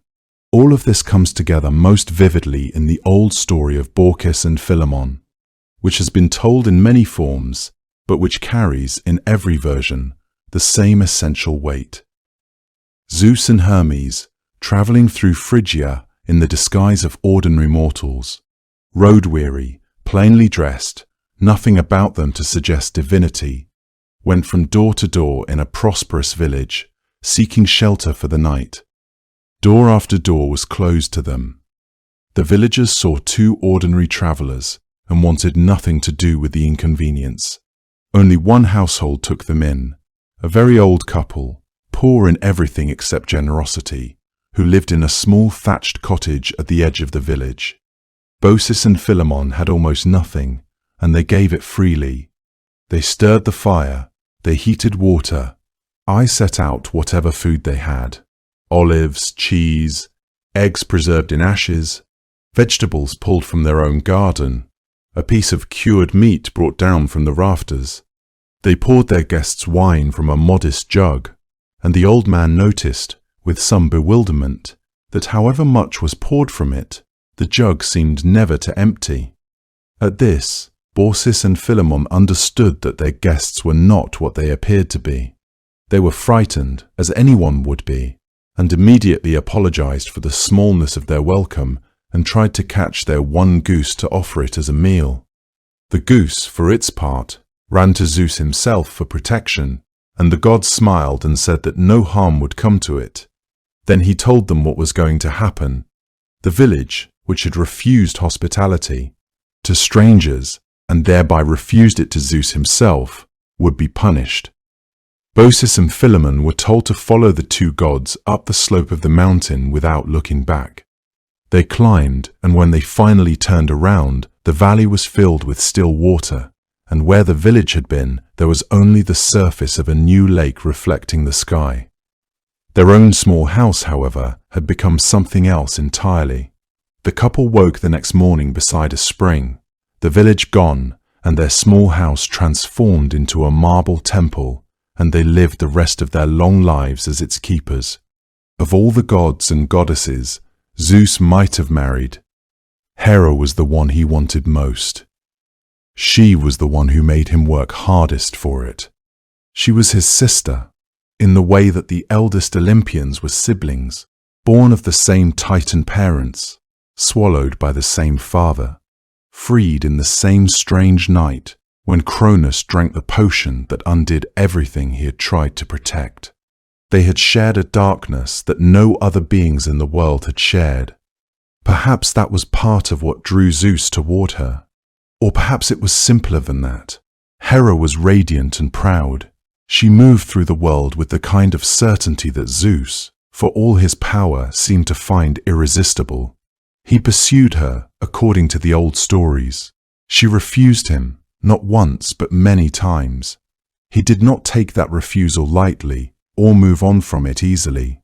The story of how he finally reached her has a quality to it that is almost tender, almost troubling, and perhaps both at once. According to one telling that appears in ancient sources, Zeus transformed himself into a small cuckoo bird, bedraggled, wet, shivering in a storm that had swept across the hillside where Hera sat. She found the creature huddled at the base of a rock, its feathers soaked and flattened, trembling in the cold. She felt sorry for it, the way one does for something small and suffering that cannot help itself. She lifted the bird and held it against her chest to warm it, sheltering it with her hands. And then Zeus revealed himself. He was no longer the shivering bird, but the king of the gods, standing before her. She understood in that moment what had just happened, in that version of the story. Hera agreed to marry him on the condition that the marriage be a true one. Formal, honored, permanent. She would not come to him otherwise. He accepted her terms, and whether that agreement ever fully held is another matter. But he made it. The wedding that followed was said to be unlike anything the world had seen before or since. The gods gathered on Olympus to celebrate, and the celebration was long and filled with feasting and gifts. One gift in particular stayed in the tradition. Gaia herself, the earth, gave Hera a tree that bore golden apples as a wedding present. Hera treasured it, and she planted it in her sacred garden at the edge of the world, in a place so remote and beautiful that only those she trusted could tend to it. The Hesperides, the nymphs of the evening, were given the task of watching over it. That tree would come back into the stories many times, as so many things connected to their marriage did. As Queen of Olympus, Hera held a place that no other goddess could quite claim. She was not merely the wife of the king, she was the queen in her own right. With her own domains, her own sacred animals, her own sanctuaries spread across the Greek world. She was the goddess of marriage, of women, of the bonds that held families and households together. Where Zeus watched over the larger structures of the world, law, justice, the sky itself, Hera was concerned with something more immediate and more intimate, the life that people lived inside their homes, the promises made between partners, the protection of women in a world where women had very little protection and needed it often. The peacock was sacred to her, the cow and the cuckoo, that last one carrying a quiet irony given how she had first been deceived. Her sanctuaries at Argos and Samos were among the oldest and most venerated in all of Greece. The people who worshipped her were not only seeking divine favor, but something that felt closer to understanding. Their complementary roles made them, at least in principle, a fitting pair. He ruled the highest and most visible realm. She presided over the most enduring human institution. Together, they were meant to embody something whole, the divine order reflected in the natural one. The sky above and the household below, the oath sworn under an open heaven, and the bond sealed between two people. Ancient Greeks would have understood this pairing as meaningful in ways that went beyond simple narrative. It carried weight. It carried meaning about how the world was supposed to work. And yet the marriage did not work. Not in the way that the ideal behind it suggested it should. Zeus was unfaithful, repeatedly and without apparent remorse. The list of his entanglements, with titanesses, with mortal women, with nymphs, runs long through the old mythology. Some scholars who have studied these traditions note that many of these stories may reflect the layering of different local cults and regional traditions onto a central figure over centuries. That a goddess once worshipped independently in one valley might later appear in the mythology as one of Zeus's consorts. However the tradition developed, the result in the surviving stories is a Zeus who strays constantly, and a Hera who is left to respond to it. Her responses were rarely gentle. Hera was not a goddess who absorbed suffering quietly and moved on. She was sharp and watchful and long-memoried. She directed much of her fury not at Zeus, who was, after all, difficult to punish directly, but at the women he desired and the children he fathered with them. The myths that emerge from this pattern are some of the most dramatic in all of Greek tradition. Io, transformed into a cow and sent wandering across the world under the watch of the many-eyed giant Argus. Leto, unable to find solid land to give birth on because Hera had forbidden any land from sheltering her. Heracles, Hera's most famous target, harassed from his infancy through his adult life with a persistence that became one of the defining threads of his story. The goddess of marriage spent enormous energy in the mythology, visiting the consequences of broken marriage vows not upon the husband who broke them, but upon those he had wronged her with. There is something in this that the Greeks seem to find both understandable and worth recording without resolution. Hera is never quite redeemed within the tradition, and she is never quite condemned either. She had every reason to be angry. Her anger expressed itself in ways that caused suffering to people who had done very little to deserve it. Both of those things were allowed to be true at the same time.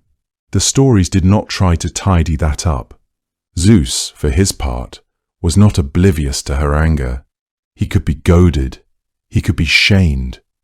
There were moments in the tradition where he punished Hera for going too far, most notably in the story of her persecution of Heracles, where Zeus hung her from the sky with golden chains as punishment for her schemes.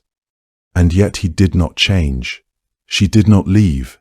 the marriage continued as it had always been, both of them enormous in their power, and both of them deeply, stubbornly themselves. What the tradition offers, in the end, is not a portrait of a perfect divine union, but something more complicated and more recognizable. Two figures of immense power who were bound to one another by ceremony and by something that the stories never quite name, but always seem to assume is there underneath everything. Something older than their quarrels and more durable than either of them entirely wished to admit. Hera remained on Olympus, Zeus remained her husband. The other relationships came and went and left their marks on the world in the form of heroes and rivers and transformed creatures and wandering mothers. All of it was woven into the fabric of the mythology that the Greeks inherited and continued to tell. They ruled Olympus together, side by side. Their marriage was never peace-fit. Oh, and perhaps neither of them would have had it entirely any other way. Zeus was drawn to beauty the way he was drawn to everything, completely, with very little concern for the complications that would follow. It would be difficult to speak of Zeus's reign without speaking of the women whose lives were changed by his attention. This was because so many of them were. He had known divine consorts and mortal women alike. The stories surrounding each of them are deeply woven into the larger fabric of everything Greek mythology became. One of the most well-traveled of these stories involves a young Phoenician princess named Europa, the daughter of the king of Sidon, who was doing nothing more dangerous than gathering flowers in a meadow along the shore of the sea when Zeus first noticed her. He was taken by her immediately, in that total and unhesitating way that was so characteristic of him. Rather than approach her as himself, for a god appearing in full divine splendor would hardly make for a comfortable introduction, he took another shape entirely.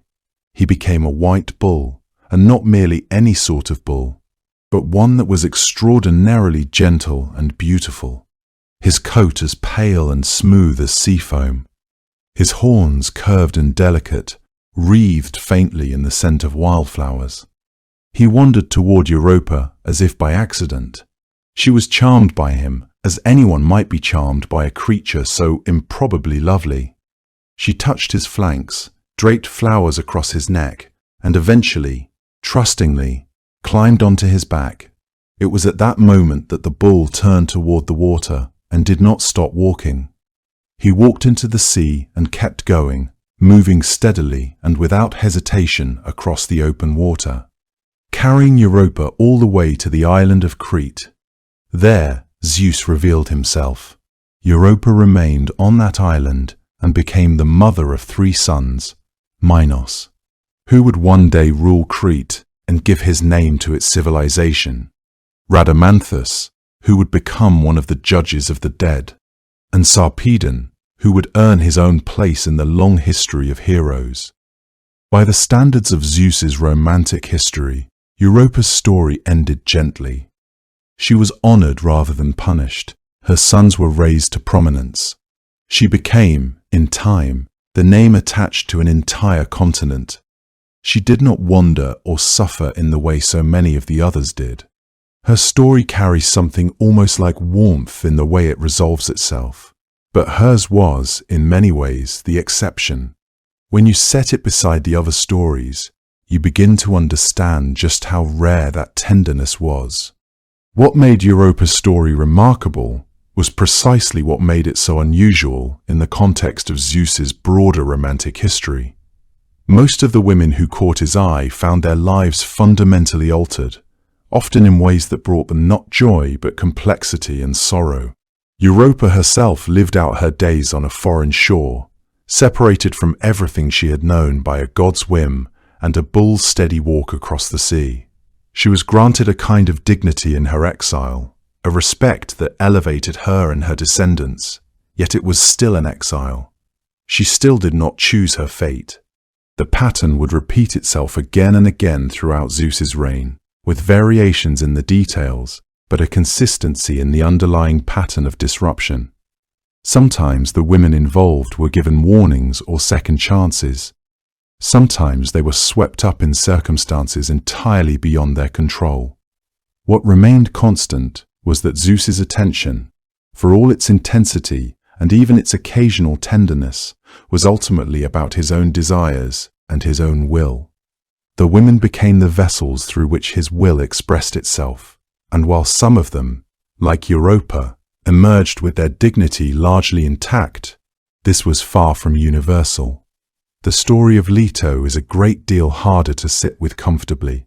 Leto was a titaness, one of the old divine generation. She became pregnant by Zeus with twins who would become two of the most beloved and consequential gods of the entire Olympian world, Apollo and Artemis. However, before any of that could come to pass, Hera learned of the pregnancy. Her anger was swift and thorough and merciless. She decreed that no land on earth, no place that the sun touched, would be permitted to offer Leto shelter for her labor. It was a punishment of extraordinary cruelty, and it worked precisely as intended. Leto wandered from shore to shore, exhausted and heavy with the children she carried. No place would receive her. Wherever she turned, she was turned away, not always out of malice, but out of fear of what Hera's displeasure would cost them. I think of those days as one of the most quietly devastating passages in all of Greek mythology. The image of a goddess in pain and in exile, unable to find even the smallest patch of ground that would hold her. Eventually, after her long wandering, she found her way to a small and floating island called Delos, that drifted untethered across the sea, and therefore was not, by the strictest interpretation of Hera's decree, truly land that the sun had claimed. Delos agreed to receive her. There, after a labor said to have lasted 9 days and 9 nights, because Hera had kept Ilithyia, the goddess of childbirth, away from her for as long as she could, Leto gave birth first to Artemis. Then, with Artemis's help, to Apollo. Delos was transformed by this event. It became sacred, a place of pilgrimage. It was said that swans circled the island 7 times, singing softly at the moment of Apollo's birth. Leto's suffering did not erase the glory of what came from it, but neither did the glory erase the suffering. The story holds both of those things together without resolving them cleanly. That is perhaps why it has lasted as long as it has. There were others, each carrying their own weight of consequence and sorrow. Semele was a mortal woman, a princess of Thebes. Zeus came to her in the form of a man and loved her with all the warmth he was capable of. When Hera learned of her, she came to Semele in disguise and planted a seed of doubt. If Zeus truly loved her, surely he would show himself to her as he truly was, in his full divine form. Semele asked this of Zeus. He had sworn an unbreakable oath to grant her any request she made. He could not take it back. He revealed himself in his true nature, the full and overwhelming light and thunder of a god undisguised. Semele, who was mortal and not built to hold the sight of it, was destroyed instantly by the radiance. The tragedy of Semele's death was not merely that she died, it that her death was orchestrated by the very jealousy that Hera harbored toward Zeus's wanderings. Semele became a casualty, not of her own actions alone, but of the impossible position created by Zeus's desires and Hera's wrath. She had asked for something reasonable, proof of love, and it had killed her. Zeus saved the child she had been carrying, sewing the infant into his own thigh until the time came for the child to be born, and that child was Dionysus.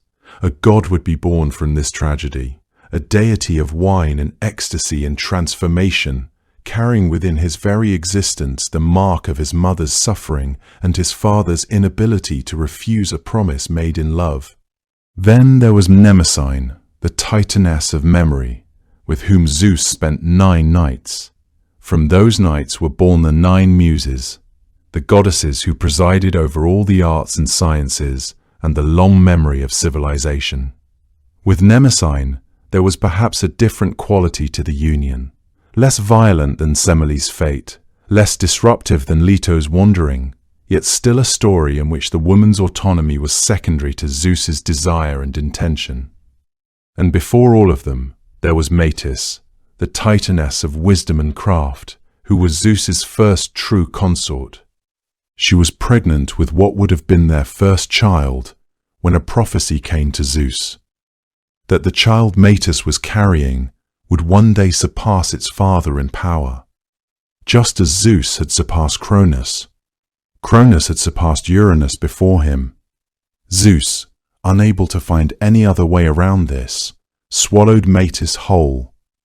The child she had been carrying continued to grow inside him, would eventually emerge in the most startling way imaginable, but that story belongs to a different telling. What the story of Metis makes plain, when you set it beside everything else, is that Zeus's desire and his fear were often working at the same time. Those two things together produced some of the strangest and most consequential moments in all of Greek mythology. The stories of the women Zeus loved are filled with wandering and suffering and transformation. Through all of it, the children they bore him went on to shape the world.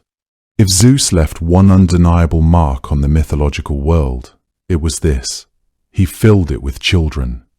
They came from goddesses and titanesses, from mortal women and nymphs, from unions that were celebrated and from ones that were deeply troubled. They spread outward from him in every direction, into the heavens, across the sea, down into the underworld, across every corner of the mortal earth. Some of them became Olympians, seated beside him at the great table of the gods. Others became heroes who sailed to the edges of the known world and faced monsters that no one else could face. Others still became the quiet, essential figures behind art and poetry and the turning of seasons. Figures whose names were spoken every time a singer opened his mouth or a harvest came in from the fields. Ether.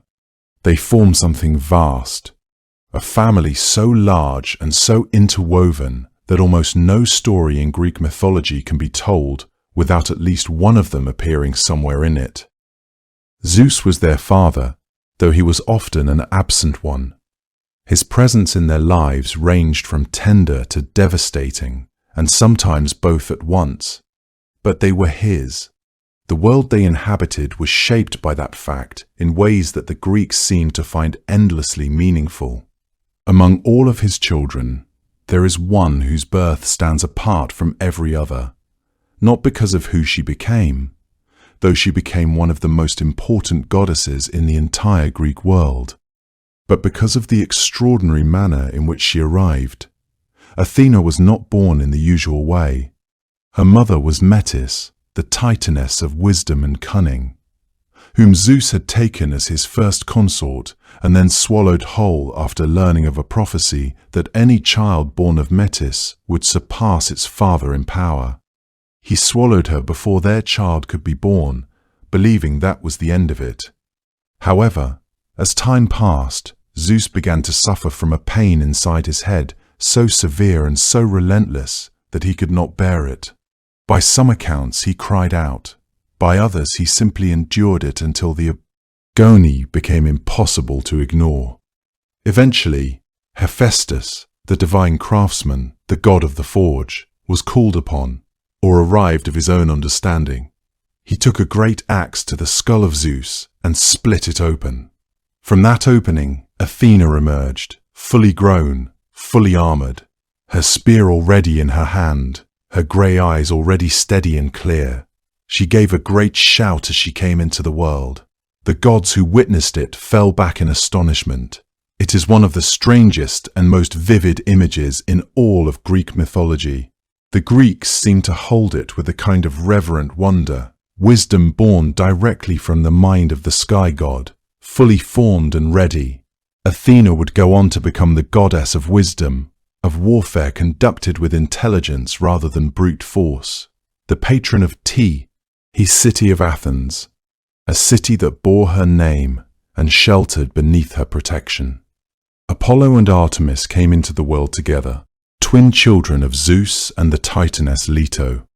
Born under conditions of great difficulty after Hera drove their mother from every shore that might have offered her shelter. They were born at last on the floating island of Delos. They became two of the most beloved gods in the Greek world, Apollo governing light, music, prophecy, the art of healing, Artemis governing the hunt, the moon, and the wild places where animals moved freely. Ares, the god of war in its most brutal and ungoverned form, was born to Hera. He carried within him the storm of his father's temperament without any of his father's judgment. Hermes, quick and clever, the messenger of the gods and the guide of souls, was born to Maia, a daughter of the Titan Atlas, in a cave on Mount Selene. Dionysus, the god of wine and ecstasy and the theatre, was born to the mortal Semele and came into the world under catastrophic circumstances. Rescued by Zeus himself from his dying mother and carried to term, sewn into Zeus's own thigh.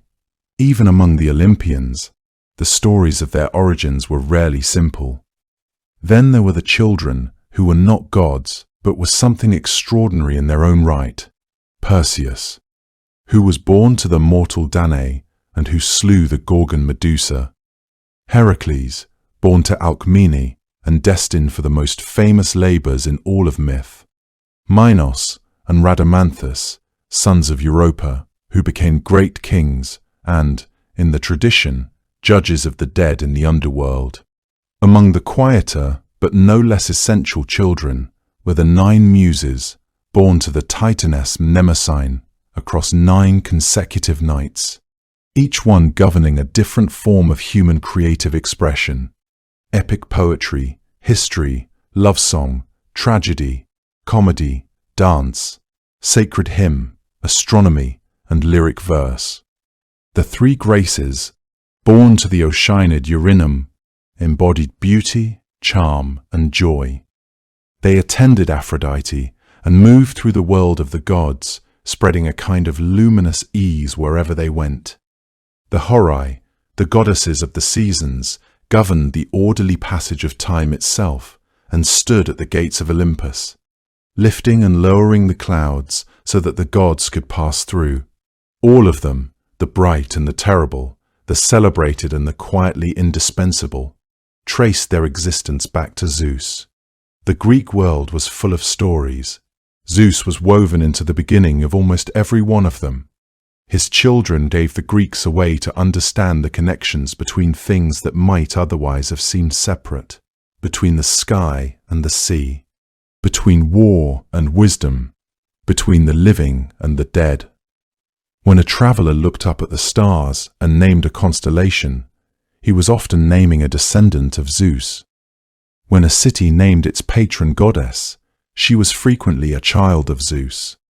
When a poet sat down to sing of heroes, the hero's name and the story of his divine father were nearly always part of the same breath. Wherever a Greek traveller went, across the sea, into a foreign city, down to the underworld in a story, they were likely to find someone whose bloodline ran back, one way or another, to Zeus. Of all the beings who ever defied Zeus, Prometheus is the one people have never quite stopped talking about. There is something in his story that refuses to settle quietly into the past, the way so many other myths do. Something that keeps pulling people back to examine it again and find something new in it. He was a Titan, which is perhaps the first thing worth pausing over. He had stood beside Zeus during the long war against Cronus and the others, had chosen the Olympian side when that choice was not yet certain to be the winning one, and had helped secure the very victory that made Zeus king. He was not an outsider or an enemy come down from some rival mountain. He was someone Zeus knew, someone who had earned a place within the new order of the world. And so when Prometheus looked at humanity, cold, struggling, crouched in the darkness at the edge of every night without any means to drive it back, and decided that something had to be done. His defiance carried a weight that a stranger's defiance never could have. It was not an attack from without. It was a rupture from within. The condition of humanity before the theft of fire was, by all the old accounts, a difficult and diminished thing. People had life in them, and breath, and feeling, but they had very little else. They could not cook their meat or warm their shelters or work metal into tools. They could not frighten away the animals that came for them in the dark. Every night fell over them like something heavy, and they endured it because endurance was all they had been given. Prometheus, whose name in some traditions carries the sense of foresight, of thinking ahead, looked at all of this and found it unbearable. He went to Olympus, or in some versions of the telling, to the forge of Hephaestus, and he took fire. He carried it back down to humanity, concealed in the hollow stalk of a fennel plant, and he gave it away. That single act, so quiet in the imagining of it, so ordinary in its gesture of one hand extended toward another, changed the shape of the mortal world entirely. People built fires and kept them burning. They cooked and fashioned and gathered warmth and began to do the things that fire makes possible. The nights grew shorter in feeling, if not in fact, and high above all of it, on the mountain that touched the edge of the sky, Zeus looked down and understood exactly what had been done, and by whom, and the fury that came over him then was not the brief kind that passes with a season. What Prometheus had done could not be undone, but it could be answered. The gift of fire was a gift that should not have been given. Also Zeus saw it, and the Titan had made a choice that rippled far beyond the moment of taking. In later ages, some would argue that Prometheus had acted from compassion, that he had seen genuine suffering and moved to alleviate it despite the consequences he must have known would follow. Others would suggest that there was something in the Titan's nature, some quality of independence or defiant pride that made him incapable of accepting the boundaries Zeus had set. Whatever the truth of Prometheus's motivations, the act itself was clear. He had challenged the king of Olympus not in a moment of rage, but with deliberate purpose and full knowledge of what Zeus would do in response. He had chosen humanity over obedience. He had chosen the mortal world over his place among the immortals. Zeus had reasons beyond simple anger for what he did next, though the anger itself was real enough.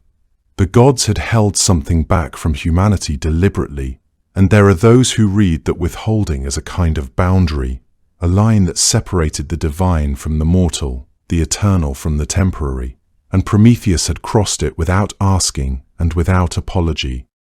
Zeus ordered Prometheus bound.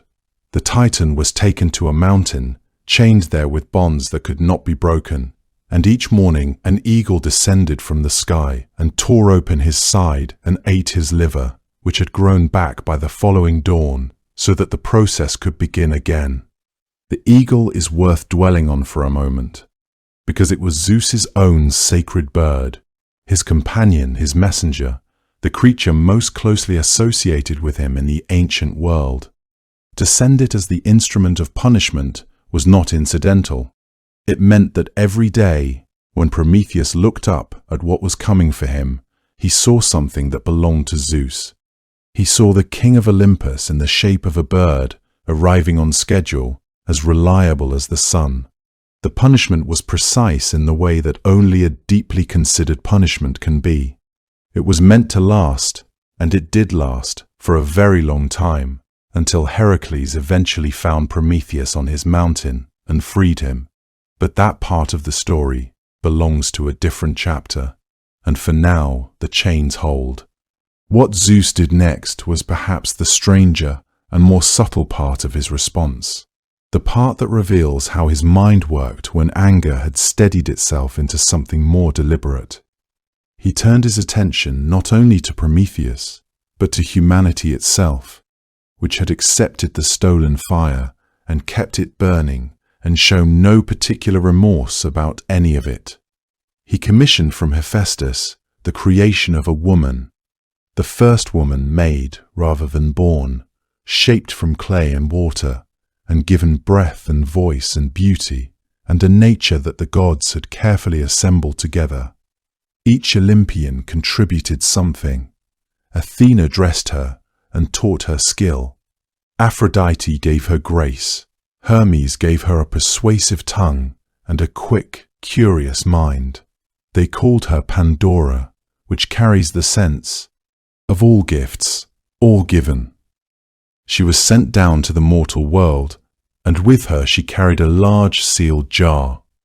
In some of the oldest tellings it is a jar, a pithos, though later tradition came to call it a box, and either way the important thing is what was inside it, all the sorrows and labours and illnesses and misfortunes that the world had not yet been properly introduced to.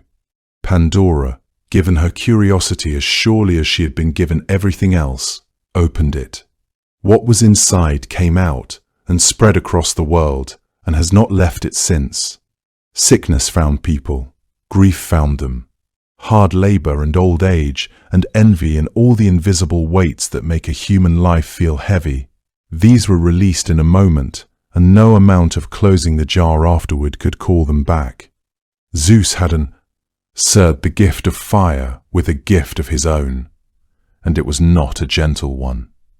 He had given humanity warmth, and taken from it something it had never known it was missing, a world without those particular sorrows in it. There is a tendency when people read this myth to decide what it means, to come down firmly on the side of Prometheus the benefactor, or to argue that Zeus was in the right to guard what he guarded, or to see the whole thing as a lesson about the consequences of defiance. But the old stories rarely present it as cleanly as any of those readings suggest. Hesiod, who left us the most complete early accounts of both Prometheus and Pandora, did not write the story as a simple moral. He wrote it as something more unresolved than that, more like the texture of actual experience, where a generous act can carry terrible consequences and a harsh punishment can coexist with a complicated justice. Prometheus suffered for what he did, and humanity received both fire and sorrow, and Zeus got something. NG close to the last word, but not quite the final one, because the jar was not entirely empty when Pandora closed it again. At the bottom of the jar, when everything else had escaped, hope remained, and whether Zeus put it there deliberately or not, no one who told the story could ever quite agree. There came a time, according to the old stories, when Zeus looked down at the world he ruled and found it so deeply corrupted that he could not see a way forward other than washing it clean. The particular story that pushed him to this decision, at least in the version told by Ovid, echoed in various forms across older Greek traditions, involved a king named Lycaon who ruled the wild mountainous region of Arcadia. Zeus had heard troubling things about humanity. He had watched from his seat above the clouds as cruelty spread across the earth like something slow and irreversible. He decided he needed to see it for himself. He descended among the people in the guise of a mortal man, walking through villages and along dirt roads, observing what had become of the world he presided over. He arrived at the court of Lycaon. Word had already spread that a god was passing through. Lycaon, who had no particular reverence for the divine, perhaps even a certain contempt for it, decided to test Zeus in a way that could only be described as a deliberate provocation. He prepared a meal and served it to his visitor. What was in that meal, according to the story, was human flesh. Lycaon wanted to know if this supposed god could tell the difference. Zeus could. The fury that rose in him at that moment was not the quick hot anger of a man who had been insulted. It was something colder and more absolute, the fury of a being who had hoped, perhaps, that things were not quite as bad as they seemed, who had now been shown in the most direct possible way that they were worse. He destro, yed Lycaon's hall with lightning and transformed the king himself into a wolf, a shape that suited what he had always been inside. But the punishment of one king was not enough. The corruption, Zeus decided, was not isolated. It had moved through humanity the way a sickness moves through a house, quietly, completely, room by room, and there was only one remedy left. He would send a flood. He would cover the earth with water, let it rise until everything that had been built and corrupted was submerged, and begin again. Poseidon helped. The sea god loosened the waters from below as Zeus drove the rain from above. The two worked together with the kind of cooperation they rarely managed in other circumstances. Rivers rose over their banks. Coastal cities vanished beneath grey water. The plains filled slowly, then quickly, then terribly, until there was no plain left at all. Only a vast and undifferentiated grey sea where the land had been. It was during this time that Deucalion, the son of Prometheus, survived. Prometheus, who had always concerned himself with the fate of humanity, it was, after all, the reason he had stolen fire in the first place, had warned his son of what was coming. Deucalion built a great chest, large enough for himself and his wife Pyrrha. When the waters began to rise, the two of them climbed inside and sealed it closed. For 9 days and 9 nights, according to the most commonly told version of the story, they drifted. There was no horizon to look toward. There was no land visible in any direction. There was only the sound of water and the slow creaking of the chest around them. The darkness of being enclosed in a small space, while everything outside was lost. Pyrrha was the daughter of Epimetheus, and the first woman, Pandora. That meant she carried within her lineage both the hope that had remained at the bottom of the jar and the weight of everything else that had escaped it. Deucalion was the son of the Titan who had given humanity fire. Between them, they held something the rest of the world no longer held, the possibility of continuation. When the waters finally began to withdraw, the chest came to rest on solid ground. Some accounts say this was the slopes of Mount Parnassus, others name Mount Othrys. A few point to peaks in Thessaly or Epirus. The traditions differ on this detail, though they agree on everything that followed. Deucalion and Pyrrha stepped out into a world so quiet it was almost unbearable.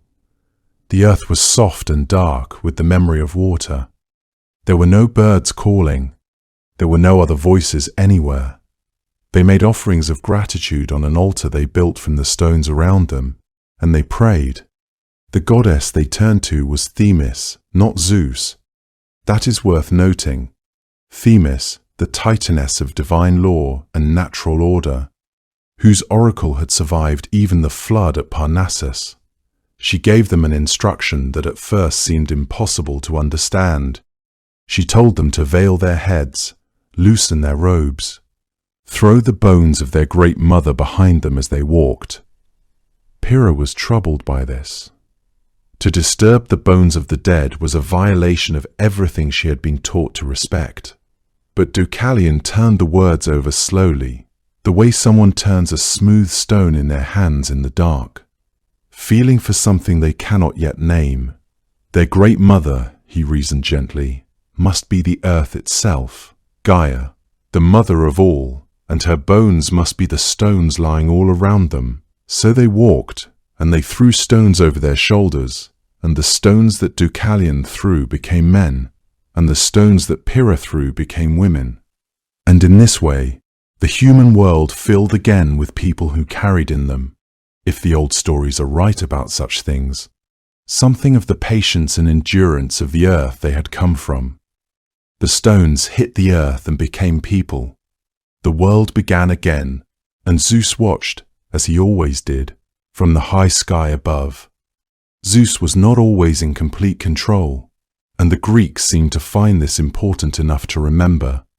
His power was vast, and his authority over the other gods was real and enforced. But it was not absolute in the way that a stone wall is absolute. There were cracks in it, moments when the world shifted beneath him. The stories that survived those moments say something worth listening to, that even the king of Olympus could be brought low. that his greatness was measured not by invulnerability, but by how he rose afterward. The most striking of these stories involves not a monster from beneath the earth, or a rival from another realm, but the gods who lived closest to him, on his own mountain, at his own table. According to one tradition recorded in the Iliad, there was a night when Hera, Poseidon, Athena, his wife, his brother, and his daughter moved against him together. They waited until Zeus slept. Then they bound him with rawhide thongs, knotting them tightly and in great number, so that he could not free himself. The king of the gods lay there on his bed, restrained, unable to move, while those he had trusted most stood over him. It is a quiet and disturbing image, more unsettling in some ways than any open battle. The intimacy of it, the planning it required, the fact that it happened in his own house while he was sleeping. What saved him was not his own strength, but an unexpected act of loyalty. Thetis, the sea nymph and mother of Achilles, learned what had been done and went at once to Tartarus, where the Hecaton cheers still kept their long watch. She summoned Briareus, one of the 100-handed giants, and brought him up to Olympus. The sight of him, vast and terrible, with his 50 heads and his 100 arms, each one capable of hurling a mountain, was enough. The conspirators fell back. Briareus undid the knots, and Zeus sat up from his bed, free. What followed was the kind of anger that the Greeks described with care. This was because it was not the hot anger of a man who had been startled. It was slower than that, and more deliberate. Zeus turned his attention first to Hera. This was because the tradition held that she had been the one who conceived the plan and drawn the others into it. His punishment for her was precise and public, and meant to be seen from everywhere below.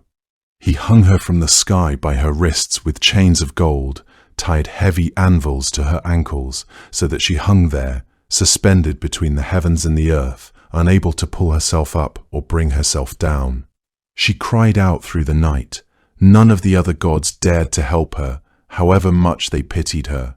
In the morning, Zeus released her, and she promised not to move openly against him again. He had made certain that no one who looked up at the sky that night could have missed his meaning.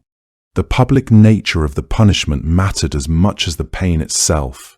Every god understood that what had been done to Hera could be done to them, that proximity to power offered no protection when that power had been challenged. Poseidon and Athena were dealt with differently.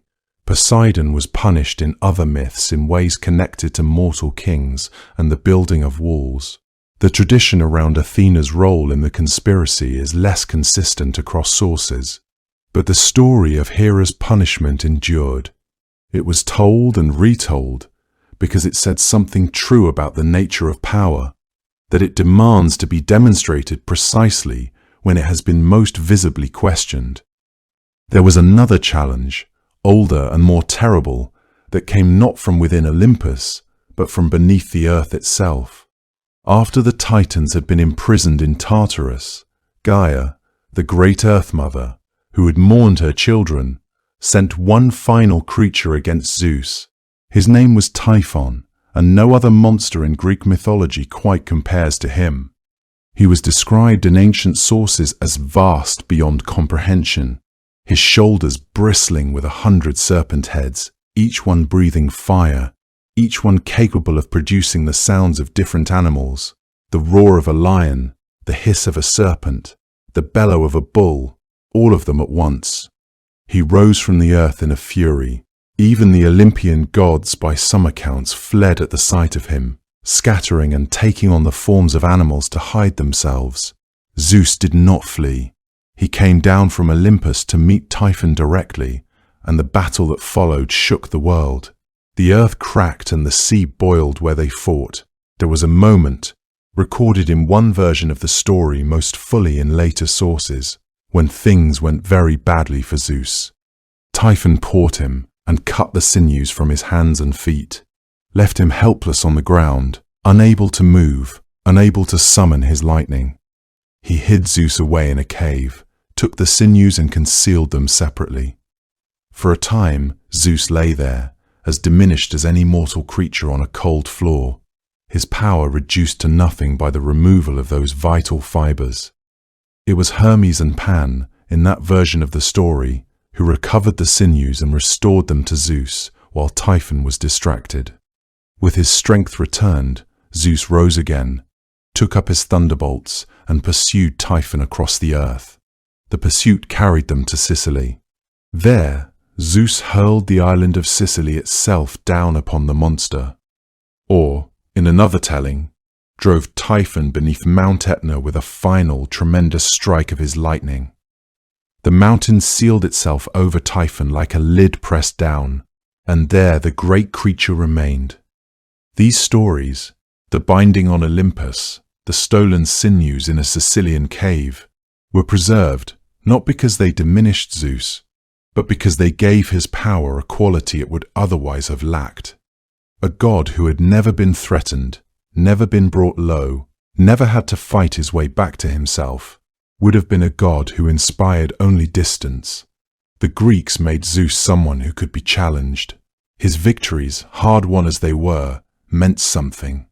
Beneath Mount Etna, the flames that crack out of the volcano are still said to be the breath of Typhon, the last creature mighty enough to make the king of Olympus afraid. Hesare, revised section. The Greeks did not only tell stories about Zeus, they organized their world around him in very practical ways. In the northwestern corner of Greece, tucked into a river valley where the Alpheus and Cladeos met between low rolling hills, there was a place called Olympia. It was not a city exactly. No one lived there permanently. It was a sanctuary, a sacred precinct given over entirely to the worship of Zeus. For most of the year, it sat in a kind of peaceful, purposeful quiet, its groves and colonnades and altars waiting. Every 4 years, however, the whole of the Greek world turned its attention toward that valley. Athletes arrived from the islands and the mainland, from the colonies scattered across the Mediterranean, from cities that spent most of their time at war with one another. They came because the Olympic Games were not, in the first place, a sporting competition. They were an act of devotion. To compete at Olympia was to offer your strength and your striving to Zeus himself. The wreath of wild olive leaves placed on the victor's head was understood to be a gift that originated with the god, passed down through human hands. A sacred truce was declared across the Greek world during the Games, so that travelers and athletes could make the journey without fear. Wars paused. Old grievances were set aside. For those weeks, the authority of Zeus as keeper of peace and order was made visible in a way that no story alone could quite achieve. At the heart of the sanctuary stood a temple. Inside that temple sat one of the most celebrated objects in the ancient world. The statue of Zeus at Olympia was the work of the sculptor Phidias, the same man who had carved the great Athena for the Parthenon in Athens. Those who had seen both said the Zeus surpassed even her. He was seated on a cedar throne inlaid with ebony and ivory and precious stones. The figure itself was nearly 40 feet tall, its skin fashioned from ivory, its robes and hair from hammered gold. He held a figure of Nike, the goddess of victory, in one open hand, a scepter topped with an eagle in the other. The ancient travel writer Strabo recorded that the statue seemed almost too large for the temple.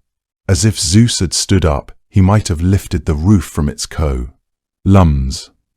People who visited it described a feeling of having come into the presence of something that was not quite containable, even by walls built for exactly that purpose.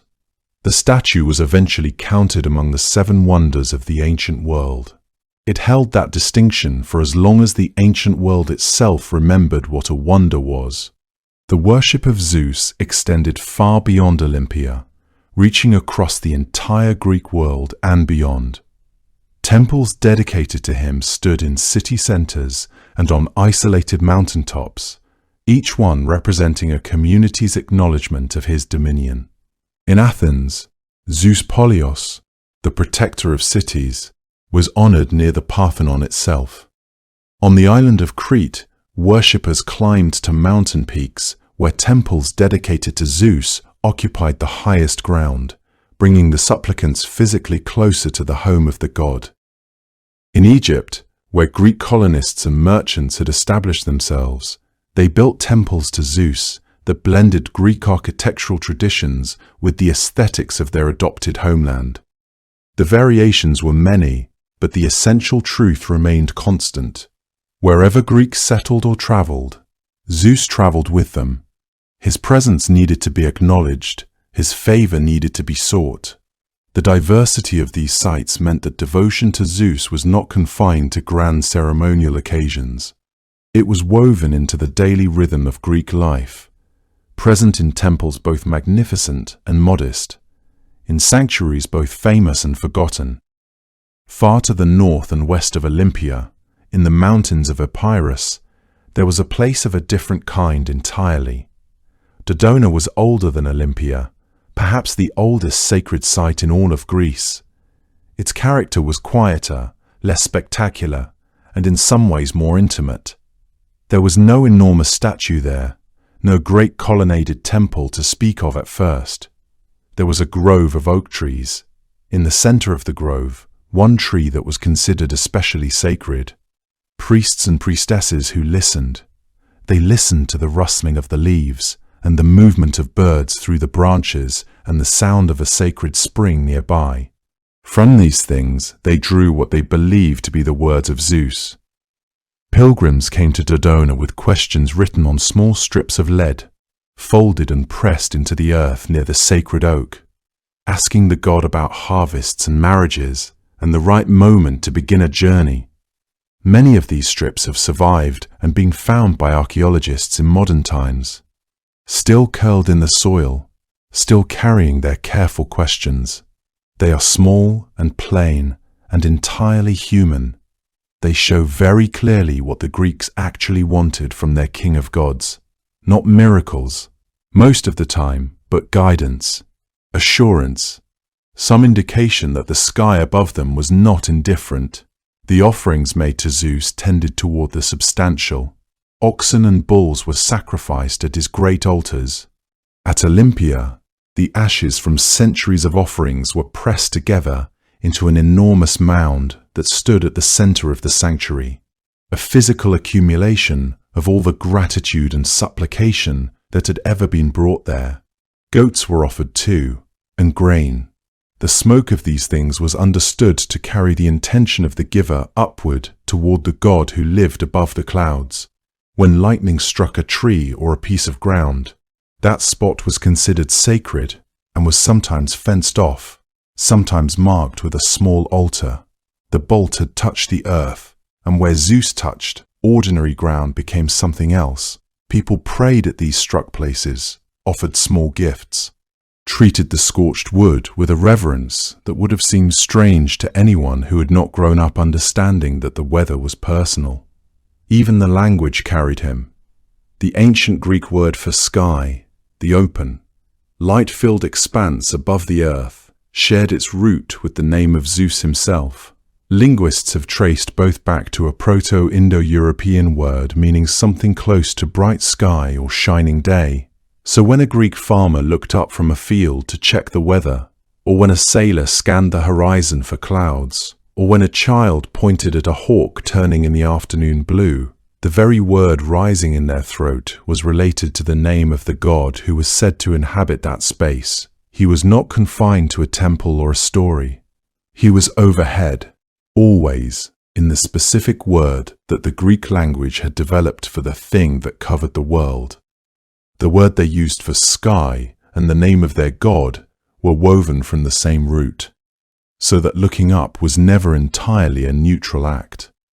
Zeus began his life hidden from the world, small enough to be carried in his mother's arms across a dark sea to an island no one was supposed to find.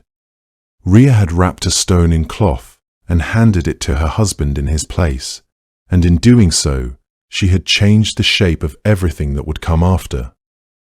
The infant who lay in that Cretan cave, fed on honey and the milk of a gentle goat, surrounded by the sound of shields clashing so that his cries would not reach his father's ears, was not yet the figure the Greeks would one day name their sky after. He was simply a child who had been saved and who had no idea yet what he had been saved for. That distance between the hidden infant and the enthroned king of Olympus is one of the more remarkable journeys in all of ancient mythology. It was not a straightforward path.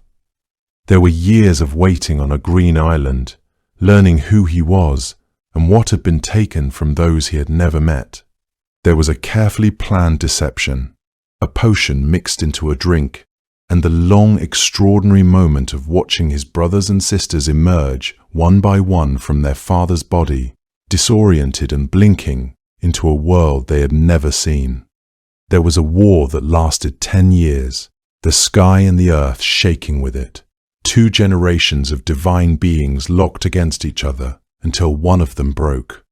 There were alliances forged in the deepest darkness of Tartarus, weapons made by firelight in caverns no one else could find, and the slow gathering of strength that made victory possible.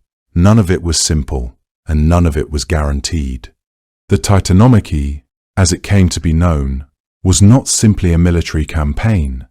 It was a fundamental reorganization of divine power itself. When it ended, with the Titans imprisoned in Tartarus and Zeus emerging as the undisputed leader of the new order, something shifted in the cosmos. The universe had a different architecture now. The sky had been given its master, the sea to Poseidon, the underworld to Hades, and in between all of it ran invisible threads of consequence and responsibility that had not existed before. This was not the end of the story in any meaningful sense. It was the beginning of Zeus's real work, the part where mere victory gave way to the far more difficult problem of actually governing the world and all the beings in it. And it was in that period, the long centuries of rule that followed, that the Greeks saw both his greatest triumphs and his most troubling failures take shape.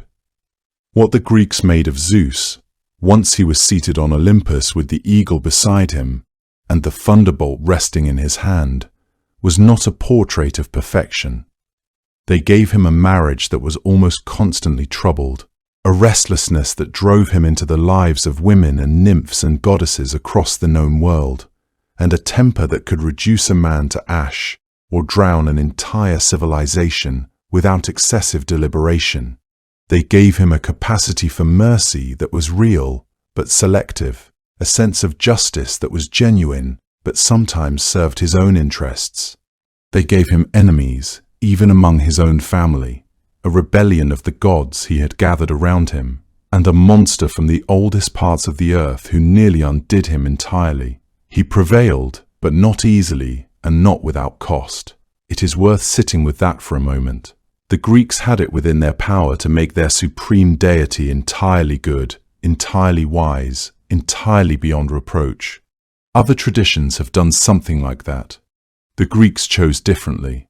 They looked at the figure who held the thunderbolt and the fate of the world and said, quietly, that he was also the one who turned himself into a bird to deceive a woman he desired, who punished Prometheus for an act of compassion, who hung his own wife from the sky in a moment of furious pride.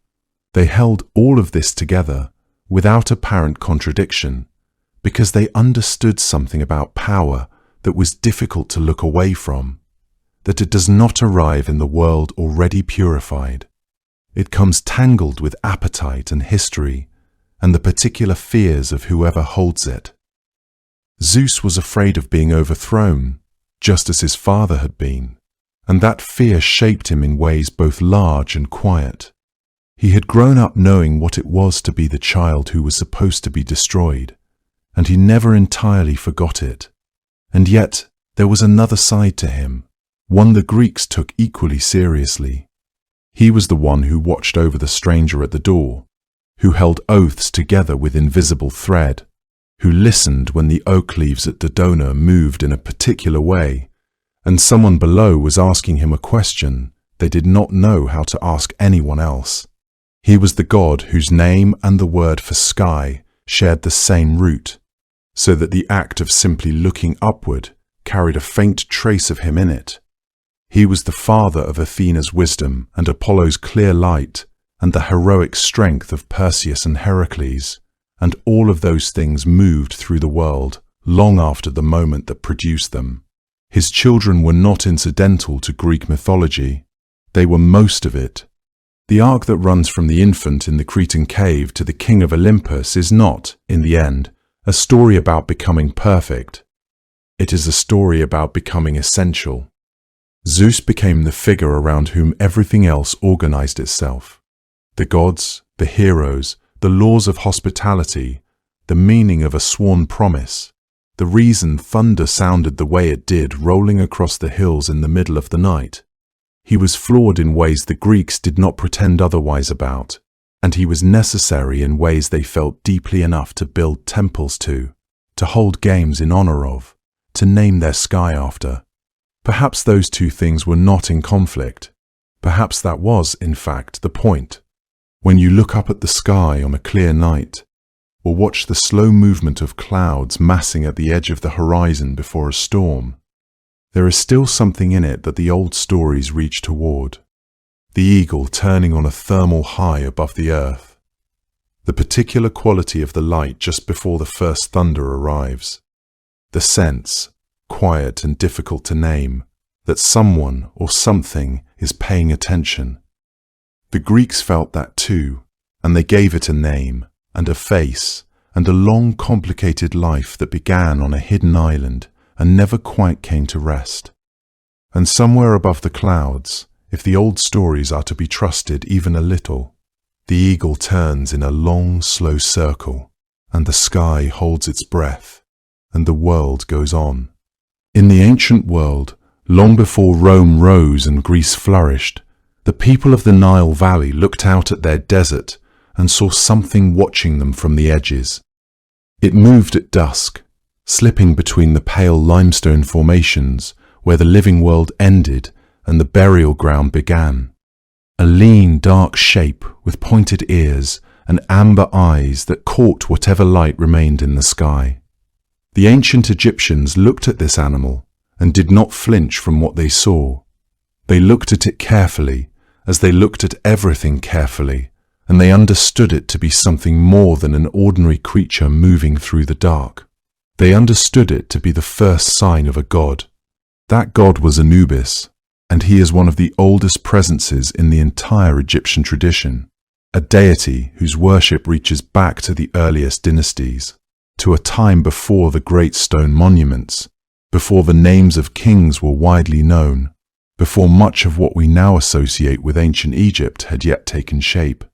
He was there, already at the beginning, already watching, already waiting at the threshold between the world of the living and the world of the dead.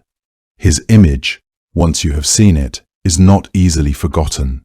The body is that of a man, upright, composed, draped in the manner of a god, that the head is the head of a black jackal, with long tapered ears rising sharply from the skull and a narrow muzzle that gives his expression a quality of absolute, unhurried attention. He is often shown reclining, forelegs stretched before him, watching from a high place with the patience of something that has never been in a hurry, because time itself belongs to the dead. In his hands, when he is shown standing, he sometimes holds the was scepter of divine authority, or the ankh, the symbol of life. And that combination is telling, a god of death carrying the symbol of life. It says everything about how the Egyptians understood his role. His name, as the Greeks eventually recorded it, was Anubis. In the Egyptian language he was called Inpu, or sometimes Anpu, a name that carries within it an old association with decay and transformation, with the process by which one thing becomes another. Around these names, the Egyptians gathered a set of epithets that described, from different angles, exactly who and what he was. He was called Lord of the Sacred Land, which meant that the necropolis, the desert terrain to the west of the Nile where the dead were buried, belonged to him, was his territory, was under his particular care. He was called Master of Secrets because he alone knew what waited on the other side of death, and he guarded that knowledge the way only the most trusted of guardians could. He was called He Who is Upon the Mountain because people believed that he kept watch from the high desert ridges above the burial grounds, looking down over the tombs below, alert to anything that might threaten the peace of the dead. And then there was another name, softer and perhaps the most revealing of all, the first of the Westerners. To the ancient Egyptians, the West was the direction of the setting sun, the direction of endings, the direction in which the dead were thought to travel. The Westerners were the departed souls, those who had already made the crossing, and Anubis was their first companion, their earliest guardian, the one who stood at the front of all of them. What the ancient Egyptians believed about death was not what most of us were taught to assume. They did not believe that death was the end of a person. They believed, with great care and considerable sophistication, that death was a beginning, the beginning of the most significant journey anyone would ever make, a journey through the underworld toward a paradise that looked very much like the world they had already loved. That journey was not without its dangers and its demands. It required preparation, knowledge, the right words spoken at the right moments, and it required a guide. It required someone who already knew the way, and at the center of all of it, steady and patient, and dark as the rich earth itself, stood Anubis. The question of where Anubis came from is one that the ancient Egyptians answered in more than one way, as was their custom with stories that mattered deeply to them. The oldest traditions, stretching back to the very earliest records that survive from the Nile Valley, sometimes named Ra as the father of Anubis, Ra, the great sun god, whose light organized the world and whose passage through the sky marked the rhythm of every day. In this telling, Anubis was something like a divine inheritance, a god born from the source of light and warmth and given dominion over the territory that lay at the furthest edge of Ra's reach, where the sun no longer followed. There is a certain logic to that, a certain poetic balance. The god of the burning sky fathered a son who would preside over the cool darkness. Together they covered everything. However, as the centuries moved forward and the great mythological system of Egypt deepened and grew more elaborate, a different story settled into place. It is this version that most people came to know and tell and carry with them into their own tombs when their time came. In the version that became most widely told, Anubis was born of Nephthys and Osiris, and the circumstances of that birth were neither simple nor comfortable. That perhaps tells us something about the nature of the god who resulted from it.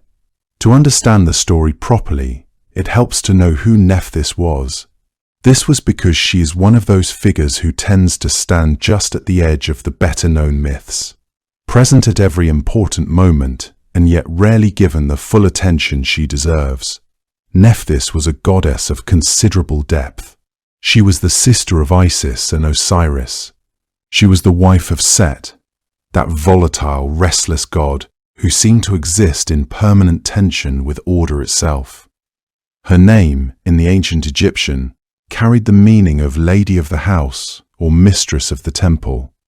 She presided over the realms of the night, of the dead, of the liminal hours between one state of being and another. She was sometimes called the friend to the dead, a title that suited her well, for she was consistently present at moments of mourning, at funerals, at the border between life and what came after.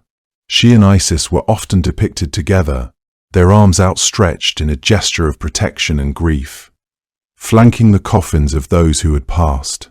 Nephthys loved her husband Set in the complicated way that one can love a difficult thing.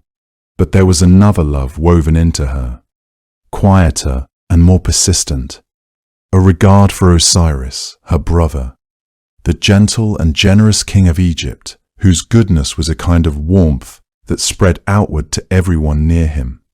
According to the myth, Nephthys disguised herself as Isis, her sister, Osiris's devoted wife.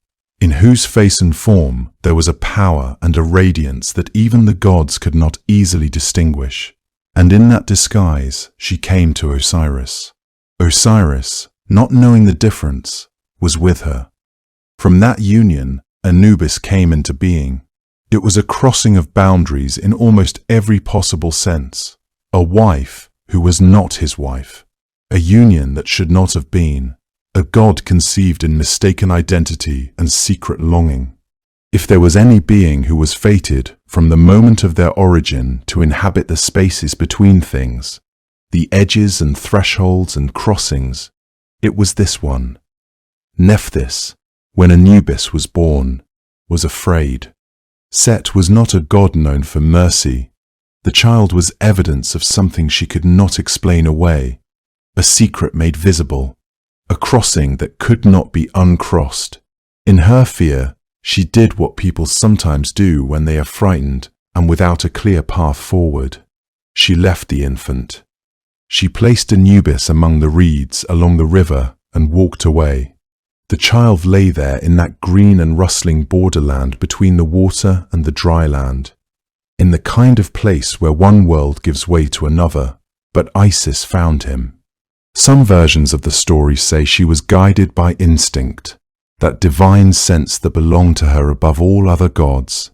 She was the greatest magician in the Egyptian pantheon, a goddess whose intelligence and perception were without equal.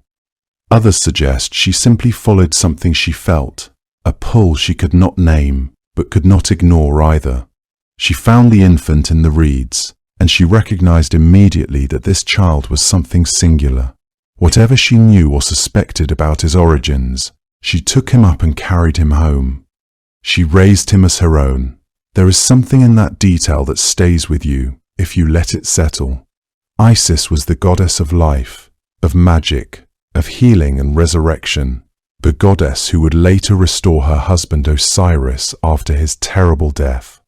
Who would hold things together when everything threatened to come apart?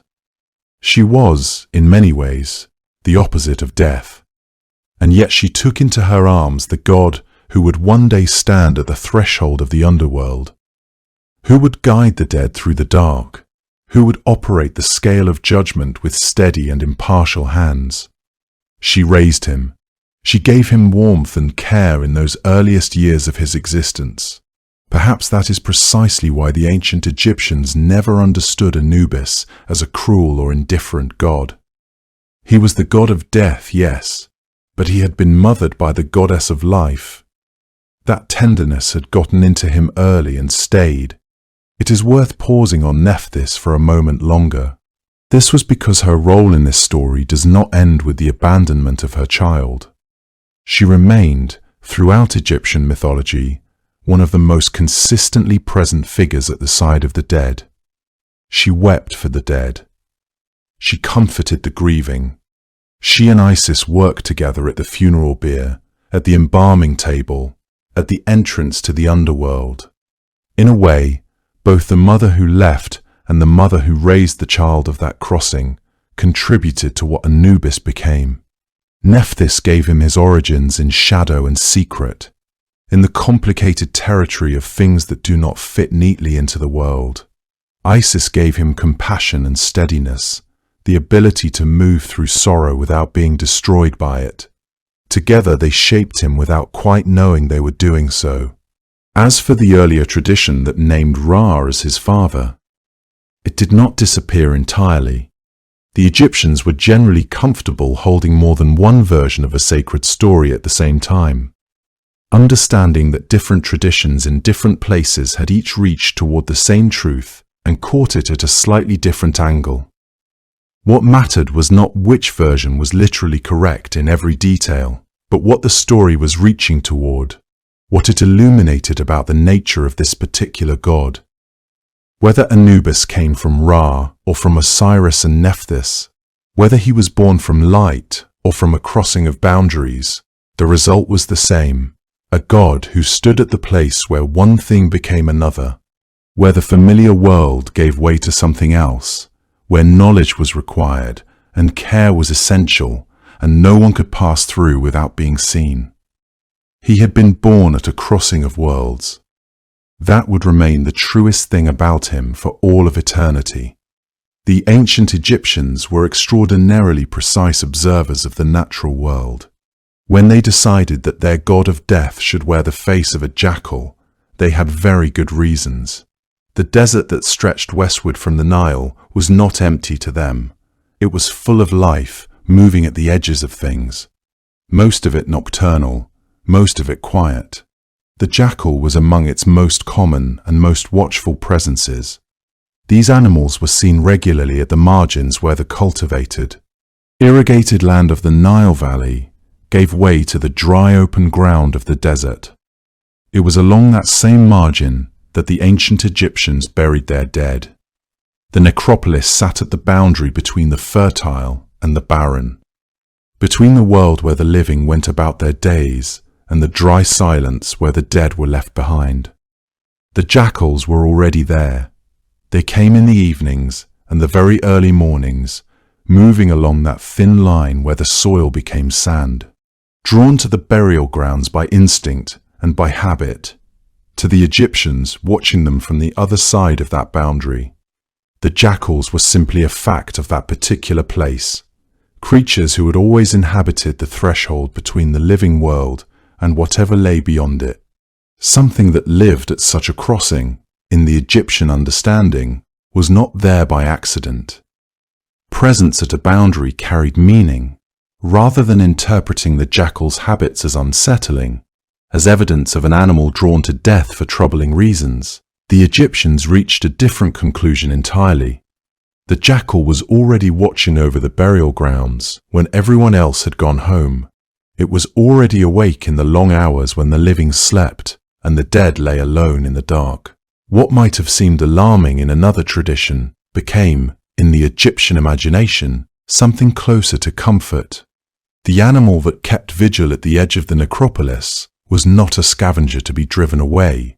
It was a guardian who had arrived ahead of anyone else, who had been there all along, patient in the way that only desert creatures and the very old truly are.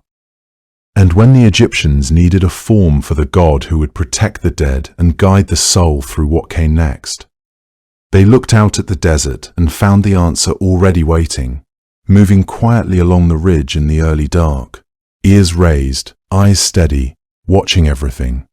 Anubis appears in Egyptian art in two closely related forms.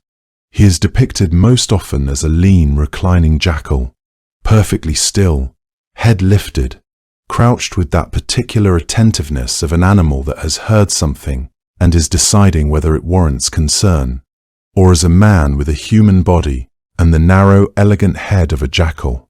Both carry the same essential quality, an absolute stillness that never tips into inertia, the posture of a being who misses nothing and moves only when movement becomes necessary. His ears are always shown tall and sharply pointed.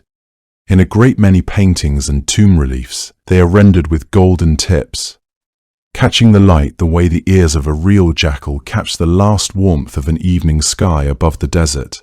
His eyes, shown in profile as Egyptian convention required, are calm and dark and entirely without menace. There is no hunger in his expression, no threat, nothing that suggests he views the dead in his care as anything less than precious. He looks, more than anything, like a being who has been waiting for a very long time and finds the waiting natural. It is worth noting that the Egyptians sometimes depicted Anubis not as a jackal specifically, but simply as a black dog. The distinction between the two animals was not always made with precision. Some scholars believe the figure in certain early depictions may represent an extinct canid that once roamed the desert margins of northeastern Africa.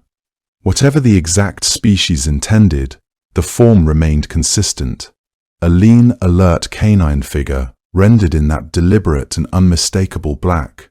Small statues of Anubis were placed inside tombs throughout the long centuries of Egyptian history, carved from wood or stone, sometimes gilded, sometimes painted with careful attention to the upright ears and the watchful posture. These figures were not decorative. They stood at the inner threshold of the tomb, between the body and the outer chamber, set there to keep watch in the dark, the way the living God was said to keep watch from the heights above the necropolis. People who have entered sealed tombs where those statues remained in their original positions have described something difficult to account for, a quality of stillness in the figure that feels less like an object left behind and more like a presence that simply stayed. That quality was not accidental. The stillness was the entire point of the form. And then there was the color. The jackal that moved through the real desert was tawny, adapted to the landscape around it. Its coat the same pale golden brown as the sand and dry rock. The Anubis of Egyptian art was black, wholly, deliberately, symbolically black. And that blackness had nothing to do with the actual animal, and everything to do with what the color meant to people who had built their entire civilization along the banks of a flooding river. Each year, the Nile inundated the surrounding land and then slowly withdrew. What it left behind was a layer of dark, rich silt across the fields. The Kemet, the black land, the substance that made Egypt possible. That dark deposit was the source of every harvest, the foundation of every life lived along the river. Black, in this world, was the color of the fertile earth returning after inundation, of fields going green again, of another cycle of abundance beginning. It was not the color of death in the way that other traditions have understood darkness. It was the color of regeneration, of life held in potential, of something that appeared finished, revealing itself to be only resting. When Anubis was rendered in that color, the meaning was immediately available to anyone raised along the Nile. This was not a dark god in the sense of a dangerous or threatening one. His darkness carried the same promise as the black silt of the floodplain, that what had receded would return, that what looked like stillness was actually preparation, that beneath the silence of death something was being kept and tended and held in readiness. The bleached pale desert of the west, where the bones lay and the sun struck without mercy, was the color of final things. Anubis was rendered in the opposite of that, in the color of the living earth, the color of the seed before the green shoot, the color of everything the Egyptians loved most about the land they lived on. Black was the color of the riverbed after the flood receded, the color of the soil that fed the living. It meant the same thing here. Something that looked like an ending was actually a beginning. Every evening in ancient Egypt, as the sun sank toward the horizon and the long purple shadows of the desert stretched eastward across the sand, the necropolis fell quiet. The living world, with all of its noise and color and motion, belonged to the eastern bank of the Nile, to the markets and the fields and the houses with their cooking fires and their children. But the western bank was something else entirely. It was the place where the sun went when it disappeared, and so it was the place where the dead were laid to rest. The ancient Egyptians read the world very carefully, the way people do when they believe that everything around them carries meaning, and the daily disappearance of the sun in the west told them something essential, that the west was where things went when they left the living world. It was not a sinister reading. It was simply an honest one. The sun always came back, and so, the Egyptians hoped, with the souls of their dead. The necropolis, which means, simply, city of the dead, was laid out in the desert beyond the reach of the Nile's yearly flood. In some of the great burial grounds, the tombs stretched for miles, cut into limestone cliffs or built up from the desert floor, surrounded by sand the color of pale gold and rock the color of old bone. These were not empty places. They were inhabited, in the Egyptian understanding, by the spirits of those who rested within them, and they required the same care and protection that any occupied place would need. Someone had to watch over them. Someone had to stand between the buried dead and everything that might disturb their rest. That someone was Anubis, and his post was the high ground. He was called He Who Is, upon the mountain, and the title painted an image that the Egyptians found deeply reassuring. Imagine the desert heights above a necropolis, the ridgeline where the rock met the sky, where a figure standing there could see everything below, every tomb entrance, every path leading into the burial ground, every shadow moving across the pale sand. That was where Anubis kept his vigil, not hidden, not distant, but elevated and watchful, with clear sight in every direction. The jackals that Egyptian people saw moving along the desert ridges at dusk had always suggested something like this, an animal already positioned at the boundary between the world of the living and the world of the dead, already watching, already present in a way that felt deliberate rather than accidental. Anubis simply made that presence sacred. His image appeared at the entrances of tombs, not as decoration, but as a warning and a promise at the same time. A carving of the jackal-headed god beside a tomb's door said something to those who approached with honest grief. Your loved one is protected. And it said something else to those who approached with other intentions. Someone is watching. Tomb robbery was a serious problem throughout Egyptian history, driven by the custom of burying the wealthy with the objects they would need in the next life. Jewelry, food, tools, furniture, figures of gold and precious stone. The temptation was real, and the threat was real, and the presence of Anubis carved in stone at a tomb's entrance was one answer to it, an assertion that the dead were not defenseless. Inside the tombs themselves, small figures of Anubis were placed.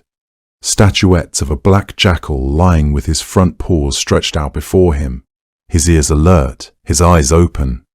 These were not merely ritual objects. They were guards.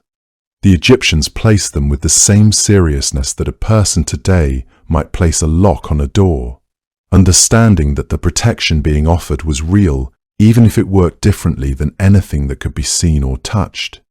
The jackal figure, lying at rest in the darkness of a sealed tomb, was understood to be awake, watching, ready. It did not sleep just because the chamber was closed. If anything, the darkness was its natural element, the place where it was most fully itself. The priests who oversaw funerary rites understood this intimately. During the most sacred stages of the burial ceremony, the officiating priest wore the mask of Anubis, the elongated black jackal's head fitted over a human face, transforming the man beneath it into something more than a man for the duration of the ritual. This was not theatre. It was a sincere enactment of divine presence, an invitation for the god to inhabit the ceremony, to be genuinely there in the space where the dead were being prepared for what came next. The family standing nearby, grief-struck and frightened, would have found something steadying in that masked figure moving through the ritual with quiet precision. The god was here. The god had not forgotten this particular person, this particular body, this particular soul setting out on an unfamiliar road. Families did leave their loved ones in the ground. That is the plainest way to say what burial always is, in any culture, in any time, a leaving. And the grief of that leaving was not any smaller for the ancient Egyptians than it is for people now. What they had, which perhaps made the parting a fraction more bearable, was the image of Anubis taking over the watch. The family's vigil ended when the tomb was sealed, and his began. He was already there on the mountain, already looking down. The dead person was not alone in the dark. Anubis extended this protection further than the necropolis itself. He was known also as a patron of the helpless, of those who had no one to stand beside them, no family to speak on their behalf, no wealth or influence to call upon. Orphans appealed to him, wanderers who found themselves far from home and belonging to no particular place turned to him. The lost, in every sense of the word, fell under his care. And this made a kind of quiet sense, because the dead, whatever they had been in life, arrived at the necropolis, having left behind every possession and every relationship and every claim to worldly importance. A pharaoh and a laborer both came to the necropolis stripped of everything that had distinguished them. Both needed a guide. Both needed someone to stand watch over what remained of them. In that way, Anubis was the great equalizer, not in a harsh or indifferent sense, but in the way that genuine care is always equal, always present regardless of what a person has or hasn't managed to accumulate. He watched over the tomb of the great and the tomb of the modest with the same unhurried attention, the same dark patience, the same willingness to remain when everyone else had gone home. He was the one God who did not look away from death, and perhaps that is why so many people turned to him when they had nowhere else to go. Before any human being was ever embalmed, before the first linen bandage was ever wrapped around the first preserved body, the gods themselves went through it first. The story of how that came to be is one of the oldest and most sorrowful in all of Egyptian mythology, and it begins not with death itself, but with something that always preceded it in the ancient world, with envy, and with a brother who could not bear to see another brother loved more than he was. Set had watched Osiris rule over Egypt and over the gods for a long time, and what he saw did not sit well with him. Osiris was gentle and generous in the way that Set was not. The people of the earth followed Osiris willingly, brought him their harvests and their gratitude, looked up at him the way people look at something that makes the world feel safe and ordered. Set looked at all of this, and he felt something harden inside of him, something that grew heavier with each passing season until it became impossible to ignore. In some accounts, Set was not simply jealous of Osiris's power, he was jealous of his brother's wholeness, of the ease with which Osiris moved through the world and was loved by it. Whatever the precise shape of his grievance, Set decided that the only remedy was to remove Osiris from the world entirely. And he devised a plan to do it that was as elegant as it was cruel. He had a chest built, a beautiful one, according to the story, crafted with great care and fitted precisely to the measurements of Osiris's body, without Osiris ever knowing it had been made for him. At a banquet, Set produced the chest and announced that whoever fit inside it perfectly could have it as a gift. The guests took their turns, one after another, and none of them fit just right. When Osiris lay down inside it, the fit was exact, because of course it was. Before Osiris could rise again, Set's companions slammed the lid shut and sealed it, and the chest was carried to the Nile and cast into the current. The river took it, and it moved out toward the sea, and Osiris was gone. Isis received the news of her husband's disappearance the way a person receives something they have been dreading, without quite admitting to themselves that they were dreading it. Her grief, in the old stories, is described as vast and consuming. She tore her garments and cut her hair and went out into the world to search for him.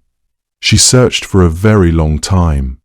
Eventually, the stories tell us, the chest had drifted far north and come to rest in a great tamarisk tree that grew up around it in the land of Byblos, and the tree was so magnificent that the king of that country had it cut down and used as a pillar in his palace, with the chest hidden within the wood.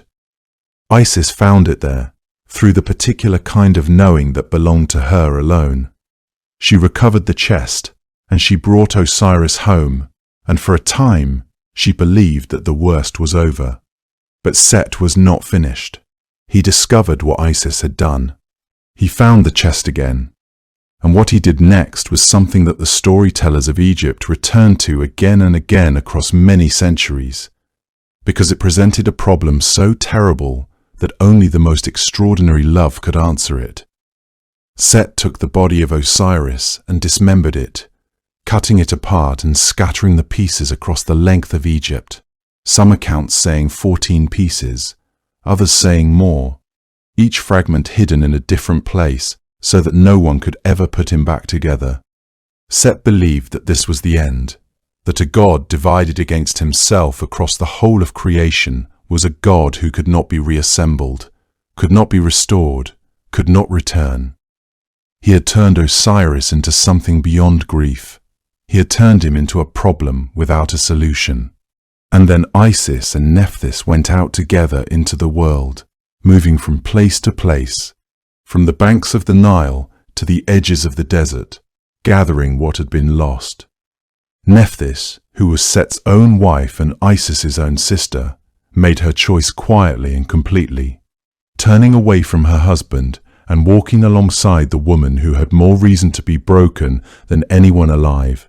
Together they searched, and together they found the fragments, and one by one they brought them home.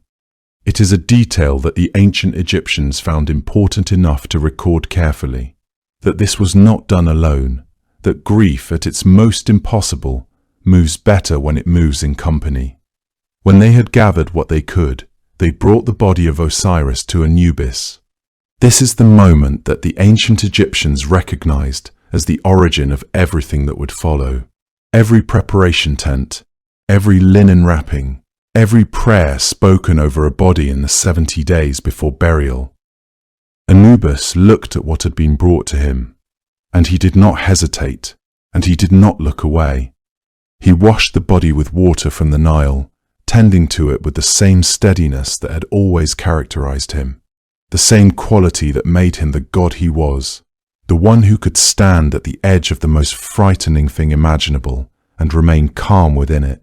He treated the body with oils, with resins, with the spices and unguents that would slow the processes of decay, that would hold the form of Osiris intact against the hunger of time. He wrapped it in linen, layer upon careful layer, his hands moving without trembling, without rushing, doing what needed to be done, as though there were nothing in the world more important than this work, because in that moment there was not. Nephthys wept nearby, the stories say, and the sound of her weeping is described in some of the old funerary texts as one of the voices that accompanied all embalming from that day forward, a ritual lamentation that acknowledged what had been lost, even while the hands continued their work. Anubis was not performing a clinical procedure. He was performing an act of profound care for a being he could not save by himself, knowing that what he could offer was the preservation of form long enough for something greater to follow. When Isis used her magical abilities to draw breath back into Osiris, that singular, extraordinary act that would leave the world changed, it was the embalming that had made it possible. The body had been held together. The form had been kept. Anubis had done that. And from the union of Isis and the briefly restored Osiris came Horus, the child who would grow up to claim his father's throne and stand against Set, and who would carry within him the long consequence of everything that had happened in that grief-soaked space between death and resurrection. The myth does not present embalming as a technique discovered through observation or experiment. It presents it as something that arose in a moment of desperate love, performed by a god who understood better than any other what it meant to stand at the threshold between a person's existence and their disappearance from the world. Anubis had been born at that threshold, raised beside it, and now he worked within it for the first time in the way that would define his purpose forever. And from that grief-soaked act beside the body of a god, every Egyptian funeral that followed would draw its meaning.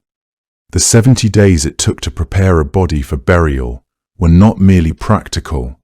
They were a conversation between the living and the dead, conducted through ritual and ceremony and an extraordinary amount of care. When a person died in ancient Egypt, the body was not simply cleaned and set aside. It was received. The priests who came to collect it understood that what they were handling was not simply a body, but a person, someone whose soul still had its full journey ahead of it, and whose chances on that journey depended, in part, on what the living did now. The body needed to endure. The soul would need somewhere to return to, and so the work of preparation began not with haste, but with intention. From the very first moment the body was carried to the embalming tent. That tent was called the Ibu, which translates roughly as the place of purification. It was a temporary structure, raised near the tomb site, open to the clean desert air. There was something deliberately liminal about it. It was not the house where the person had lived, and it was not yet the tomb where they would rest. It was a threshold space, an in-between place, which suited the work being done there perfectly. The Ibu was where the dead person began the long process of transformation from what they had been in life to what they would need to be for the journey ahead. Within the Ibu, the space itself was organized with the same intentionality that governed every other aspect of the work.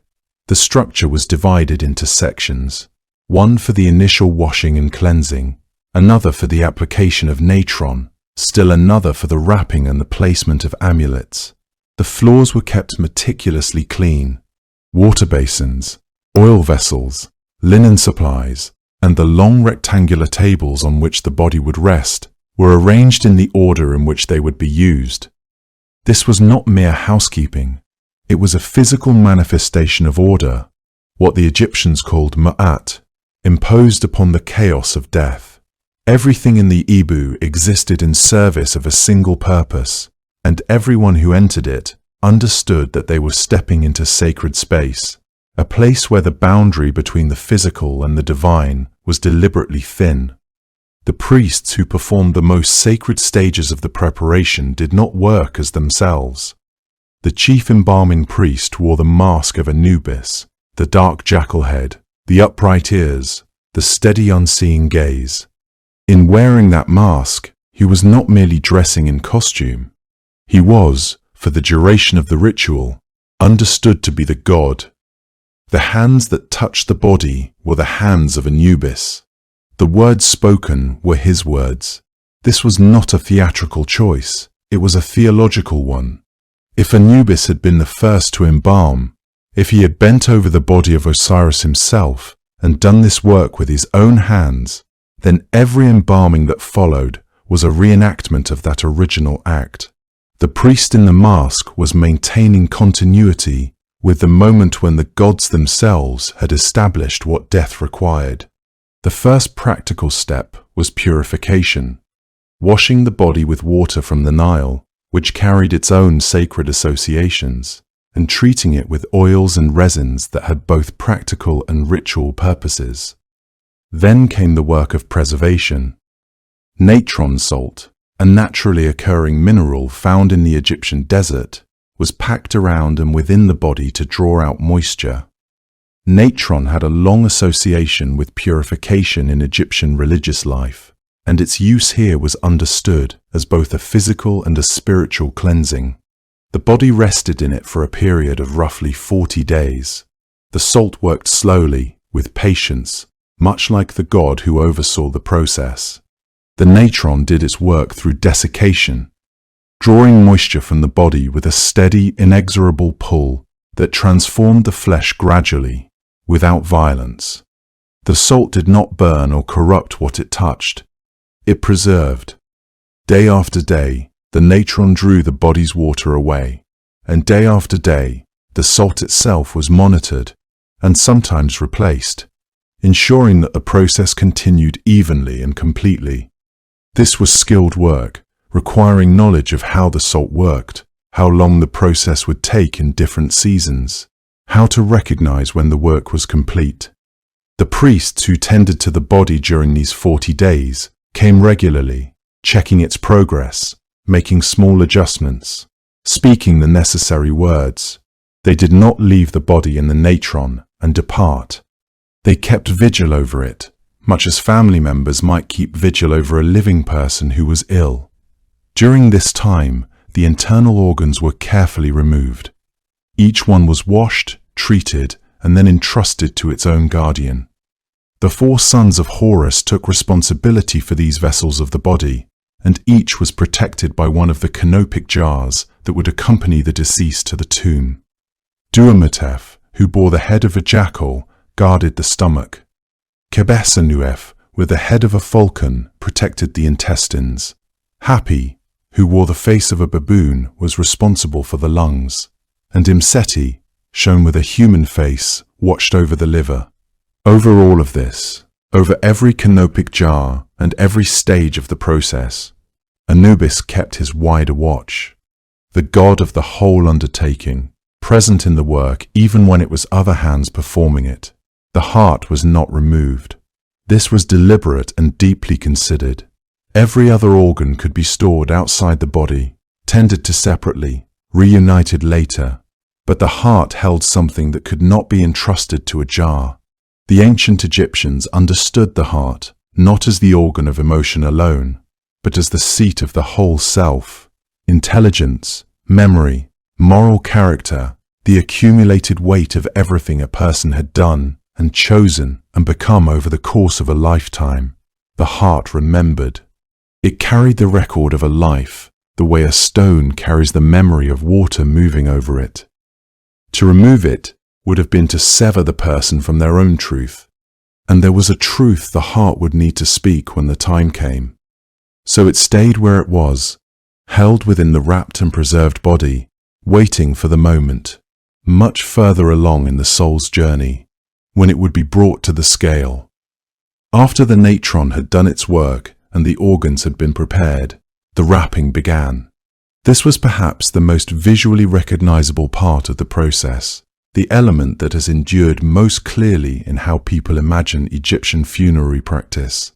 And it was also the part that carried the greatest density of sacred intention. The linen used was not ordinary cloth. It was white, associated with purity, and in some cases, the linen had been woven specifically for this purpose, sometimes by priestesses, sometimes by the female members of the family. The wrapping was done in layers, and between those layers, priests placed amulets, small carved objects, in the shapes of protective symbols, sacred animals, and divine figures.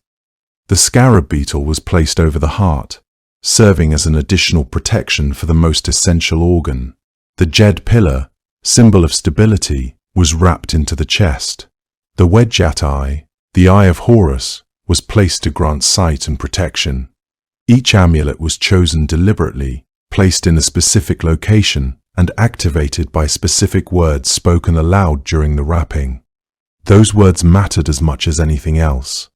Throughout the entire 70 days, at every stage of the preparation, priests recited prayers and spells drawn from the funerary texts. Words that had been spoken, in one form or another, since the earliest periods of Egyptian religious life. Some of these words were addressed to the gods, requesting their continued guardianship of the deceased. Others were addressed to the various beings the soul would encounter along its path through the underworld. And some, and this is the part that carries the most quiet tenderness, were addressed directly to the person who had died. The priests spoke to the deceased by name.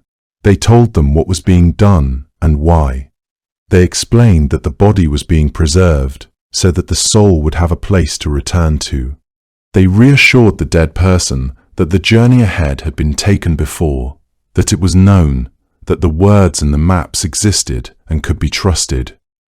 In the Ibu, the place of purification, it was understood that the person being prepared was still, in some sense, present, that the soul had not yet travelled so far that it could not hear. The words were a comfort, offered across the boundary between the living and the dead, with the straightforward warmth of people who genuinely believed they would be received. By the time the wrapping was complete, the body had been transformed. It was no longer simply a human form.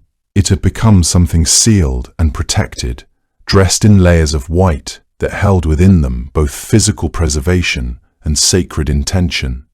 The face was covered. The hands were folded. The amulets rested in their chosen places. The canopic jars stood nearby, each one secure in the knowledge of what it carried. The whole long 70 days had been, from first to last, an act of care, practical and sacred at once, technical in its method and deeply human in its purpose. When it was done, the body lay wrapped and sealed, holding within it the one thing that could not be removed, the heart, and everything the heart had been. One of the things that makes ancient Egyptian belief so endlessly interesting is that they did not think of the soul as one single, simple thing. Where many traditions imagine the soul as a unified, indivisible spark that either survives death or does not, the ancient Egyptians understood the self as something far more layered, a collection of distinct elements, each with its own nature, its own needs, its own journey after the body was laid to rest. This is part of why the rituals surrounding death were so elaborate, so careful, so deliberate in every detail. They were not tending to one thing, they were tending to several, each of which required different kinds of attention, different kinds of protection. The Ka was perhaps the most fundamental of these, the life force, the vital energy that accompanied a person from the moment of birth and remained tethered to the physical body even after death. The ancient Egyptians imagined the Ka almost as a spiritual twin, born alongside the person and inseparable from them throughout life. When a person died, the Ka did not simply dissolve. It lingered near the body, needing it, depending on it. This is the deep reason why preservation of the body mattered so profoundly, not merely out of sentiment or respect for the physical form, but because without a preserved body, the Ka had nowhere to return to. It would become lost, unmoored, unable to find its anchor in the world. The offerings left in tombs, food, drink, fragrant oils, small comforts, were placed there for the Ka, so that it could continue to be sustained in the way that it had always been. Families who visited the tombs of their loved ones were, in a very real sense, visiting the Ka, feeding it, keeping it present and intact. Priests recited specific words to call the Ka back to the body, to reassure it that the physical form it needed was still there, still whole, still waiting. Without the work of Anubis and the embalmers, without the 70 days of careful preparation, the Ka faced a kind of slow dissolution, a fading that no one wished on anyone they had loved. The Ka alone, however, was not sufficient for true continuity. It was tied always to the physical location of the tomb, bound to the body that lay within it. The Ka could not journey into the realm beyond death. It could not face what awaited in the Duat, the underground kingdom of the dead, with its gates and guardians and trials. This was why the other aspects of the self were equally necessary. Each served a purpose that the Ka could not fulfill. Together, they created a complete being capable of enduring beyond death, of navigating both the hidden world and the world of the living. The ancient Egyptians understood that death was not a simple transition, but a complex passage that demanded different strengths and different forms of protection. The body had to be preserved for the Ka, but the whole person had to be prepared in ways that went far beyond embalming alone. The Ba was something different, and in some ways more extraordinary. It was closer to what we might think of as personality, the individual quality of a person, the particular way they moved through the world, the specific warmth or humor or seriousness that made them recognizably themselves and no one else. The Ba could travel. After death, it was free to move between the world of the living and the world of the dead, passing through the sealed stone of the tomb and out into the sunlit air of the world it had left behind, then returning again when it chose. The ancient Egyptians depicted the Ba as a bird with a human head, often the face of the person themselves, and there is something quietly beautiful about that image. The idea that a person's essential self might become capable of flight, of movement, of passing through barriers that the living body never could. The Ba, however, needed to find its way back. It needed the body below, the Ka within the tomb. Eventually, it needed to rejoin them both in order for the soul to continue its journey intact. This is part of why tomb paintings sometimes showed the Ba hovering just at the entrance of the tomb, or perched at the threshold between the inner chamber and the open sky. It was always moving between, always finding its way back to what it belonged to. The journey that the Ba undertook was not a simple passage. It was a descent into a realm that was not hostile exactly, but neither was it welcoming. The duat demanded knowledge, demanded the speaking of true names, demanded the utterance of spells and passwords that would allow the bar to pass through its many chambers and sealed doors. This is why the Book of the Dead was so essential. It was a kind of map and a kind of language, teaching the dead what they needed to know to navigate the darkness. The bar had to pass through 12 gates, each guarded by entities of tremendous power. It had to face the Hall of Two Truths, where judgment itself awaited. The duat was not a punishment, not inherently, but it was a testing place. It was designed to distinguish between the worthy dead and those who had lived without virtue, those who could not make the journey, or who were not permitted to pass, risked being left in the darkness forever. The bar therefore carried the hopes and the fears of the person it represented. It was the part that had to be brave, that had to remember, that had to speak the correct words when the moment demanded it. The ark was the state the soul hoped eventually to achieve, the glorified, transformed condition that came after successful passage through judgment, after the heart had been weighed and found worthy, after all the long difficult distances of the duat had been crossed. The ark was not merely a surviving soul. It was something more fully realized, a being that had moved through death and come out on the other side, changed. Luminous in a way the living person never quite was. To become an ark was the great aspiration of every Egyptian who understood what the afterlife held. The word itself was connected to the Egyptian concept of light. The ark was sometimes described as shining, as radiant, as having taken on something of the quality of the stars. The worthy dead who had achieved this state were sometimes called the Aku, the shining ones.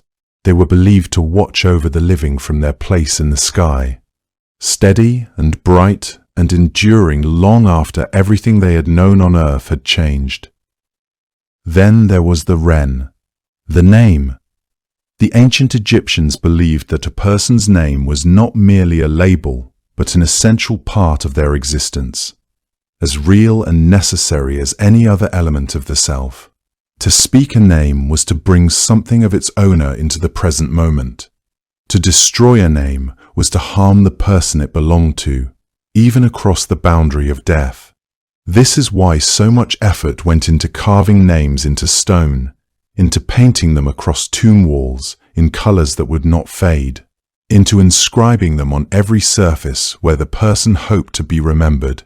A name that endured meant a person who endured in some small but genuine way. For as long as someone, somewhere, could still read or speak the sounds that belonged to them. Pharaohs whose successors wished to erase their legacy had their names chiseled away from monuments. This was understood not as symbolic humiliation, but as an act of genuine destruction, an attempt to kill someone a second time. Ordinary families worked hard to ensure that their loved ones' names would outlast them. This was because to be named was to persist, and to be forgotten was to disappear entirely. Alongside the Ren stood the Ib, the heart, and the Ib was perhaps the most quietly powerful of all these elements, not because it traveled anywhere or transformed into anything radiant, but because it carried everything. The heart, in Egyptian understanding, was the seat of intelligence and memory and moral character all at once, the place where every choice a person had ever made was stored. Every moment of kindness or cruelty or cowardice or courage held with a fidelity that could not be argued away or softened by time. There was no preparing a false heart. A person could not, in the days before death, arrange their heart to appear lighter than it was. It held what it held. It knew what it knew. You could only tend to it across the course of a life, through the accumulated weight of small decisions made in ordinary moments, through the way you treated the people around you when no one of consequence was watching. The heart, though, was the one that mattered most when the time for judgment finally came. This was because the heart could not pretend to be something it was not. Every ancient Egyptian who could afford it was buried with a kind of guidebook, not because the afterlife was simple, but because it was not simple at all. The journey that waited on the other side of death was understood to be long, demanding, filled with thresholds that could only be crossed by someone who knew the right words. Knowledge, in the Egyptian understanding of the afterlife, was not merely useful, it was survival itself. A soul moving through the duat without that knowledge was like a traveler crossing a vast and unfamiliar desert with no landmarks, no water, no way of knowing which paths led forward and which led somewhere much worse. And so the Egyptians, being a people who believed deeply in preparation, began very early to write things down. The oldest of these texts are known as the Pyramid texts. They are among the most ancient religious writings that have survived anywhere in the world. Carved into the interior walls and chambers of royal pyramids around 2400 BCE, they were meant exclusively for the pharaoh, for the king alone, whose passage through the afterlife was considered a matter of cosmic importance. The words were cut into stone with enormous care, painted over in vivid color, placed precisely so that they surrounded the sarcophagus on every side. The idea was that a king who could not remember the spells in death would find them waiting there, inscribed in the walls of his own tomb, as close and as permanent as the stone itself. For several centuries, that knowledge stayed within the royal burial chambers, held tightly by the institution of kingship, unavailable to anyone else. However, as Egyptian civilization moved through time and the beliefs surrounding death gradually widened and deepened, that began to change. Around 2000 BCE, the spells that had once belonged only to pharaohs began appearing inside the coffins of nobles, priests, officials, painted directly onto the wooden surfaces of the coffin's interior so that the deceased lay surrounded by protective words on every side. These are called the coffin texts. They represent a significant shift. The knowledge of the afterlife was no longer the exclusive property of kings. It was moving, slowly, toward everyone. The Book of the Dead. That is the name that has become most familiar to us now, grew out of that tradition and emerged in something close to its best-known form around 1550 BCE. It was not a book in any sense that we would recognize today. There was no spine, no page numbers, no single authoritative version that everyone shared. It was, instead, a collection of individual spells, prayers, ritual formulas, gathered together and written out on papyrus scrolls that were then placed inside the tomb with the deceased. Some versions contained dozens of spells.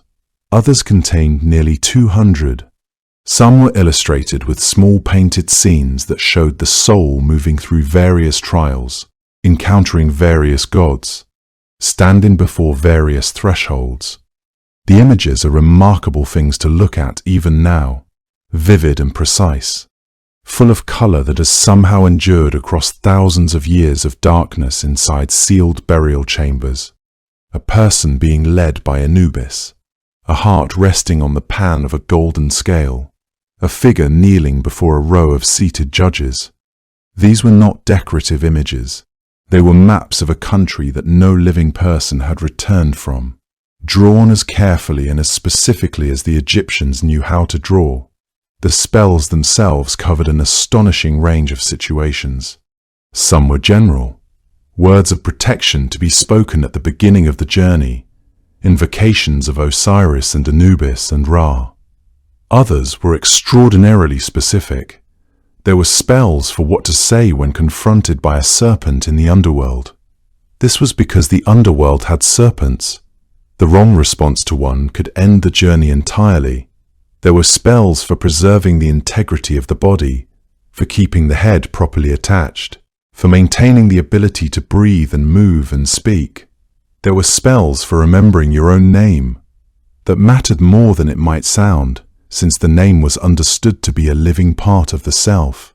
The texts also contain the names of the gatekeepers the soul would encounter along the way, the specific and often very elaborate names that had to be spoken correctly for a gate to open. A gatekeeper addressed by the wrong name, or not addressed at all, would not stand aside. One of the most significant sections that appeared in many versions of the Book of the Dead was what is often called the negative confession, a long declaration that the deceased would make before the 42 judges gathered in the Hall of Two Truths. Each judge presided over a specific sin or transgression. The deceased had to address each one by name and declare, clearly and formally, that the sin in question had not been committed in life. I have not stolen from anyone. I have not lied. I have not caused suffering to another person. I have not turned away from someone who was hungry. The confession was long and required the deceased to know not only what to say, but who to say it to. That is one of the reasons the Book of the Dead was so valued. It contained those names, laid out in order, so that the soul would not stand before the judges empty-handed. What is deeply touching about this aspect of the texts is that they were personalized. When a family commissioned a scroll, a scribe would write the deceased person's name into the appropriate spaces, the blank lines left throughout the text where the individual's identity would appear. This was not a generic document handed out to everyone. It was made for you, specifically, by name, with your name woven into the spells that would protect you, and the declarations that would speak on your behalf. The wealthiest families had long, elaborate scrolls produced by skilled scribes and painters, illustrated in brilliant detail, wrapped carefully and placed close to the body. Families of more modest means might have only a shorter scroll or a few sheets, or sometimes just the most essential spells, the ones considered most critical to survival in the duat. What they had was never quite enough to cover every situation the texts described, but they had something. Having something was understood to be far better than arriving in the dark with nothing at all. Whatever form it took, whatever length or quality of illustration, the scroll carried the same essential promise, that the darkness ahead had been mapped, that the maps would hold. The ancient Egyptians gave a great deal of thought to what the first moments after death actually felt like. Their answer was both more complicated and more tender than most people expect. They did not imagine death as a sudden darkness, a simple switching off of everything that had been. Instead, they understood it as a kind of threshold crossing, the moment when the various parts of the soul that had been gathered together in life began to find their separate ways. The bar, that aspect of the self that held a person's personality, their individual character, everything that made them recognizably themselves, was the part that made this first crossing. It left the body that Anubis and the priests had so carefully prepared. It found itself somewhere entirely unfamiliar, at the edge of the duat, the great underworld that the Egyptians had tried their best to map, to describe, to name in every one of its chambers and corridors and depths. And for a moment, according to everything the ancient Egyptians believed and recorded, the soul simply stood there, taking in the strangeness of where it had arrived, the world it had known, the warm light on the Nile at morning, the smell of bread baking, the voices of people it had loved. All of that had receded to somewhere it could not quite reach anymore. The body it had inhabited, now wrapped and sealed and resting in the darkness of the tomb, was behind it. What lay ahead was vast and completely unlike anything a living person ever encountered, even in the deepest of dreams. The duat was not, it should be said, a single underground chamber, the way some traditions imagine the land of the dead. It was something far more elaborate than that, a layered realm of extraordinary complexity, imagined sometimes as running just beneath the surface of the living world, sometimes as a parallel country existing alongside it, sometimes as the deep passageway through which the sun god Ra made his nightly voyage in his great solar bark. traveling through 12 territories that corresponded to the 12 hours of the night, moving always toward his rising at dawn. The souls of the dead, in a sense, made a journey that mirrored Ra's own, moving through those same dark territories, passing through the same hours, sharing the underworld with the god whose light had warmed the earth above. It was not static, this place.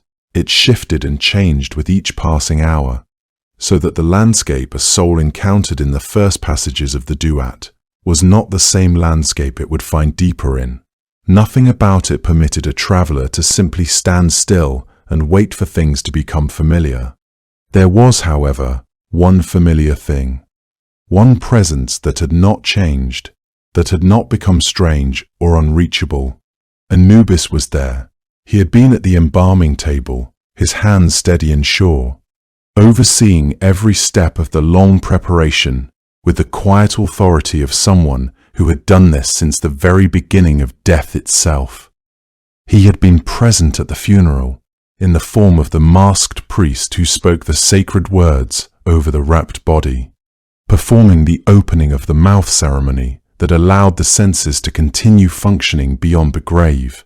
And now, here at the entrance to the duat, in the first bewildering moments of the soul's new existence, he was here too. The ancient Egyptians did not depict Anubis as a figure of fear in this context. He was not the cold face of death arriving to claim what was owed. He was, in the understanding of the people who worshipped him, something far closer to a guide, warm in the way that steadiness is warm, reassuring in the way that expertise is reassuring, the way it feels to be lost in an unfamiliar city and suddenly encounter someone who knows exactly where you need to go and is willing to walk there with you. The soul had been stripped of so much, its body, its daily life, its comfortable certainty about what the world was and how it worked, but it had not been stripped of its guide. Anubis knew the duat the way the Hesperides knew their gardens, the way a river knows the shape of its own bed. He had walked these passages more times than any soul could count. Not one step of the way was unknown to him. He took the soul under his care and began to move it forward through the first passages of the underworld, away from the wrong turnings and the dangerous presences that inhabited those early territories, keeping it on the path that led, in time, toward the great hall where judgment waited. The duat's early passages were not empty. They were full of beings, some of them helpful, some of them deeply perilous to any soul that wandered without knowledge or protection. There were serpents in these corridors, gatekeepers whose names had to be known and spoken correctly before any door would open. There were lakes of fire that burned differently depending on what you were, consuming the unworthy but offering warmth. In some accounts, to those who moved through the underworld with the right words and the right protections, the scrolls and spells that had been buried with the deceased were meant for exactly these encounters. The soul, the passwords, and the knowledge it would need for the journey ahead. But even those scrolls, those beautifully written and carefully illustrated pages, could not do what Anubis did. That was simply to be present, to move alongside the soul through a landscape that had no dawn in it and no horizon that looked like anything the living world had offered. There is something extraordinarily human in this belief, something that says a great deal about the people who held it. They understood that knowledge alone is not enough, that even if you have the maps and the instructions and the sacred words memorized, there is still a fear that comes from moving through the unknown. That fear is best met not by more information, but by company. They gave themselves Anubis. They gave themselves a god who would not send the soul off into the underworld with a scroll and a wish, but would actually walk alongside it into the dark. Patient and unhurried, familiar as a face you have known your whole life. Through the early passages of the duat, where the light of the living world no longer reached, Anubis walked at the side of the soul and did not leave. The duat was not a single chamber waiting at the bottom of a staircase. It was an entire landscape. vast and strange, stretching across 12 territories that each had their own rules and their own dangers. The ancient Egyptians understood this with a precision that might surprise us. This was because they had spent thousands of years thinking carefully about what lay on the other side of death. They had written it all down. The most important of these accounts were texts like the Amduat, whose name translates, roughly, as that which is in the Underworld, and the Book of Gates. That described the journey in terms of 12 distinct hours, each one corresponding to a region through which the soul had to pass. These were not vague spiritual impressions, they were maps drawn with the same seriousness with which a sailor might chart a coastline. The 12 regions of the Duat were understood to correspond to the 12 hours of the night. This was not coincidence, because the sun god Ra made the same journey every night in his great solar bark, traveling through the darkness beneath the world before emerging again at dawn. The soul of the deceased traveled that same path. In a very real sense, the soul was following the sun, moving through the same hours of darkness that Ra himself moved through. The hope was the same in both cases, to emerge on the other side into light. What the soul encountered along the way, however, required more than hope. It required knowledge, specific, precise, carefully memorized knowledge, because the Duat was populated not with empty shadows but with beings who demanded to be addressed correctly, who would not step aside for anyone who could not speak their name. Each of the 12 gates that marked the passage between regions was guarded by figures of considerable power, serpentine in many depictions, with names that were long and difficult and absolutely essential to know. The Book of Gates described these guardians in careful detail. The spells provided in funerary texts were not suggestions, they were the only way through. A soul who approached a gate and could not name its keeper correctly was turned away, or worse, was at the mercy of whatever waited in that passage. But a soul who arrived with knowledge, who could look at the coiled, torchlit figure blocking the threshold and speak its true name aloud, found the way opening before them. This was because that was how the Duat worked. Names were not merely labels in ancient Egyptian belief. A name was a living part of a being's existence. Knowing it gave the one who spoke it a form of authority. The spells of the Book of the Dead and the Book of Gates were therefore something like keys, one for each lock. The soul carried them the way a traveler carries provisions, folded into the scroll that had been placed beside the body, or inscribed on the walls of the tomb itself, so that the knowledge might somehow follow the soul into the passages ahead. The wealthy had long, beautifully detailed scrolls with every gate accounted for.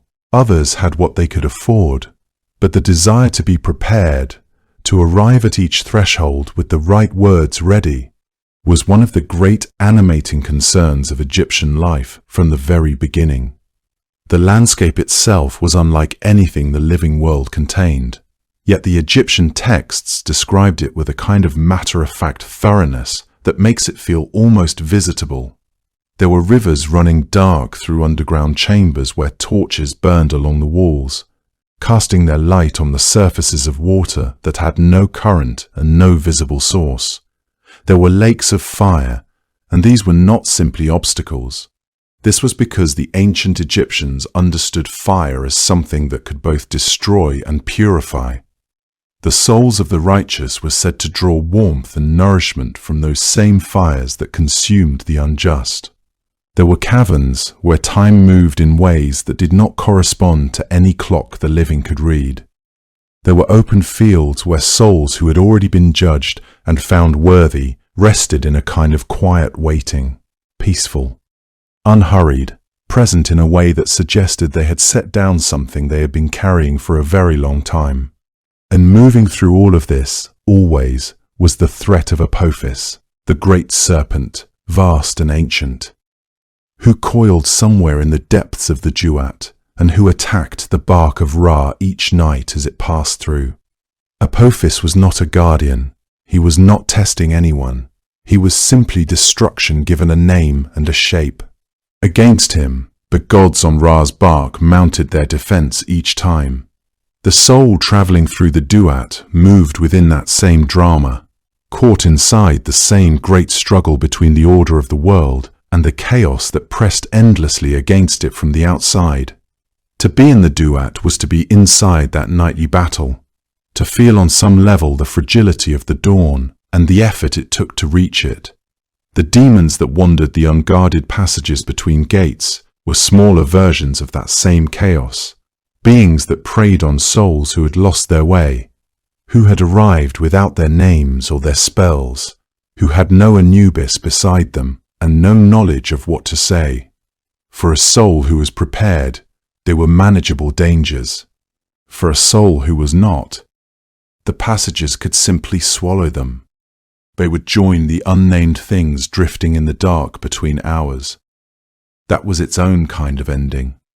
The soul moved through each territory with increasing gravity, the world of the living growing more remote with every gate that closed behind it, the sound of everything familiar fading until there was only the soft movement of water in the dark and the low burn of the torches and the long, strange quiet of the duat pressing in from all sides. And still the path continued forward, one threshold at a time, one name spoken aloud in the reddish half-light, one gate opening, and then another.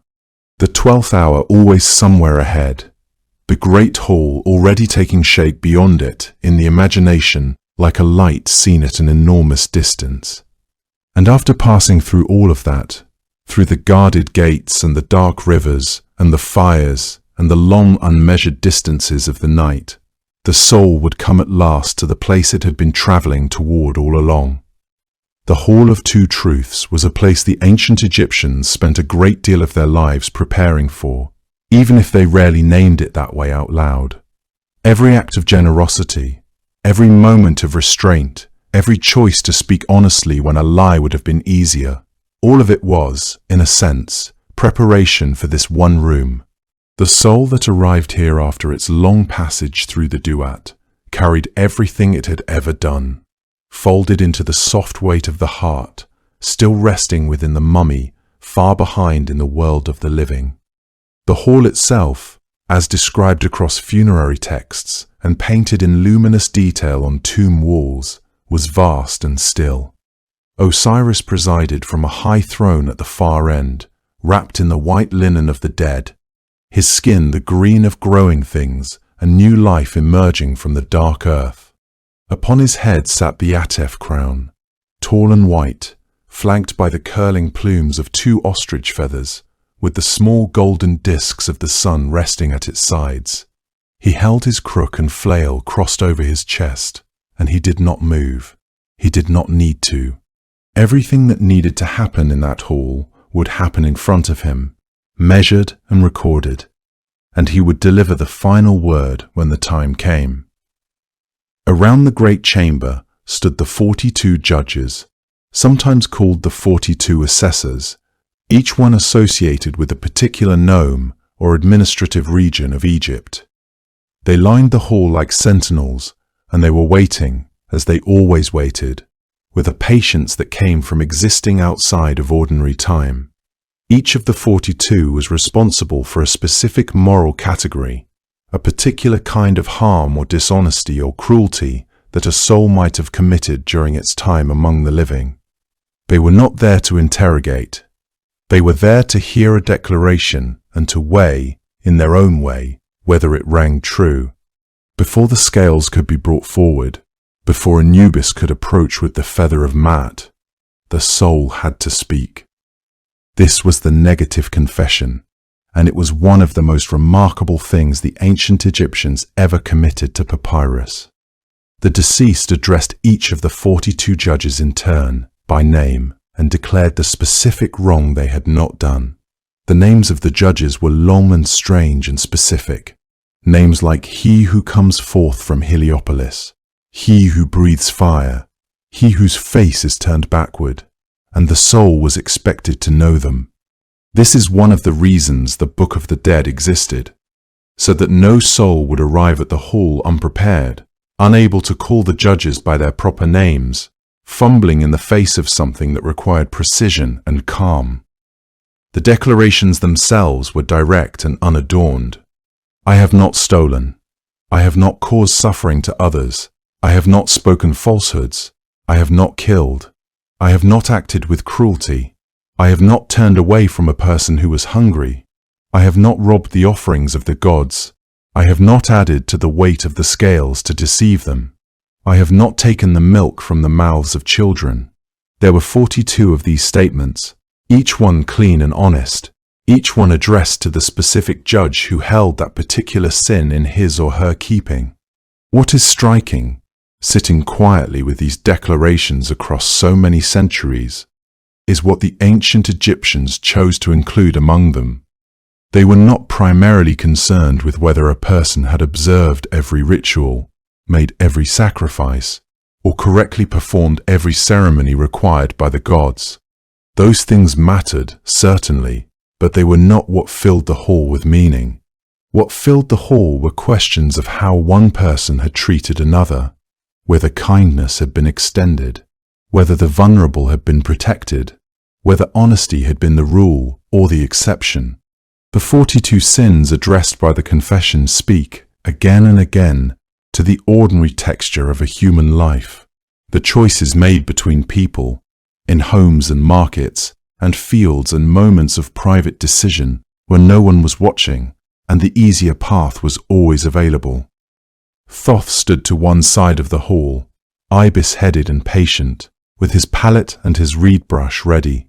He was the god of writing and wisdom, and the keeping of divine records, and nothing that happened in the Hall of Two Truths escaped him. His role here was not to judge, but to document, and there was something quietly reassuring in that, the sense that the outcome, whatever it was, would be recorded faithfully, without embellishment in either direction. If the confession rang true, Thoth would note it. If the heart, when the time came, balanced against the feather, Thoth would write it down. His presence meant that nothing would be lost or distorted, that the soul's story would be preserved exactly as it was. The hall itself, in all the depictions that have come down to us from tombs and papyri, has a particular quality of suspended stillness. The colors in these paintings, the deep lapis blue, the warm ochre, the white of Osiris's wrappings, the golden light that seems to come from no single source, give the scene the feeling of a moment held carefully in place, a breath drawn in and not yet released. The 42 judges do not speak until the soul has finished speaking.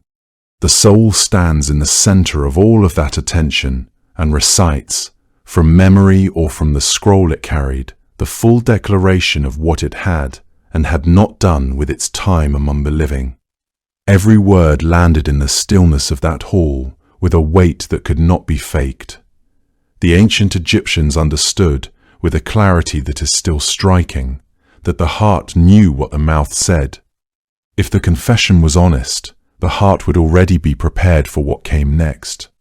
If it was not, the heart itself would tell the truth regardless, because the heart had been present for everything and had forgotten nothing. Thoth stood ready with his palette, and the hall was very quiet, and the 42 judges waited, and then it was time for the heart to speak for itself. Anubis stepped forward to the scale, and in that moment, every choice a person had ever made became real in a way that it had never quite been before. The scale itself was golden, perfectly balanced, suspended in the stillness of the Hall of Two Truths, with a precision that no human craftsman could have achieved. It hung between two possibilities, passage and oblivion, and everything the deceased had ever said or done, or failed to do, was about to be measured against a single white feather. The feather belonged to Ma'at, the goddess of truth, justice, and the deep cosmic order that the ancient Egyptians believed held the universe together. She was not always physically present in the hall, though some accounts placed her there as a witness. What was always present was her feather, a single ostrich plume, pale and weightless, the kind of thing that drifts on the smallest movement of air. Against that feather, the heart of the deceased would be placed, and the scale would tell the truth that no one in the hall could argue with. The scale had been fashioned when the gods created a way to measure human hearts. It was not merely gold to those who understood what it truly was. It expressed the principle that truth could be measured and would find its own level. It is worth pausing to consider what the ancient Egyptians meant by the heart in this context, because they did not mean it in the way that we speak of the heart today, as a vague symbol of emotion. For the Egyptians, the heart, the ib, was the seat of everything. It was where intelligence lived, where memory was stored, where moral character had its home. They believed the heart witnessed every moment of a person's life and retained it all. It accumulated the weight of every decision, every kindness offered, and every kindness refused, every truth told, and every truth bent or broken. It was, in a sense, the most complete record of a human life that existed, more honest than any account a person might give of themselves, because the heart could not be coached and could not be persuaded to misremember. Anubis understood this.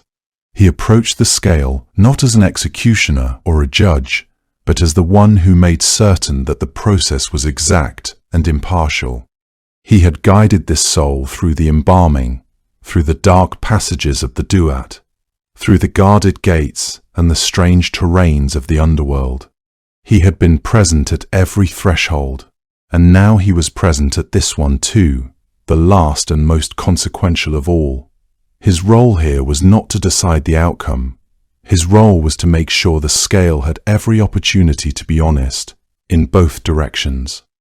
No soul would be condemned by a feather's weight more than it deserved, and no soul that had genuinely earned passage would be turned away because of some error or carelessness in the ceremony. He had been chosen for this role, not because he was severe, but because he understood accountability. He believed that knowledge and ritual could not substitute for the actual weight of a life lived with care for others. He placed the feather on one side of the scale. Then, with the same steadiness and deliberateness that he brought to everything, he placed the heart on the other. There was no hesitation in these movements.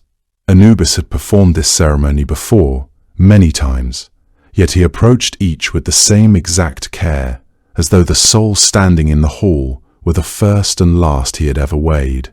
The hall was very quiet in that moment. Osiris watched from his throne at the far end of the chamber, wrapped in the white linen of the dead, wearing the tall Atef crown. Around the hall, the 42 judges who had heard the negative confession stood in their places.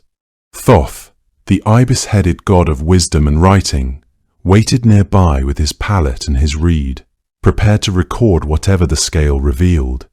Amit crouched beside it, patient, waiting. Everyone in the hall had witnessed this ceremony many times before, and still the room held its breath. The heart and the feather found their positions on the scale, and the scale moved, and then it settled. If the heart was light, if the life behind it had been lived with honesty, with care for others, with an absence of serious cruelty and deliberate harm, the two sides came into balance. The feather and the heart rested at the same level, perfectly even, and the scale was still. That stillness meant everything.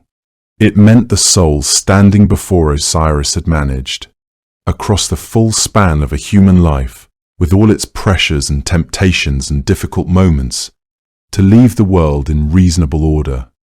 Not a perfect life. The ancient Egyptians did not appear to have expected perfection.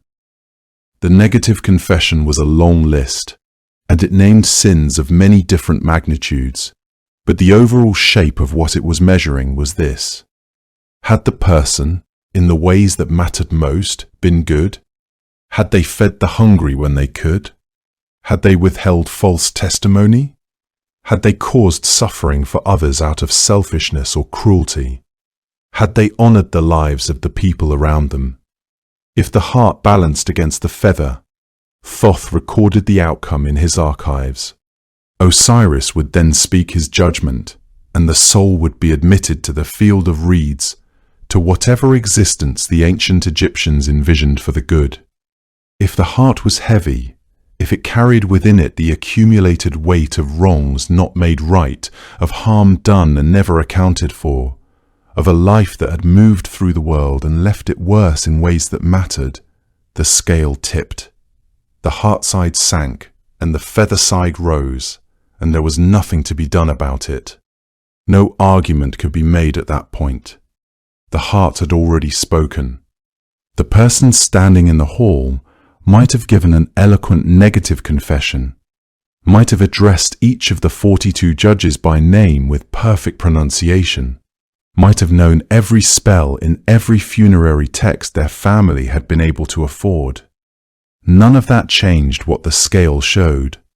The spell knowledge was a guide through the duat, a means of reaching this hall and surviving the journey. It was not a way to alter what the heart contained.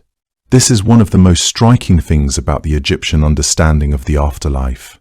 It was not enough to know the right words, or perform the correct rituals, or have the proper texts buried with you, though all of those things mattered and were taken seriously. The final measure, the one that actually determined a person's fate, was the quality of their life as stored in the one place that could not be edited. The wealthy Egyptian who had purchased a beautiful, long, fully illustrated Book of the Dead and had been buried with every amulet available still had to present a heart that balanced against the feather. The poorest person in Egypt, buried with only a few lines of protective text on a scrap of linen, could still offer a heart that was light. The scale did not know or care about wealth or status or what kind of tomb a person had been given. It knew only what the heart knew. Anubis watched over the weighing the way he watched over everything, with full attention and without impatience. He was not an emotional figure in the way that some gods are emotional. He did not exult when a heart balanced or visibly grieve when one did not. He was composed in the manner of someone who has understood something very deeply for a very long time. What he brought to the ceremony was care and precision, which were, in the end, the most important qualities the ceremony required. The soul being judged was standing in the most consequential moment of its entire existence, on both sides of death. Anubis made sure that moment was handled correctly. Thoth wrote down what the scale had shown. His record was permanent, kept among the accounts of the gods, a complete archive of every judgment that had ever taken place in that hall. Some ancient depictions showed Thoth as a baboon perched atop the scale itself, observing the weighing from the closest possible position. In others, he stood at a writing table slightly to one side, his ibis head bent over his palette. In every version, his presence carried the same meaning. This was being witnessed, this was being recorded.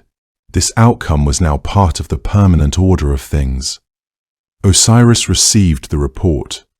The god of the afterlife, who had himself once died and been restored, who understood death not as an abstraction, but as something that had happened to him, presided over the judgment with the authority of someone who had been on the other side of it. His verdict followed from what the scale had shown. He did not override it. He gave it final voice. What the ancient Egyptians built in this mythology was a vision of moral accountability that is, even now, quietly remarkable. They were a civilization of extraordinary sophistication in many ways, in engineering, in art, in administration, and their understanding of what made a life worth having reflected that same sophistication. They did not believe that a god would be satisfied with worship if the worshipper had been cruel to the people around them. They did not believe that the proper performance of religious ritual could outweigh a life of harm.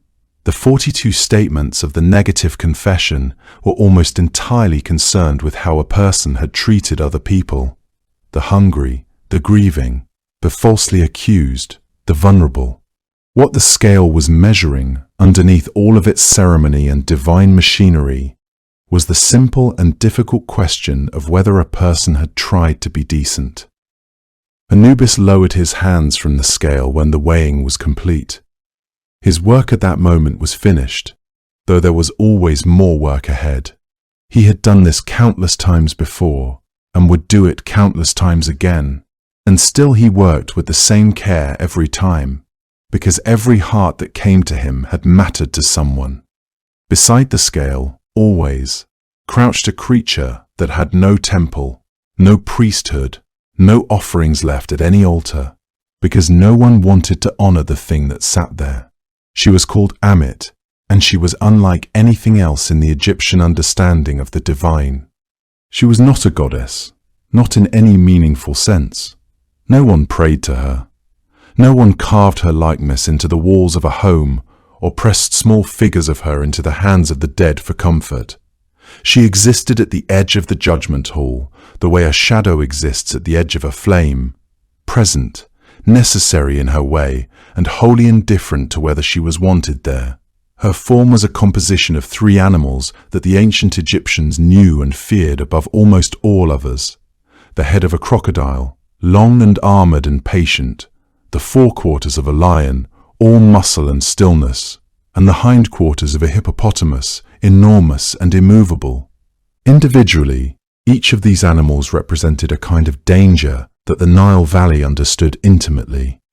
The crocodile lurking below the surface of calm water, the lion moving through tall grass in the hours before dawn, the hippopotamus rising from the shallows with a violence that came without warning.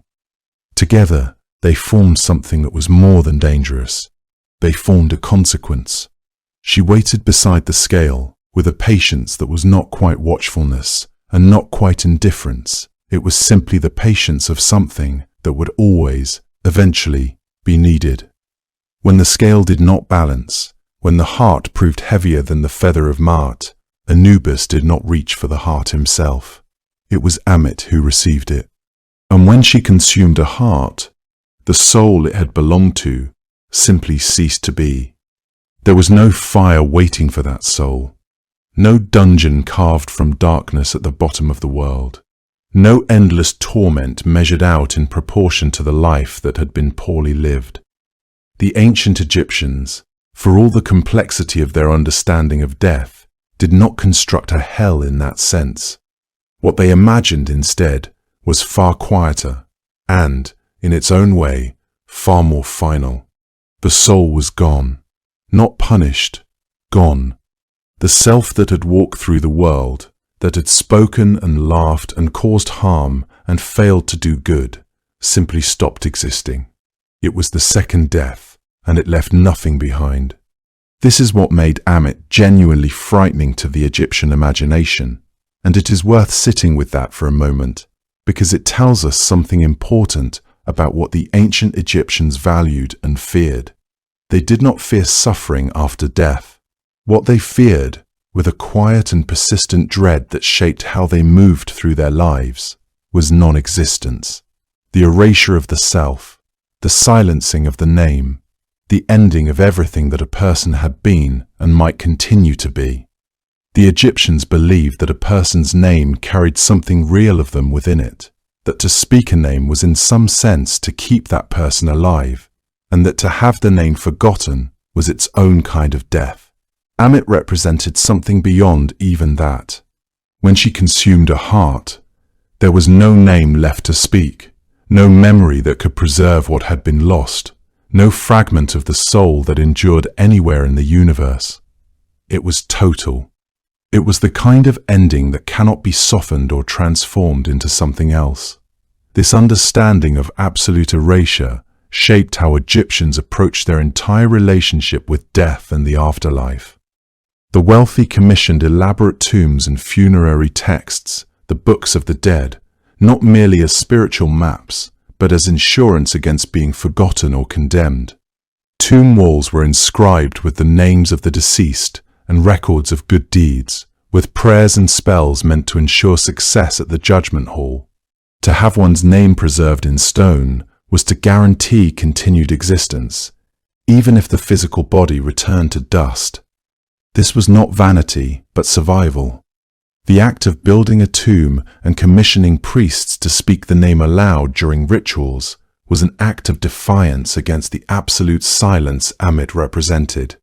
Every name carved into stone was a claim against erasure, a refusal of finality. And so the awareness of Amit did not simply frighten the Egyptians, it informed them. The moral weight of a life, they understood, was not something that could be settled later, argued over, or compensated for after the fact. The heart remembered everything. It had been present for every choice, every moment of cruelty or kindness, every truth told and everyone avoided. By the time it rested on Anubis's scale, it had already decided its own fate, and no word spoken in the hall could change what it already carried. A person who had moved through their life with honesty and genuine care for others, who had fed the hungry and treated the vulnerable with decency, who had not stolen or deceived or caused suffering carelessly. That person's heart arrived at the scale already light, already shaped by everything it had held. A person who had done otherwise arrived differently, and Amit was simply there, waiting as she always was, without eagerness or reluctance, as patient as the river that recedes without apologizing for what it leaves behind. She crouched in the same posture in every depiction that survives. Low, still, her crocodile jaw resting forward, her great body gathered beneath her. And she never seemed to hurry and never seemed to struggle because she didn't need to. She was not cruel in the end, any more than a river is cruel. She was simply the final consequence of a life that had not managed, in any meaningful way, to be good. The field of reeds was not a place of clouds and ethereal light and beings quite unlike anything on earth. It was, in almost every way, Egypt. The ancient Egyptians called it Sekhet Aru, and when they imagined it, they did not imagine somewhere strange or unknowable. They imagined the green margin of the Nile. They imagined the particular quality of morning light falling across a field of grain just before harvest, and the way the canals caught that light and held it in long silver lines across the earth, and the sound of water moving steadily through channels that had been dug by careful hands. They imagined the smell of black, wet soil after the flood had come and gone, that fertile darkness that smelled of life itself. What they imagined, in other words, was home, a version of home so whole and so undamaged that it did not contain a single one of the things that had made home difficult. No illness arrived in the field of reeds, no flood came at the wrong season and ruined what had been carefully planted. No one was hungry, no one grew too old to enjoy the warmth on their face. The light was described as steady and warm, the kind of light that seemed to come from everywhere at once and left no harsh shadows. And the grain that grew there grew taller than any grain a farmer had ever coaxed from actual soil, the stalks heavy and golden and impossibly generous. Fruit trees bent gently with the weight of what they offered. The water in the canals was perfectly clear and moved with the quiet, purposeful sound that running water makes when everything is exactly as it should be. The landscape itself was arranged in a way that reflected an ideal organization of space. The fields laid out in orderly rows, the irrigation channels running in straight lines through the cultivation plots, small dwellings situated near modest groves of acacia and date palms. Mountains rose in the distance, protective and familiar, the same mountains that had always bounded the Nile Valley and given it shape. There were no wastes of sand or hostile wilderness pressing in at the margins, no deserts to fear or defend against. Even the seasons held their perfect rhythm there. The inundation came at precisely the right time, nourishing the soil without destroying it, and then retreated with the same measured reliability, leaving behind the black earth ready for planting. Birds flew overhead in the proper formations, fish filled the canals in proper abundance, and the air itself seemed to participate in the order and gentleness of creation. There was work to do in the field of reeds, and this is one of the things that says the most about who the ancient Egyptians were. They did not imagine paradise as a place of absolute stillness, as a realm where the soul simply floated in some formless contentment. They imagined work, tending the fields, bringing in the harvest, caring for the animals, doing the things that a person's hands had always known how to do. But the work was not burdensome. It was the version of work that most people only glimpse occasionally in the mortal world, the kind that leaves you tired in a way that feels deeply satisfying rather than hollowing. There was no aching back that would not heal. There was no dread of tomorrow's labor before today's was done.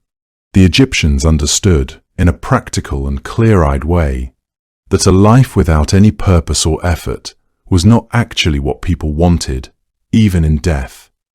What they wanted was to do the things they had loved doing, in a place that would not wear them down for doing them. And so the fields of Sekhet Aru needed tending, and the tending was joyful. And after the work was finished, there was rest that felt truly restful, because it had been earned. To ease even that small burden, wealthy Egyptians were buried with shabtis, small figurines, sometimes made of faience or wood or stone, often inscribed with a spell from the Book of the Dead that would animate them, should any compulsory labor be required in the afterlife. The shabti would answer when called upon to work, standing in for the deceased, so that the person themselves could remain undisturbed in their peace. Some tombs contained dozens of shabtis, one for each day of the year, and additional figures to oversee the workers, a small ceramic workforce buried alongside the person they served. It was a remarkably practical arrangement, born from a culture that had always understood that the details of daily life were sacred enough to be worth planning for, even beyond death. The people who had died before you were there, your parents, if they had led lives that left their hearts light enough, and your grandparents, and the friends who had gone ahead of you in the years before your own end came. The house was there, or something very like it, a place that felt like the house you had lived in and loved, familiar in every proportion, and in the way the light moved through it at different hours of the day. Even the animals were there, cats that had curled at the foot of a bed for years and been mourned when they were gone, were said to be waiting in Sekhet Aru, which tells you something about how the ancient Egyptians understood the bond between a person and the creatures they had loved. Nothing that had been genuinely part of a life was simply discarded when that life ended. The afterlife was not a clean slate. It was a continuation, a gathering back of everything that had mattered. After everything the soul had passed through, the long preparation of the embalming tent, the spells spoken over a rapt and still body, the first disorienting passages of the duat with its guarded gates and its dark rivers and its fires, the solemn hall with its 42 judges, the terrible silence while the scale was read. After all of that, what waited at the end of the journey was not some glorious and unrecognizable transformation. It was the smell of the river in the morning. It was the sound of your own name spoken by someone who had always known you. It was the particular green of a field in good season, and the warmth of a sun that would never become too fierce, and the knowledge that you had arrived somewhere you had always, in some quiet part of yourself, been heading toward. The Egyptians did not need paradise to look like something beyond imagination, because the world they already knew, the rich valley, the generous river, the slow and steady turning of the seasons, had always seemed to them like something close to miraculous. It looked like the place they had always loved, because the ancient Egyptians, who had built their entire civilization in the mud and gold of the Nile Valley, could not imagine anything better. What is remarkable about Anubis is not simply how old he was, but how enduring. A god who had been worshipped since the very beginnings of Egyptian civilization, and who was still being depicted, still being honored, thousands of years later. In the Old Kingdom, when the pyramid builders were laying the first great stones into the desert plateau, and the pharaohs were still learning what it meant to rule a unified land, Anubis was already there, already fully formed in the imagination of his people, the supreme lord over the dead, the one God who held complete authority over everything that happened after a person drew their last breath, the guardian who stood between the body lying in the sand and whatever came next, patient and unwavering and dark as the rich silt of the Nile after the flood had gone. He was not a young god finding his footing, not a late addition to a tradition that had already sorted itself out. He was there at the beginning, and the beginning was very long ago indeed, when the Middle Kingdom arrived and Osiris rose to a new kind of prominence, becoming the great presiding god of the dead, the judge, seated on his throne in the Hall of Two Truths. Anubis did not vanish, as some gods do when the theological currents of a civilization shift and something new takes their place.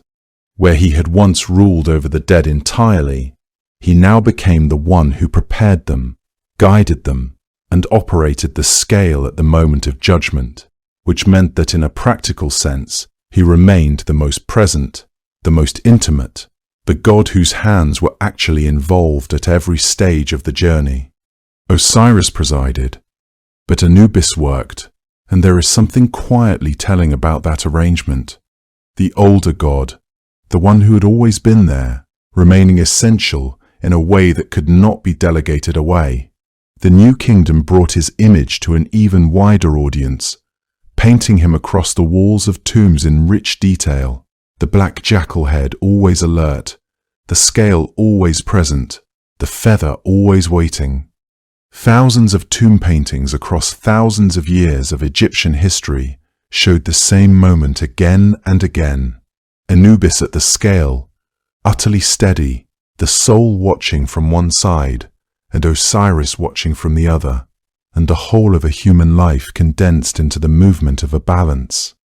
The Romans arrived in Egypt in 30 BCE and found a civilization that had already been telling these stories for 2,500 years, and they did not quite know what to make of Anubis, with his jackal head and his black skin, and his patient, watchful quality. He appeared in Roman art, sometimes shown alongside Mercury or Hermes, as if the Romans were trying to find a familiar frame for something that did not fit any frame they already had. He was both compelling and deeply foreign, a god who belonged unmistakably to the Nile Valley, to the desert necropolis, to a very specific understanding of what the dead deserved from the living, and that specificity did not entirely dissolve, even as his image travelled further from home. The cult of Isis, which spread through the Roman world with remarkable reach and persistence, carried Anubis along with it, and so his image appeared in places far removed from the hot sands where jackals had once moved between the graves, in temples in Rome itself, and eventually as far away as the cool, wet island of Britain, where soldiers and merchants who had encountered the Egyptian tradition brought his likeness with them across that long distance from the Nile to the North Atlantic coast. A jackal-headed god standing vigil in the fog and rain of Britain is not what anyone in the Old Kingdom could have predicted, and yet there he was. In the very last years before Egyptian paganism gave way to Christianity, before the old temples fell quiet and the ancient rites were no longer performed, Anubis was still present beside the scale, still guiding the soul through the darkness, still doing exactly what he had always done since before most of the ancient world had found its shape. Dynasties had risen and collapsed. The Nile had flooded and receded thousands of times. Conquerors had come from every direction and left their mark on the land and moved on. And through all of it, the jackal-headed god had remained, not because he was inflexible, not because he refused to change, but because what he represented, the careful, compassionate attention paid to the dead, the insistence that every soul deserved a guide and a fair reckoning, was something his people were never willing to give up, no matter what else changed around them. Up on the high desert ground, where the jackals still moved at the edge of things in the early dark, something watched over the sleeping dead, and the stars were very bright, and the Nile moved slowly through the night far below.